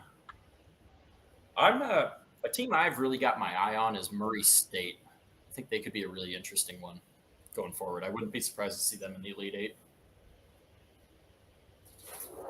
with Kentucky out of the way.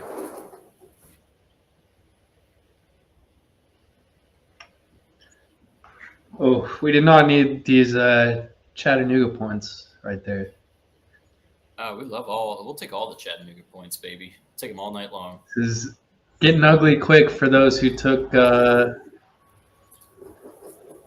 free gift. Who took your free gift? I'm just glad that I returned that.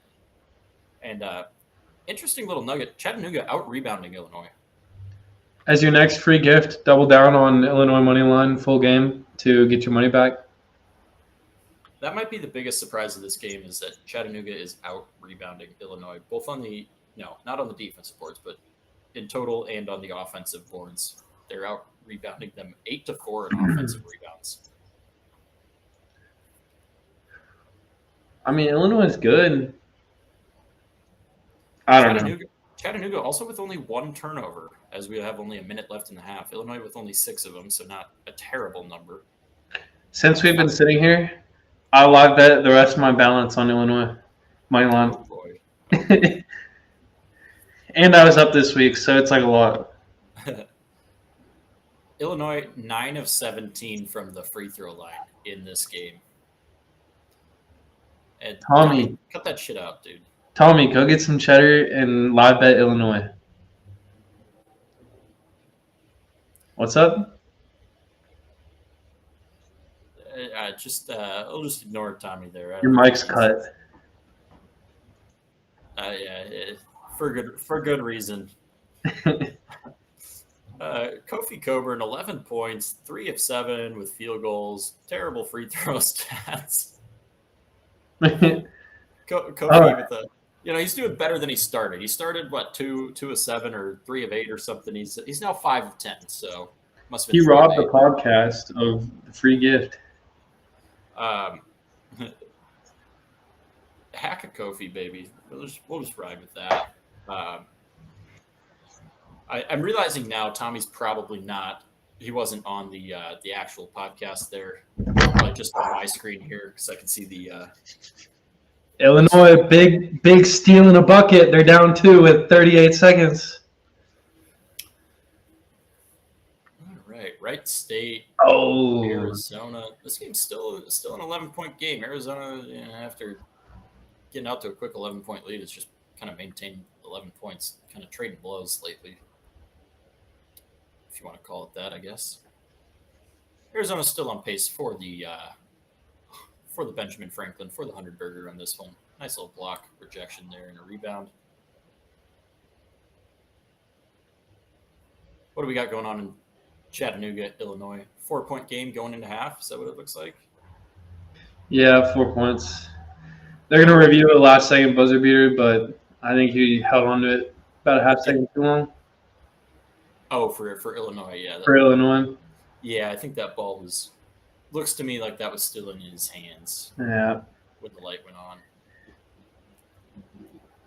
So should be potentially a 4-point lead for Chattanooga. It might be 2, depending on what the ruling is here. Likely 4. How about When's that Iowa State game start? I don't know, but you what's your take on that game, Trip? I'm heavy on State. The Cyclones are going to take it home tonight. Easy.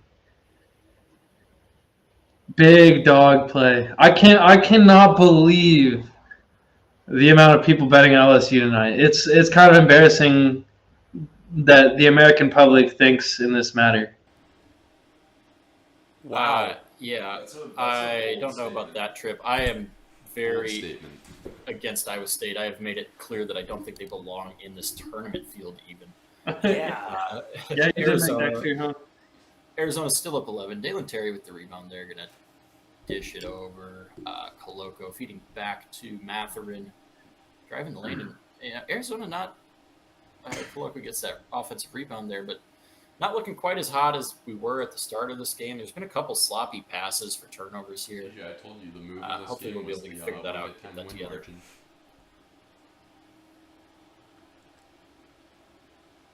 Right. We got... do we have another game about to tip off? Or no? Dude, yeah, LSU Iowa State's What? about to tip off. Oh, you're right. 4 minutes away from that. Oh, let's go. Duke is still barely holding a lead. I mean, not barely, but expect it Trip, to be why- better than 8 points. Why are you on Iowa State, Trip? Dude, I love Iowa State. I'm biased. Okay, well, at least he admits he's biased. Yeah, hey, you that's know? a fair statement, man. Fair statement. We like fair here. I like their program more than their team. Well, as I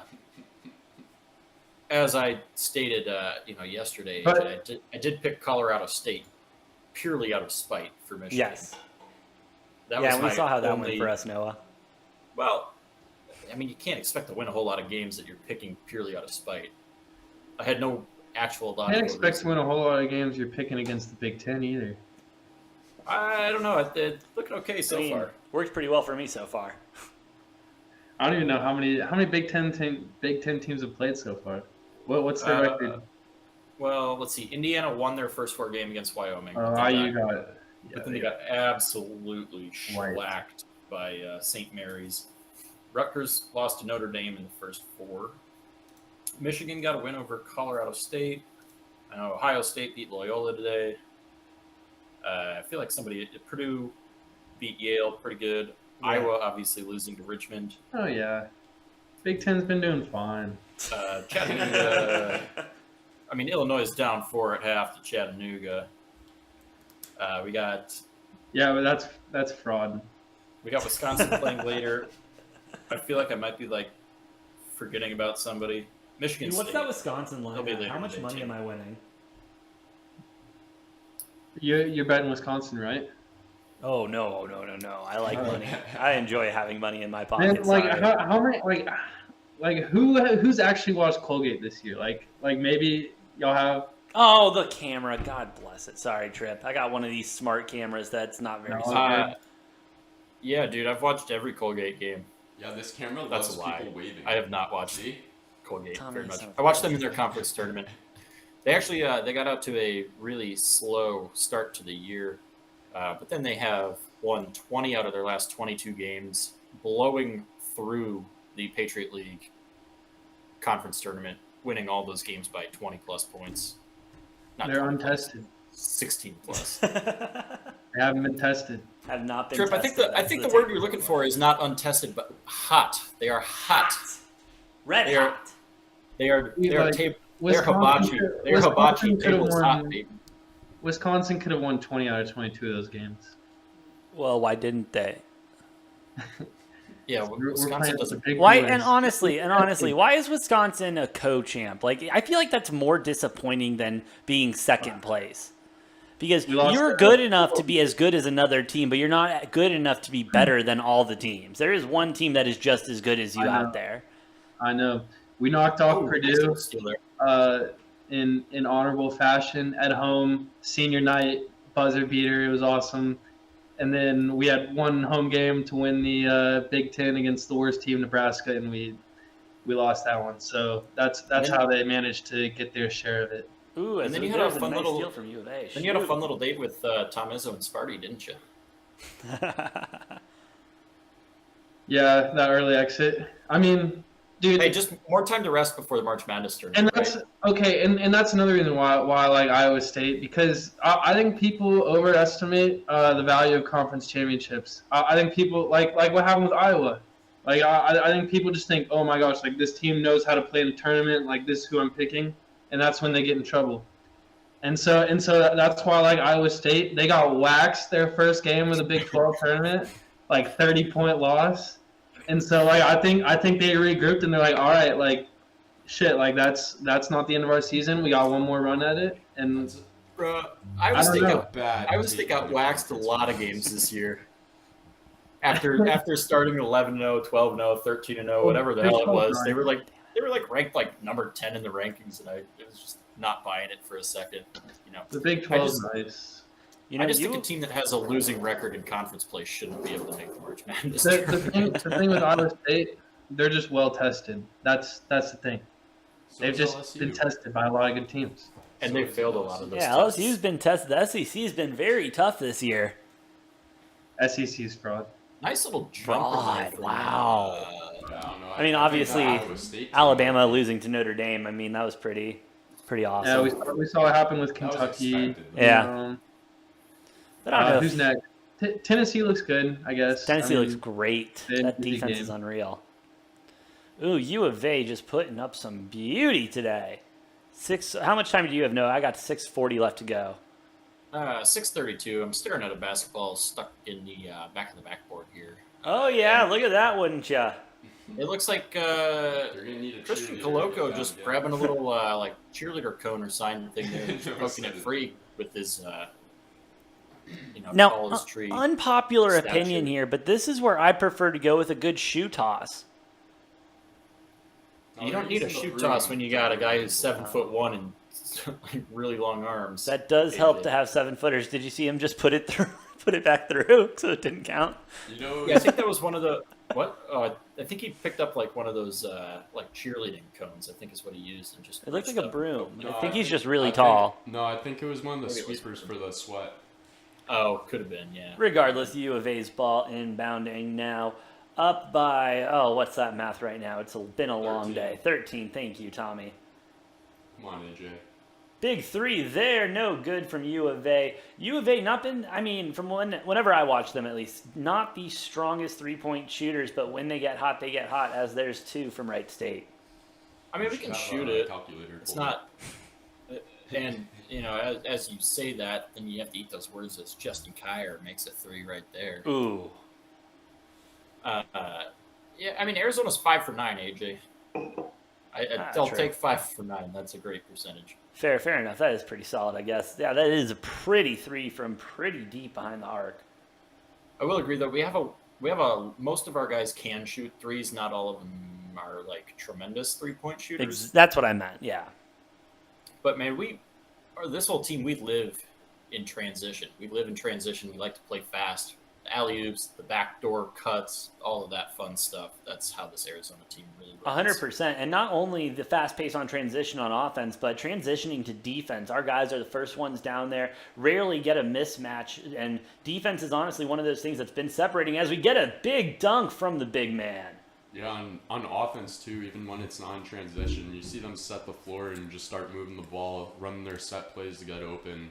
Unlike a lot of teams who just sit there relying on one person to try and spread the ball, Arizona does a really good job of just moving everyone around to get open. Exactly. I wish I could say the same about Illinois, though. Oh, sorry, Tripp's still on. My bad. Hey, what's up, Trip? That game's still You at know, half. Illinois is parked in my head right now. I'm focused on these Cyclones. Hey, at least, Okay, you're on the Cyclones. Gotcha. Ready, What's ready that to line? embarrass the SEC. Oh, it's live game's- right now. They're game's down by started. one. Yeah, that game has tipped off. Hey, Trip, at LSU least you to gave us a 5-4 second gift. start in that one. At least what? You gave us a second gift. Right. Do you even remember what right? that was? Wright State draining a bucket. Oh, Yeah, I remember what is what this? Illinois money line. Come on. The second gift was actually free money. That should be the first gift. And then it So could the have been second used one, some of the first gift on the Oh. second gift. Ah, the That's what it second one should've was been. just fraud. Big three from Benedict The Mather. first there. one. Arizona First 40, half one Wright was State fraud. 24. Ooh. Yeah, the full game is the one you want on. Oh, 100%. So you're good, Tommy. Your money's safe. Noah, I want to go ahead and just take back everything I said about U of A three-point shooting, if I could, real quick, and retract that statement. I mean, what are we still at? 6 for 10 now? Yeah, 7 6 for for 10. 11 or something this game? Yeah, I mean, not that we always. I mean, you're correct in like we're not the greatest 3-point shooting team in the country, but we're not bad. No, not A bad. lot of the threes this game have been wide open too, so that always helps. Hey, we'll take them, though. A nice little floater from top. I of the actually prefer to take contested threes. Yeah, Noah, you prefer 2-3 hands in the face? Yeah, hands in the face, You get are a fouls, psycho. and 4-point plays. You know, take it Also 4-point helps plays when and a your wide open opponent's three. shooting 9 for 29. Now, Tripp, this is something we were talking about earlier. As Wright State tries to get some offense going, as U of A tips it out of bounds. 4-point line. How do you feel about that, and why should it be in college ball? That's a Matt thing, but let's hear your thoughts on that. 4-point line. Yeah, why not? These kids can do it. They shoot logo shots all day. Might as well reward them. I'm a fan of it. I think there's got to be a lot of testing done to like make sure the analytics play out, because like, you don't want to add a 4-point line and then have it be team shooting 35%. Yeah. great. 30% from the 4-point line, and then it changes everything. But like, yeah, I mean, if you're down a bunch of points, like give a team a chance to hug some shots and like, I don't know. I mean, I guess you're walking the line of, do you want to give lucky teams, like, at what point does shooting deep become luck, and like True. how much of an advantage are you giving to luck? But no, I'm about it. I mean, like everyone wants to play the Steph Curry game, so hell yeah, let's throw some points up there, make it Might fun. as well. Shoot. Or what about in just the last 2 minutes? You get the 4-point line active. The one addition that I think needs to happen is that Elam ending. I don't know if y'all have seen that, where it's like Yeah. with 4 minutes left or something, they'll set a target score, and like the team with the most points, they'll just add 11 points or however many points, and then they play to that number. That'd be And interesting. I was watching I think it was the Arkansas Vermont game last night, and it took 30 minutes to watch the last 5 minutes. Like it was dumb. I was just trying to go to bed. Yeah, our game right before this at Texas and Virginia Tech game. Oh, Yeah, my it was God. just as bad. last 2 minutes of that was a good 20, 30 minutes. That game would Right, be so real like time. it would just be so much better. Like That game wasn't even close either. I mean, obviously Virginia Tech came Right. back a little bit, but like they were never Right. coming back from 16 with like 2.5 left on the clock. No. I mean, you lose like the 5, 4, 3, 2, 1 buzzer beaters, and like which kind of sucks, but True, but we also haven't seen one yet today. This tournament, that's true. we've hit everything on the tournament bingo. We've hit blowouts. We've hit what was the other one? We hit overtimes. We've hit double overtimes. Now, Comeback I mean, wins. Double-digit comeback wins. We've had yeah, double-digit two of comeback those. wins. Yeah. I mean, we've almost got bingo. We even got the free space. We're just looking for the buzzer beater. And damn it, I want one, Okay. just not in the U of A game. Well, I don't know that we're going to have to worry about that too much. U of A holding on to a 16-point lead, 42-26 in this one, with looks like 3.5 left to go in the first half. Oh, is that about it? The over too? Looking like it. What was it? 76. Something like that. And As Iowa State and LSU are tied at 9 with 13:57 left to go in the first.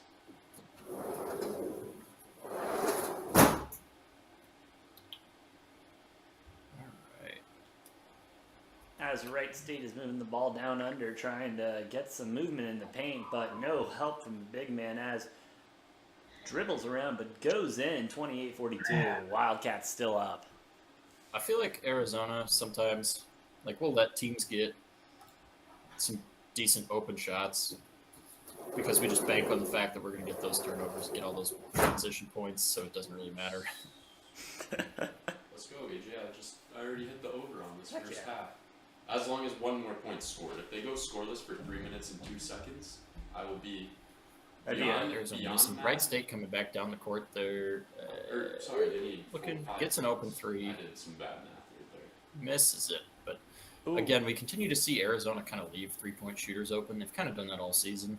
Yeah, they've been pretty soft on their perimeter. As much as we've been praising their defense, little soft on the outside. I mean, hey, if they're going to challenge them to make those threes, that's fine, especially if they can't make it. Well, I mean, the flip side of that is you cannot really go inside on this Arizona defense. No. Like, it is rock solid. No, you got to Tim win this Coloco, game on the Paulo, outside if some you're of going the to other win. guys. Yeah, and they do, honestly, a decent job of closing up the gaps, too, when they do allow those shots. That's Wright State's pushing down. Duke See, like, he's and still got Fullerton that still at the half. velocity, even though it's a good, not a bad shot. I wouldn't Chattanooga, say. Illinois still at half. Yeah, only other live game right now is LSU Iowa State still tied at 9. Let's go Cyclones. Hanging in Yeah. there. Underdogs, keeping it close. Hanging in there, underdogs. Speaking of hanging in there and underdogs, Tripp, I want to get your opinion on one of the later games tonight. TCU going up against Seton Hall. This has been a tough one for me. I know which one I'm going now. What are you feeling on that? I'm also biased on this one. Huge TCU fan over here, so it's hard for me to pick this one. So you probably don't want my opinion. TCU though, I feel like Seton Hall, they're always like a sound basketball team. TCU, they're a very gritty personality. Like they're in the trenches. They're gonna be all over the place, diving on the ground, things like that. Absolutely. So, but I don't know too much about Seton Hall. If they can handle that kind of like physicality, then like no problem. I think they'll be fine. But if they're like a small team and they get like they could get pushed around pretty easily. I don't know. Like I said, like I don't know anything about Seton Hall, and I'm very biased TCU, but I can give you good insight on TCU. I think Seton Hall is just a pretty good squad all around. I think it's just gonna be a pretty close game. I've been pretty decisive on who to pick for that one. Like you said, TCU definitely plays their bully ball, and I think Seton Hall might be able to move the ball around a little bit better, but just depends how TCU's defense plays. And speaking of the gritty, sorry, no, go ahead. Oh, I was just going to say, I know AJ, you and I both on TCU. Yes, sir. We're also riding that train. Big 12 been looking real strong in general. Is that their thing? Go Frogs. Go Frogs? That's wow. Go Frogs. Yeah. I do hate that. That's pretty lame. Yeah, that's pretty lame right there. I mean, go Frogs, but I'll just say go Frogs. How about that? Rip Ram. Although I kind of feel like Russell Wilson saying go Hawks there, go Frogs. Or I guess he's saying go Broncos now, or whatever the fuck he's going to say. This first half is really not going to hit. Oh, no chance, bro. 31-42, 19.9 seconds left to go in the first half. Wright State keeping it tight at 11 points. Dude, Wright State better make this layup. Wildcats are chilling. Oh, yeah, the Cats are always chilling this game. Since that 16-5 start, this game has not, I don't think, gotten closer than 11 points at any point. No. Now, we've had it up a few. I don't think it's gotten really more than like 15. It's kind of been stuck in that like 11, 15 point deficit range, or lead range, I guess, rather, for Arizona for most of the half here. Yeah, just really hope they can start pulling away in the second half so they can cover, 21.5 points. Yeah, we will see. I mean, kind of the whole, like, most of the Arizona games, I feel like this season has been either stay close or get in a deficit early. And then we typically come out real strong in the last, like, 5-6 minutes of the first half. Yeah. And then we have been a much better second half team. I mean, the amount of games within the Pac-12 that we've been like tied or even behind by a few points at halftime and still won by 15, 20 points has been crazy. Absolutely. And as I was talking to Tommy earlier, why the line doesn't really move on U of A games, because they have like been down double digits at half and come back and cover those, like you were alluding to. So not feeling too concerned yet. I'll start feeling concerned at the 5-minute mark when they're only up by 7. Yeah, and Tripp, I gotta ask, when are you gonna start sweating this Illinois game when we go back live? Probably when there's like 8 minutes left and they're down 2. Okay, that's fair. That's when I'll be like, all right, this is getting sus. But for now, I mean, they're gonna be up 10 with like 12 minutes left. Like that's how these games go. So you're fine now. Oh, you think so? Huh? Yes, I'm fine. You're talking about Chattanooga, right? Chattanooga's gonna be up 10 with. I'm talking about the Illini, the Fighting Illini. Not the Mocs. No, the Fighting Illini. I don't know. I think I don't even know. Does Illinois even have a mascot? I mean, I know they're the Illini, but I don't think I've ever seen a mascot. Well, I think their mascot got like canceled. It was Chief something. Yeah, that would make sense. That would make sense. Yeah. Nothing Went through compared to the cancel cycle. Nothing compared to Scrappy the Mock on the Chattanooga side. Hey, no, I'll be right back. I gotta fix the tech issue. Sounds good. Yeah, nothing like Scrappy the Mock, baby. The Chattanooga. Dude, yeah. Like, if mascots, it'd be sick if mascots played against each other. If they got like 5 each in a little arena, together, maybe a modified version of basketball, like soccer. Reminds me of like the NCAA 14 video game where you could play the mascot mode and you get all the mascots from the teams, like Facts. four mascots. I forgot you could do that in football. Yeah, just level each other. Yeah, that was great. Did they finally wrap up the first half? That Yeah, might have- Arizona up 42-31 going into the half, so only an 11-point lead. Would have hoped to be a little bit more, but I feel totally comfortable. I'm not stressing about anything. That was the peak era of sports gaming right there. Although we are supposed to, I think, in the next year get NCAA football back, allegedly. I don't know. They keep talking. Yeah, but are you going to be able to play as mascots? No way. No way. They better bring the mascot mode back. I don't think they'll bring back mascot As, mode. No way they will. They're too proper now. They're just not built for it. we are back underway in the Illinois-Chattanooga game, second half, getting started here. We've had an empty possession on both sides to start, and Illinois going to turn the ball over by stepping out of bounds. Not a good way to get baskets. Stepping over the line there. That's Brad a good point, Underwood Noah. not looking happy. Although when does Brad Underwood ever look happy? I guess is the question there. No, that's one thing we've been noticing and we've been commenting all tournament long is that these coaches just do not look like they're enjoying themselves. It does appear, though, that only seems to be the coaches who are losing. Not always. I mean, there's some coaches that are winning that never look happy either. And then there's some coaches that look really happy when they're winning. It just depends on the person, I guess. Ooh, big three. Chattanooga making a little Or two. nice little floater there. Illinois missing a shot. And Chattanooga grabbing the rebound. They're up 6 with the ball. 18.5 to go. Putting up a 3. Doesn't go. Chattanooga grabs another offensive rebound. They got to be close to 10. No, not 10. Sorry. But they got to be at 5 or 6 offensive rebounds this game. Oh, no. They were at 8 in the first half, right? Yeah, they might be at 10. I don't know. Numbers are hard. There's too many stats. Too much to keep track of. Too many stats, too many games, too many numbers. And we're sports betting, bro. Jesus Christ.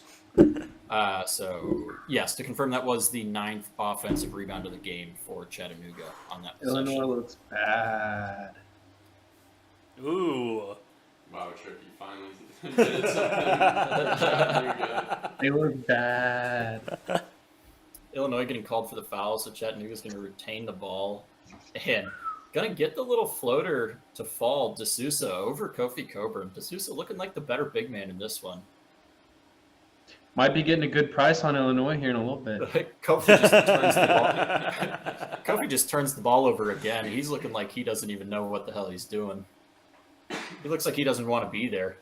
What minute mark are you at, Noah? I'm just curious. I'm at 17:47 as Chattanooga just drains another. Where are you at, Take Trip? Because I 11 think you and I are point sunk lead. up. I'm at like 18:10. I'm at 1750. Dang. See, I was gonna say I feel like enough basketball is being played in between Noah's call and my screen that I have no idea what he's. Bro, it's hard. It's something that we've been challenging with all weekend long, and it's going to continue to be probably our biggest issue going into the weekend. These streams make it funky. All you need to know is that we're going into the not even immediate timeout. We're just getting an Illinois timeout. Less than 2 minutes into the half, Chattanooga up 40-29. And hey, Noah, while we're in commercial, I just want to go ahead and mention Cal State 29, Duke 37. Game not over yet with 19:16 left to go in the second. Yeah, I mean, kudos to them. Same score as it was at halftime. Obviously, the second half hasn't started, so there's that. But yeah, good on Cal State Fullerton for keeping this game within reason. Although we'll see a lot of these 1 or 2 seed matchups with 2 and 15s. We have seen a lot of these 1 and 2 seeds pull away in the second half. If for some reason it just feels like sometimes they take a little bit of time to figure it out before they really start putting on the gas and really blowing out the other team. 100%. But let's we'll hope keep an eye on that and see what happens. We will. I mean, especially if Cal Fullerton can pull in. I mean, that would be. I mean, just because from what I've watched, Duke seems to get a good lead and everything, and then they start to let it slip away a little bit, and then choke it away. And hopefully that is the case today because I love chaos. Yeah, like I said, I mean, I think Duke, very good team. Their defense is a little bit suspect, in my opinion. Yeah, So I'm not especially when they surprised get tired, a lot of minutes being played. I'm not surprised that they gave up 29 in the first half. Oh, 29 in the first half, easy. Well, as they did, yeah. Yeah, Iowa State, LSU, keeping it close, 10-9, 12-9 now. Sorry, 10:48 left in that one. I think I'm Iowa gonna, State with a 3-point lead. I think I'm gonna fall for that trap with the live bet under at 58.5. Which one? On Iowa State. 54.5. Excuse me. Yeah, Iowa State. All right. Any live bets you're taking at this point, Trip? Oh, are you curious? You want some more winners? Oh, Some let's more get the bangers? winners on here, Trip. Let's go. Yeah, I got you. Well, it's tough with Iowa State winning. Like they're my champion right now. So, I mean Illinois. I guarantee you can get a good price on them. I'm still not sweating, so confident there. Maybe like in Arizona. I don't like that. I'm assuming that's pretty similar to what the original line was. It's exactly what the original line was. And so the books may know something. Yeah, cut in half. Yeah, 100%. No, I was gonna say the under on Arizona team total, but it's kind of close. So like they're gonna keep scoring. Yeah, you don't take your starters out and take the foot off the gas with only 11, 12. If they're up 20, I would take the Arizona team under. Bruh, Kofi Coburn missing another basket, getting Bro, rejected. why does he keep What a bum. And not only did he get rejected, he looks dejected. You can see it all in his face. He's pissed. He can't do anything right. Can't make a basket. Can't make a free throw. He's fouling, turning it over. And you know what? This is your first team All Big Ten center. You have a lot of hatred for him, don't you? I love watching the Big Ten and everything, and they're exciting, and I love those games. But come tournament time, and this isn't like an all-time thing. It's just last year and then continued into this year. I might completely flip my narrative next year. I don't know. I have nothing against the Big Ten as a conference. I just don't think they're tournament like ready or qualified like last year and this year. Yeah. The problem is when Minnesota gets beat by every team in the Big Ten, obviously you're not gonna like those teams. So I have nothing against the teams in particular, and I could care less about Minnesota. I know they're trash. Like that doesn't bother me. I didn't even watch. Who did they beat in the Big Ten? Michigan. Okay, Rutgers. I'm just curious. I think Michigan, Rutgers, Penn State, and there's a fourth one in there somewhere. I'm not remembering who. Right. No. Michigan and Rutgers both tournament teams, by the way. Right. Noted. Undefeated in non-conference play. Kind of like Iowa State. Ouch. Well, hey, man, I'd bet on Minnesota if they were here, probably, maybe. I wouldn't. Dude, Illinois, gee Louise. Illinois this looks like a classic case of like Illinois looks like they came in expecting to just dominate this game and didn't prepare right for it. And they're looking like a bunch of idiots. I mean, you can just see with the facial expressions on this Illinois team. Curbelo looking like somebody just ran his dog over with a car. It's all right. They'll sneak by and regroup for round 2, no problem. All these teams are playing Sunday, right? All these teams? Yeah. Well, Chattanooga will be, yeah. Yeah. But yes, all the winners today will play Sunday. Right.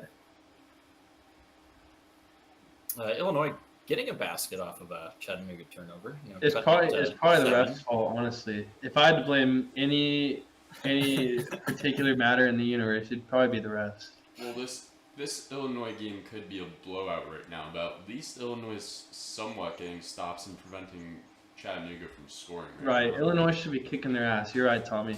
It should be a blowout. That's exactly what I said. It should be a blowout. You're right. Duke going up to a little 13-point lead there as AJ comes back. Hey, Duke's up 13. What's that called? We're going to commercial break. The Mocs of Chattanooga up 40-33 over Illinois Wait, with no, do you know, 15:53 left in this game. Do you know whose ball that is? Do I know whose ball it is? I don't know. I'm not paying attention. Fighting Illinois. That's not my job. Yeah, Okay, nice. it kind of is. No, it was a foul on Chattanooga on the rebound, so Illinois ball. Yeah, I just couldn't really tell what happened before they cut to commercial. Iowa State up 4 points on LSU. No surprise.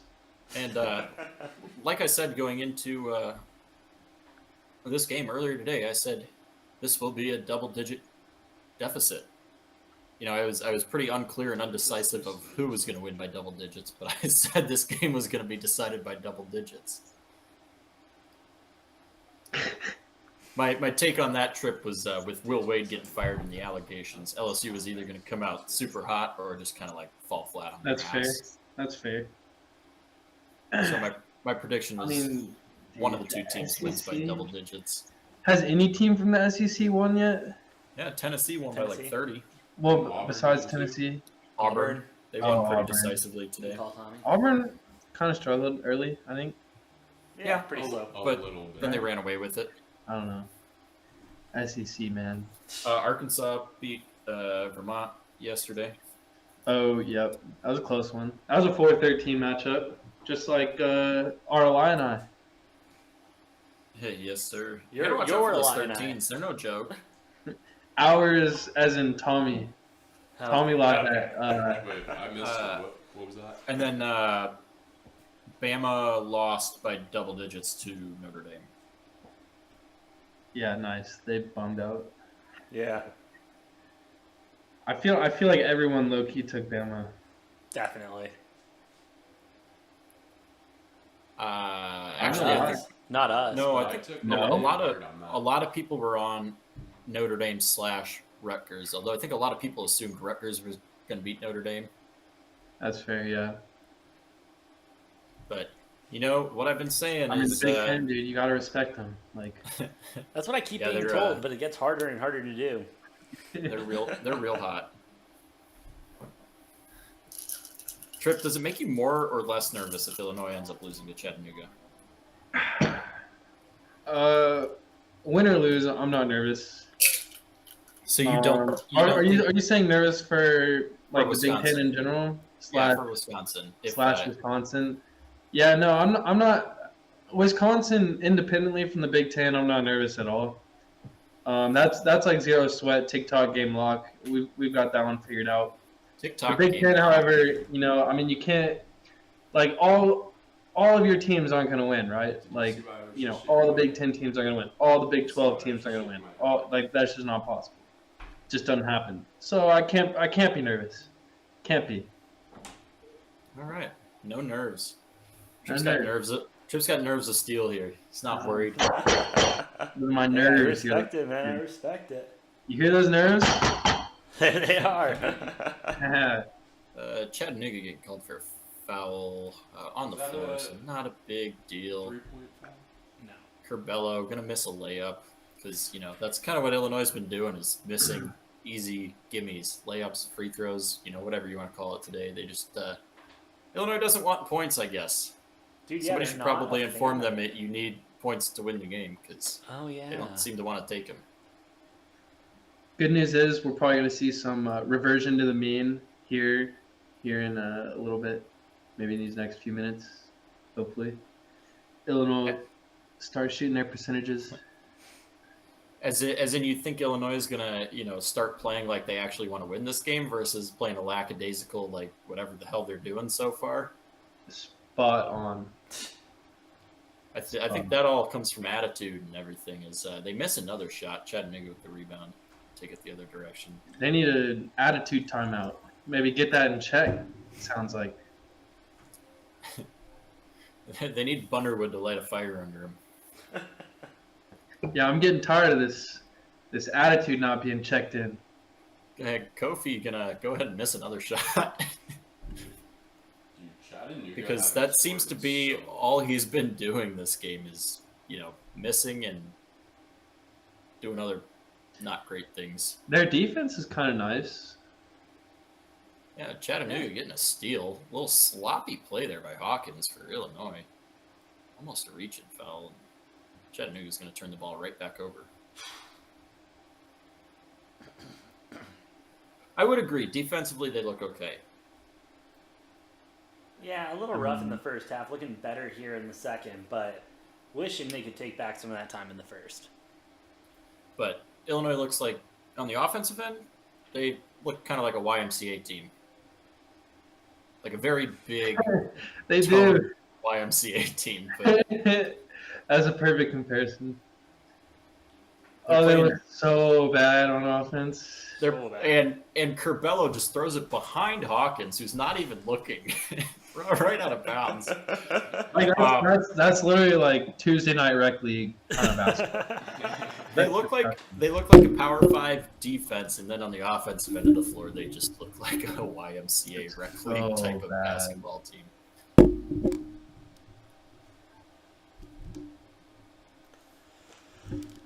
Chattanooga. He's supposed to be nice too. Oh my Curbelo, goodness. Yeah. Yeah, I just saw that. That was horrible. Oh, And, that's so bad. D'Souza still not afraid of Kofi Coburn at all on the defensive end. Continues to go straight at him, and looks like he's going to pick up the foul here. Hey, respect for continuing to play the game that way, playing him hard, playing it tight. Well, D'Souza, the Kansas transfer, he's playing like he's the better big man in this game, and he's had better numbers. Yeah, Let's no, be you said honest. that in the first half, and he absolutely is sticking to it, showing that he belongs in this game, showing the fight in Illinois, hey, we ain't here to play around. You're a 4 seed, we're 13, but we ain't scared of you. Although D'Souza pulling out his best Kofi Coburn impression and missing the first free throw. Yeah, shout out there. Man, the Iowa State game. I mean, Iowa State, just, yeah, nice. just seeing that score in the top, it raises an eyebrow. What kind of team is LSU? And D'Souza continues to say, anything you can do, I can do better to Kofi, and misses both free throws. Hey, way to be, big man. Illinois, a lot of zippy passes here, and finally taking a shot. Three's going to be no good. Ooh, D'Souza gets the rebound, but gets the ball stolen from him by Trent Frazier underneath. Illinois kicking it out and getting a three, cutting it down to a 4-point game. If it doesn't work the first time, try again. If it doesn't work the second time, try again, and maybe you'll get So on lucky and so eventually. forth. There it is. Illinois now 1 for 10 from 3-point land today. Not bad. 7-0 run though in the last 4-13. Hey, only Yes, down by they're four, good. now they're closing that gap. Another Illinois takeaway to the here. Final Four. Heard it here first. Kicking out Illinois, draining another three and cutting it to a 1-point game with 12-12 left in this one. To the Final Four. Let's go. We're back. AJ, you're Cal Fullerton down by 20. Hey, Not looking too good. 12-17 left to go in the second. Not worried yet. They just had to settle in. Exactly. Settling by getting a huge deficit. Hey, now they know the pace of play. They know where the weaknesses are. As Duke They're gets looking called more- for a foul. Looking a little more like Cal Emptyton to me. You're so funny, Noah. That was a good one. Thank you. I'll be here all night. Oh, Um, that's right. It will be. I hope all the listeners out there took my second free gift. It's not a bad one. No, it's not. And Not a bad one with a good money price too. It's not like the bag of coal you threw with the first one. And right. Illinois, So I hope this compensates for the damage done on the first gift. Illinois, for some reason, decides to try to take a heat check. Yeah. Probably not the move for them.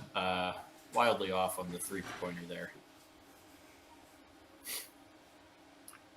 We should be having U of A, Wright State, kicking off the second half here real shortly. Real shortly. Imagine this, we're in a Arizona commercial only up break. by 11. That's right. Iowa State with a 9-point lead over LSU.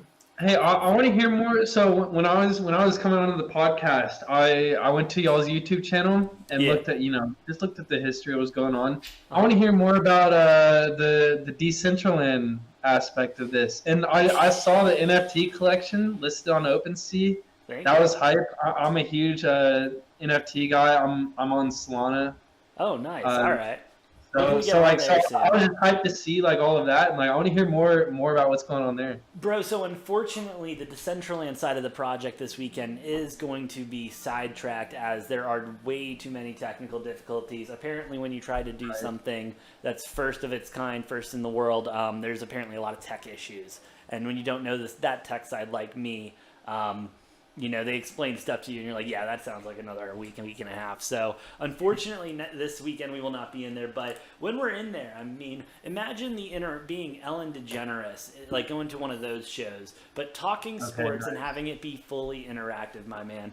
Now that I have a little bit more time to put our studio together, I've got some games that we're going to be introducing, which will be kind of the first introduction of sports betting into the metaverse and Decentraland, if I do say so. Got to read a couple laws and figure out a couple loopholes to get around some licensing and stuff like that. But we'll worry about that later. But yeah, coming soon. Please stay tuned for that. Follow us on Twitter at DGenTakes. And if you want to see the NFTs like Trip was alluding to, go ahead, take a look down below. It's in the description. OpenSea and not badly priced for a first-time NFT for a show that's absolutely, nothing yet. Yes, You mean big time. But if you want to support the show, that will be the best way to do it. And get them quick. There are only 100 available for purchase.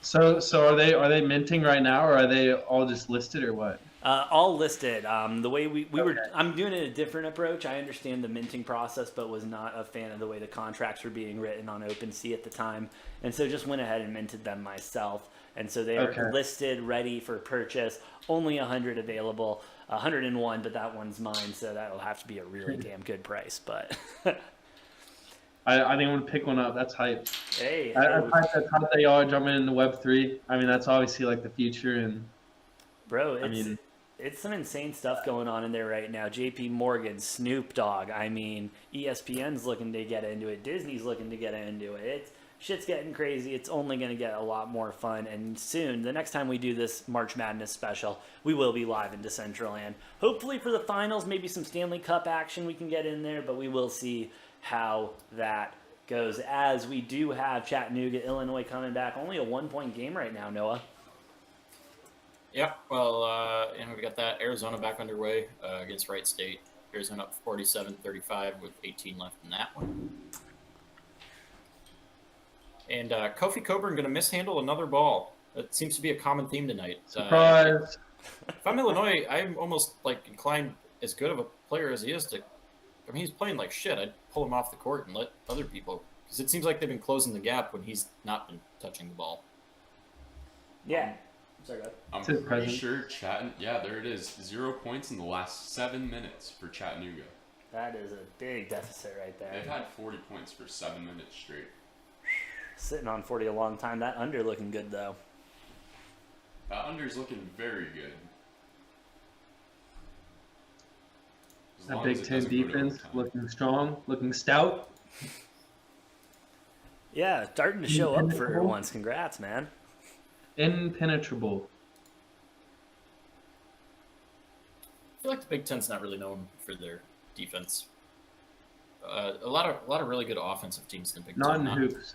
Not particularly defensive teams. Yeah, football, different story. But Big Ten's more of an offensive league, I would say, in basketball. I feel like they're good rebounders too in the Big Ten. I feel like Big Ten's just super fundamental, like just the most fundamental league, like Yeah, I mean, that very, kind of very screams, triple threat position esque. screams Midwest for you right there. Yeah, exactly. I mean, you gotta learn the fundamentals, like when you're, disadvantaged. When you don't have the top recruits in the nation coming. Right. I mean, dude, all those big markets, they're on the West Coast, East Coast, like Yep. even South, but Midwest. I mean, that's where you get all your Your, your homegrown home, talent.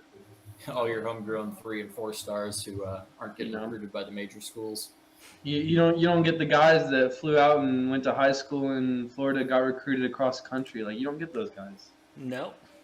Yeah, I'd say that's pretty accurate. And in the case of Wisconsin, you just have a bunch of Minnesota boys. That's kind of been Wisconsin's whole thing, is just recruit out of Minnesota and get the whole roster from Minnesota, just about. Oh yeah. Well, the Davis twins are actually from the great state of Wisconsin. Oh, I didn't say everybody. I Ooh, just Where there's was a that pass to? there's a lot of Right, those. right. Arizona making a basket.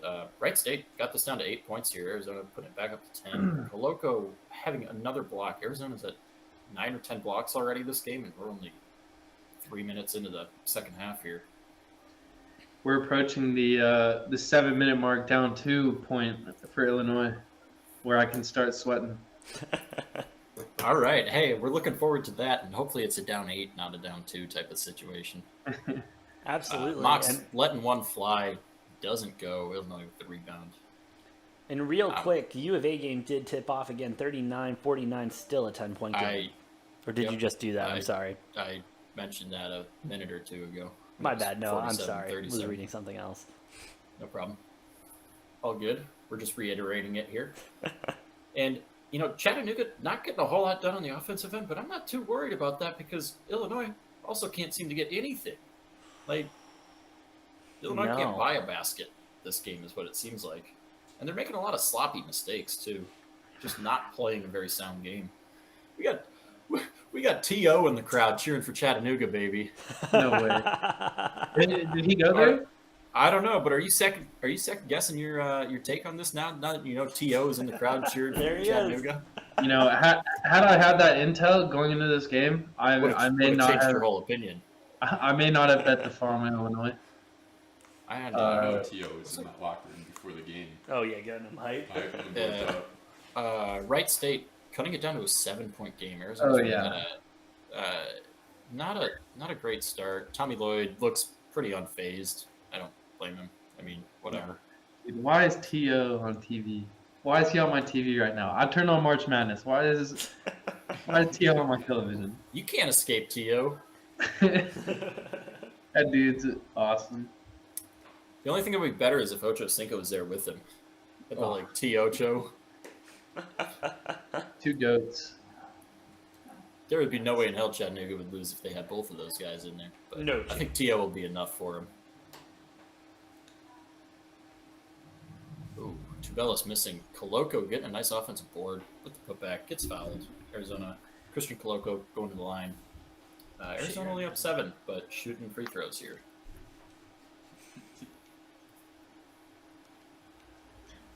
I mean, I might start looking at Arizona live bets. What's that at right now? I was about to say, I don't know if they're going to give you a good line on that. I mean, if you can get like 14, 15 right now, You're looking it's at- probably worth taking. 15.5 minus, just moved to, 15.5 minus 125 now. It looks like they're trying to keep it. Nope, just moved to 16.5 minus 105. That is Yeah, what that's happens like when they're on the okay. line shooting free throws. Is you see some of that. I don't think it's there yet, but if this continues another few minutes, like I might throw. May need to look Throw at a little the back on it. line, Ooh, absolutely. Arizona 1 for 3 from the free throw line this game. Wright State not hardly fouling at all this entire game. Only 1.5 so far here. Not a big total the first half either. You all see the big news out of Taco Bell? Nacho fries are back as of this week. So, Isn't this an occurrence like once or twice a year? yeah, they come back every year. Are you Is that sponsored? Is that what you were like all wild about? Like This freshman is year in not an college? ad. This is Or was genuine. that- Or was that the Burger King chicken fries that you were like going crazy for a while? Hey, there? don't you dare badmouth those Burger No, King well, chicken the fries. chicken fries were nice when they were on the cat card. You Oh, could those swipe were- swipe your cat card, it's game over. All but- day. Nacho fries are pretty elite out of Taco Bell. This is not a sponsored ad. this is purely out of the goodness of my heart and my love for nacho fries that I brought it up. But we would gladly take a Taco Bell sponsor if you're listening, Taco Bell. Yeah, Taco Bell, hit us up in the DMs. Of course, bro. yes. Any Taco Bell marketing executives out there? Y'all know me. You know my socials. I'll be your marketing agent for Degenerate Takes. Hey, there we go. Maybe we can put a little deal together. Dude, absolutely. We'll throw you some free Taco Bell. You get us a couple multi-million-dollar deal. That sounds fair to me. I'm all about it. Nothing like a free taco. Illinois on a 14-6 run over the last feels like 8 to 10 minutes or something like that. Yet they're still down 3. Well, it's interesting you say that, Noah, because Chattanooga is actually on a 46-43 run, and that's been strong enough to overpower any run that Illinois has put together. Well, now that you put it that way, Tripp, that makes great sense. Yeah. Illinois missing another 3. Sloppy on the rebound. Chattanooga getting it, passing it, and looks like the Chattanooga player may have slipped out of bounds, corralling that rebound, and I guess getting Illinois ball or something like that. Yeah, it looks like he slid out there. Yeah, well, yeah. Chattanooga's still up 5. We'll see if Illinois has their EpiPen with them, because it seems like they're allergic to making baskets. How long you been holding that one in, Noah? I just came up with that on the spot. We're clever here. We're clever on this show. We try to be. College educated. That we are, actually. Yeah, that's right. Allegedly. Allegedly. What I'm starting to look at too is this the under for the Iowa State game. Yeah, I mean the over. I'm looking at the over. Oh, okay. I think it's gonna break through this second half. Illinois letting another 3 rip and missing another one, and Illinois just hasn't been there on the offensive boards either to go with all these misses. Both of those teams are better than they played. I think Iowa State and LSU. Hey, shout out Iowa I State don't hate LSU that. hitting the under 54.5. Ooh, Chattanooga throwing up a heavily contested 3, and it's not even going to find the rim. Kofi Coburn taking it inside, and I'm gonna turn off the Illinois game if they keep playing like this. Dude, they're only 5 points down. It's bad. Hey, no, I'll be right back. Sounds good. Trying to figure out who got called for the foul here. Maybe Chattanooga. Yeah, looks like it. Again, Kofi just still looking just frustrated. Illinois draining a 3. They've hit a number of those here on their little bit of a comeback after being down double digits. Going to cut it to a 2-point game. Plummer 3 is 6 from 3. I think the team only has 4. Actually, they might have 3. Plummer doing it all for Illinois.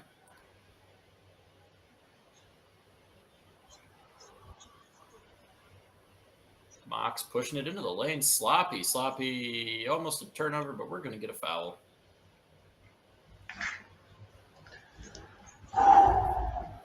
Let's see what happens here. Arizona and Wright State back underway. We will get back over to that game here at some point here soon.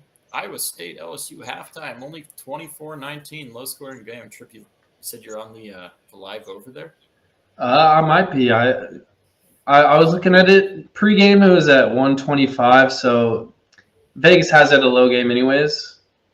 But if they come out slow, if it's below 30s with 12, 13 minutes left, no doubt, slam that over. No doubt if that happens. If it's in the 30s with 15 minutes left, slam that over. Oh, no.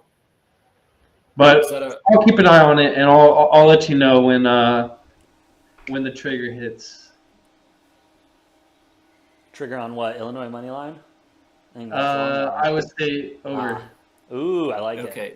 I'm looking into tempo for LSU, Iowa State. Pre-game, though, it was low.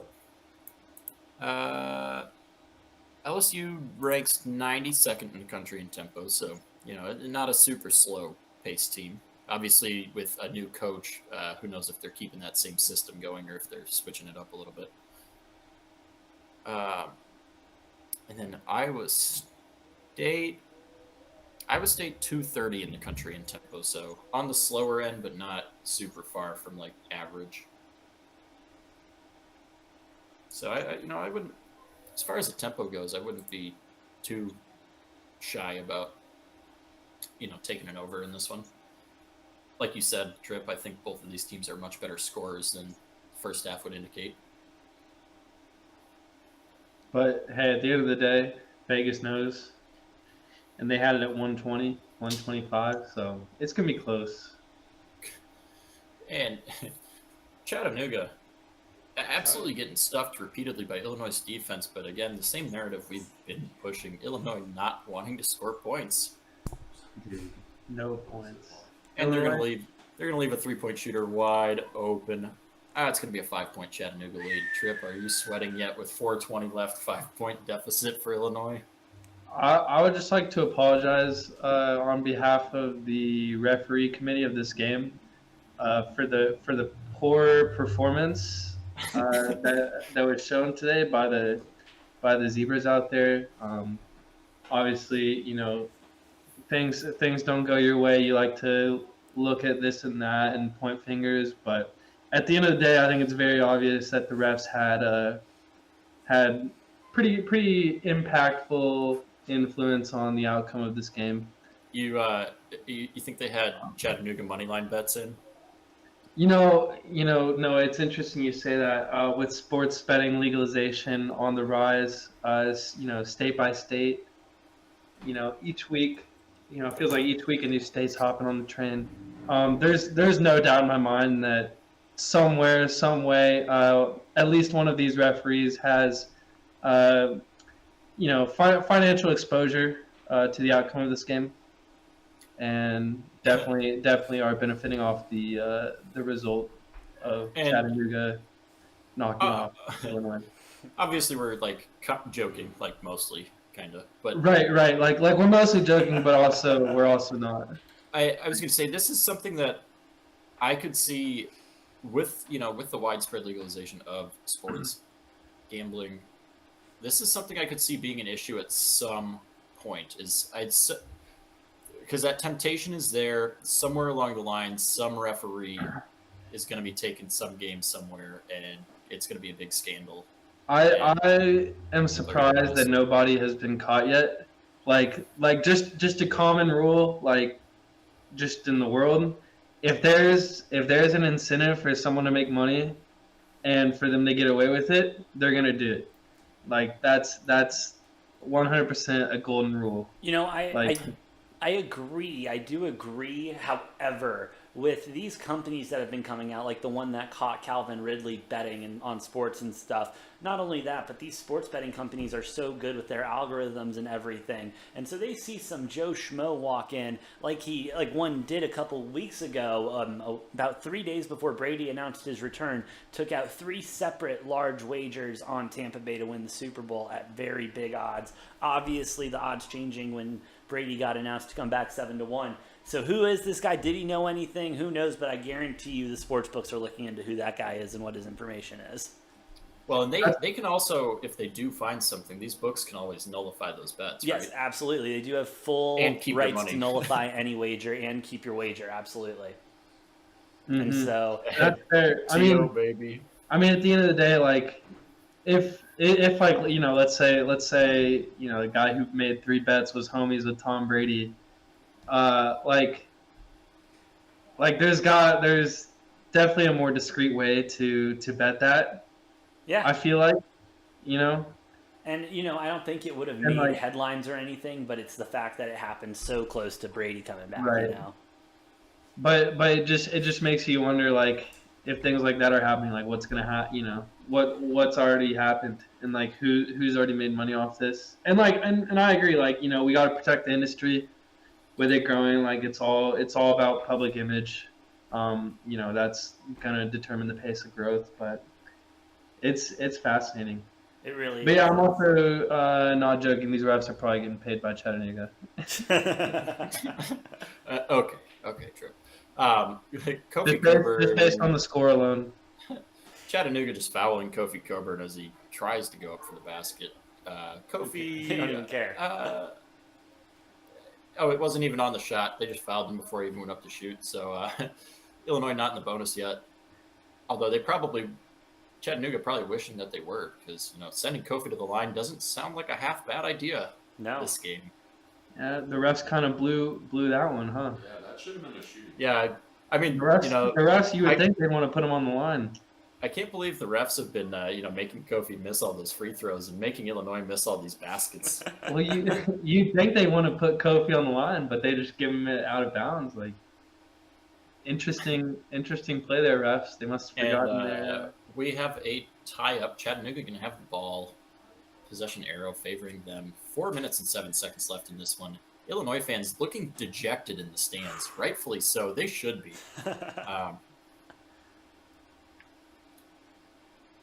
I don't actually hate Illinois this much. Everybody who's been tuning in the last couple of days, I just hate the pick. I hate that people think Illinois is going far in this tournament. And that was my whole thing. It was the pick. It was this team. This team has not been that good all season, and they continue to show that they are playing a little less than average right now. They're trying to form a comeback as I just see Chattanooga. Pass there by Chattanooga throwing what that one in the away. World? So you see, as I was just talking about how subpar Illinois has been all season, and then Illinois does the same exact thing, going the other direction. Just absolutely errant pass. Because you know what, you get a free possession. Why not just give it right back? Return the favor. Hey, they don't want the ball apparently. I think that's 3 or 4 of those tonight. Oh, easy. Yeah, there's been some. Illinois looks like, I don't even know. They're not on the same page. Multiple of these have been a result of Curbelo. Not Curbelo's been passing the ball terribly. They called a foul. Illinois got bailed out. Illinois got bailed out by a foul on that one. Oof. I sucked at basketball and I never did that. How do you do that 4 times and a half? What? And I did not see the foul at all on that one. I don't get it. That they were calling on Ianni down there. I think a little bit. They call a hold on that? I didn't see a foul there. Where he threw it away? Yeah, I don't know. And even if there was zero contact there, that was still a terrible pass by Curbelo. Yeah. No excuse for That that. was soft. Mhm. Dude, these refs. Bums. Biggest bums of the game. Nothing like respecting a referee, but you got to earn your respect. Yeah, Illinois, 13 turnovers in this game. Chattanooga shooting 35% from the field. Illinois 37.8. Chattanooga 4 of 15 from 3. Illinois 3 of 17. Chattanooga 45.5% at the free throw line. Illinois 52.9. So this has been a pretty ugly game all around. Big difference. Chattanooga out rebounding Illinois 41 to 34. And that is your score differential because the stats are pretty identical for both teams. At least I'm going to get the under to hit on this game. Yeah. And if Good, huh? if you had Chattanooga dominating the glass against Illinois on your bingo card, you're sitting pretty. Oh, sitting real good. Yeah, Chattanooga's defense has been really nice, and they're rebounding. They're just really wanting the ball. They're wanting to get down there and get dirty. However, let's keep an eye on this because it is still a 3-point game. Despite how this game has been going, it's a 1-possession game. A lot can still happen. Maybe a buzzer beater. Oh, we would hit bingo. It could be. Could be. Coburn 8-foot turnaround buzzer beater. Okay, let's not get crazy here now. And Chattanooga driving the lane, missing. Looks like we have a foul on the drive there. It's gonna be Kofi came down hard. That's gonna be on Kofi. It's only number 3 on Kofi, so nothing to stress too much about foul wise. Obviously, not a lot of time left on the clock here. Although if it does go to overtime, maybe something to keep an eye on. And Banks is going to miss the front end of a 1-and-1. They did call that on the floor and didn't rule that he was in a shooting motion. Trip. What do you think about that? I think I'm behind a little bit. Let's see. Well, I mean, you said the refs were all for Chattanooga, and they're only giving him a 1-and-1, calling it. Yeah, I just saw that. No Oh, benefit only of a the doubt. 1-1 on that? Yeah, they called it on the floor. Should have called any foul. Okay. All right. Hey, getting a break there. Illinois trying to throw it out of bounds, but they're going to call it out on Chattanooga. They really. See, the Big Ten's so good at playing these horrible teams so closely. They love doing this crap. Which is why I bet money line and not Illinois minus 2.5. That's fair. We are still awaiting the second half of the Iowa State LSU game. We are covering the end of the Chattanooga Illinois game. We'll probably jump over to Arizona, who now has a 20-point lead with 10:45 left in that one. Let's AJ, go. 2 minutes and 14 seconds left in Cal State Fullerton Duke. That is a 17-point game. Hey, not over until it's over. What's that Arizona game at? I guess I can't argue with that. As Illinois is going to get an alley-oop to Hawkins, going to make it a 1-point game with 2 minutes and 18 seconds left in this one. Who do you like down the stretch, Noah? Still Nuga? I mean, it's hard because neither one of these teams can make baskets at all. Yeah, you can't even say That's that fair. either defense is really even playing that well either. Yeah, let's But talk No, about I think neither- I think neither team's making a shot. I would say Illinois' defense has played better. Chattanooga's just not making as many. Or Illinois. The difference is Illinois is playing defense on Chattanooga and forcing misses. Chattanooga's defense hasn't been as strong, but Illinois just looked terrible. Like they look sloppy as Illinois hell. has made Horrible. Some of the worst passes of the tournament so far, for sure. They're definitely beating themselves as they put up a 3-point opportunity. Not going to happen. And the other big thing, obviously I've mentioned Chattanooga out rebounding Illinois, and Silvio De Sousa, he's had Kofi Coburn's number. He's definitely had the better game of the two big men. No, 100%, and which is nice to see because I've been talking about how he's just not the guy. I love that. Like I referenced that meme. You're not that guy, pal. He's just not that guy. He plays like a big man, but he's a little too small to be playing the way he's playing. Kofi? Yeah. You're talking about Kofi? Yeah. I don't think he plays small at all. He plays very, very large. He's a very, very big man. He's a behemoth of a man. No, But I'm saying he plays he like a lacks the small big skills. man. He's not a big man. In what way? Like you're making me think too much now. Just let me say my take and get on with it. All right. Yeah, we'll just okay. Yeah. So sure. Okay. Yes, AJ. Yes. I don't understand what you're saying. I can't explain it right now. I'll be honest. I'll just nod and agree, and that can be interpreted however anybody wants to. I I'll be guess. right back. Man, we are at another TV timeout. Under 2 minutes left in this Jordan's Chattanooga whooping up on him. Illinois game, and yeah, we have No, show the jersey off. Show the jersey. the jersey. No one really commented on it. You left earlier, came back. Dude, do a little shake. Yeah. a little shaky shake, Dude, baby. let Yeah, him see- rocking my my good old Andre Iguodala Arizona jersey. Love Straight it. off alley, huh? Hey man, got to do what you got to do. Had this baby gotta for for a long time, a number of years. Hey, they Hey, don't man. sell those in stores. That's a one of a kind. Fate of the universe, laser beam pointed at Earth. Who do you want taking the final shot, baby? You know it. I want Iguodala, baby. Yo. You know what? We love it. We love Iguodala. Love you, they. Dude, I want Johnny Davis taking the final shot. I want Brad Davis. No, I want Tyler Wall taking the final shot. I want I don't Chucky. I don't think you really want Tyler Wall taking the final shot. Let's be honest. If it's open, dude. If he's taking it, that means it's wide open. So I do want him. Okay, I guess by that logic. Well, I want Chucky. Mox, Dude, you see fight that? the shot clock here. Mox can't. You see that make Wisconsin Purdue basket. game?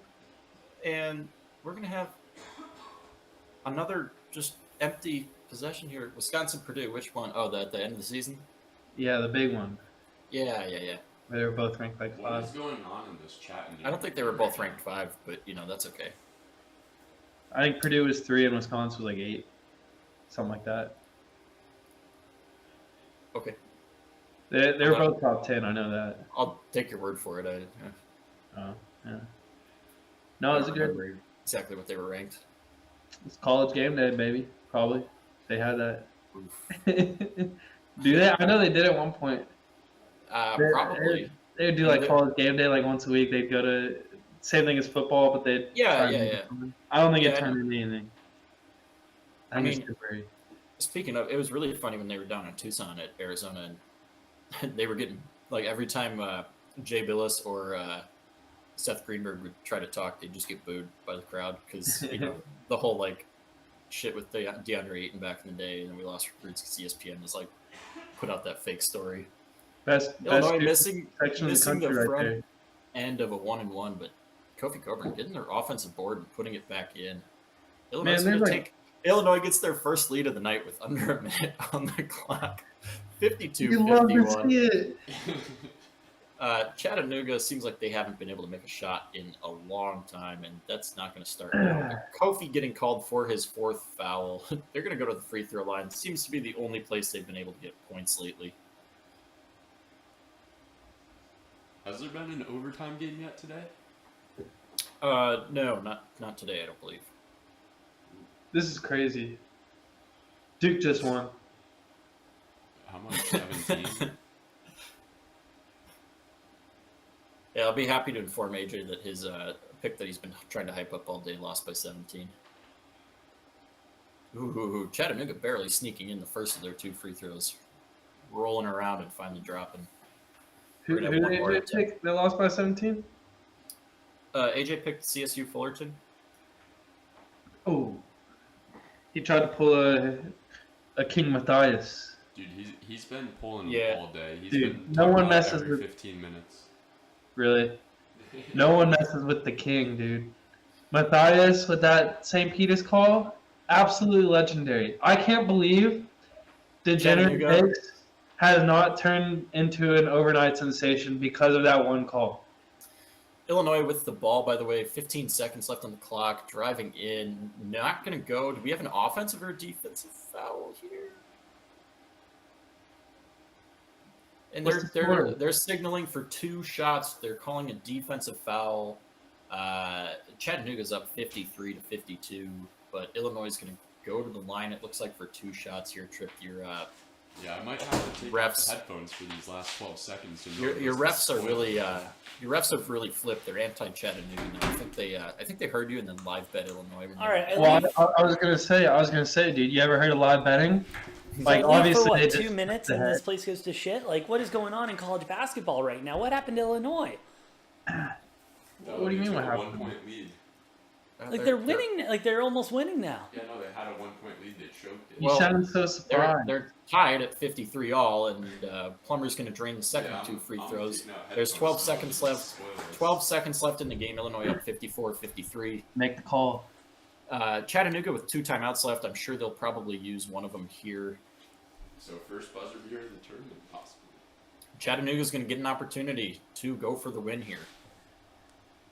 He really made the second, huh? I'm still on the first. Taking it inside, Chattanooga gets blocked, gets the offensive board, putting up another shot.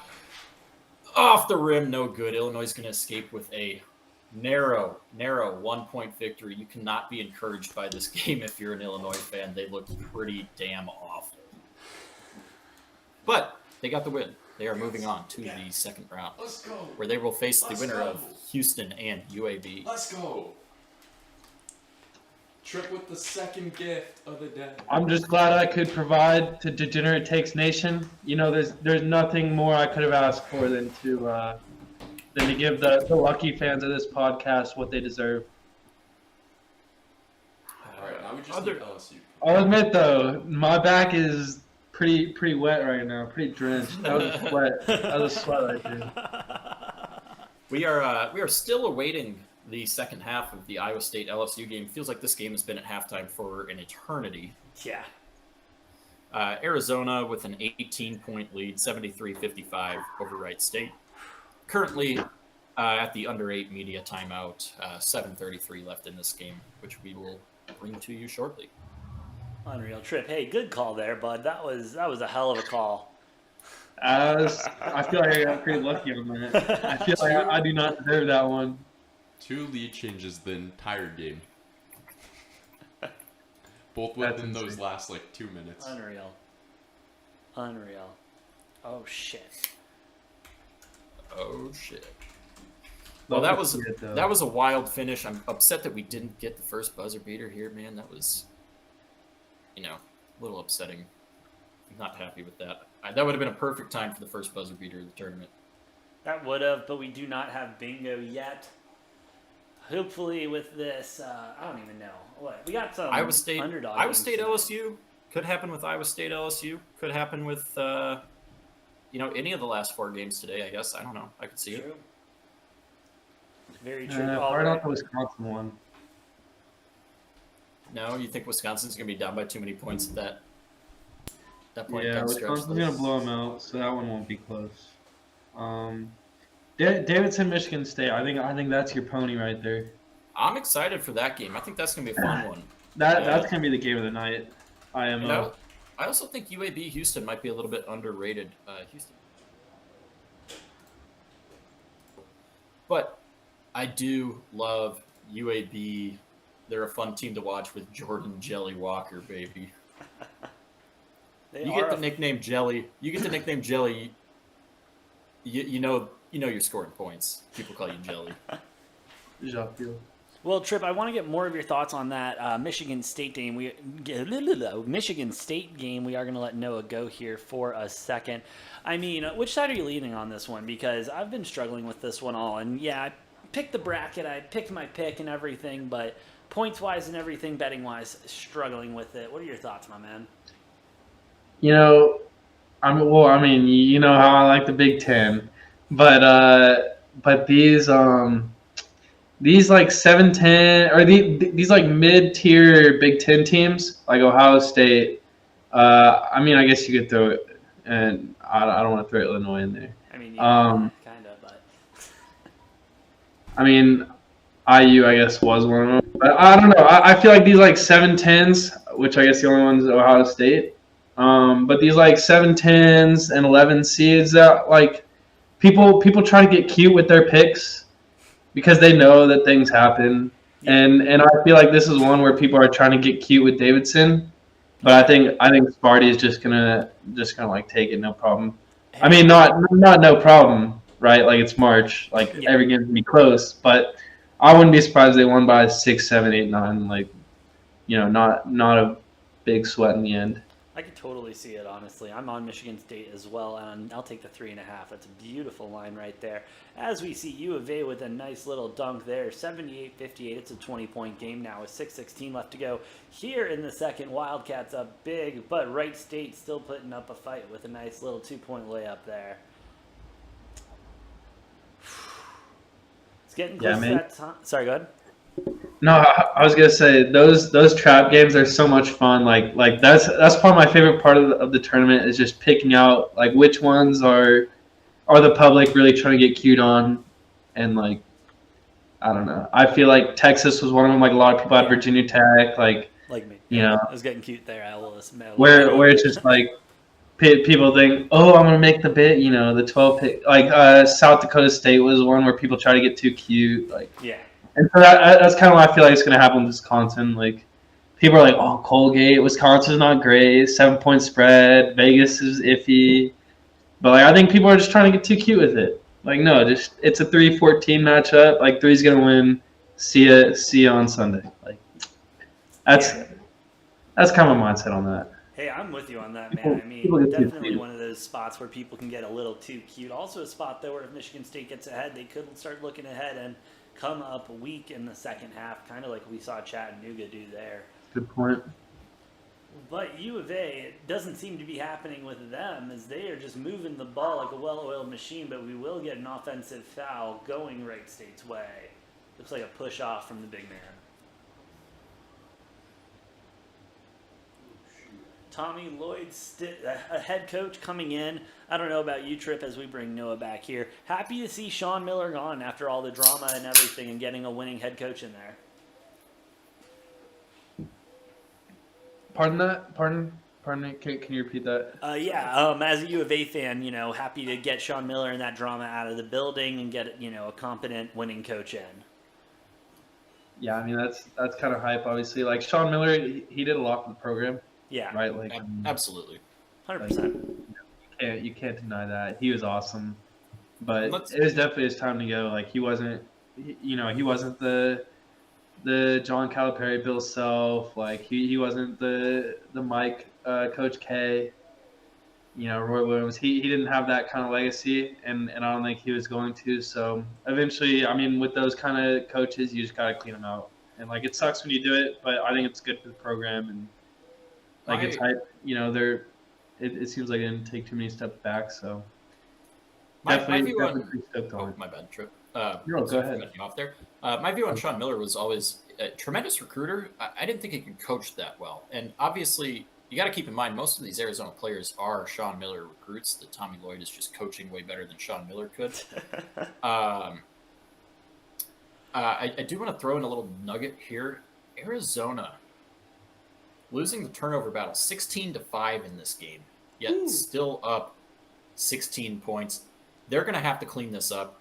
If they turn the ball over like this, they're not going to make it out of the South region. Obviously, being way bigger, faster, more athletic, more talented, it hasn't really hurt us in this game, but that's an ugly number of turnovers. Yeah, it reminds me a lot of the Utah game earlier this year that we won by 18. We played an awful game against Utah and still beat them by 18. This team's capable of that, but I don't want to get in a rhythm of doing this. No, absolutely not. And that was one of those things that we talked about earlier, Noah. U of A, known for, not really, they fight for turnovers, but they can go streaky sometimes like this where they aren't winning that battle. And U of A needs to be playing at their tip top in order to continue on in this tournament. And yes, we're seeing a lot of good out of them right now, but they're going to need to clean a lot of that up when we get deeper in.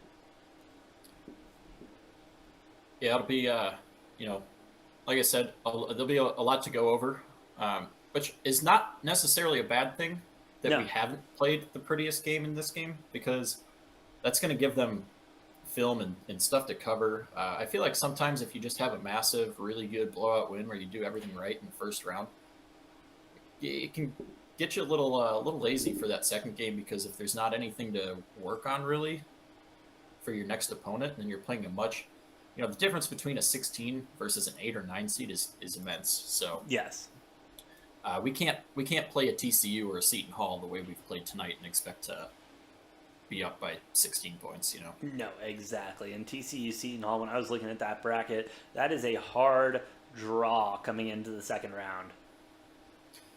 I mean, I would argue as far as the other 8-9 seeds that we're seeing advanced, I'd say we got one of the easier 8-9 ones. Mainly looking at, North Carolina and the way they played in Memphis and the way they've been playing lately. They scare me more than a TCU or a Seton Hall. Yeah. But I'm never going to write off an 8-9 seed. Any 8-9 seed. They're certainly good enough. Teams that have been at least somewhat competitive in their respective conferences, so you can never write them off. Noah and Tripp and Tommy, we do have our first comment from our special guest yesterday, C Tuna Productions.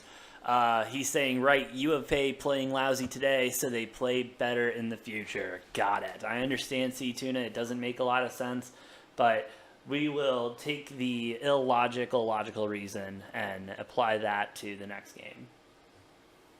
All right. I am okay with it. I will draw my truth and draw my story out of whatever it takes to do it. I don't care. No, we're in sports media. It's what we got to do at this point. Yeah, we can turn anything into a positive or negative narrative, basically. Yeah, absolutely. Like, what does it say about the Packers organization that Devontae Adams wouldn't take more money and still wanted to go play for the Raiders?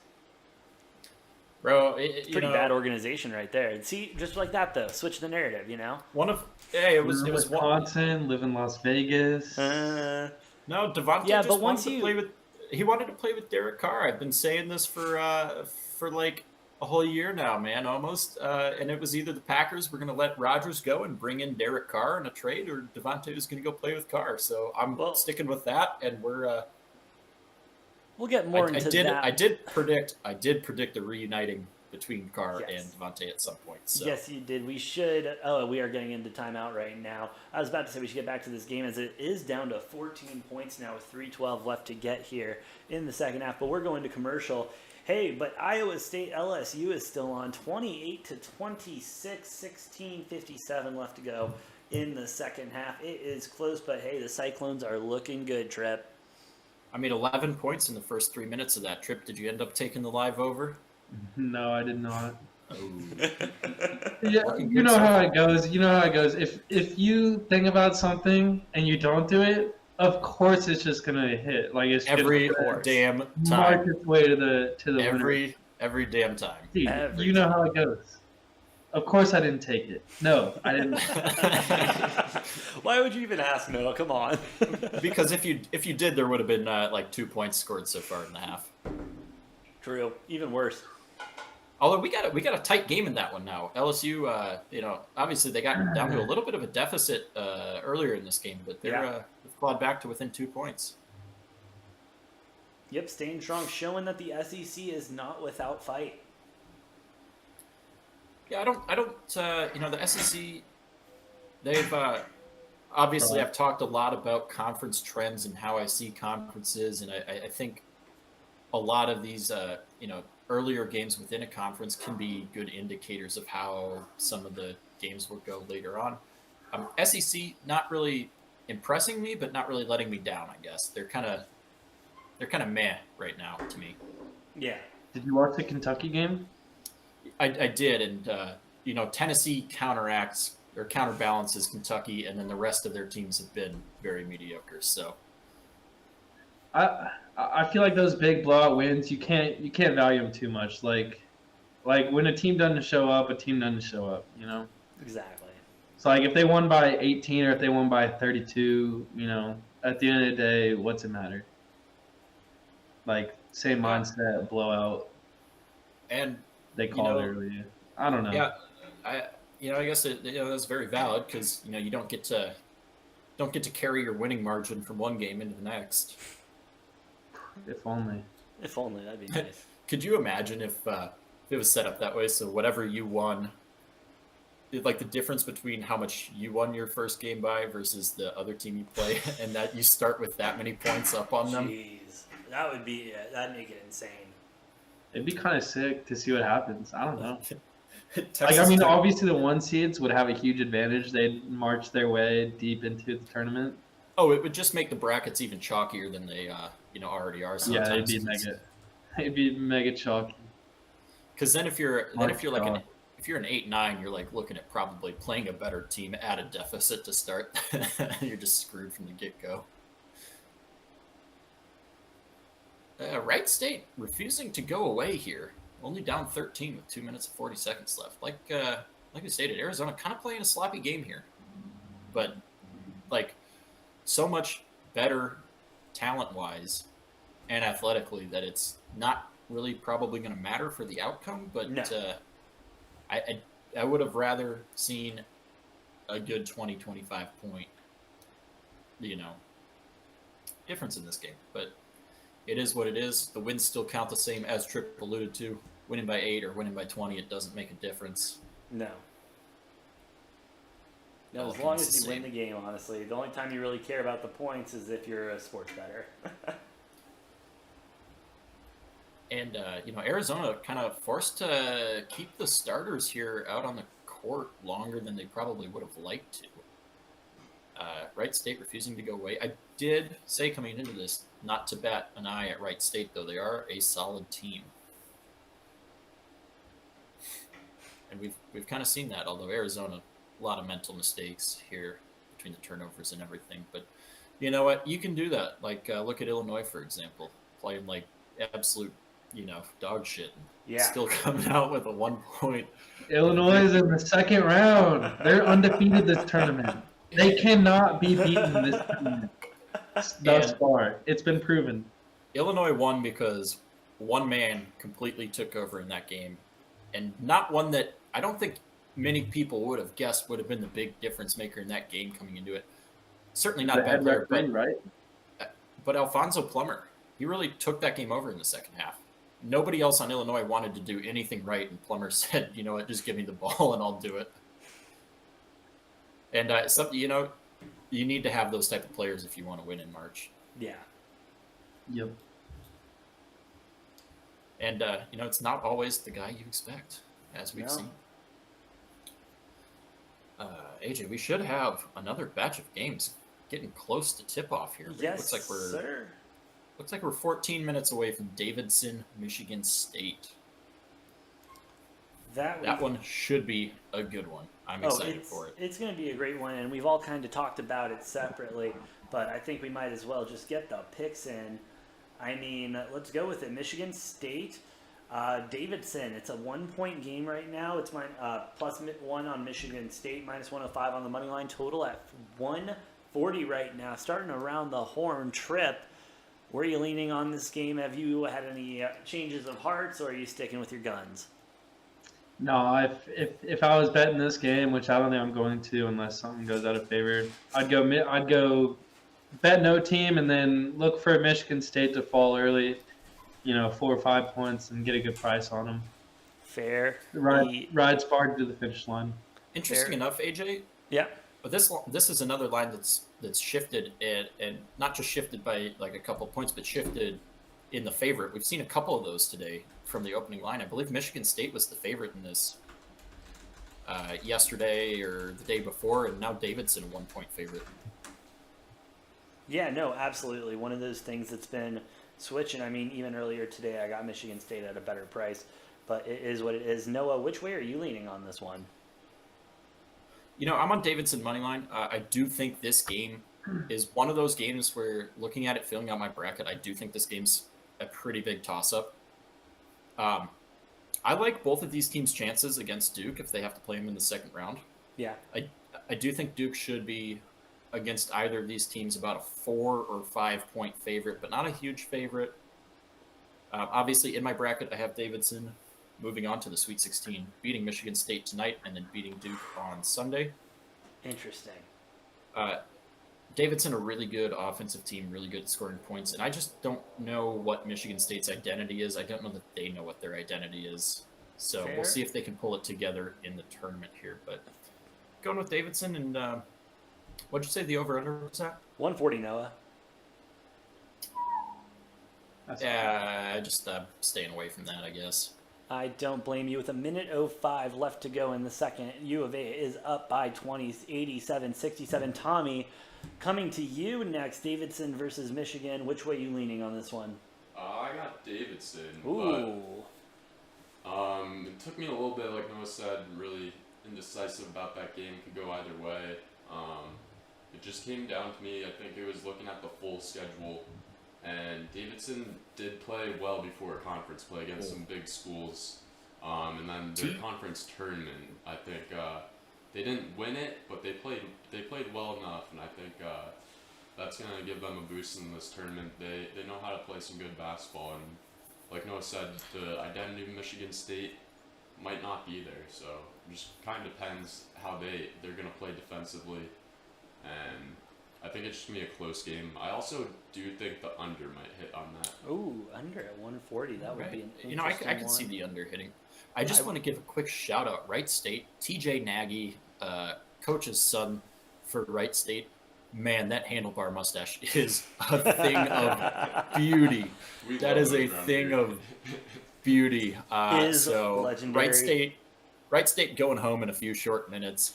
Thanks for showing up. They put up a pretty good fight. They played well in certain aspects, just obviously way under talented compared to Arizona. But that handlebar is sexy. That is a sexy handlebar mustache, and I have to shout out great facial hair when I see it because 100%. Not everybody can grow great facial hair. We know that, AJ. I think mine does all right, but I can't style it into these really fun, great styles because it's not that thick, beautiful, luscious facial hair. That handlebar is amazing.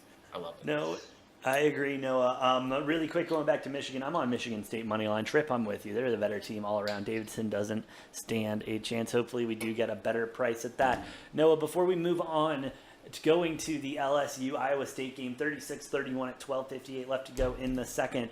C Tuna does ask in the chat, chalky bracket. Can you define that? Because I know we had some talks earlier about it. Some issues. Is that going to be a seeding thing? Is that going to be a sports betting thing? What are your thoughts on that? And then Trip would love to hear your thoughts as well. I would argue that chalk doesn't necessarily have to do with seeding. Certainly doesn't do with have to do with what the Vegas lines is. I would argue chalk is based on what people are picking, what the public is picking. For instance, like Kentucky as a 2 seed, I would call that the chalk pick out of the East bracket, even though Baylor's the 1 seed, because, you know, over a third of people had Kentucky. That was the most popular pick to make it out of there. For instance, another game like Michigan, your Virginia Tech, your Loyola picks. Those were picks that the public were on, even though they were a lower seed or a worse seed in the bracket. Public was still on it, so picking chalk is like just basically taking the expected pick or whoever's supposed to win. So if you have most years, if you pick all 1 seeds in the Final Four, that's the most chalk you can get is picking like 1 seeds. Although this year Kentucky, I would say, was the chalkier pick over Baylor, if that makes any sense. Yeah, absolutely. Trip, where do you stand on chalk? Do you think that's kind of where you sit on that? Yeah, that's about where I sit. I mean, I think a lot of chalk comes from these seedings. Like, I mean, you can look at like these 11 6s, 12 5s, and you'll find teams like even this Iowa State LSU game. Like, they're both very respectable in their conferences, both Power 5 conferences. Like any given night throughout the regular season, this would be A good matchup. Phenomenal matchup, and it would be a home court advantage wins, like, kind of thing. So, like, at the end of the day, like, people put too much emphasis, I think, on the seed numbers, and like you just gotta strip it down, and that's how you like avoid picking those chalk picks. But yeah, I think chalk kind of reflects just picking the favorites. And yeah, even when it comes to like these bigger picks like LSU or Michigan State isn't as much. Houston, these like 12 5s, 11 6s, 10 7s, Miami. Yeah. Like people just put too much emphasis on the number when in reality, like, it's pretty much a coin flip. Like, I would argue there, like, if you took all of the, I would say if you took all of the like 6 through like 11 or 12 seeds in the tournament, like any of those teams could be seeded at any of those positions. Mm-hmm. The 4 or 5, I do think there are some 5 seeds that like deserve to be better than a 5 seed, but I'll take my top, my 1 through 5s, and then I think there's a drop off, but I don't think there's a whole lot of variation between like 6 and like 11 and even like down to 12 and 13 who are playing those 4 and 5s. Like, I think a 4-6 matchup isn't going to be that much different than like a 4-13 matchup in most cases. 100%. Tommy, any thought on the chalk? What exactly is that? Oh, come on, Tommy. I like heard the entire conversation, but I missed what chalk is, or chalk or whatever. Chalk. Yeah. And for you, Big Tuna, probably the only chalk you're concerned with is the rock chalk type of chalk. Absolutely. As we've been forced to keep the Jayhawk in the background of the Hey, set. only until they lose. Trip, not a fan of the Jayhawk there. No, I'll tell you, man. T-Mobile Center. I was wearing a Texas Tech shirt last week, and I got harassed by a bunch of Kansas fans. It did not feel good. All right. Well, I will say though, when it There we does have come to like the higher and lower seeds, or like 6 through 11s or whatever, playing each other, 5-12, it really depends on like play style. I feel like in coaching, like, I don't know, just pushing the ball up the court and having the plays set up and knowing what to do is going to really help out through the game. Yeah, absolutely. Hummingbird, you're welcome for the clarity on the chalk. We have another one in the chat. Quinn, it is very hard to pick out the upsets, but that's what we're here for. All of the upsets. I mean, I got Richmond. I almost had the Duke pick right. That was close, but That was like a 17-point game. it was close enough. But with yeah. that being said, oh, that's right. Thank you, Noah. We are in our second little bout of the day of having a little calm before the storm here, with just one game currently going on before we hit the ground running with these last 4. Trip, I got a quick question for you. Just a hypothetical here. Let's hear it. So if I say, taking any one or even multiple, if you're feeling so inclined, aspects from each of these 4 late games, let's put together a hypothetical 4 or 5 leg parlay here. I'm actually really happy you asked that because I actually threw together a 5-team parlay We are on the same wavelength then. just before we hopped on the call. And it just so happens that it contains a few of these teams. So let me pull that up. I mean, I took Wisconsin money line. I assumed. I hate the price on that because like the amount of people calling the Colgate thing, but I still think like I'm not in danger. I'm not nervous on that. I took Sparty because you heard my thoughts earlier there. Yeah. I actually have Iowa State money line in this. It's actually my biggest dog pick, so that's juicing it up at Hey, they're up 6 right now. That's looking not plus bad at all. 160. And then I've got TCU money line. I like the Toads tonight. I think they're gonna scrap around. I think they're gonna give Seton Hall all they can handle. Just a classic Power 5. Trip big on the horny Toads. The big horny Toads guy. And then I actually threw in as the last leg. I threw in Baylor minus 5.5 tomorrow. Okay, so dipping your toes a little bit into the second round Saturday waters. Yeah. I'm gonna sleep on my 4-team winner and decide whether or not I think Baylor is gonna take it tomorrow, and maybe hedge out of it. But I was gonna say, does it make you nervous? Are you worried about how UNC looked against Marquette? How badly UNC dismantled Marquette, getting out to a quick 30-ish point lead and just holding that 30-point deficit through most of the second half. No, I'm not nervous. I mean, Marquette, their last I don't know how many minutes, 7 minutes, they took out their starters and everything. So 30 point, like we talked about earlier, 30 points, 20 points, it's all the same. Marquette was out of it early. They lost interest. They didn't want any of it. So I don't think UNC is a 30-point better team than Marquette. They're not going to do that every time. I just think it was situational. Hard to stay motivated to fight when you're looking a 30-point deficit in the eye with 8-10 minutes left in the game, no matter who you're playing.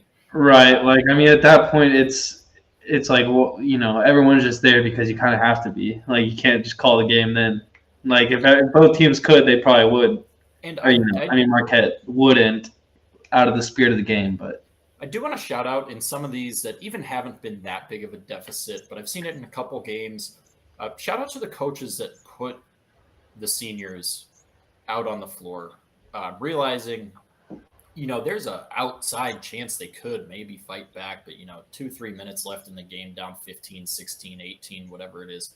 Shout out to those coaches that let those seniors come in and, get their last minutes that they're going to have. Dude, 100%. It's a classy move. I think it's a classy move.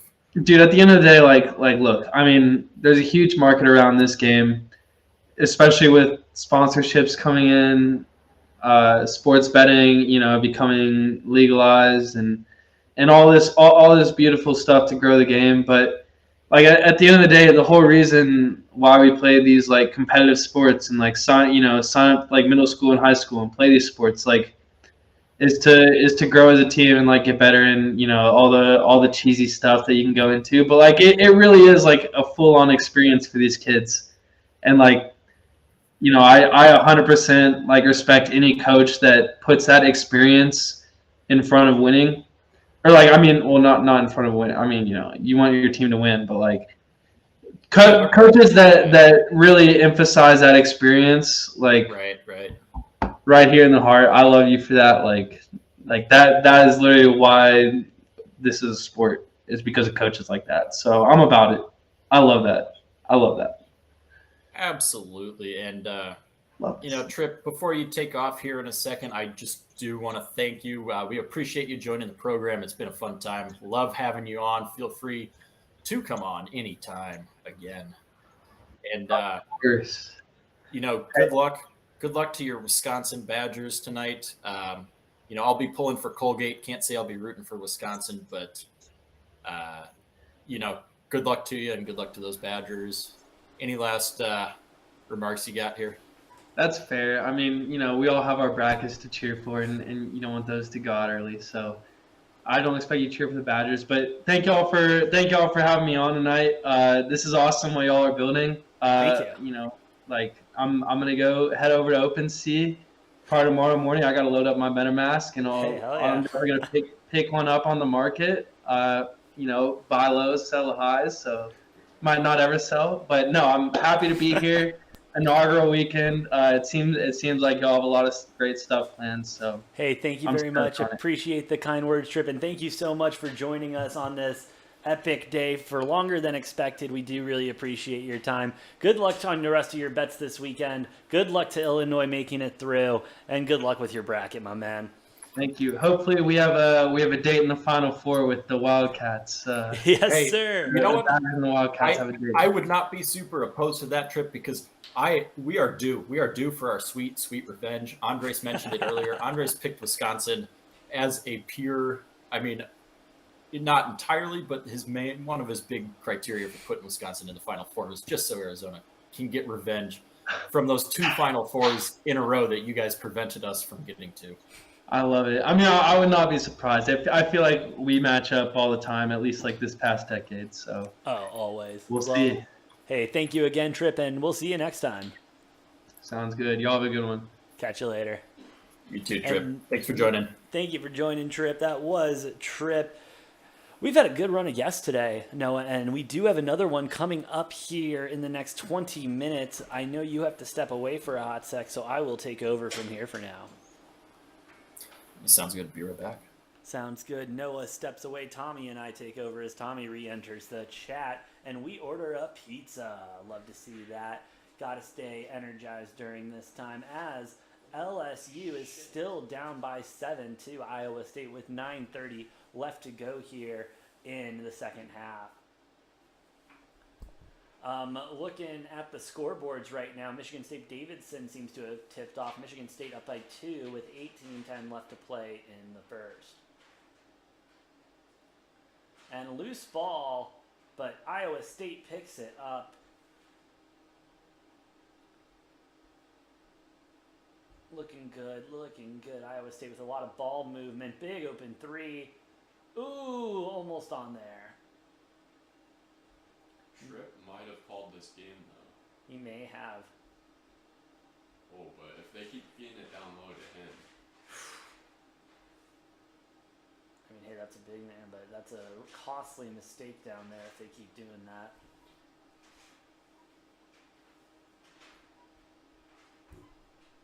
And LSU seeming to just try to take some time off the clock here. Can't really blame them, as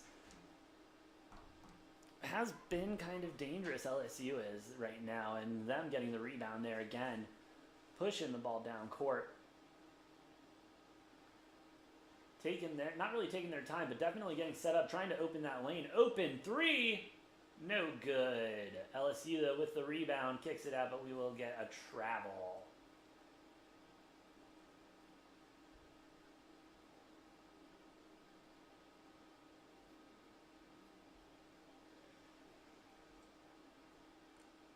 Big dunk there, showing on that replay. Looking good there. Tommy, what are you seeing from this game? What do you think needs to happen? Ooh, the 8. Oh, hold on. We do have some action in the chat, actually, really quick. You always lean towards the higher seeds, and you never feel confident picking the 12-16s. I've been feeling pretty confident about those 12-16s. I mean, I even took a bet out on CS Fullerton. The 8-9 games are the hardest, though. Those do seem to be the toughest matchups. These 6-11 ones have not been a cakewalk either. Tommy, what do you think's going on with the seeding? Do you think the tournament just kind of got it right this year? I don't know. Like you said, the 6 through 11 seeds are just kind of a gamble. Any of them could be placed anywhere. Some of them may be even able to be like a 5 seed, but I don't know. I think it's just a really tough game for both of these teams, and LSU's really trying to push the pace. They look pretty confident doing it, but Iowa State is just still holding off, preventing the shots to go in. It's a big thing so far. Is these teams that have the deficit trying to come back. Seems like they're really trying to push the pace, but without any control. And LSU is somewhat having some control over their comeback right now, pushing the pace. Not doing an awful job, but not doing a great job. No, not doing a great job by any means necessary. But still, putting in that effort, not giving up quite yet. And you can't really give up yet as we're in commercial break. Yeah, I was going to say, it seems like they have their defense, Iowa State's defense, still scrambling a little bit, but Iowa State's defense still holding it together. So Yeah, and checking in right now, Michigan State up by 3 with another open 3. Look, that is no good. But it looks like we will get a foul, and Davidson will get the ball as they go to their first commercial break. Breaks all around. You got to love when that happens in March. Quinn back in the chat. Colorado State shouldn't have been a 6 seed. I saw Michigan winning all day. Hey, that was a good call on Michigan there. I was on the other side thinking Colorado State was going to win that one. That's actually a very fair statement, though. I don't think Colorado State should have been a 6 seed either. No, not at all. And I mean, yeah, they had a pretty good record, but nothing too impressive. Michigan probably should have been ranked a little bit higher. Granted, playing in a tougher conference, Michigan had a worse season, and Michigan didn't look all that good, but proving once again that playing in a harder division makes you better when it comes to tournament play, playing against these lower teams. Yeah, especially when you're in one of those top conferences too, you're gonna have a much better bench, and like I've been saying it all day long, the big men in this tournament are really key. Oh, absolutely. If you don't have any good big men that can rebound the ball, good luck to you. It's gonna be a hard and not a fun time. No, not fun time whatsoever. I keep thinking of that. What's that meme? Not gonna have a good time.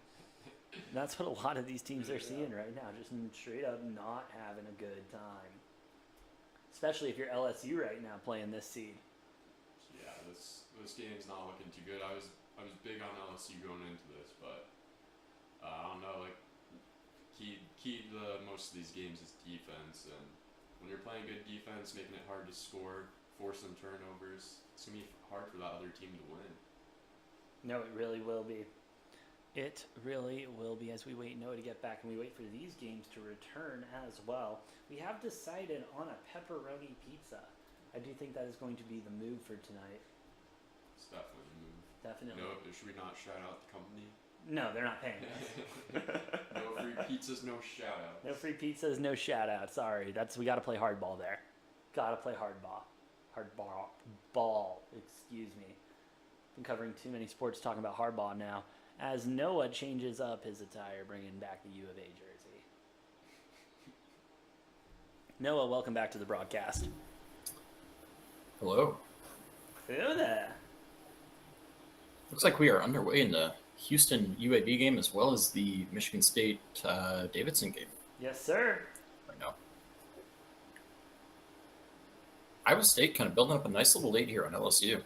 LSU Yeah, 17 turnovers tonight. That's ridiculous. Dude, No wonder lots they're of down. turnovers has been the I'm surprised story they're of only this down game. 8, but Iowa State's not a great team, so. Yeah. No, not being able to really capitalize on a lot of those turnovers, unfortunately. You're seeing them take shots, you're just seeing them brick them, unfortunately. Yeah, like I said too, Iowa State scrambling a little bit on defense, but getting their stops still. It's kind of impressive that that's happening like that.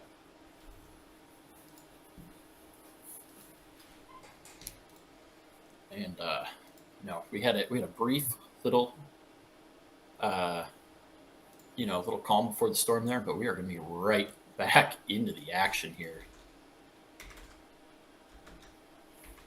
with shortly we will have 4 games going on at the same time. Yes. Can't wait for that. We love to see it. with TCU Seton Hall tipping off next. Noah, I have been saying it all day, all week. TCU money line is probably my pick of the day.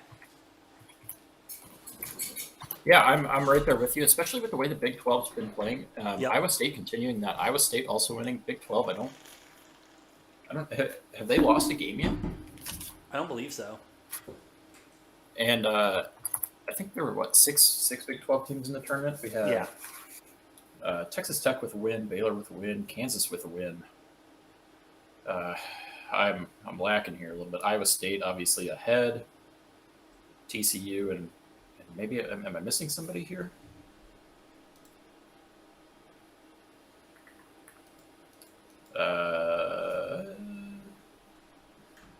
Texas with a win as well. So yeah, we if Iowa State can hold on to this lead, TCU is going to have a chance to make it a perfect 6-0 in the first round for the Big 12. Who, with their 2-1 seeds, they might be the strongest conference we have in this tournament this year. Say that one more time, Noah. I said Big 12 4-0 so far. Iowa State holding on to a lead. If they can close this one out, TCU is going to have a chance to make it 6-0 for the Big 12. They might be the strongest conference we have in the tournament this year. Absolutely. And Noah, we will be bringing on another guest in just a moment. Let me get the shots up real quick, though, because this program is a nice pain in the butt when it likes to be. Hey, we love to have those technological problems, man. That's what drives the show. You like to have them because you don't have to deal with them, but here I am having to deal with them, Noah. That was, obviously sarcastic there. Oh, sure, don't bud. love them. All right, Noah. I take no joy in it, AJ. Noah, why don't you bring our next guest on? Yeah, absolutely. Next guest coming in. It's my pleasure to introduce Tommy Doyle. Tommy B. Doyle. How are you doing? Tommy Doyle, welcome to the broadcast. How you doing today? We're going double Tommy on the broadcast right now. Double Tommy on the broadcast here. Gentlemen. How you doing? Not too bad. Love to hear it. Love this Thank you very much. tight start here in this Davidson game. Very tight. You got eyes on the Davidson-Michigan State game right now? Of course. It's a beautiful, beautiful site here. For sure. Tommy, I gotta know. We gotta been asking everybody. They gotta get their head in the game. Well, let's start. Who do you have in Davidson, Michigan, and some of these other games that we got going on? Yep. Good question. Let me pull up the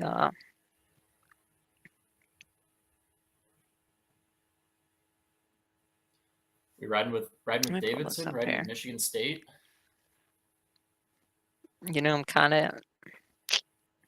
I'm just kind of disappointed after that Loyola loss.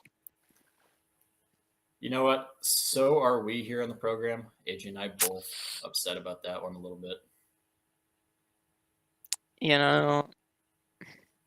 That's tough. So that's recovery mode. USC, tough beat. Yeah, another one. Notre Dame, surprise.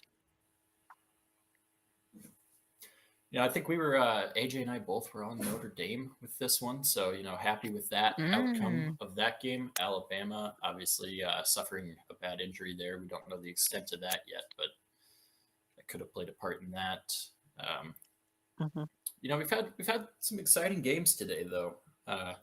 Hopefully more to come here, as we will be paying attention to our late games on the day. Tommy, who do you have in who do you have in the Final Four?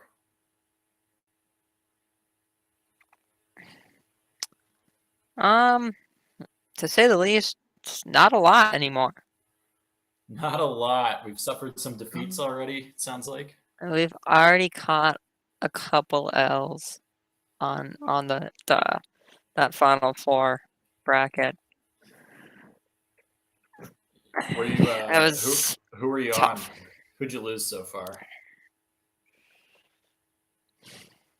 I keep getting the notification of the percentage.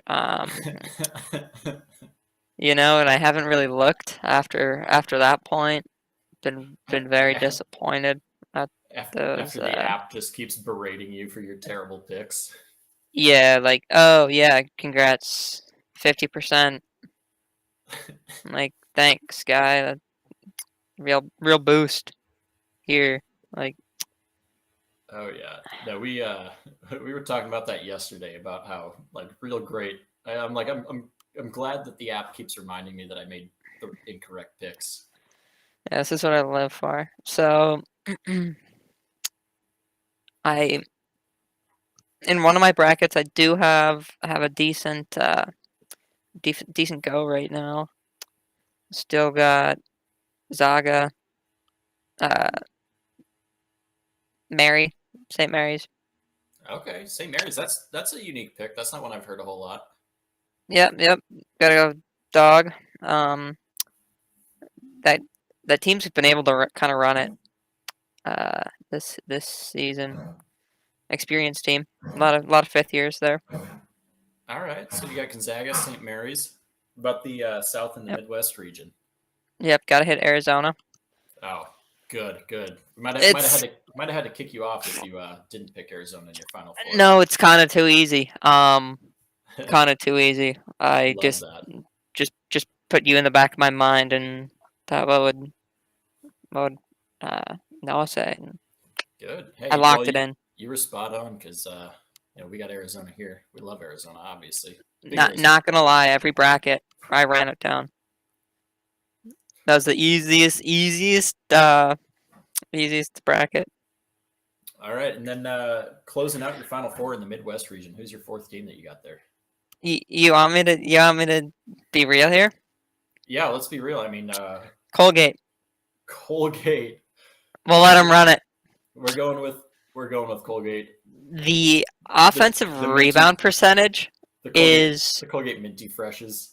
Too clean. It's too fresh. You cannot beat this toothpaste team. It's minty fresh clean. So they're gonna get hit with the dry heat, obviously. The dry heat's gonna take them out. It is what it is. All right. So the toothpaste cannot withstand that boiling pavement down there in Arizona. So they're obviously, I think, gonna get going against Zaga in that championship game. All right, so you got the Gonzaga Arizona championship game. Who do you have winning it all then? I'm gonna give you a final score of 74-69. I'm not gonna say the side. You're just picking the score, not the side. All right. I have it in my head. I'm just not gonna say it. Okay. And as we see here, we're at a commercial break in the Iowa State LSU game. Going to flip it over to Davidson, Michigan State. See what's going on there. That one close. We're getting a little close here.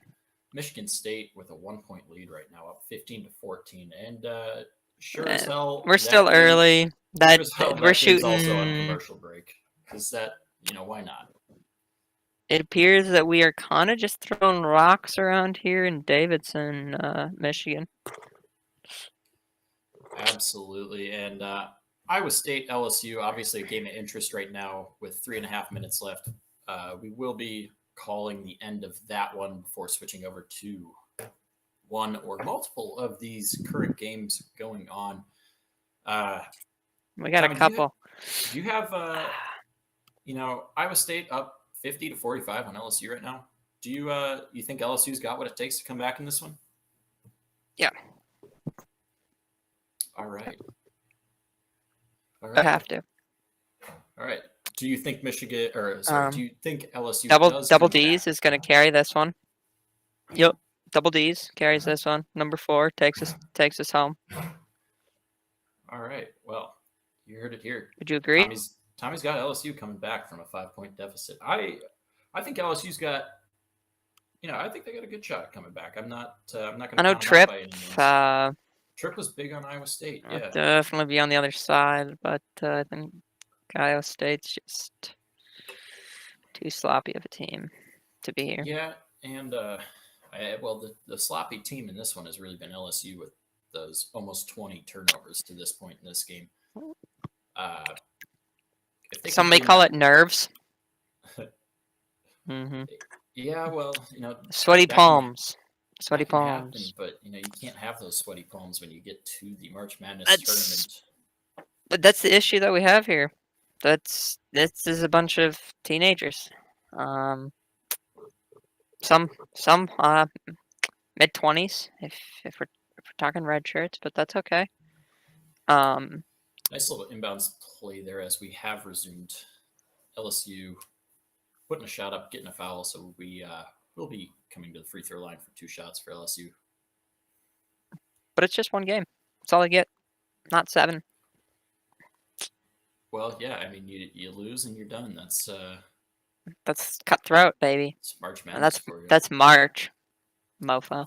Yeah, only one team's going to come out of this winning 6 games straight.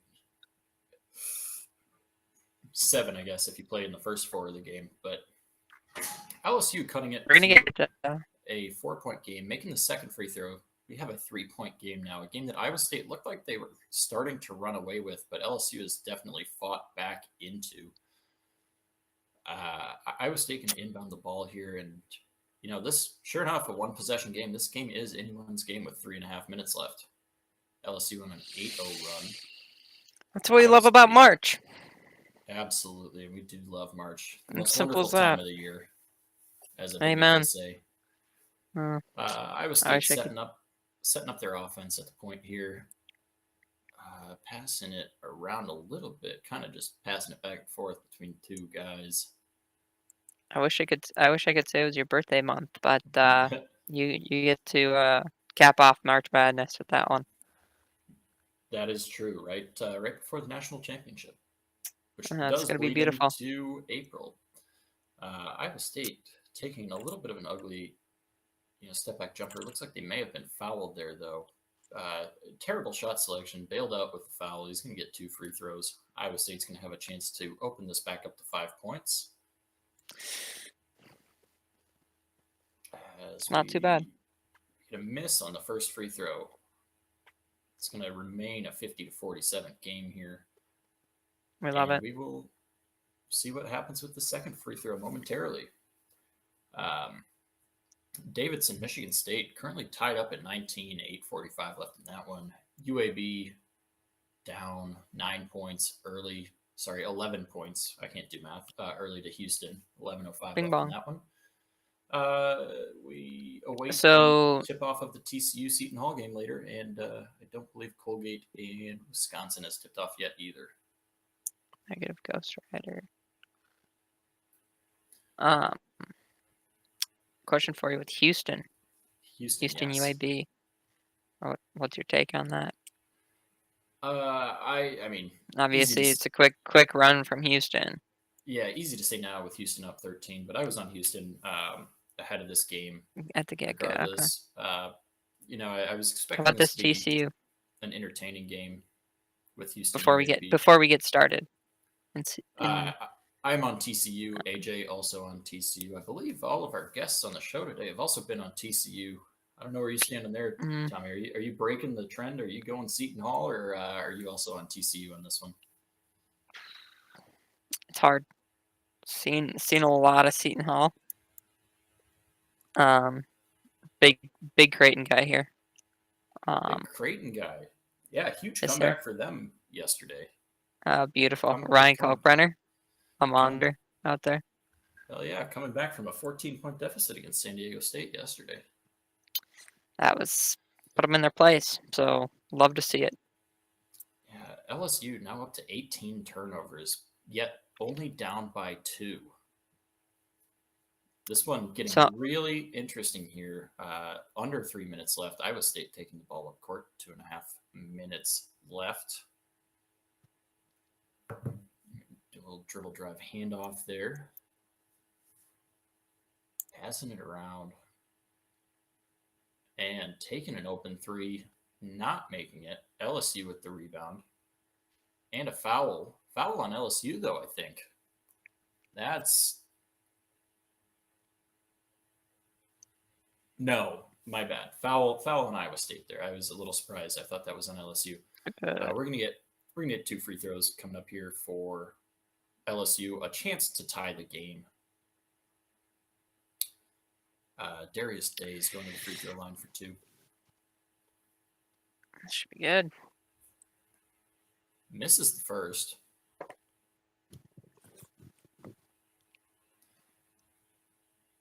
So I'm gonna say Seton Hall. Locking in.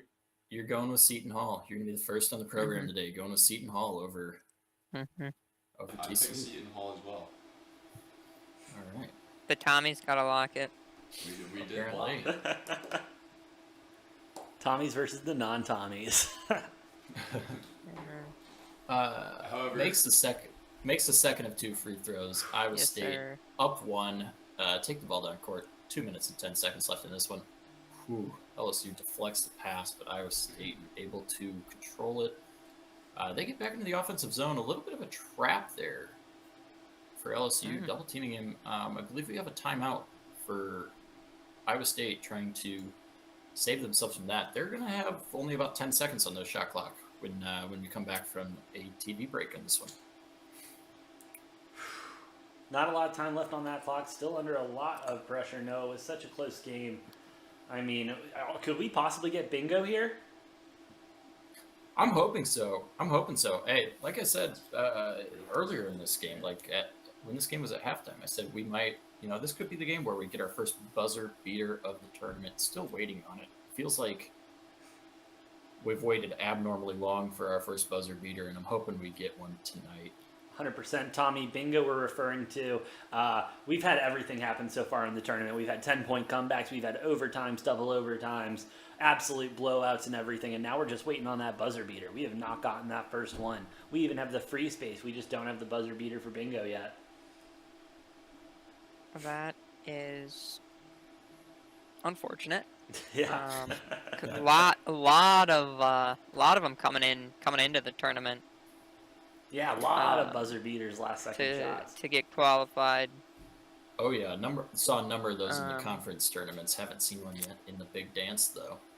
Exactly. People are falling apart when it really matters. Hate to see it.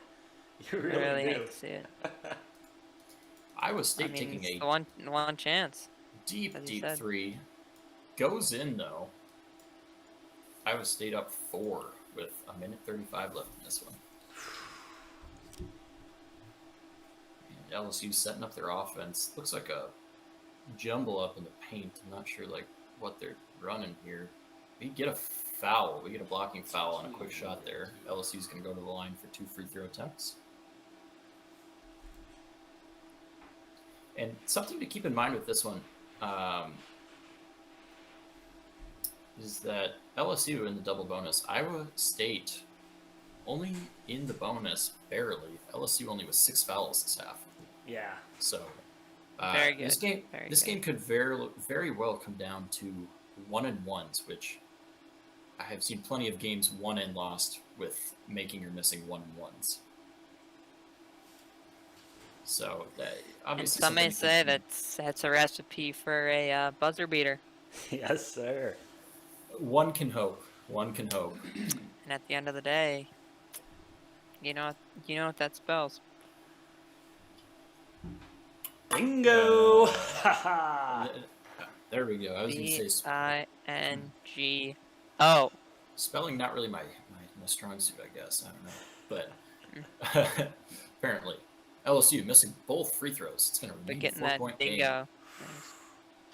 and that is not a recipe for success. No, Missing can't free be throws. missing free throws. No, it's been the narrative all tournament long. Although apparently that ball went off of Iowa State, so LSU's going to retain possession, get a little second chance here. Getting a very, very difficult shot to fall. I'm surprised that wasn't an and one on that 2-point game. Iowa State with the ball, 1:12. As they take it up the court. Iowa State needs a basket here. They don't get one. Looks like a foul, but maybe on the floor.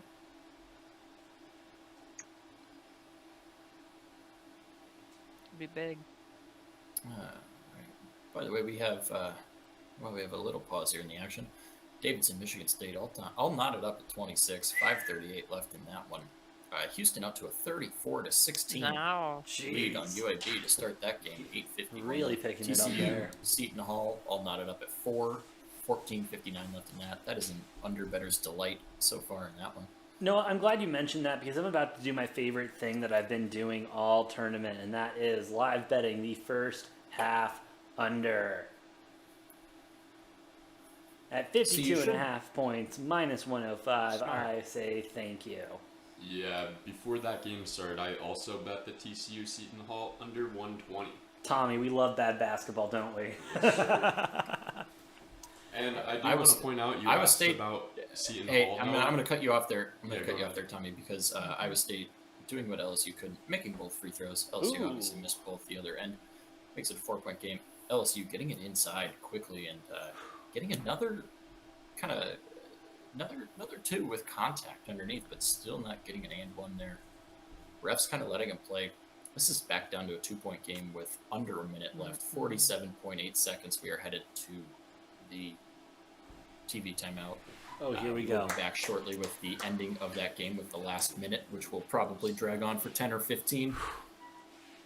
Yes, sir.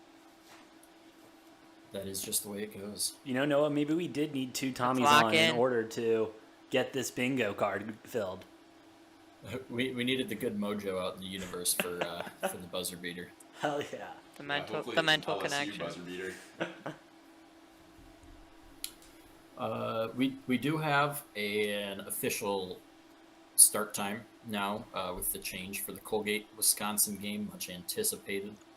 Yes, Much sir. anticipated. That'll be tipping off in 10 minutes, so we will keep an eye on that one. That will be our last game of the day, and we will That'd be coming up, most uh, likely be covering the end of that game at the end of our broadcast, unless one of these other games goes to overtime or double overtime. And Noah, Which- by the way, It's possible with Seton Hall over here. yeah, with this, how tight that game is, I could definitely see it, Tommy. I know I do want to congratulate us on making it yet another 10 hours so far today. That's been a long Gentlemen. time. It's been There going, we been going go. by pretty quick, though. Been a quick day, absolutely a lot of good games. Congratulations. Thank you very much, All Tommy, right. and glad to have you on to join us here for this, my man.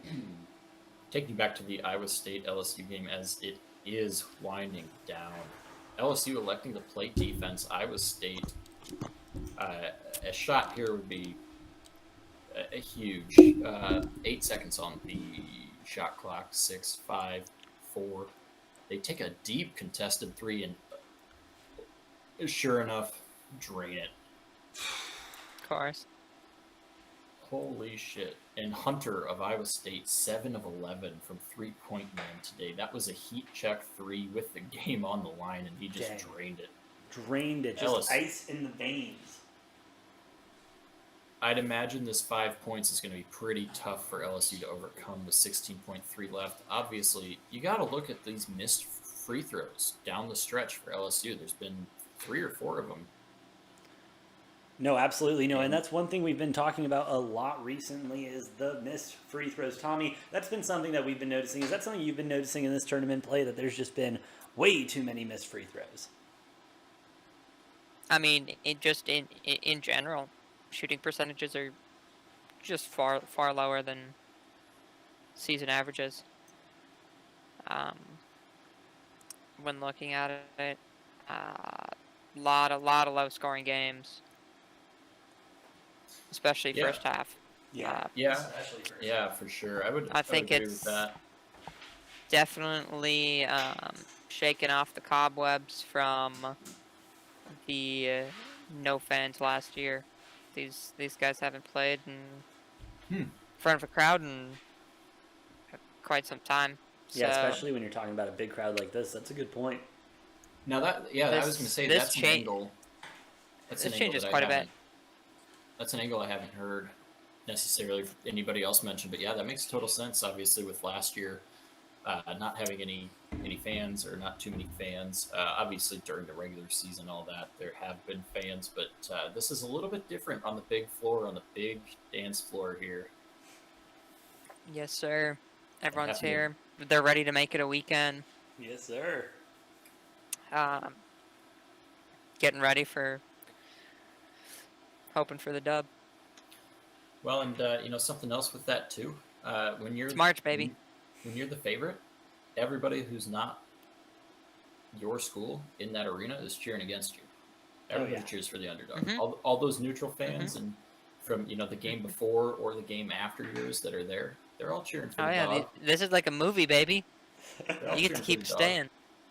And LSU going to turn it over. Iowa State gets the ball. LSU not even able to foul there as Iowa State with a little bit of elusiveness. Final score 59-54. Iowa State, a very low scoring game. Iowa State, I'm not going to take it back that I feel like they shouldn't be here. I think they got a lucky early round matchup with LSU. Same thing with Michigan. I'm not taking it back for either team. I still don't think either even deserve to make the tournament. Well, it's over for Michigan here pretty quick. Or Michigan State or Michigan. Michigan. But they're going to have to play Tennessee, and I don't think they're going to fare very well in that one.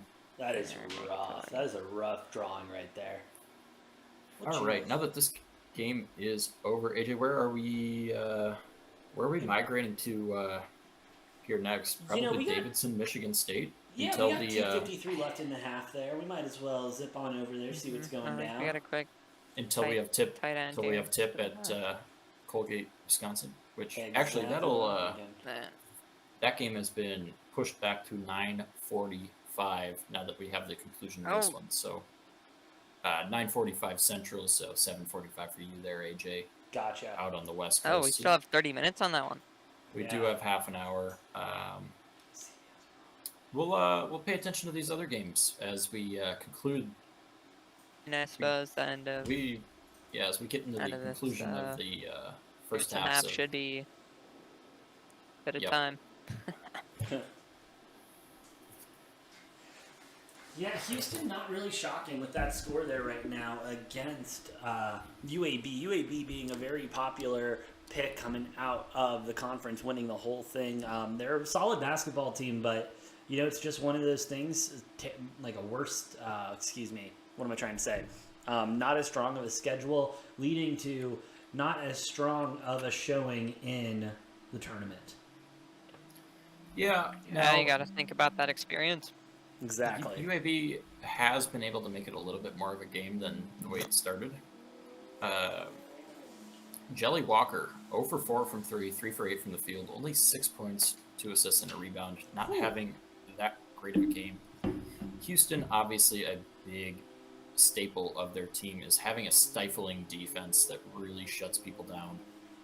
They haven't really held UAB necessarily to that low of a total, but Houston is having their way on the offensive end. 42 points with, 4 minutes almost left in this half.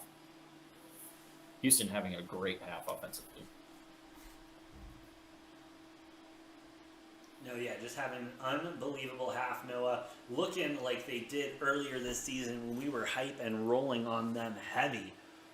Seeing, like I said, early signs of what they showed first half of the season and the first half of this game. Let's just hope it's sustainable and doesn't go away. Absolutely, and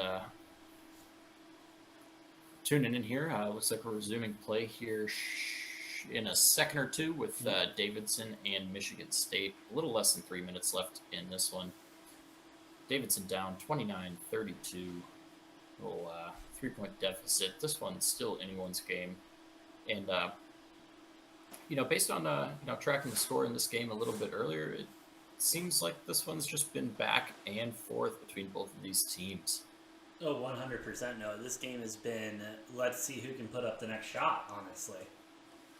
Yeah, and, what more can you ask for a 7, from a 7-10 matchup? You really can't ask for more. Davidson As Michigan State airballs a 3, Davidson going to grab the rebound and be able to head the other direction with 2 minutes and 30 seconds left.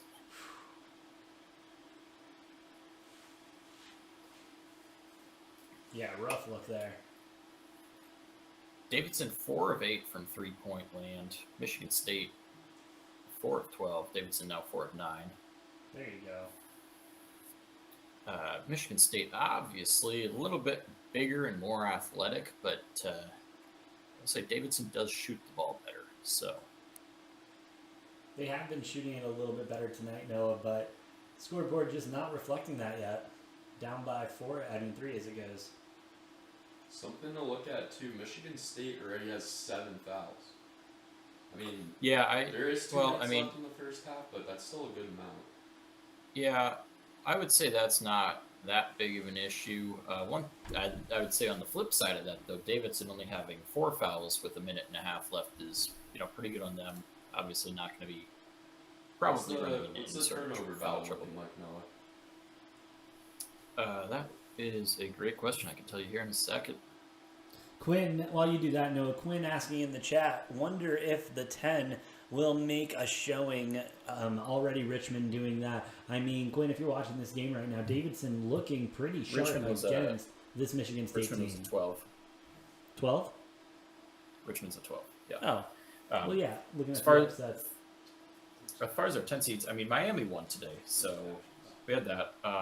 San Francisco, Murray State, our 7-10 matchup late last night. That went to overtime. Murray State obviously winning in overtime. Yeah. Loyola coming up short today as a 10 seed. But we've seen some battles with a lot of these 7-10 matchups. They've been pretty exciting. And to answer your question, Tommy, there 5-5 is the turnover count for these teams. Makes sense looking at the score. It doesn't seem. I'd like to just other side. stay not just those games. Lot of them have been close. A lot of close ones. Yeah, That were games have unexpected, really. Yeah, I mean, other than the couple early games today that were, we had a couple blowouts early, but today's been we've had a lot more close, exciting games today than we did yesterday. It seems like maybe I'm wrong on that, but I don't know. I don't know how Feels people like- really counted Davidson and these Wildcats out. yeah, I mean, I don't know that a lot of people did. Maybe they did, maybe they didn't. I mean, what was the closing line there? Davidson 1-point favorite coming in. Was this it a game, pick? So Oh, they were. Okay. My bad. Yeah, I'm thinking different game. Davidson was favored by 1 point in this one. Okay. And I've been saying I think it. it's the big crowd. I've been saying it this tournament, man. I think these 7-10 matchups are sometimes even more of a toss-up than the 8-9s. The 8-9s, for whatever reason, seem to be. If you watch enough basketball, they're not really Relative toss-ups. competitive. Well, the 8-9s also do have to be competitive enough to at least put up a fight against the 1 seed, for the most part. Yeah, I mean, not Agreed. all of them are. Like, for instance, you had North Carolina against Marquette, right? Like, North Carolina obviously absolutely dismantling Marquette. I don't think Marquette would put up a fight against Baylor. I think North Carolina will put a fight against Baylor. I mean, not necessarily that happens, but you would hope that the 8-9 plays well against the 1 seed. Yeah, I almost feel like with these 8-9s, like the tournament selection committee throws all the teams in the 8-9s where they're like, well, this team can be really hot and be exciting and make a difference, but then they're like, but this team could also flop, and so when they don't, I feel like that's where they put all their question marks. They're teams that they don't know if they're good or not, and they just throw them in the 8-9 and see what happens. If that makes any sense. I mean, really, they kind of just throw the teams that are extremely volatile. Really. That's a good way. That's a really good way of putting it. Great way of putting it. Sorry, excuse me, some Tommy, teams Noah, have- we're going to leave you guys for a hot second. We'll be back in a moment. No problem with that. As we see the ACC and Big 12 combined 10-1 record now in the tournament. 2 conferences that we've been talking about all day on the program here. Both of them doing very well. And I know I've stated that I do give a lot of attention to how a certain conference is doing. Tommy, do you care about that? Do you care about how the other teams in the conference have been doing, or do you just judge it on an individual basis? I think individual basis Okay. is could be more important. obviously you can always determine out of kind of the beginning of the game if the scouting report by the other team has been correct, really. We saw that out of a couple teams yesterday that really just got out to a heavy lead, and primarily from, either high percentage shots, shooting percentages, or just in general more attempts, and creating more opportunities for shots. Well, yeah, I could say for sure. Obviously not on every single occasion, but in general, the more shot attempts you get, whether that be by forcing turnovers or getting rebounds, the more shots you get up in general, the more shots you're going to make. So obviously a good strategy to try to get that going. But obviously, yep. More shots going through the basket, obviously more points. As we come back here, welcome back to the Davidson-Michigan State game here. 1-point game. Michigan State 32, Davidson 31. 26 seconds left in the first half of this one. And very tight game here. It is Michigan State ball. 6-second difference between shot and game clock. So Davidson will have an opportunity after this possession from Michigan State, barring, a foul or an offensive rebound or anything. And Michigan State driving the lane. It looks like we are going to get a foul. Michigan State going to the line for 2 free throws. 10.1 seconds left on the clock. TCU with a little bit of a lead here.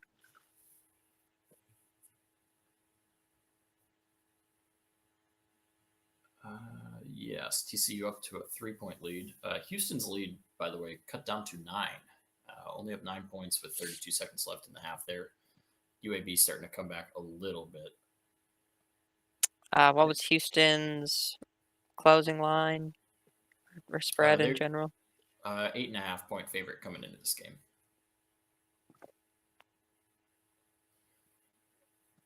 So the half hit.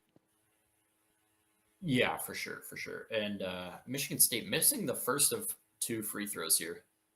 10.1 on the clock. Missing the second free throw. Davidson getting the rebound after Michigan State misses both free throws there at the line. They're going to have a chance to take the lead here.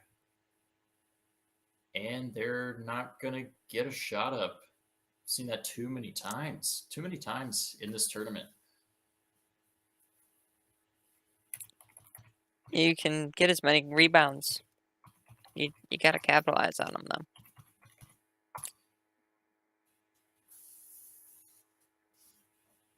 Yeah, for sure. I've just seen too many times this tournament where a team has had 4, 5, 6, even 10 seconds, like in this case, and there's no excuse to not even get a shot up when you get the ball in with 10 seconds there.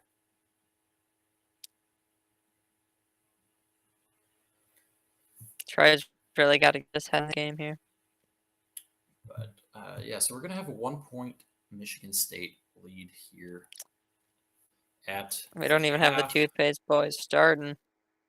No, they are still 18 minutes away from tip off in that game. But we do have other basketball on for sure. UAB Houston about to make it to the half there. Flip over to TCU Seton Hall on True TV here, as that game is in the thick of it in the second half here, or first half rather, not second half.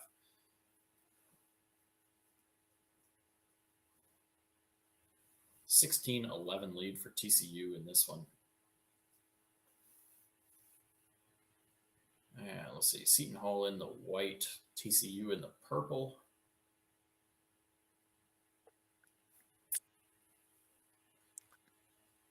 And we will see with the official win with for Iowa State, TCU is going to have a chance to make it 6-0 on the first round for the Big 12 conference.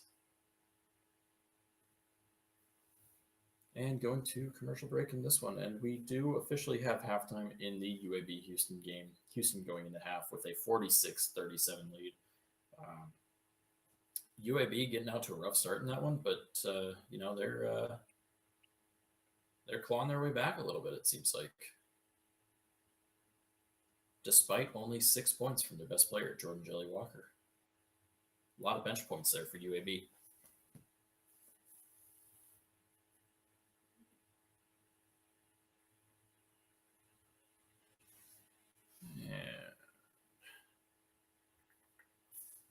We'll continue to cover these games here.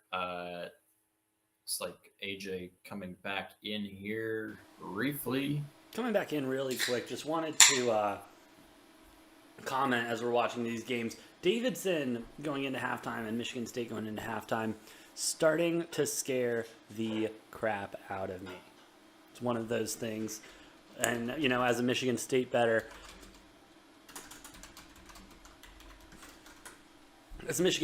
just one of those things I'm starting to get a little sweaty about because Davidson's playing really good ball. I mean, I feel like nothing really to get like too sweaty about in this one. I mean, like, this was a 1 point spread, right? A 7-2 matchup. Like we expected this one to be close. Yeah, fair enough. I mean, maybe I shouldn't speak for everybody. Maybe not everybody expected it to be close, but I expected this one to be a fight, a close one. I had trouble picking this one. I ultimately went with Davidson. I just like their ability to score a little bit better. And, you know, we have everything we've asked for and more in this game. Everything we expected it to be. A 32-31 game at halftime. Yeah, absolutely. Noah, I want your opinion on something, too, as we get closer to the Colgate tip-off. Let me pull it up. I just had it. Sorry. First half under at 65.5 points. How do we feel about that? That's a great question. How do we feel about that? Because trends would say that, I mean, the under probably looking best in the first half. Yeah, potentially. Let me just double check something here real quick. You can't do one thing. I'm just waiting. No, I'll wait for that. I'm just gonna... First half spread, Wisconsin minus the 4. Might take Colgate plus the 4, honestly. But I'm not sure yet. That's why we're waiting as we are in commercial break. Also, UAB Houston. I like the over 9 right now. You're taking the over in the first half, you think? I don't know about first half over. I'm taking the over for the game though. At 139.5. Yep. I like that. I like that. I haven't bet an over all day. I'll bet an over. We on the Colgate team? Yeah. Yeah, that's what I just told you as I walked out. Oh, that's right. I don't know if you heard it though. I don't think I did. These headphones are pretty good. Yeah, I'm all on that. All on that As over. I walked out, no, I said take the over 139.5 on the Wisconsin game as well. I don't want it anymore. You know. No, I'm just kidding. I'm on it still. Man, Colgate's been hot. They've been a hot team. Wisconsin, obviously, better than them, more talented, but Colgate's been hot. And like we've said, you don't need to be the better team. You just need to be better for 40 minutes. 40 minutes, 2 hours, however long it takes to get the job done. Just need to be better that one day. And unfortunately for Chattanooga earlier today, they were only better for 39 minutes, 39 minutes. Yeah, and that doesn't Not quite getting it done. But, yeah, Not we'll at see. all. Looking at this Seton Hall TCU game. Yeah, so somebody slapped a lid on both of these baskets here because ever since I flipped over to this game, there have been 0 points scored, and I've seen about 3 to 4 minutes of clock, it feels like, go off. And No, I I've been feel on this that, game man. for like good 8 or 10 minutes now, and it feels like nothing's going. No, nothing's going As, in for either of these squads. Obviously, my under 52.5 feeling really good with 7:09 left to play here. Oh, I'd be feeling great about that. Feeling Feeling really ecstatic, good, man. man. That's great. Feeling good right now. Nothing's being able to fall. 6 for 16 TCU from field goals. 5 for 21 is Seton Hall. Just proof to Noah and I's point that nothing is falling and nothing seems to be going in right now.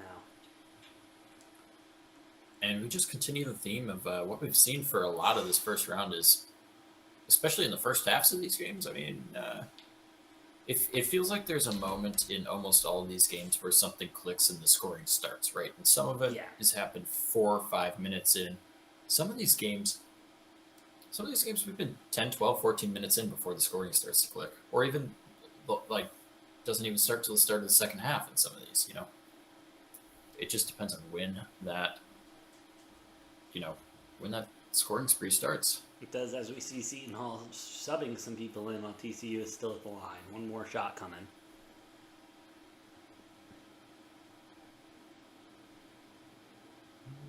Colgate, Wisconsin seems to get almost ready to go live.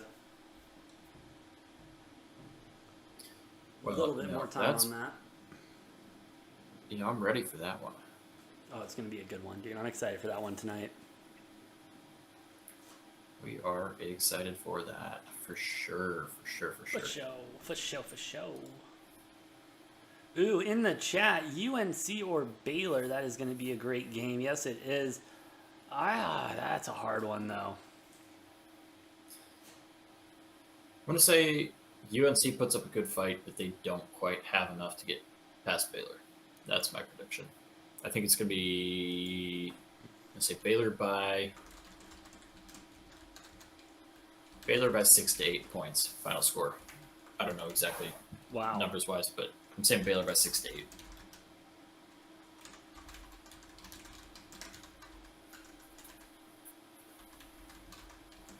AJ, thoughts on that one? Say that one more time, sorry. I said, AJ, your thoughts on that one? Baylor? On which one? Baylor UNC. That's what we're talking about here. Oh, Baylor UNC. So sorry.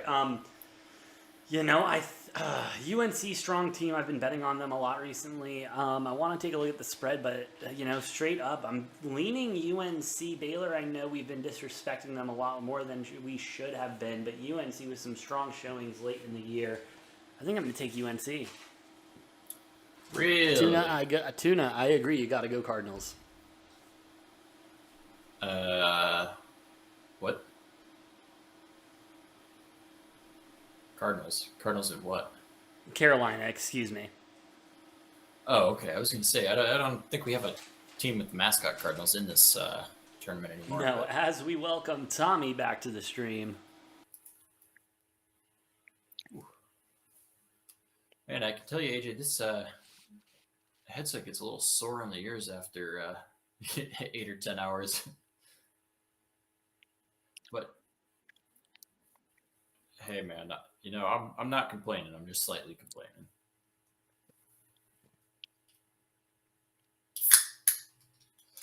All right, and we have 2 games at halftime.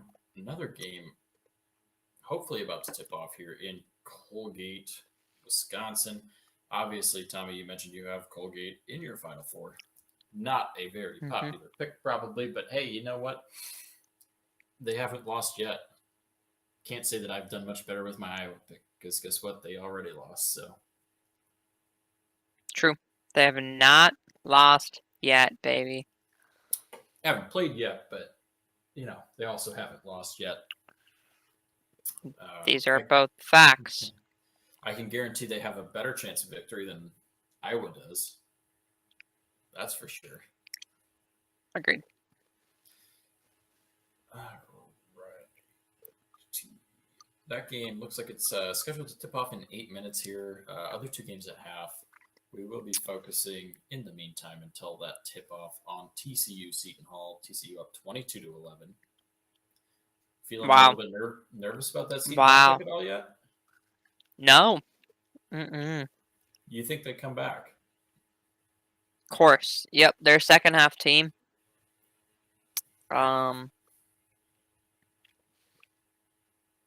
they are very dominant when it comes to that second half. TCU been a little bit of a hot team lately. I know. I'd agree. AJ. I'd AJ agree, Brown, but they continue to come I was out gonna hot.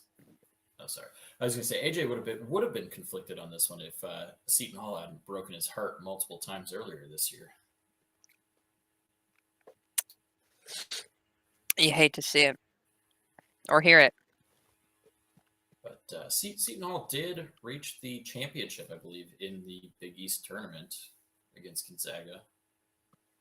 So they have been playing a little bit better as of late down the stretch. Not a pretty start to the season. Hence why they're sitting at an 8-9 matchup. I feel like a lot of these teams at the 8-9 matchups are teams that are either started poorly or finished poorly, or had a poor stretch in the middle of the season and started strong and finished strong. It's kind of what it feels like we get with these, and I tend to favor with these 8-9 matchups. The reason I think they're not that big of a toss-up is the selection committee seems to pick these teams based on their total body of work. And, I'll always go for the team that finished hot over the team that started hot and finished cold.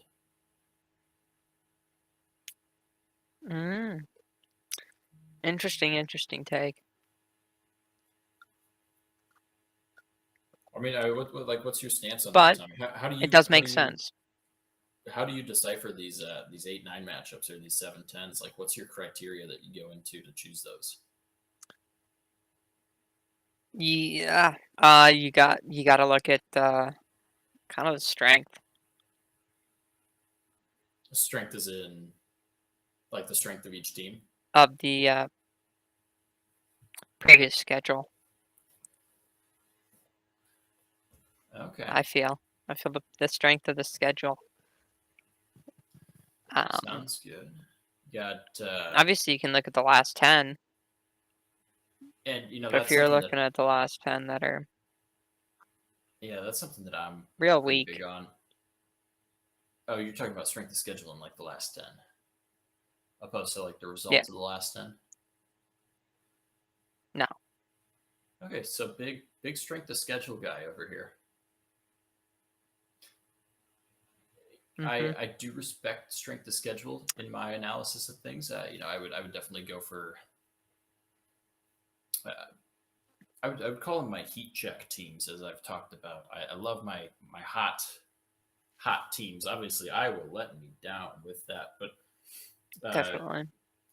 Some of Memphis, that was an 8-9 matchup. Taking Memphis, that was obviously just because they're hot. Tennessee, a very hot team. Murray State, a very hot team that hasn't lost in, I don't know, Murray State hasn't lost since it was 2021. Like, obviously, blowing an 8-point lead at the end of the game against San Francisco last night to let that go to overtime, but then they pulled it out pretty good in overtime. Yep. Actually, Murray State, I believe, the only team in D1, the only team in this tournament who has not lost in the year 2022. So a little bit to be said about them. Kentucky out of the way with the St. Peter's upset yesterday. Surprising. I don't know if you watched that game at all, saw that, but that was massive.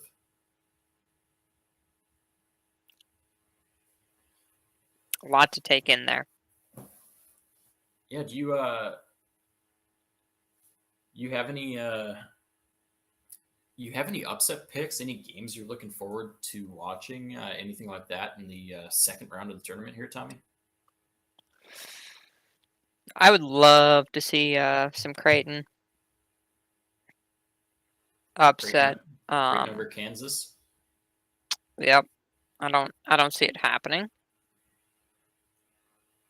Yeah, me neither. But I also wouldn't hate to see that, I guess, necessarily. I don't know that I really prefer either team over the other, but always fun to see upsets, especially with teams that you're neutral about. Yep. I know. So I loved that, but I'd love to see the dogs just keep going. Love to see them keep barking. Hey, we're a big fan You of the know? dogs on this program. Whether or not we picked them, we did not pick all of them. We have picked a lot of favorites. We've picked a lot of dogs too, but we're always a fan of the dogs. But I'll Gotta always dogs. keep barking. I will always stay barking, baby. We love to support the underdogs in these, except for when it's our teams playing. Obviously, no underdogs in the Arizona games. We don't want those. Those guys, those dogs can go and get put down. No more barking. Those dogs are going to the pound, baby. And it seems like we have AJ coming back in a second here. Maybe not. I don't know. I do have to jump in right here. Noah, Tommy, I'm sitting here looking at the YouTube chat right now.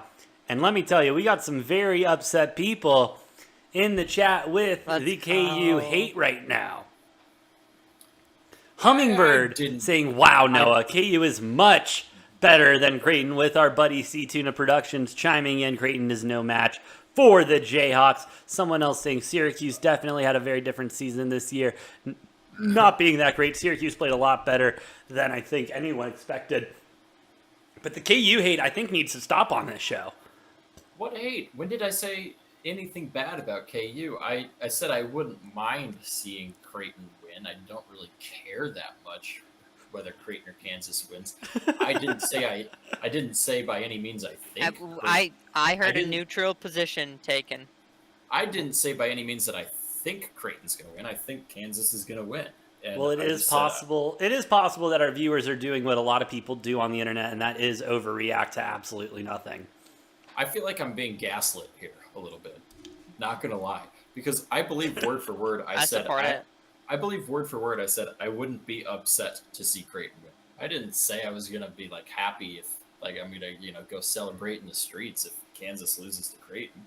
Courtesy of the Tuna, you are either with Kansas or you are against Kansas.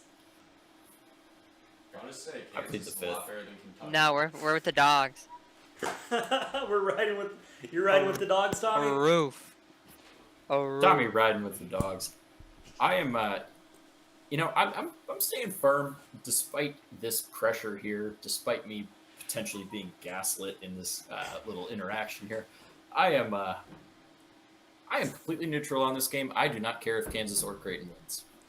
I really do not care. That's fair enough, Noah. Now that might change. That might change if I decide to take a responsible wager on either side of this game. Got to put that responsible question mark. If I decide to take a responsible wager on this game, that might influence who I decide to cheer for. But as of now, I'm completely neutral. Don't really care. No, let's go to the Seton Hall game if you don't mind, because I think I'm about to. I am on the Seton Hall game right. I am on the Seton Hall game right now. This game literally went like the longest scoring drought I feel like I've seen today. That's tough. That's to beat. I've had this game on in the background, AJ. I just haven't been saying much about it because I'm not gonna lie, it's been lulling me to sleep a little bit. Not a lot to say about it. That's not bad. It does appear that we have Colgate, can we check the tip off? Colgate, yep. And an early 2-0 lead for the Colgate toothpastes. Let's go wintergreen. Oh no, you did give me a check. And we do have the mascot on Colgate, and it is the Raiders. The Raiders. And this show responsibly always has to bet on the Raiders. Oh yeah, can't go against Raiders ever, except for like when I picked them to finish like third in their division. Noah, Tuna is still not happy with the neutrality from you, calling it cruel. Well, you know what, Big Tuna, that's the best you're gonna get is the neutral position on Kansas. If you want, I can flip and fully be against them, but I'm offering. That's dangerous. I'm offering you neutral and take it or leave it. Well, Noah figures out if he's sweet and we're going to get involved. Yeah, Colgate looking good so far. Wisconsin Colgate not is much having of a fight. hot just quick out there. I mean, game's still 2-0. It's not like they're going crazy or anything, but Well, We yeah, get- no, they're not just kind of getting blown past, No, right not now. yet. which is what we like to see. These Wisconsin. guys came in here with the game plan. They're really putting it to work. Now they Chucky just got to start making these. Chucky Hepburn obviously looks like he, dyeing his little blonde tuft of hair red to match Wisconsin there. Don't know that Questionable there. how I feel about that. Wisconsin, not quite as old as last year. Last year they had the geriatric crowd out there. Yeah. Wisconsin, my favorite stat was last year. Wisconsin basketball last season was older on average than the Chicago Bulls roster was. Whew. Now, I think they've. I'd rather have the Chicago Bulls roster there. They can still play. Just give me those boys. Let me run it down and call it good. Tommy coming out with the hot take and taking the the younger of the two rosters, Chicago Bulls over the Wisconsin Badgers. Yeah. From last year. if you could take them last year, who would you have your money on? Well, it's pretty obvious. It's obvious where the money is. Maybe the guys who are making millions of dollars versus the The little boys that just got out of high school that have stayed in college a little too long. I mean, the funny thing with Wisconsin, with all of these, all these kids from Wisconsin not from Wisconsin, from Minnesota that they have on their roster. It's like, I know you and me, Tommy, we, not obviously not at the same high school, but like half of Wisconsin's roster was like in high school while we were in high school. And, we're a year or two removed from like being graduated from college, and these guys are, these guys are still playing. Tripp obviously talking about earlier how his first class ever at Wisconsin he had with Brad Davison, who is still on the basketball roster, still playing. One of the main components of this Wisconsin team. And We love Tripp, graduate students. Yes. Tripp obviously talking about it. That I feel as kind of the primary. Colgate with a nice little flush right there to go up 6-2 on Wisconsin. Tripp, if you're listening, man, hey, I know it's early, but this You this heard the man. game's- 7 minutes? And we got 7 minute 8 point difference is where we sweat. Man, what's the name for that when the ball gets jammed up in the rim and gets stuck? There's a term for that I heard just like a week or two ago for the first time. I forget what it's called. It sounded a little dirty, low key, but I don't know. If they're saying it on national television, it can't be that bad, right? Yeah. I can't. I even guess, remember what it was, but Hey, anyone else get the CBS Sports bracket notification? No, what I've been happened? getting- No! Oh, no, no, no! No! To get Oh, roasted. thank God. Oh. I was gonna say I've been getting plenty of notifications telling me my picks suck, and I'm Yep. kind of fucking I thought tired they of it. were I'm gonna about make ready that. to turn I'm off. about to just delete this app if only it didn't 52.5. contain all the games. Hey, really quick, boys, just want to shout out TCU for missing a wide open layup so that the under Yes. 52.5 can hit. If you would have hit that, I would have been cooked by half a point. That would have been rough. I was wondering why you were going so crazy with nothing exciting going on. Yeah, I We do- slightly hit a commercial. Yeah, we're on commercial break here at Colgate, Wisconsin. We are underway in the second halves of Davidson, Michigan State, as well as UAB Houston.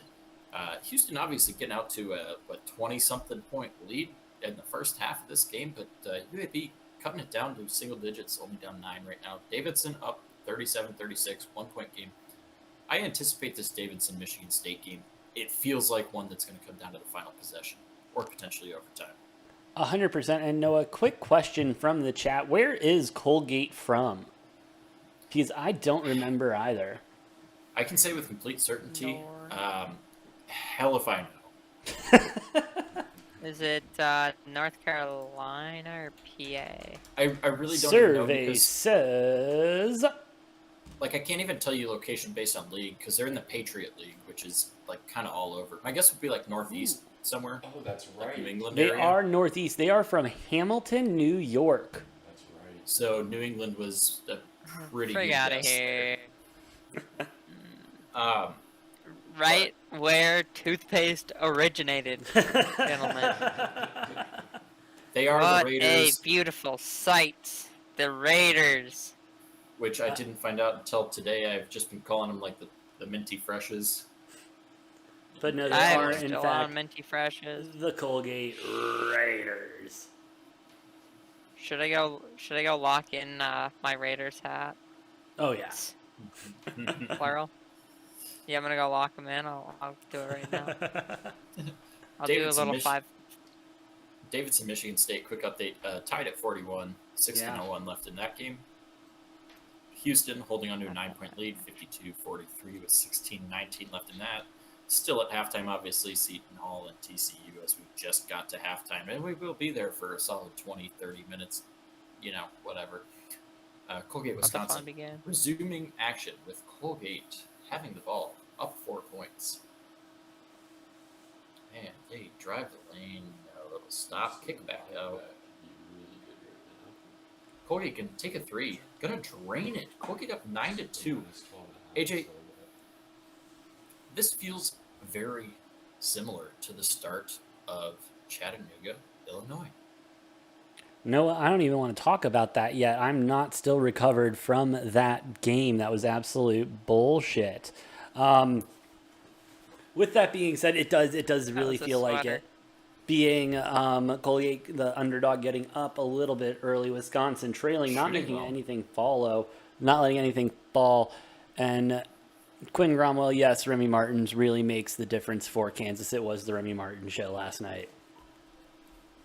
Yeah, until Remy Martin's having to get minutes in a game where you don't want Remy Martin getting minutes because he ain't on his game. So, I mean, Like I yeah, said, I guess that's a thing too. like I called Remy Martin, he's a double-edged sword.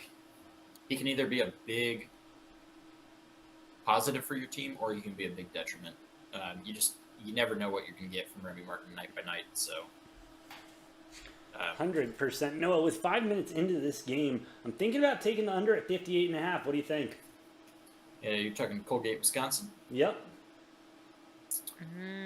I would disagree. I mean, Suspicious. the way that Colgate's scoring the ball, and Wisconsin can obviously take over here and start scoring well on their own end. They haven't yet, but They easily could. this is True. one of the few games that maybe I'm not on the under on. You don't think so? You don't think this first half under is going to hit? And that's probably a telltale sign. Like I've loved the unders for a lot of this first round, and I don't love the under in this one. So this is probably going to be one where the under just massively hits. That Usually seems to ends be that the way, right? Seems to be the way the cookie crumbles. Most definitely. Just in case anyone is wondering, though, live alternate spread -2.5 for Colgate at +165. So Colgate is favored on the live line at this point. No, that's an alternate live line. Oh, my bad. Live line, You did Wisconsin say- is still favored by alternate. 2.5. Colgate +150. Honestly, I think I'm going to slam the money line one more time. I don't know that it's juicy enough to justify that at this point, but Yeah, they 150 are now, up still 7. a little low. They are up 7. As Wisconsin goes up, and they're going to draw a foul, going to the free throw line. 4-2. Going to have a chance to cut it down to 5. And as we update you on the other scores, Davidson, Michigan State still tied. I feel like I'm going to say that about Still 18. tied up. I feel like I'm going to say that about Yeah, 18 times. Just the Yeah. score's going to be slightly different every time. Now it's 43-43 instead of 41-41. Yeah, I could, Yeah, I but think this it could be is the this first is going to buzzer be a continued fight between Houston- those two. Houston up 10 on UAB, 53-43 with 15:35 left in that one. But yeah, this Davidson Michigan State game, man, this one I think is going to come down to the wire. I think I said it earlier. I said I think it's going to come down to the last possession in this game. Yeah, and Say Tommy it early, Miller- I'll say it late. Sorry, go ahead, Tom. I'll say it early, I'll say it late. We're coming down to the wire in Davidson. Quinn in the comments saying, do you guys really care about your brackets anymore or just the upsets of March Madness? Quinn, I'm going to be completely honest AJ probably with you. does. 'cause My you're doing brackets, well. yeah, my bracket You're is doing just well. filled with upsets. So, yeah, I would love to continue getting these upsets. My bracket, on the other hand, looks like a hot piece of garbage right now. I mean, same. I'm just looking to win the office competition. Hey, that's all that matters, right? You don't need a perfect bracket, just got to be the best in the office. And Exactly. That's where it really counts, boys. Yes. if you want to know anything about my brackets and my picks and how this first round has been going this year, out of my like 6 or 7 brackets that I have, my second best bracket right now is the one titled "This is why we can't have nice things." The one that you were shit talking completely before. And what's our percentage there? Do you have that data? Well, it's got my lowest potential points. Actually, it's got my highest current points, but my lowest max points because I did have Kentucky winning that one. Oh, I forgot that there's Yeah. scoring to it. And they Points. lost. So I have the lowest possible max points on that bracket, but I have the highest current points because that bracket, I basically, just for a recap, I picked, 2/3 of the matchups I just picked how I normally would. But the other matchups, teams that I have bias against and teams that I have bias for, I did the opposite. So I picked the teams that I hate, and I picked against the teams that I like. And sure enough, that so far has the highest score, but also the lowest possible remaining scores. So Absolutely. And Quinn in the chat two sides pointing to that. out that there is no perfect brackets left. That is correct. After that Iowa State game, there are no perfect brackets. Left in contention. Wow. So good luck next year. Better luck next time. Nobody ever going to get that $1 million. And we were talking about this. Tommy, I want your Dude, opinion on this. It We were needs talking about to why- be more than $1 million. Thank we you. We were saying the exact same thing. ESPN has all this damn money, and you're only offering $1 million for a perfect bracket, which has never happened. Ooh. And As Wisconsin So I pulling think- within 1 point of Colgate. It's like a 1 in quadrillion chance or something. 1 like in that. 120 billion. that is Not that is more? that is if every game is 50-50. which If they're every not. game is There's 50-50, no it's exact- 1 in 120 billion. So Or sorry, obviously it's I a little might- bit more than that. I might have been thinking possible brackets. Probably. Yeah, it's just There's no So I think we there's need no to exact take science to it. Like there's no take exact odds or into it a almost money, like a Powerball situation. oh so Ooh. like into this so March ev- Madness, keep rolling year after year after year. so roll it over every. I like that idea. That That's would an- be epic. That's a new It's idea. already sitting on the books as a liability, as a potential liability. Yeah, that would You be know, a huge I mean, liability for the it's- books. I mean, you've already had to go through the approval process of it. I mean, Yeah, that's I Well, think if but it's something looking to at the odds of it and looking at how much everyone money they could hang out. they either raise or could raise through it, everyone can put in what, $1? But Book Or minimum, you're usually going to $10 get a $5 a buy-in. bracket, Yeah. a $5 bracket. Just You- if you get it perfect for Yeah. $5, like just couch money, you know. Well, and nobody's ever going to get it perfect because nobody ever has. I mean, maybe someday we will see a perfect bracket. I think the Exactly, and reward the crap out of that guy, you know. we haven't ever seen anybody. Juice them.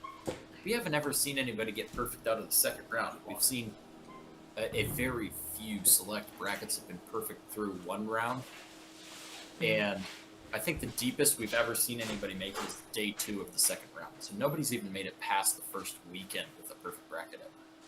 Exactly, $1 million. Not like They- I'm sorry, if you I don't- can, There's no it should risk. be $1 million each round. There's no risk. They can throw however much money they want out there, and they'll get more people to fill up brackets. Obviously, the more brackets filled out, because they give you up to 25. ESPN does that you can fill out okay. on an account. If you have multiple accounts, then obviously you could have 75, 100, 125, even endless brackets, just creating more accounts. Yep. However, I don't think I could fill out a perfect bracket even if I filled out 125, 150, 200 brackets. I still don't think I'd get one perfect because I'd have biases for certain games. You have to. And the You amount go into it with emotion. That's the your amount issue. the amount of different, and well, even if you go in without, I mean, just the in general, amount of it's different statistically- possibilities. When you have 32 games in the first round that you have to pick correct, let's say hypothetically 10 to 12 of those are an absolute lock every year, but not even 10 to 12 because Kentucky lost. Like if I filled out 200 brackets, I would have picked St. Peter's in one of those 200, and 199 of them I would have had Kentucky, and I probably would have had something wrong in that one bracket that I picked St. Peter's. Agreed. So it's just insane. I do like the idea of rolling it over Powerball wise. They'd get more people to fill out brackets. I think ESPN should put up $1 for every bracket that gets filled out and then roll that sum to the next year and add it on. Just piggybacking on your idea there, Tommy. Because we had, 10, 15 million brackets filled out this year. So you have a $10 or $15 million pool. Not that much different from your $1 million pool that they have. And you just keep rolling it over. And you're going to get more and more interest in March Madness. And guess what? You can get those TV companies. You can start charging them. And advertising companies, you start charging more because more people are going to tune into March Madness if there's this massive lottery-type prize on the line for potential perfect bracket. Which, by the way, like I said, nobody's ever even made it out of the second round with a perfect bracket. Yep. Look, look at the popularity that the Powerball in general raises. I mean, look at all the commotion. I mean, know when it's. Oh, and it gets way more Powerball. attention when it gets way, way big. And so, Exactly. And so then, once it gets bigger, the more commotion, the more popularity. I mean, it's just. We might be onto endless. a little nugget here. We at Degenerate Takes might have to work with you on developing this idea. Obviously, ESPN, if you're watching, hit us up. We'd love to. Yeah, hey collaborate. Noah, where are we getting the money for this, bud? Oh, we're not putting up the money. We're just giving the idea, and ESPN can give us a commission or something. Okay, just making sure. Want to credit. catch up? We're humble here. We don't need a commission. Just give us credit. I mean, we'd like a commission. We just want some more fair tournament challenge. I want a commission, that's for sure. Want to catch up. Yeah, on the games, obviously, we have been on a little tangent with this. Apologies. 15-15 tie right now in the Colgate, Wisconsin game. We're getting a little bit of a fight here. Davidson, Michigan, they're not tied because Davidson's up one. we have a bit of a game here, boys. We have a 1-point lead, which is we have a 3-point lead. No, 3. Davidson up 52-49. Wisconsin getting a steal, but then turning the ball right Houston, back UAB. over. Assuming UAB Houston staying about the same at a 12-point lead. I would presume Houston's just gonna kind of pull away here. We will see on that. Also wanting to catch up on the YouTube in chat reality. a little bit. C Tuna reminding us that he did pick the correct winner in 1988. We know, Tuna, we know you did, but you did not pick every single game correctly, or else you would be owed $1 million. With that being said, moving on. Hey, I picked the correct winner once. Once in my life, I got the winner correct, and that was. Yeah, you can get a winner correctly, just like a squirrel can find a nut every once in a while. But well, AJ, let me say though, last year I had the winner correctly. They call him Sid. And Ice Age, baby. And I picked it preseason, that's my big flex. It's not picking it at tournament time; it's the fact that I picked Baylor preseason and they won. So I'm happy about that. Fair enough. And then forever. Also getting asked who's winning. Also, the early game asked who's winning, Drake or Purdue. I don't think Drake is playing Purdue. Yeah, Drake. Texas, Purdue. Drake wins that one for sure. Drake not even making the NIT. Yeah, not really sure where Drake came from, but No, Drake definitely wins the NIT, bro. They're not in the NIT. They didn't even qualify for the NIT. I'm gonna assume Well, I would have let him in the NIT. I'm gonna assume For the that's dogs, baby. I'm assuming that's Texas Purdue. I think so. If we can get some clarification, that'd be great. I'm gonna answer it as under that assumption, anyways. Go Horns. Fuck 'em. It's gonna be a tough game if Texas can play the way they did today. If Texas, We gotta hook. I gotta get hook. I don't have a whole lot of faith in Texas playing the way they did today. Purdue obviously a really good offense, not a great defense there, but as much as I'm kind of like against the Big Ten here, I'm gonna say Purdue edges out Texas in a close one down to We got the ourselves wire. a game here. And yeah, Colgate taking a 2019 lead, by the way. Interrupting myself here because you know what? There's Oh, excitement. sorry. going Yeah, on. we have to. We got some basketball, boys. We will maybe wait. I mean, this game is flying around, but once we get We've really picked up pace here. once we get a stoppage here, AJ, who will get your opinion and yours too, Tommy, Oh, on absolutely. on Purdue and Texas, unless we get clarification that that was not the question. But Colgate taking another three in and out, not making it. Wisconsin looking like they're slowing it down a bit up the court here. Let's say hook 'em. 6 minutes left in this one. Pretty almost identical stats across the board for both of these teams, Colgate and Wisconsin. And it looks like we're getting a little bit of a pause here. AJ, who do you have? Honestly, I got to take Purdue. I think Purdue's going to come out and win this game. I have not seen Texas being able to put together more than one good defensive and offensive game at the same time. Tommy, what are your thoughts on that? I think Purdue's taken it as well. I don't know. They played maybe a little bit sloppier than they could have today, but they won by a good margin, didn't they? Still. Yeah, not too bad. Yeah. So I don't know. They've been playing well all year, putting up games against great teams, and I don't know if Texas can be able to put it together against them. They're a slow-paced, good defensive team, so And if they push the pace, TD. I think they'll be fine. TD, what are your thoughts on this? It's gotta be Texas. Gotta be Texas. All right. I mean, All right, fair enough. Okay. Next question, really quick from the chat. What did we think of the ACC conference having a down year this year? Yeah, they have not been looking good or performing well. Obviously, Duke Looked coming damn good away in with the the win tournament. today. Huh? looked damn good in the tournament so far. Yeah, and let's be real. That's all that matters right now. I mean, yeah, what was that stat they flashed up?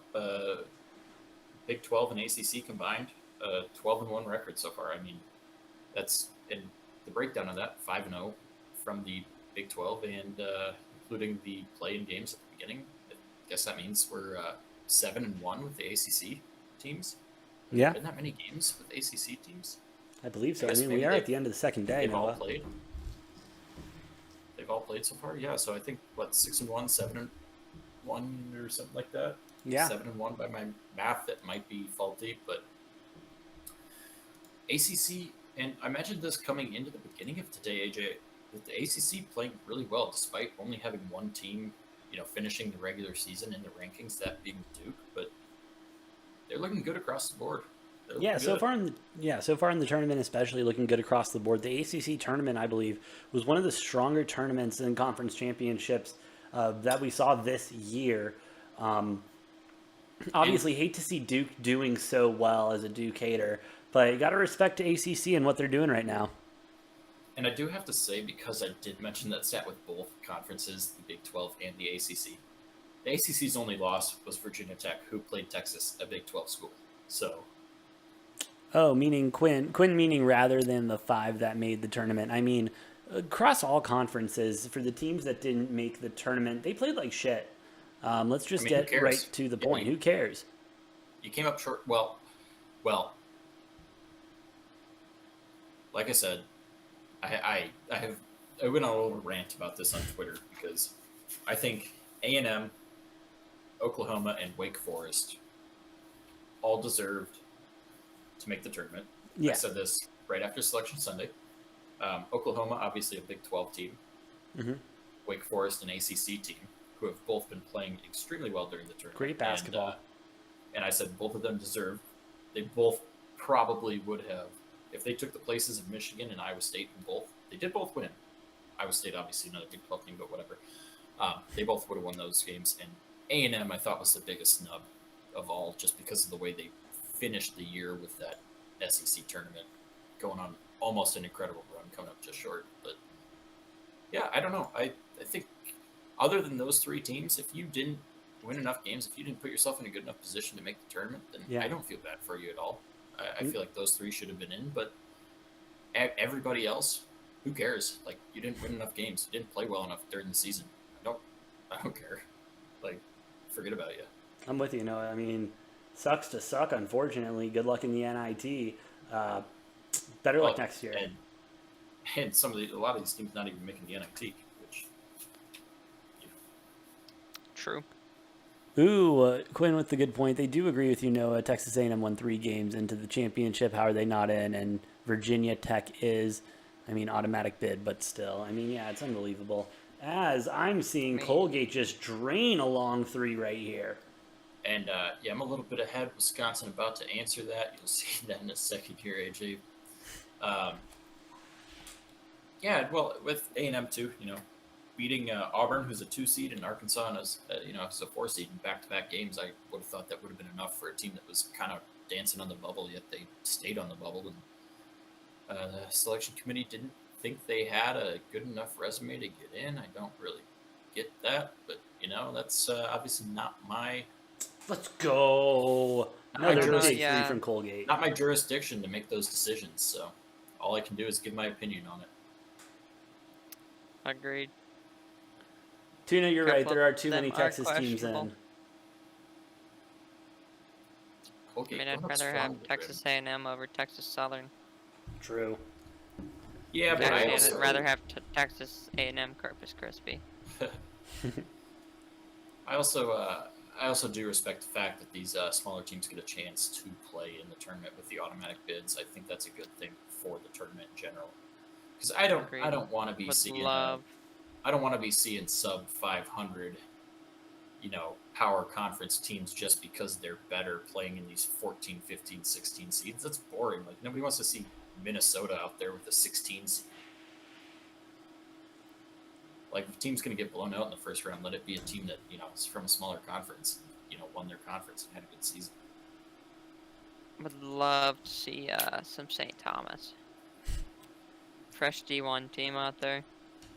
100%. Noah, another big question. And Noah, Tommy, Noah and the Tommies, another big question from the chat that we really haven't talked about much, has not been a factor. Do you think there's one player in this tournament that can have a big impact that will just kind of take their team, put them on their back, and go through the whole thing? No. Short answer, no. Pippen. I got my answer. It's Remy Martin on Kansas. Because, God, do not hit me with that shit, man. It's Scottie Pippen. My quick answer here is no, because one player does not win March Madness tournaments. You can carry a Walker.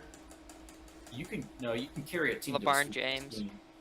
You had Jeremy Lamb, I think, on that team as well with Kansas. Maybe I'm mistaking my ears or something. But yeah, no, I was joking. No, that was just like clutch shots in there. That was one of the best tournament performances we've seen.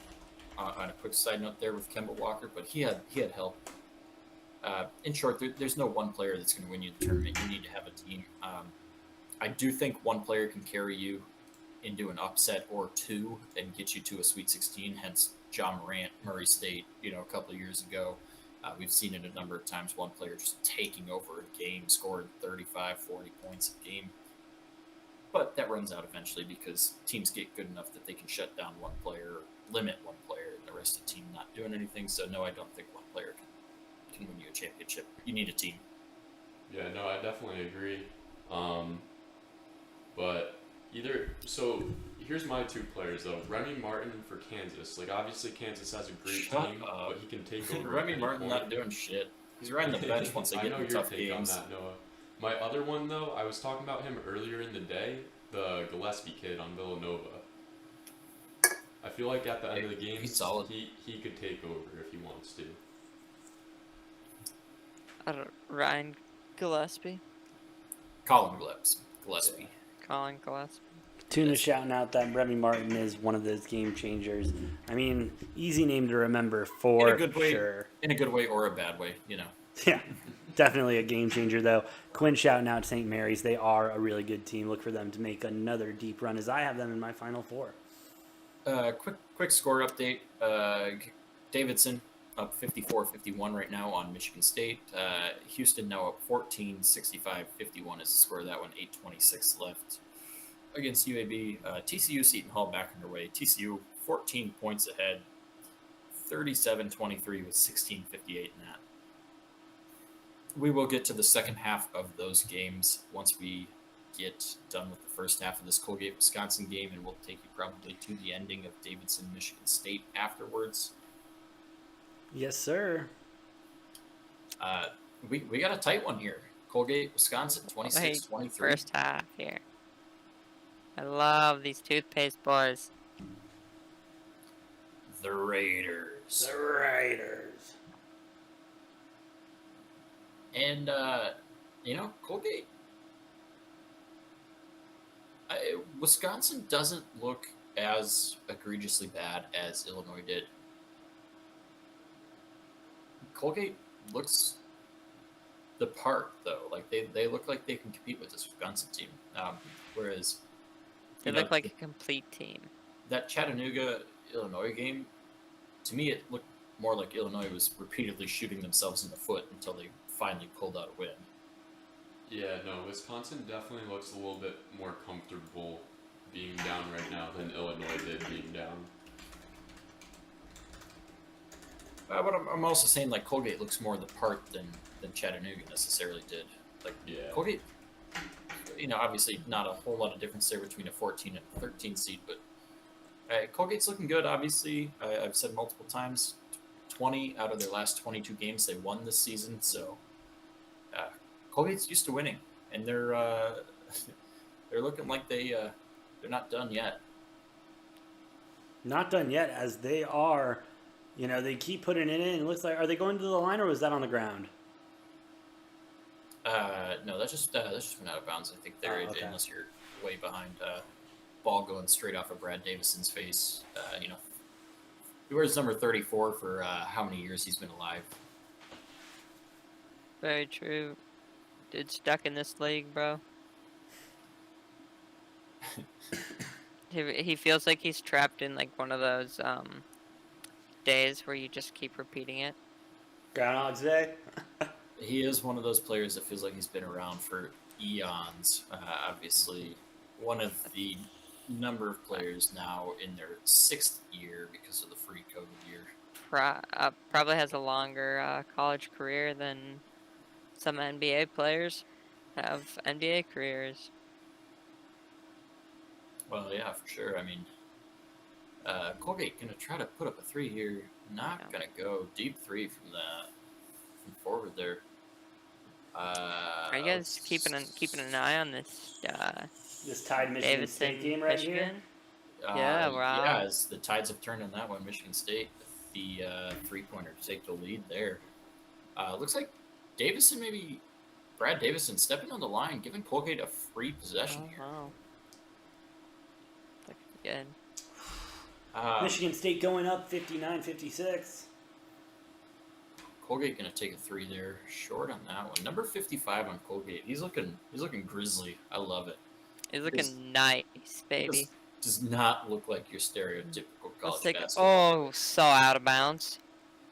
As he gets a block right there, I love it. That was pretty. Love that guy. Love that 55 guy. He's Get him to solid. the hoop. Colgate not afraid to go to the rim against Wisconsin. Obviously, Wisconsin not super big inside, so I guess I can see why that not a bad decision. Yeah, Pulling the hands back off of Wisconsin. Colgate gonna have the ball. When you have a player that's started to shrink because he's been in the league so long, It's pretty easy to get in there inside. Noah, we do have a Right. quick question in the chat. Who do you think is Yes. going to win the NIT? Who do I think is Easy. going to win the NIT? I can give you my original pick when I filled out my bracket, which is Texas A&M. I still like Texas A&M a lot. I like Oklahoma a lot in this one too, though. I would say it's between them. I'm gonna stick with Texas A&M because that was my first pick, but I wouldn't be surprised to see a Texas A&M Oklahoma championship in the NIT there. That'd be a good game. If anyone watches it. Obviously, two of the three teams that I feel like didn't get in that should be in the March Madness tournament. I suppose. Ooh, Davidson putting up a shot against the clock, but no good. Michigan State moving the ball down court now. Big three. No good, Davidson ball. Getting really close here towards the end of the Michigan State-Davidson game. And 3 points. we have a kick Colgate has ball in the scored 0 Colgate. points in the last 4 minutes. Yeah. Kick ball in the Colgate Wisconsin game. 8 seconds left on the game clock. 1 second on the shot clock. It's going to be Colgate ball. They're going to have to inbounds. They're going to have to catch and shoot here with this one. Oh no. Might not even have enough time to get that off. Wake Forest could be great. Haven't been informed on the NIT, though. Don't know what they haven't been informed about. I'm pretty sure they know they're in the tournament. Yeah, Wake Forest is. Also, like I said, that's the third of my teams. But I believe, looking at the NIT bracket, Texas A&M and Wake Forest in the same.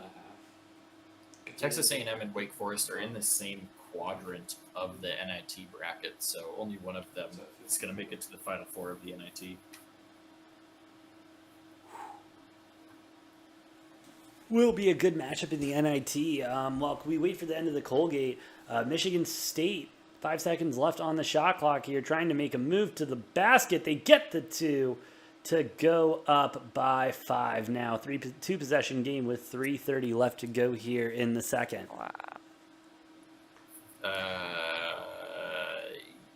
Which game?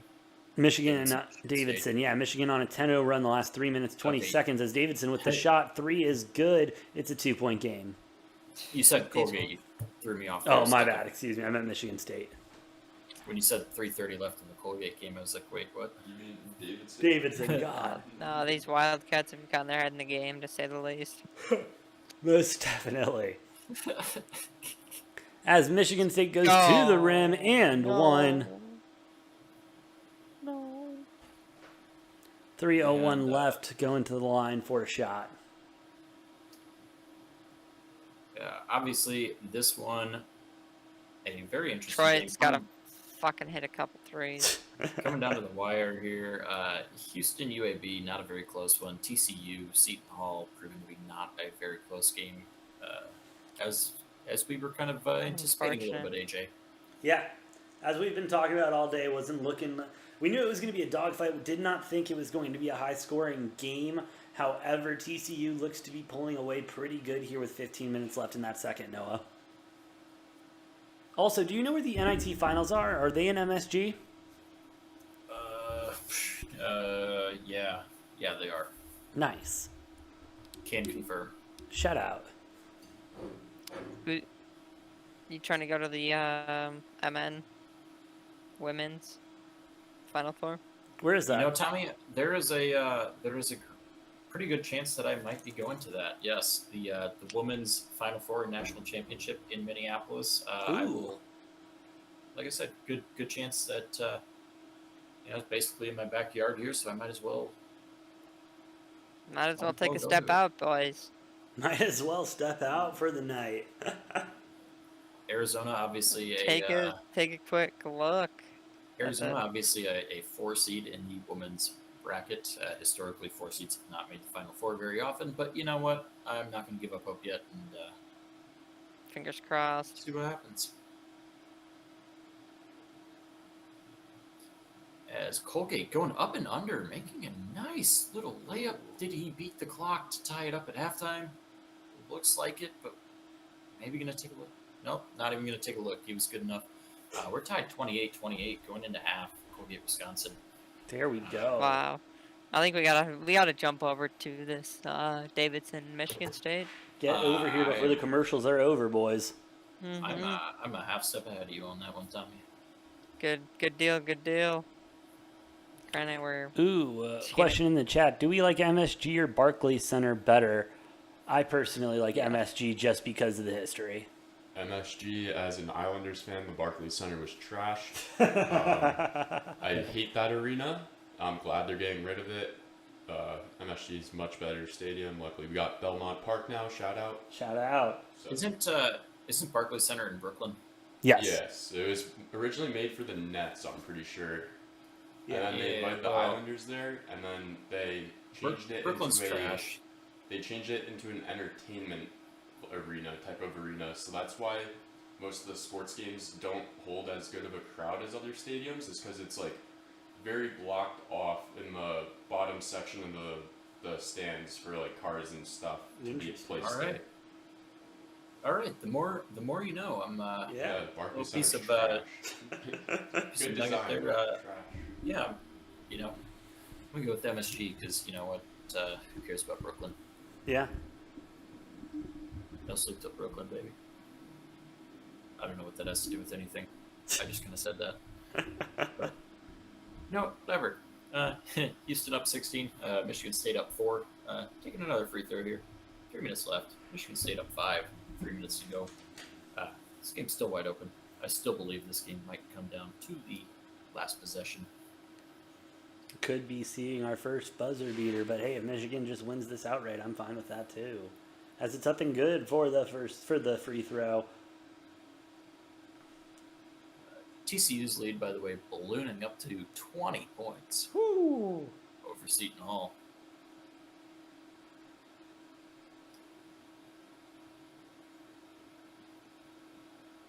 Davidson not being able to buy a 3 there or a 2. Nice block by Michigan State.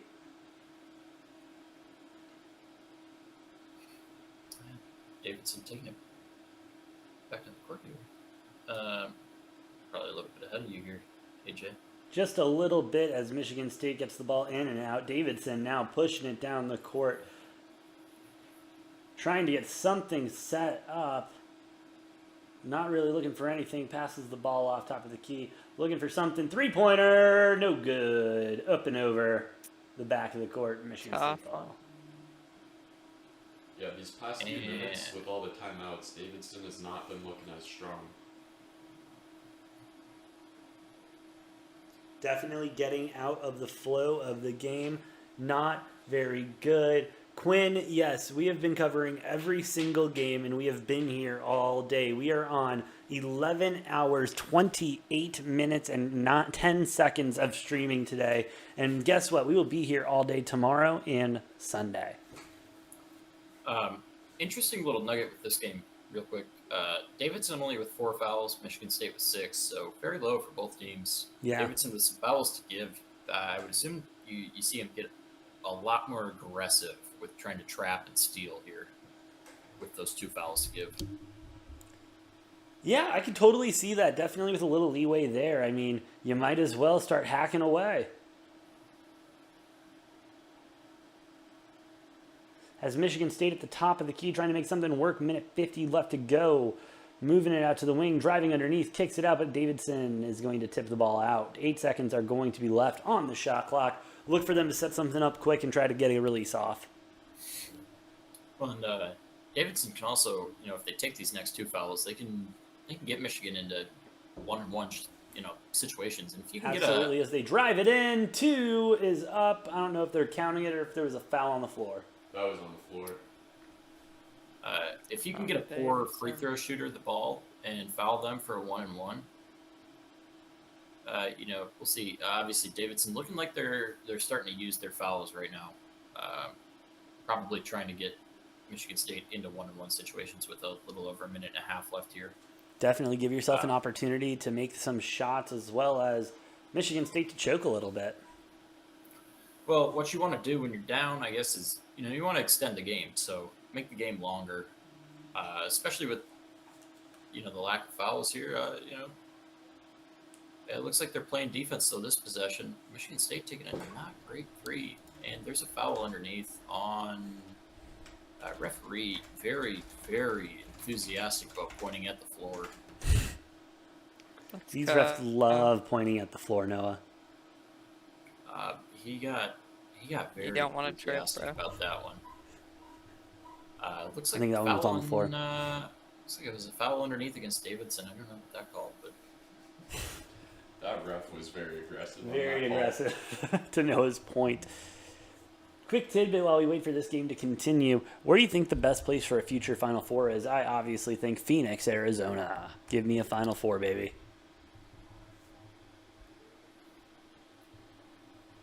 Are you talking about like a place that it hasn't been yet, or just Just somewhere else that should be hosted.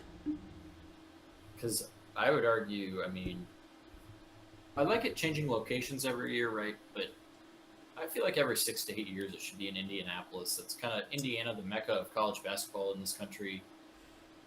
It's fitting. Indianapolis in general has plenty of venues. Obviously, Worked hard last year, to get that reputation. Yeah, obviously absolutely. last year able to weather the storm of hosting the entire tournament in pretty much just the one city with COVID and everything. I was there for the first couple of rounds of that last year. It was great. Ooh, it And, wasn't. As far as Final Four location, I think Indianapolis should get it every 4, 6, 8 years. Like keep them like in a constant rotation, and give some other places some bids every now and then. Spice it up a little bit. But if I had to pick one place to host it every year, it would be Indy.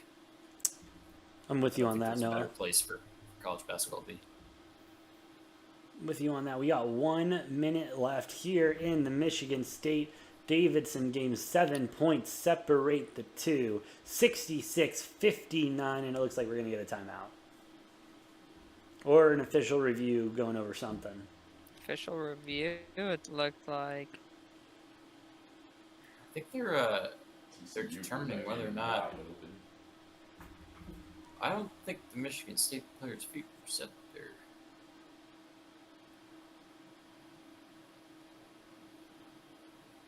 I don't know. Hopefully, I'm looking at the same thing that you are. Yeah, it looks like they're trying to determine whether he got his feet set. Well, I mean, he got outside of the circle, like before the contact was made. It looked like, but Yeah. he was still dragging that foot. Like, I don't think he was set. I think that's a blocking foul. Like, It looked like you he know, set before the contact, but I don't know if that's enough time. I don't. He did. He definitely was It not looked like set. he tiptoed it. He He definitely didn't was like not establish set the because- heel. Yeah, that foot was definitely dragging on the floor there. So, I mean, that's a defensive foul. And I hope they call it that way because there's no way that's an offensive foul on that one. Yeah, his foot's in the air when contact is made in this replay. Oh, Yeah, so regardless of whether or not he got out of the circle there, his feet weren't set. No, they definitely weren't set, and if they were, it was for like a millisecond. Like, it was not very long. No, not long at all. They're still reviewing this, though. Hey, they want to make sure they get it right, apparently. Doesn't seem like that hard of a call. No, it doesn't, but we all know the He referees has got this. take their time. Hey, look, they're getting paid a lot of money when it comes down to these replays. No, does the Big Ten always get the majority of the bids in March Madness? That goes in waves. I mean, obviously, the last couple of years, the Big Ten's been getting way more bids than most conferences. But traditionally, like if you look at the last 5-10 years, the ACC has gotten a lot of bids, a lot of years. Obviously, only getting like 5 or 6. I think 6 this year, maybe. Yeah. But the Big Ten, the last few years, been getting 8, 9 bids a year. ACC was like that a couple of years, leading up to that. So it just kind of goes in waves. It goes where the recruiting is. Obviously, like iron sharpens iron. So Yeah. the better certain teams are, like the more that drives better competition to those conferences. And you don't even have to go back too many years to when the Pac-12 was having like 5, 6, 7 teams in the tournament. Obviously, the last couple tournaments, it's been like 3 Yeah. Pac-12 has definitely fallen off over the last few years. But I wouldn't be surprised with the way UCLA and Arizona have been performing. See the Pac-12 kind of get back to a 5, 6, maybe even 7 bid league. Oh, 100%. 100%. It looks like we are finally getting a call.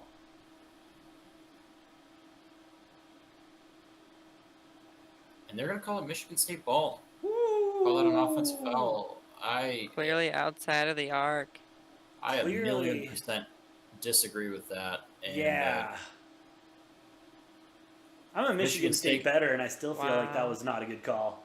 if Michigan State can knock down some free throws, this one's all but over. Oh, absolutely. With Yeah. with 59 seconds left, I mean, questionable call there towards the end of the game. That will Yeah, probably almost be the the- story coming out of this. Davidson player, hands on his head. I mean, they were down 7 points, Yeah. but that's the difference now. If these free throws go in between being down 9 versus being down 5, and having a chance with Oh no. He thought he didn't foul Yeah. the Davidson player. Well, that's Thought because it he was a didn't. jump ball. That's because he didn't. Oh, that too. That's because it was a blocking foul. As he got that called first for a free charge. throw is good.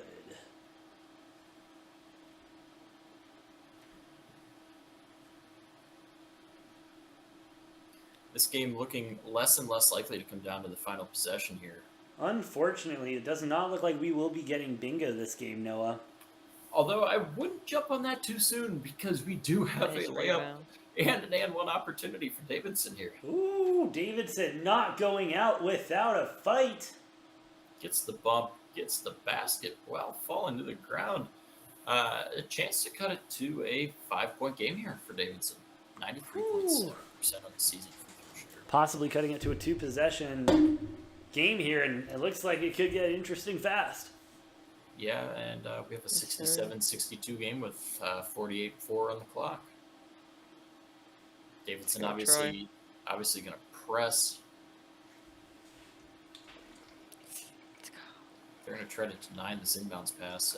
Michigan State, I'm not sure what they're doing right now. They're not looking great. Get into the big man down there, and almost a turnover, but we're going to get a foul. Michigan State in the double bonus now. Going to go to the line for 2 free throws. As our other game that is getting close to ending, Houston and UAB. Houston with an 11-point lead, 42 seconds left in that one. Appears to be pretty close to over. Actually, I take that back. It is officially final now. Houston winning 82-68 over UAB. Not too shabby, Noah. Now, while we await these free throws, real quick question from the chat: who else is in the Patriot League? A lot of your military schools, I believe. I don't know. Your if armies, your navies, and everything like Air that. Force is not. Air Force is not. But Army, Navy. Off the top of my head, that's all I'm coming up with directly, I guess. A bunch of small schools like Lehigh, Bucknell, Loyola, Maryland, Oh, Lafayette, I think. is Robert Yep. Maris in Loyola, that Maryland, division? Lafayette. Yep. Holy Ooh, Cross. Davidson, big three. It sinks. 4-point game now. Holy Cross, American University, and I mentioned Bucknell, and the other one being Boston University, BU. So not a ton of big name schools there. Obviously, if you're talking hockey, different story. But I don't think they're the Patriot League in hockey. I think that's a different story. That is fair, as we do get a timeout called going to commercial. Whew. Michigan State Davidson, we got a game, boys. 65-69, 37 seconds left. Yeah, it looked like Michigan State was going to pull away, but Davidson not counting themselves out yet. Davidson- But keeping the fight on. No, not giving up without a On fight. their way back in. Yeah, I mean it's They've kept their head in the game. gonna I'll be tell you that Yeah. much. gonna be Michigan State ball when we come back. But Brakovich with the 3 there. I mean he was great for Davidson throughout the A10 tournament. And he's a great player. Obviously, speaking of the A10, Loyola Chicago joining the A10 next year. That'll be exciting. Another solid, really good tournament team that'll be joining the conference. Yeah, unfortunately, not the most solid run in this tournament, but looking to regroup Well, next year and get at it. Can't win them all. No, you can't. Unfortunately. Michigan State trying to prove that you can't win them all either. Literally trying to give this game away. Going back to the I'm not court. gonna lie, I like the setup of this Davidson press against whatever the hell Michigan State's trying to do with this inbounds crap, which is turning the ball over. Yeah, They're that's doing it. turning the Davidson ball over gonna seems to get an be what they're opportunity. Tom Izzo beside himself right now. When Hands isn't on Tom the Izzo knees. beside himself? He's point. usually really calm demeanored, I would say, most of the time, but obviously not happy with that inbounds mess up there. No, not happy whatsoever, as Davidson will get a chance to shorten the lead to even more now. They can cut it to 2 or 3 here in this possession. And Davidson almost turning the ball over on the inbounds. They're going to take up a massively contested 3. Not a good idea. Gets the offensive board, though. And we're going to get another 3 open. They can't get it to fall. And we have a foul with 25.8 on the clock. Michigan State going to be shooting 2 free throws. Yeah, those are just some rough threes from Davidson late down the stretch. And unfortunately, you got to understand the foul there. Yeah, like, first one, did not understand at all. Second one was a pretty good look, though. He just planked it off the backboard and couldn't get it to go in. Just a miss.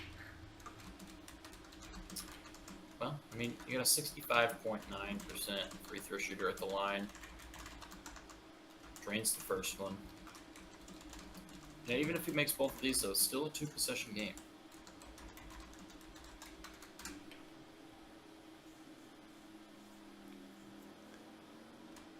As we await the second free throw here. 2-possession game with 25.8 seconds. No, that is a long time in this game left.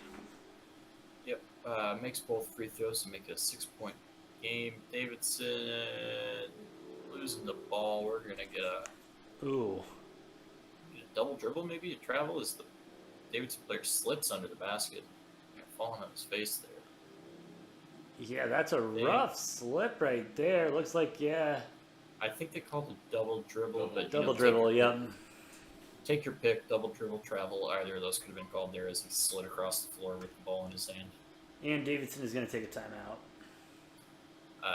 This one is not looking good for Davidson. Somehow, Colgate, Wisconsin still at halftime. This feels like this game's been at halftime forever. Sorry, what were you saying, Tommy?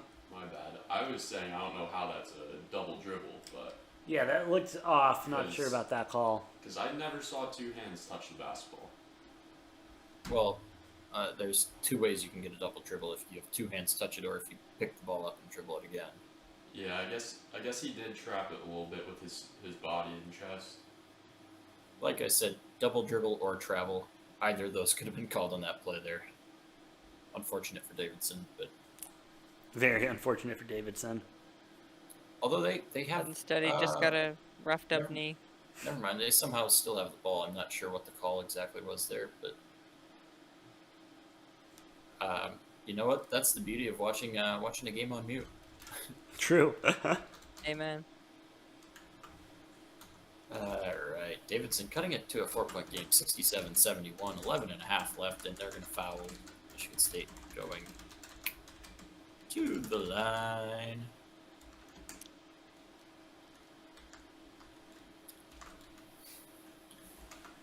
Davidson's coach looking like Father Time over there. He's doing it. He's been around since the Great Depression. Since World War II. He's lived through it all. Hey, bro, this is nothing for him. No, honestly. Michigan State putting it to a 5-point game. One more free throw to come for Hauser here. Davidson really did all they could in this game, as it looks like. Hauser going to miss the second. Ooh, I There was spoke a too fight. soon. Davidson putting up a 3, draining it. 4.6 left. We have a 2-point game. Davidson going to need a quick foul here or a turnover. And, of course, we're going to get a timeout by Tom Izzo and Michigan State. That should send us to a quick commercial break. We will have 4.6 seconds when we come back. 2-point game. If Davidson can somehow figure out a way to get a steal or force a turnover on this inbounds, they'll have a real chance. Otherwise, they'll need a quick foul. And you know what? We still might have our buzzer beater in this one, AJ. Oh, no, we still may get one yet. I would love to have bingo by the end of this game. And you know what? I got to piss like a racehorse, but I am glued to my seat here because We got ourselves a game, boys. I'm not missing the ending of this one. You can't miss the ending of this one, Noah. We are so close. 4.6 seconds separate the teams from going home and going to the next round. 72-70. Michigan State up. It is their ball as well. As Noah said, look for Davidson to foul fast in order to get the ball back. Best case scenario for Davidson right now is Michigan misses one and makes one, and they can put up a quick 3 and put it to OT. Best case scenario is you get a steal off the inbounds. Oh, true. You get another steal off the inbounds or a sloppy toss in, and you could be looking good. Which happened not too long ago. Michigan State already, with one of those here down the stretch. Yeah, we will see if Michigan State makes the same mistake that they made just not even a full minute ago in this game. Yeah, and like I said, I like the way that Davidson's press is looking. I don't really like what Michigan State's doing with their whole setup on the inbounds. No, setup on the inbounds is not looking good. But rather than run a blue 42 or something like quick that. Foul. We saw that work yesterday. Yep, there's the quick foul. 3.8 seconds left in this one, and we're going to see if, obviously if Michigan State knocks on both free throws, this game should be virtually over. But hey, if they only make one, we got an interesting 3.8 seconds left. Tyson Walker, 80.7% shooter coming up. Yeah, and it depends. A lot depends too on if he does make one, miss one, which one he makes and which one he misses. Because if it's the second one, obviously Davidson, no timeouts left. They're gonna have to just take the ball and go.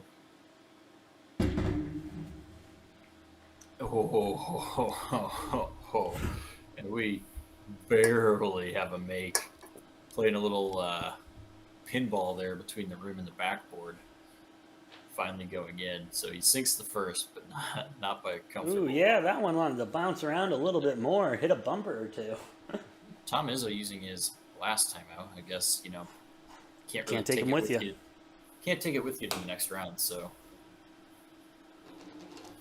Might as well use it, as we do have Colgate and Wisconsin back from the half. We will go back to that game. It is a tied ball game still. Yep, and, TCU still maintaining, around a 20-point lead, up 18 points on Seton Hall, 3:45 left in that one. Unless something crazy happens, we can all assume what's going to happen with that game. Honestly. And Michigan State Davidson fighting for the right to play Duke in the second round here. Going to be a hell of a game, whichever one it is. Hopefully seeing Michigan State in that position. I think Michigan State puts up a better fight against Duke. I want the dogs. I don't know. Like I said, I anticipate whoever Duke ends up matched up against, I bet there'll be a 4 or 5 point favorite, which would probably be one of the lowest of the 1 or 2 seeds. Oh, easily. Michigan State making their second free throw, 4-point game. Davidson needs a miracle. Needs a miracle and a half. Look again. Hey, unless Michigan does what's been killing a lot of teams. And they drain a 3 with half a second left. We're going to get an official look at this, I think, to make sure the time is correct. I was about to say before that 3 was launched, we could see Michigan State do what a lot of teams have done and foul behind the three, but they don't even get up for a block. That was a good call on their part. Michigan State getting a big heave down the court past the Davidson defense. Michigan State going to win this game 74-73. Final. I'm kind of surprised they didn't look to put time back on the clock. There was still a good second. No, there was not a full second left on that clock. Sorry, not a full second. 0.9. I was rounding up. You need 2.3 seconds in order to get a catch and release shot off, so it wouldn't have mattered either way. That was a hell of a fight by Davidson to get back into this and give themselves a fighting chance. Just came up barely short.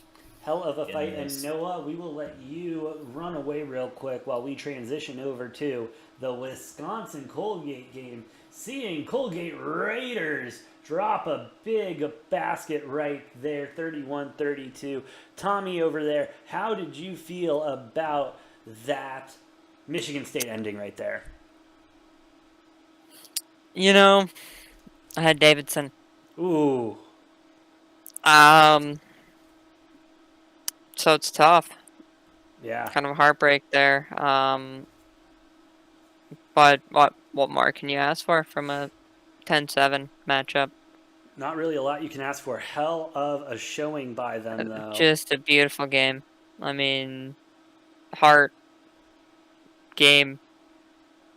Just 100% effort whole time. That's all you can ask for.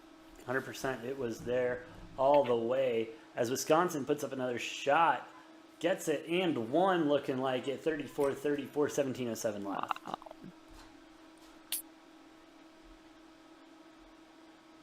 And then TCU just ran away with it there. Yeah, I was about to say. Yeah. Well, they've always just kind of had it. I just got consumed by this. This TCU under is looking really solid still. Yeah. Looking real good.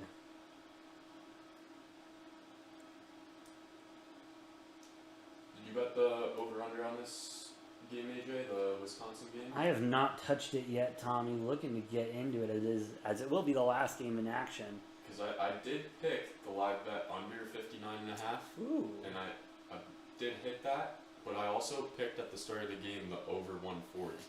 Ooh, that is going to be a tough one there. It is, but look at the scoring output so far in this half. Yeah. They're putting up numbers so far.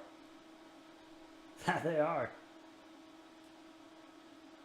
As, ooh, big three from Colgate. We have a ball game here, boys. Yes, sir, with 37-37, 16-23 left to go. Looking for some action here.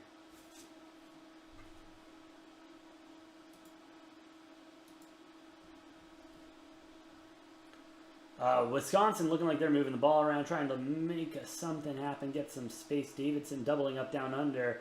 Ooh, through the hands of the big man for Wisconsin. It will be Colgate's ball. Costly turnover there.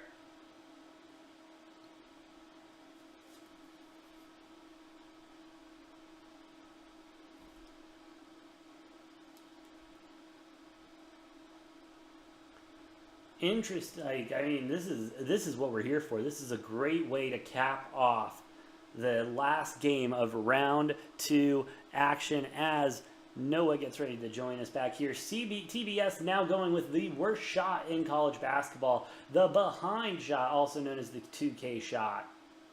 As it looks like we will get a foul on the ground for Colgate, and Noah joins us back. Noah, welcome back. Good to be back. We are TCU up 25 points right now. Shouldn't really need to give you another update on that game until we have the official final score on that. Yeah, absolutely. And we're in a tight one with Colgate, Wisconsin. This will be a fun one to end the night. It is a tight one, Noah,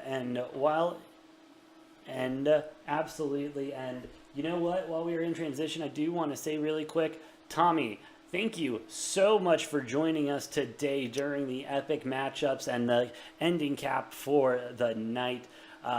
Would love to have you back on. Anything you want to say to the Degens before you hop off for the evening? It's just been a pleasure, boys. Been a pleasure joining in. prior to this. Looking forward to tomorrow. Let's get it. Hell yeah, going to be a Yes, good sir. day tomorrow. You have a great